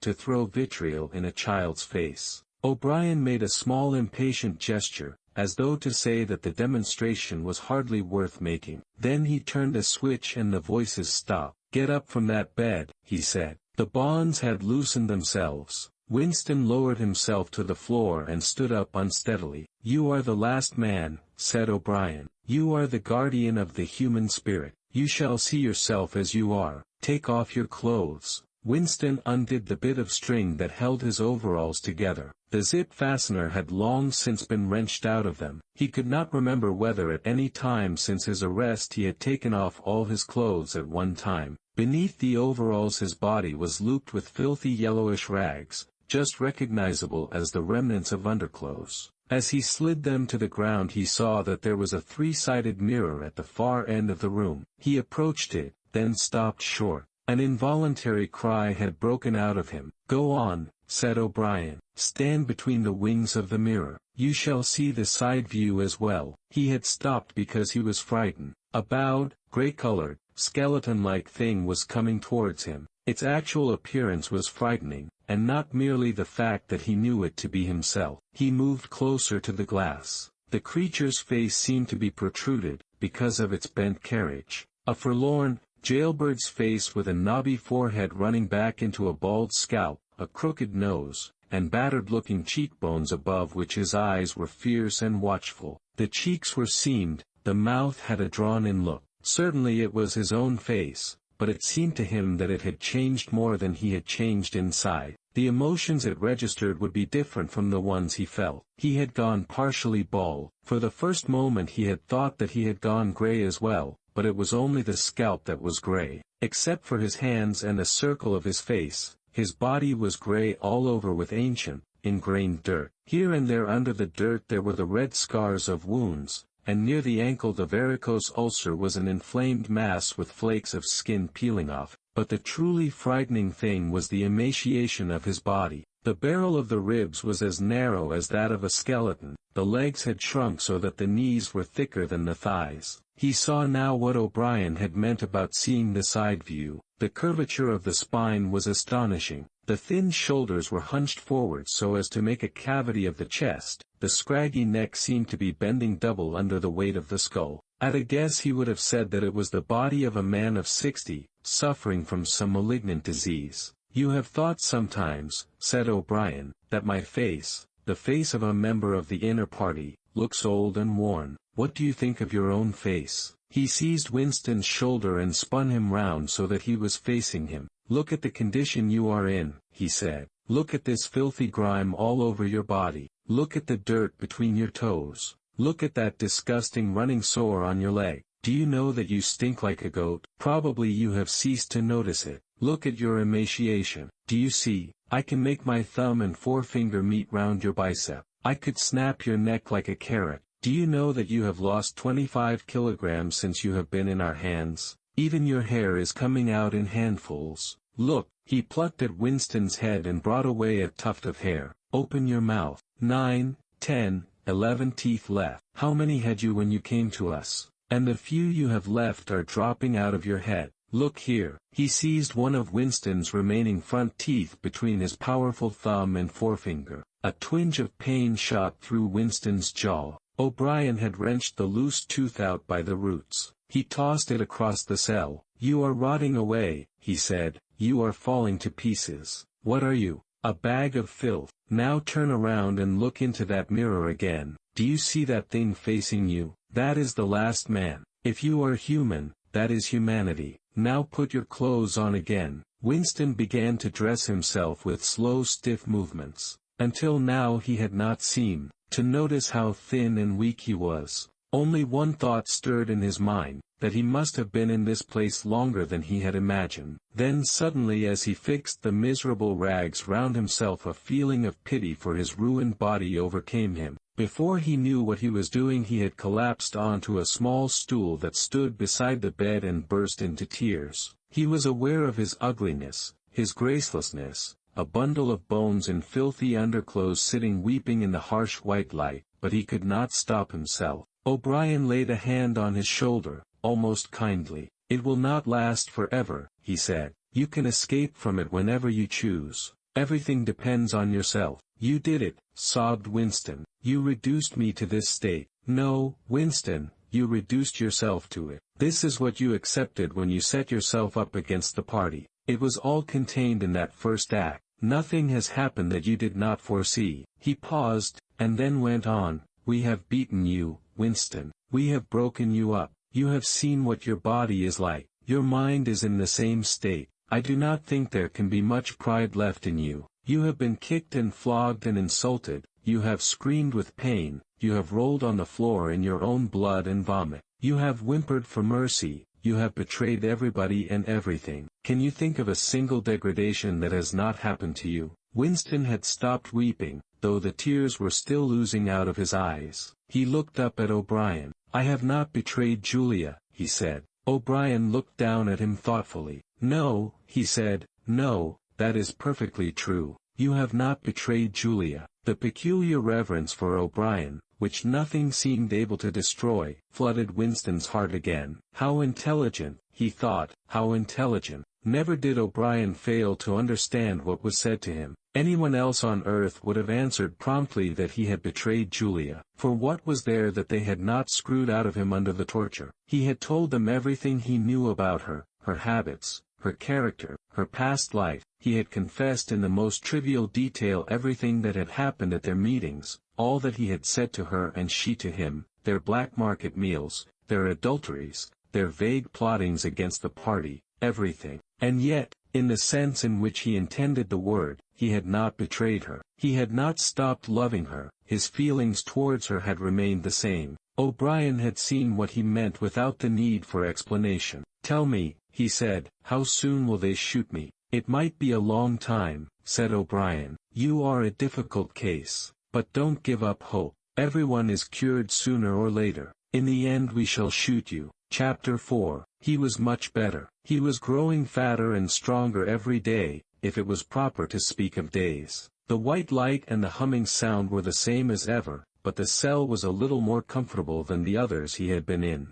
There was a pillow and a mattress on the plank bed, and a stool to sit on. They had given him a bath, and they allowed him to wash himself fairly frequently in a tin basin. They even gave him warm water to wash with. They had given him new underclothes and a clean suit of overalls. They had dressed his varicose ulcer with soothing ointment. They had pulled out the remnants of his teeth and given him a new set of dentures. Weeks or months must have passed. It would have been possible now to keep count of the passage of time, if he had felt any interest in doing so, since he was being fed at what appeared to be regular intervals. He was getting, he judged, 3 meals in the 24 hours. Sometimes he wondered dimly whether he was getting them by night or by day. The food was surprisingly good, with meat at every third meal. Once there was even a packet of cigarettes. He had no matches, but the never-speaking guard who brought his food would give him a light. The first time he tried to smoke it made him sick,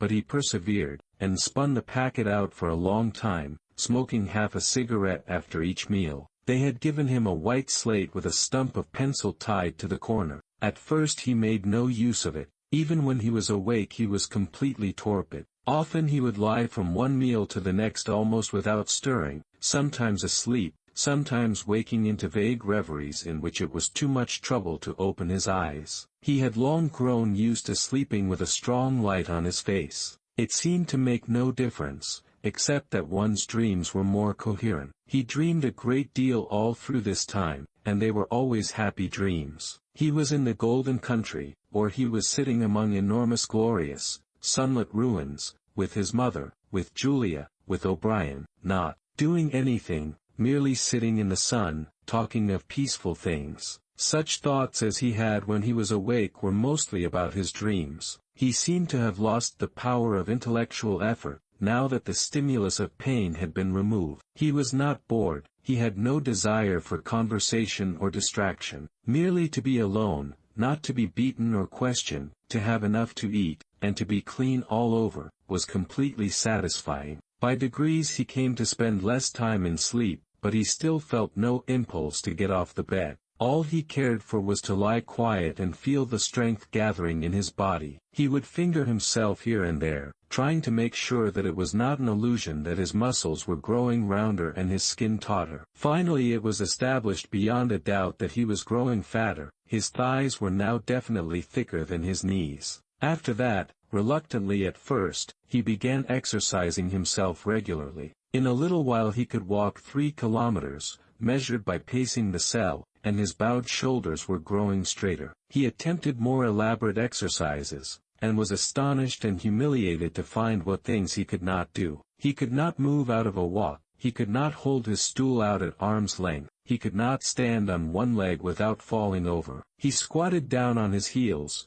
and found that with agonizing pains in thigh and calf he could just lift himself to a standing position. He lay flat on his belly and tried to lift his weight by his hands. It was hopeless, he could not raise himself a centimeter. But after a few more days, a few more meal times, even that feat was accomplished. A time came when he could do it 6 times running. He began to grow actually proud of his body, and to cherish an intermittent belief that his face also was growing back to normal. Only when he chanced to put his hand on his bald scalp did he remember the seamed, ruined face that had looked back at him out of the mirror. His mind grew more active. He sat down on the plank bed, his back against the wall and the slate on his knees, and set to work deliberately at the task of re-educating himself. He had capitulated, that was agreed. In reality, as he saw now, he had been ready to capitulate long before he had taken the decision. From the moment when he was inside the ministry of love, and yes, even during those minutes when he and Julia had stood helpless while the iron voice from the telescreen told them what to do, he had grasped the frivolity, the shallowness of his attempt to set himself up against the power of the party. He knew now that for 7 years the thought police had watched him like a beetle under a magnifying glass. There was no physical act, no word spoken aloud, that they had not noticed, no train of thought that they had not been able to infer. Even the speck of whitish dust on the cover of his diary they had carefully replaced. They had played soundtracks to him, shown him photographs. Some of them were photographs of Julia and himself. Yes, even, he could not fight against the party any longer. Besides, the party was in the right. It must be so. How could the immortal, collective brain be mistaken? By what external standard could you check its judgments? Sanity was statistical. It was merely a question of learning to think as they thought. Only, the pencil felt thick and awkward in his fingers. He began to write down the thoughts that came into his head. He wrote first in large clumsy capitals, "Freedom is slavery." Then almost without a pause he wrote beneath it, 2 and 2 make 5. But then there came a sort of check. His mind, as though shying away from something, seemed unable to concentrate. He knew that he knew what came next, but for the moment he could not recall it. When he did recall it, it was only by consciously reasoning out what it must be. It did not come of its own accord. He wrote, "God is power." He accepted everything. The past was alterable. The past never had been altered. Oceania was at war with East Asia. Oceania had always been at war with East Asia. Jones, Aronson, and Rutherford were guilty of the crimes they were charged with. He had never seen the photograph that disproved their guilt. It had never existed. He had invented it. He remembered remembering contrary things, but those were false memories, products of self-deception. How easy it all was. Only surrender, and everything else followed. It was like swimming against a current that swept you backwards however hard you struggled, and then suddenly deciding to turn round and go with the current instead of opposing it. Nothing had changed except your own attitude. The predestined thing happened in any case. He hardly knew why he had ever rebelled. Everything was easy, except anything could be true. The so-called laws of nature were nonsense. The law of gravity was nonsense. If I wished, O'Brien had said, I could float off this floor like a soap bubble. Winston worked it out. If he thinks he floats off the floor, and if I simultaneously think I see him do it, then the thing happens. Suddenly, like a lump of submerged wreckage breaking the surface of water, the thought burst into his mind, it doesn't really happen. We imagine it. It is hallucination. He pushed the thought under instantly. The fallacy was obvious. It presupposed that somewhere or other, outside oneself, there was a real world where real things happen. But how could there be such a world? What knowledge have we of anything, save through our own minds? All happenings are in the mind. Whatever happens in all minds, truly happens. He had no difficulty in disposing of the fallacy, and he was in no danger of succumbing to it. He realized, nevertheless, that it ought never to have occurred to him. The mind should develop a blind spot whenever a dangerous thought presented itself. The process should be automatic, instinctive. Crime Stop, they called it in Newspeak. He set to work to exercise himself in Crime Stop. He presented himself with propositions. The party says the earth is flat. The party says that ice is heavier than water, and trained himself in not seeing or not understanding the arguments that contradicted them. It was not easy. It needed great powers of reasoning and improvisation. The arithmetical problems raised, for instance, by such a statement as, 2 and 2 make 5, were beyond his intellectual grasp. It needed also a sort of athleticism of mind, an ability at one moment to make the most delicate use of logic and at the next to be unconscious of the crudest logical errors. Stupidity was as necessary as intelligence, and as difficult to attain. All the while, with one part of his mind, he wondered how soon they would shoot him. Everything depends on yourself, O'Brien had said, but he knew that there was no conscious act by which he could bring it nearer. It might be 10 minutes hence, or 10 years. They might keep him for years in solitary confinement, they might send him to a labor camp, they might release him for a while, as they sometimes did. It was perfectly possible that before he was shot the whole drama of his arrest and interrogation would be enacted all over again. The one certain thing was that death never came at an expected moment. The tradition, the unspoken tradition, somehow you knew it, though you never heard it said, was that they shot you from behind, always in the back of the head, without warning, as you walked down a corridor from cell to cell. One day, but one day was not the right expression, just as probably it was in the middle of the night. Once, he fell into a strange, blissful reverie. He was walking down the corridor, waiting for the bullet. He knew that it was coming in another moment. Everything was settled, smoothed out, reconciled. There were no more doubts, no more arguments, no more pain, no more fear. His body was healthy and strong. He walked easily, with a joy of movement and with a feeling of walking in sunlight. He was not any longer in the narrow white corridors in the Ministry of Love. He was in the enormous sunlit passage, a kilometer wide, down which he had seemed to walk in the delirium induced by drugs. He was in the golden country, following the foot track across the old rabbit-cropped pasture. He could feel the short springy turf under his feet and the gentle sunshine on his face. At the edge of the field were the elm trees, faintly stirring,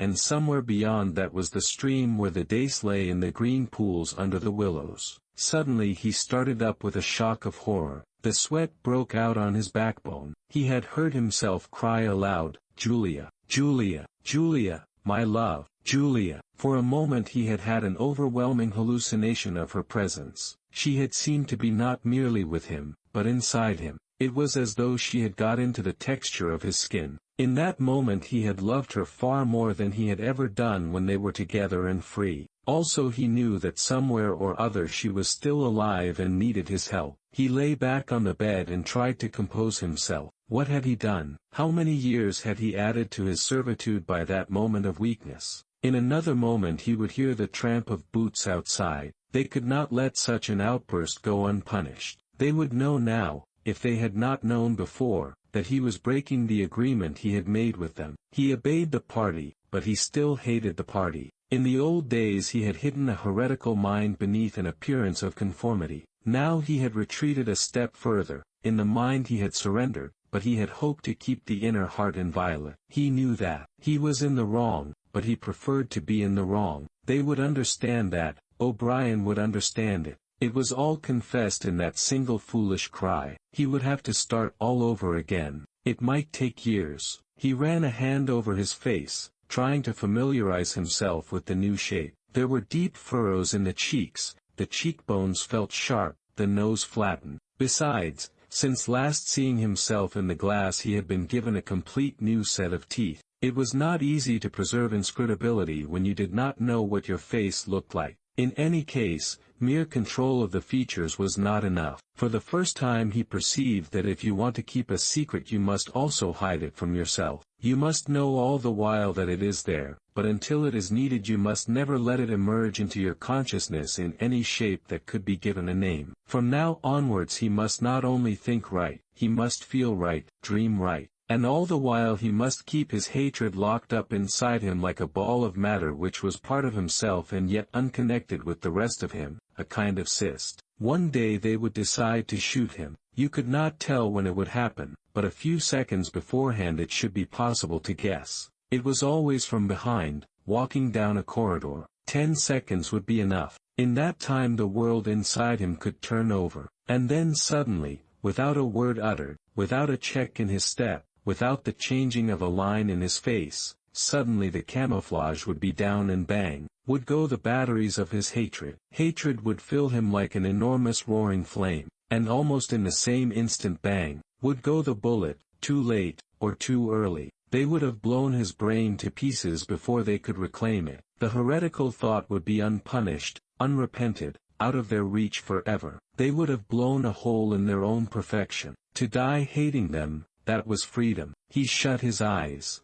It was more difficult than accepting an intellectual discipline. It was a question of degrading himself, mutilating himself. He had got to plunge into the filthiest of filth. What was the most horrible, sickening thing of all? He thought of Big Brother. The enormous face. Because of constantly seeing it on posters, he always thought of it as being a meter wide, with its heavy black mustache, and the eyes that followed you to and fro, seemed to float into his mind of its own accord. What were his true feelings towards Big Brother? There was a heavy tramp of boots in the passage. The steel doors swung open with a clang. O'Brien walked into the cell. Behind him were the waxen-faced officer and the black-uniformed guards. "Get up," said O'Brien. "Come here." Winston stood opposite him. O'Brien took Winston's shoulders between his strong hands and looked at him closely. "You have had thoughts of deceiving me," he said. "That was stupid. Stand up straighter. Look me in the face." He paused, and went on in a gentler tone. "You are improving. Intellectually there is very little wrong with you.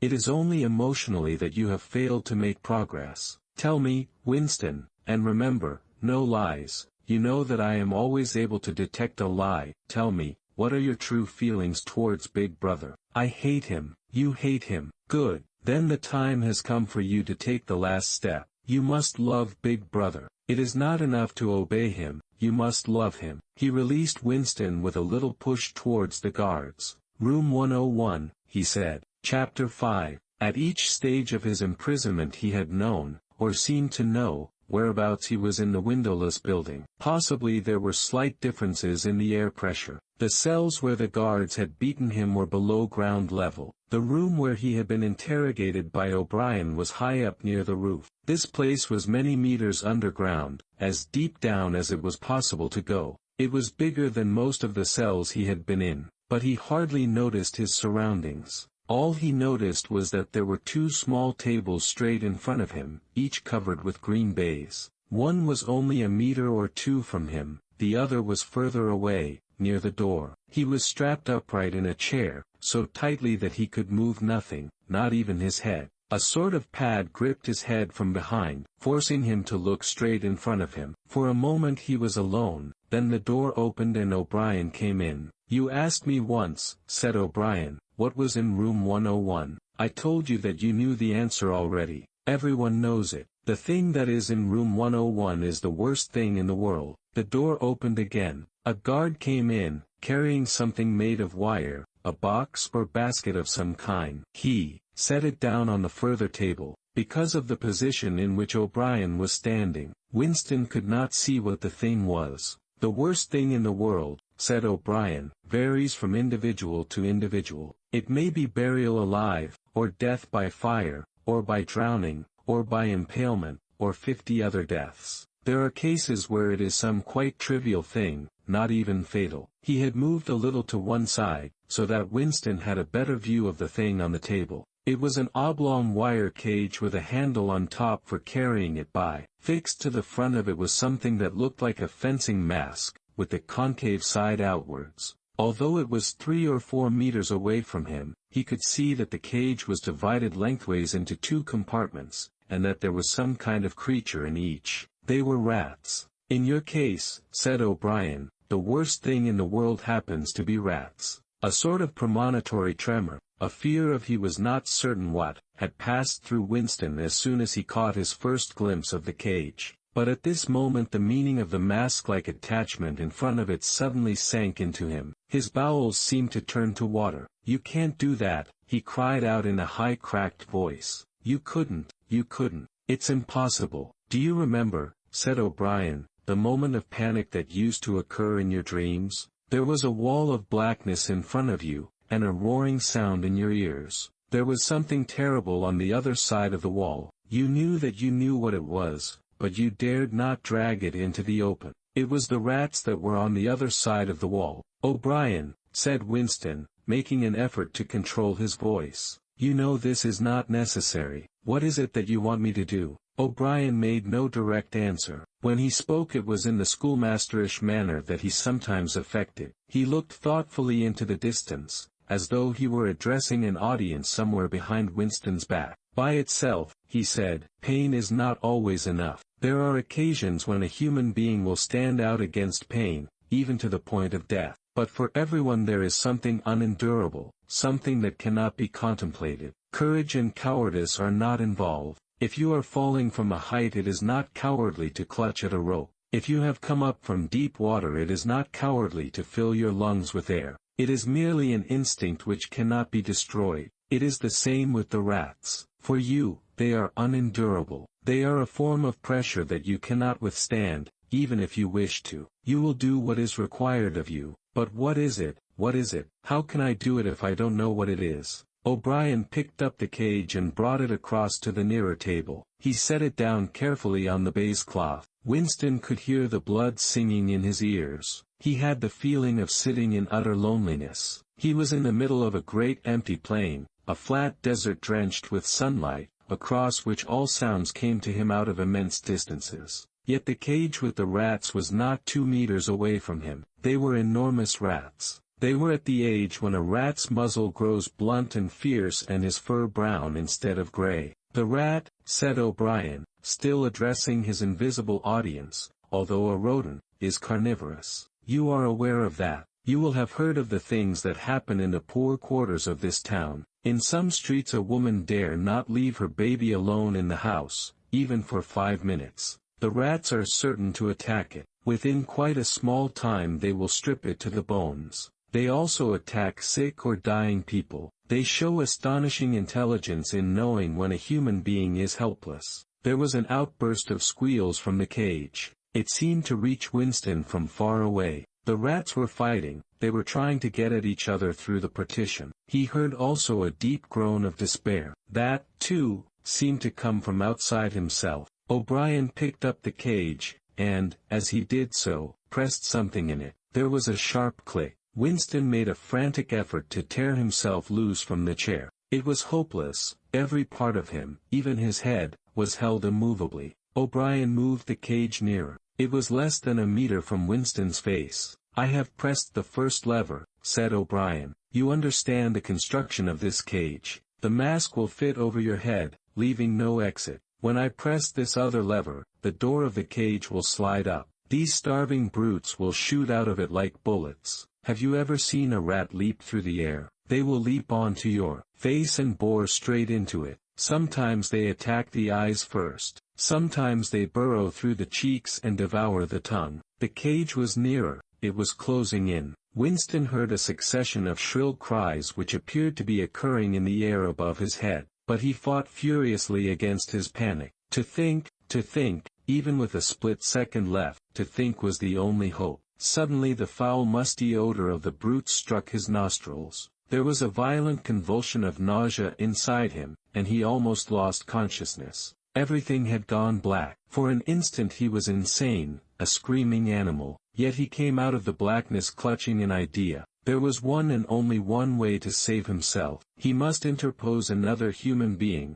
the body of another human being, between himself and the rats. The circle of the mask was large enough now to shut out the vision of anything else. The wire door was a couple of handspans from his face. The rats knew what was coming now. One of them was leaping up and down, the other, an old scaly grandfather of the sewers, stood up, with his pink hands against the bars, and fiercely sniffed the air. Winston could see the whiskers and the yellow teeth. Again the black panic took hold of him. He was blind, helpless, mindless. It was a common punishment in Imperial China, said O'Brien as didactically as ever. The mask was closing on his face. The wire brushed his cheek. And then, no, it was not relief, only hope, a tiny fragment of hope. Too late, perhaps too late. But he had suddenly understood that in the whole world there was just one person to whom he could transfer his punishment, one body that he could thrust between himself and the rats. And he was shouting frantically, over and over, "Do it to Julia,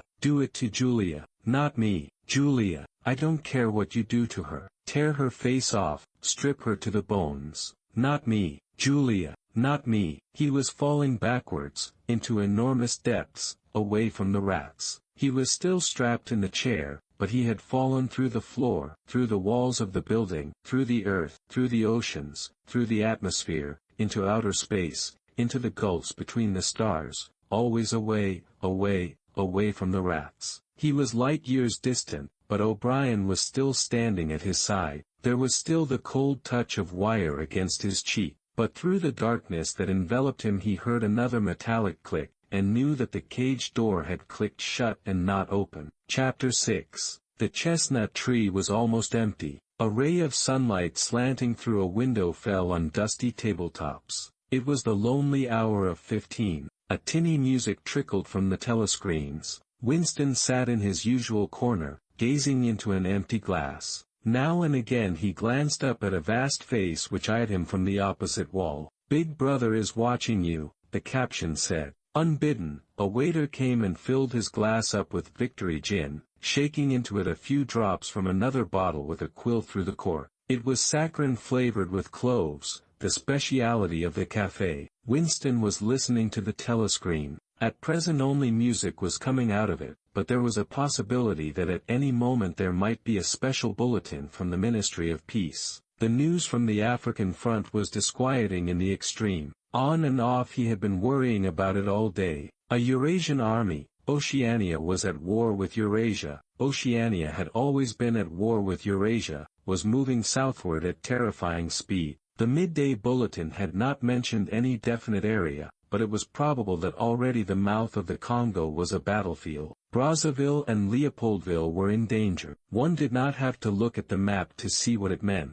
It was not merely a question of losing Central Africa. For the first time in the whole war, the territory of Oceania itself was menaced. A violent emotion, not fear exactly but a sort of undifferentiated excitement, flared up in him, then faded again. He stopped thinking about the war. In these days he could never fix his mind on any one subject for more than a few moments at a time. He picked up his glass and drained it at a gulp. As always, the gin made him shudder and even retch slightly. The stuff was horrible. The cloves and saccharine, themselves disgusting enough in their sickly way, could not disguise the flat oily smell, and what was worst of all was that the smell of gin, which dwelt with him night and day, was inextricably mixed up in his mind with the smell of those. He never named them, even in his thoughts, and so far as it was possible he never visualized them. They were something that he was half aware of, hovering close to his face, a smell that clung to his nostrils.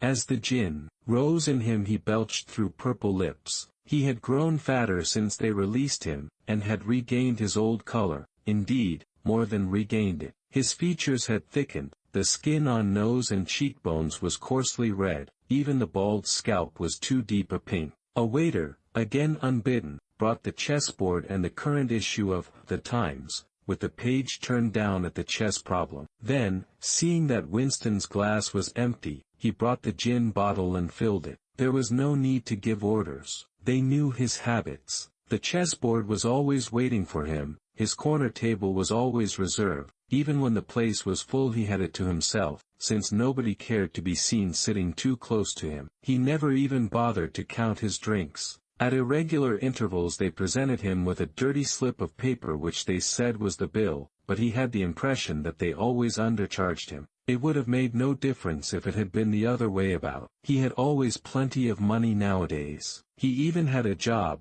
a sinecure, more highly paid than his old job had been. The music from the telescreen stopped and a voice took over. Winston raised his head to listen. No bulletins from the front, however. It was merely a brief announcement from the Ministry of Plenty. In the preceding quarter, it appeared, the 10th three-year plan's quota for bootlaces had been overfulfilled by 98%. He examined the chess problem and set out the pieces. It was a tricky ending, involving a couple of knights, white to play and mate in 2 moves. Winston looked up at the portrait of Big Brother. White always mates, he thought with a sort of cloudy mysticism. Always, without exception, it is so arranged. In no chess problem since the beginning of the world has black ever won. Did it not symbolize the eternal, unvarying triumph of good over evil. The huge face gazed back at him, full of calm power. White always mates. The voice from the telescreen paused and added in a different and much graver tone, "You are warned to stand by for an important announcement at 15:30. 15:30.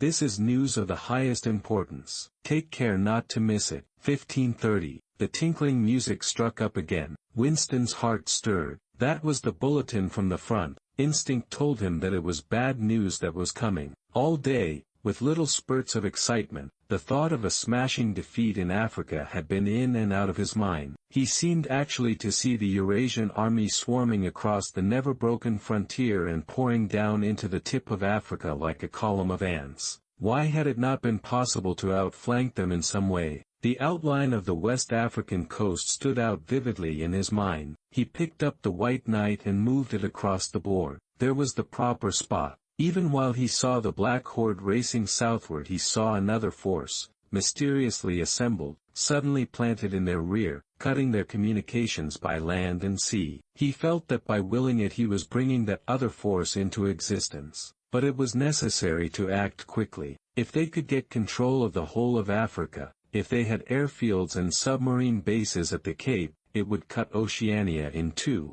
It might mean anything: defeat, breakdown, the redivision of the world, the destruction of the party. He drew a deep breath. An extraordinary medley of feeling, but it was not a medley, exactly, rather it was successive layers of feeling, in which one could not say which layer was undermost, struggled inside him. The spasm passed. He put the white knight back in its place, but for the moment he could not settle down to serious study of the chess problem. His thoughts wandered again. Almost unconsciously he traced with his finger in the dust on the table. 2 + 2 is equal to 5. They can't get inside you, she had said, but they could get inside you. What happens to you here is forever, O'Brien had said. That was a true word. There were things, your own acts, from which you could never recover. Something was killed in your breast, burnt out, cauterized out. He had seen her, he had even spoken to her. There was no danger in it. He knew as though instinctively that they now took almost no interest in his doings. He could have arranged to meet her a second time if either of them had wanted to.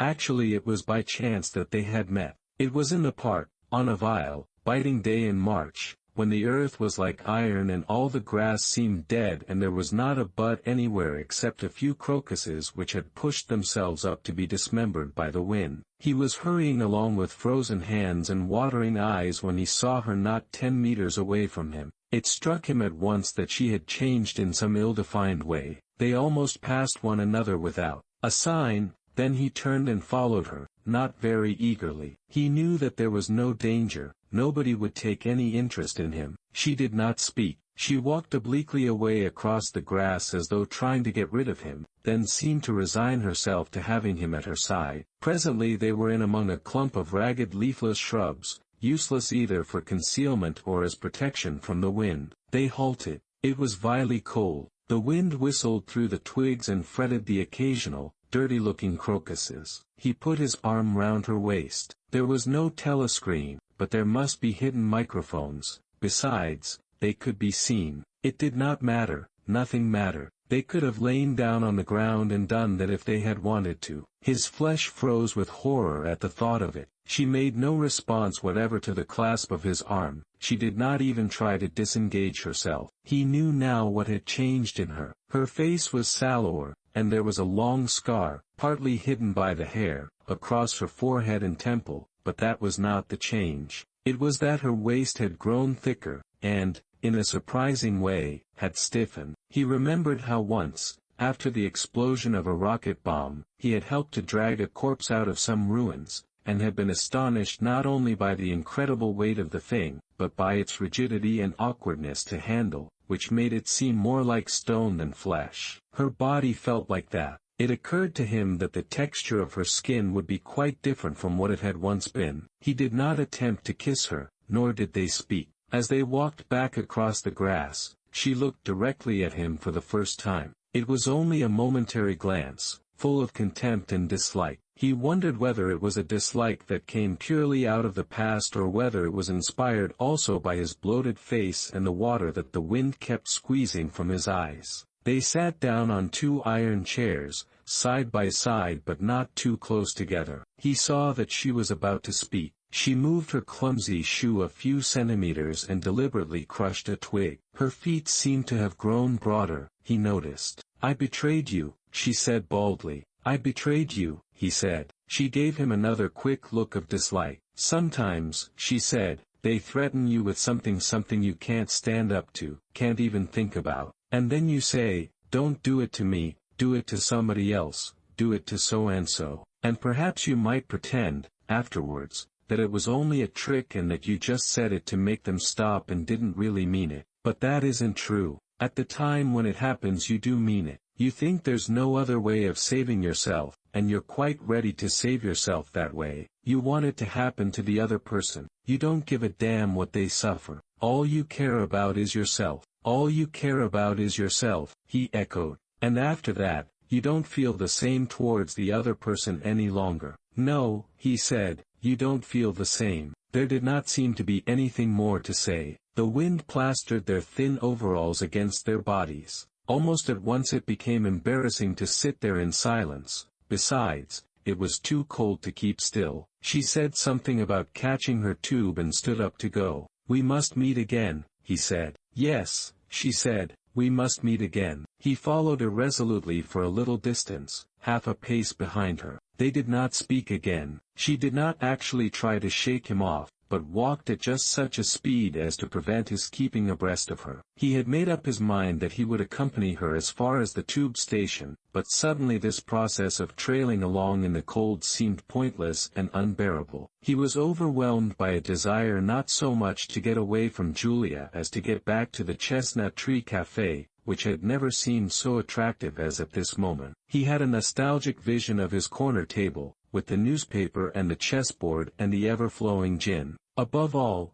it would be warm in there. The next moment, not altogether by accident, he allowed himself to become separated from her by a small knot of people. He made a half-hearted attempt to catch up, then slowed down, turned, and made off in the opposite direction. When he had gone 50 meters he looked back. The street was not crowded, but already he could not distinguish her. Any one of a dozen hurrying figures might have been hers. Perhaps her thickened, stiffened body was no longer recognizable from behind. At the time when it happens, she had said, "You do mean it." He had meant it. He had not merely said it, he had wished it. He had wished that she and not he should be delivered over to the. Something changed in the music that trickled from the telescreen. A cracked and jeering note, a yellow note, came into it. And then, perhaps it was not happening, perhaps it was only a memory taking on the semblance of sound, a voice was singing, under the spreading chestnut tree, "I sold you and you sold me." The tears welled up in his eyes. A passing waiter noticed that his glass was empty and came back with the gin bottle. He took up his glass and sniffed at it. The stuff grew not less but more horrible with every mouthful he drank. But it had become the element he swam in. It was his life, his death, and his resurrection. It was gin that sank him into stupor every night, and gin that revived him every morning. When he woke, seldom before 1100, with gummed-up eyelids and fiery mouth and a back that seemed to be broken, it would have been impossible even to rise from the horizontal if it had not been for the bottle and teacup placed beside the bed overnight. Through the midday hours he sat with glazed face, the bottle handy, listening to the telescreen. From 15 to closing time he was a fixture in the chestnut tree.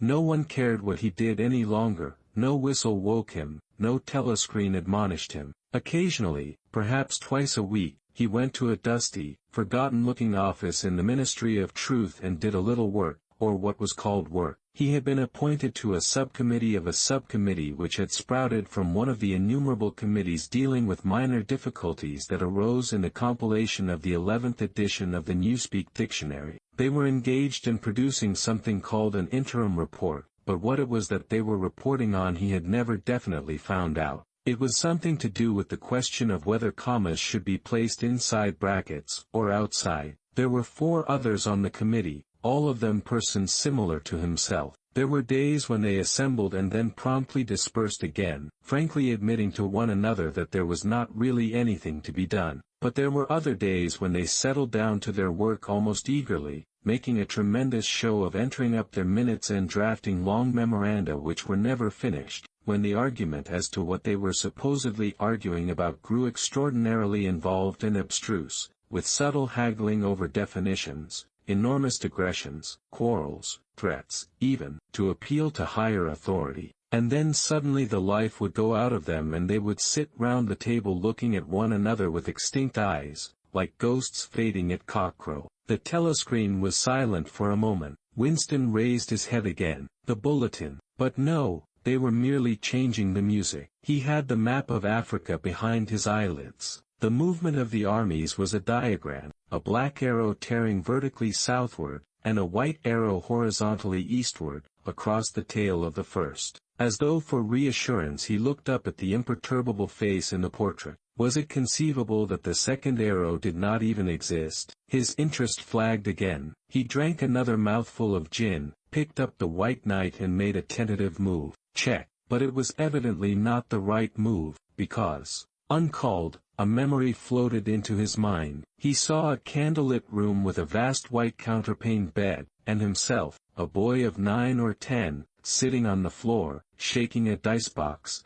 and laughing excitedly. His mother was sitting opposite him and also laughing. It must have been about a month before she disappeared. It was a moment of reconciliation, when the nagging hunger in his belly was forgotten and his earlier affection for her had temporarily revived. He remembered the day well, a pelting, drenching day when the water streamed down the window pane and the light indoors was too dull to read by. The boredom of the two children in the dark, cramped bedroom became unbearable. Winston whined and grizzled, made futile demands for food, fretted about the room, pulling everything out of place and kicking the wainscoting until the neighbors banged on the wall, while the younger child wailed intermittently. In the end his mother said, "Now be good, and I'll buy you a toy. A lovely toy, you'll love it," and then she had gone out in the rain, to a little general shop which was still sporadically open nearby, and came back with a cardboard box containing an outfit of snakes and ladders. He could still remember the smell of the damp cardboard. It was a miserable outfit. The board was cracked and the tiny wooden dice were so ill-cut that they would hardly lie on their sides. Winston looked at the thing sulkily and without interest. But then his mother lit a piece of candle and they sat down on the floor to play. Soon he was wildly excited and shouting with laughter as the tiddlywinks climbed hopefully up the ladders and then came slithering down the snakes again, almost to the starting point. They played 8 games, winning 4 each. His tiny sister, too young to understand what the game was about, had sat propped up against a bolster, laughing because the others were laughing. For a whole afternoon they had all been happy together, as in his earlier childhood. He pushed the picture out of his mind. It was a false memory. He was troubled by false memories occasionally. They did not matter so long as one knew them for what they were. Some things had happened, others had not happened. He turned back to the chessboard and picked up the white knight again. Almost in the same instant it dropped onto the board with a clatter. He had started as though a pin had run into him. A shrill trumpet call had pierced the air. It was the bulletin. Victory. It always meant victory when a trumpet call preceded the news. A sort of electric drill ran through the cafe. Even the waiters had started and pricked up their ears. The trumpet call had let loose an enormous volume of noise. Already an excited voice was gabbling from the telescreen, but even as it started it was almost drowned by a roar of cheering from outside. The news had run round the streets like magic. He could hear just enough of what was issuing from the telescreen to realize that it had all happened, as he had foreseen. A vast seaborne armada had secretly assembled a sudden blow in the enemy's rear, the white arrow tearing across the tail of the black. Fragments of triumphant phrases pushed themselves through the din. Vast strategic maneuver, perfect coordination, utter rout, 500,000 prisoners, complete demoralization, control of the whole of Africa, bring the war within measurable distance of its end, victory, greatest victory in human history, victory, victory, victory. Under the table Winston's feet made convulsive movements. He had not stirred from his seat, but in his mind he was running, swiftly running. He was with the crowds outside, cheering himself deaf. He looked up again at the portrait of Big Brother, the colossus that bestrode the world, the rock against which the hordes of Asia dashed themselves in vain. He thought how 10 minutes ago, Yes, only 10 minutes. There had still been equivocation in his heart as he wondered whether the news from the front would be of victory or defeat. It was more than a Eurasian army that had perished. Much had changed in him since that first day in the ministry of love, but the final, indispensable, healing change had never happened, until this moment. The voice from the telescreen was still pouring forth its tale of prisoners and booty and slaughter, but the shouting outside had died down a little. The waiters were turning back to their work. One of them approached with the gin bottle. Winston, sitting in a blissful dream, paid no attention as his glass was filled up. He was not running or cheering any longer. He was back in the ministry of love, with everything forgiven, his soul white as snow. He was in the public dock, confessing everything, implicating everybody. He was walking down the white-tiled corridor, with the feeling of walking in sunlight, and an armed guard at his back. The long-hoped-for bullet was entering his brain. He gazed up at the enormous face. 40 years it had taken him to learn what kind of smile was hidden beneath the dark mustache. Oh cruel, needless misunderstanding. Oh stubborn, self-willed exile from the loving breast. 2 gin-scented tears trickled down the sides of his nose. But it was all right, everything was all right. The struggle was finished. He had won the victory over himself. He loved Big Brother. This is the end of the book, 1984 by George Orwell. The narration is brought to you by The Whispering Shelf. Thank you for listening.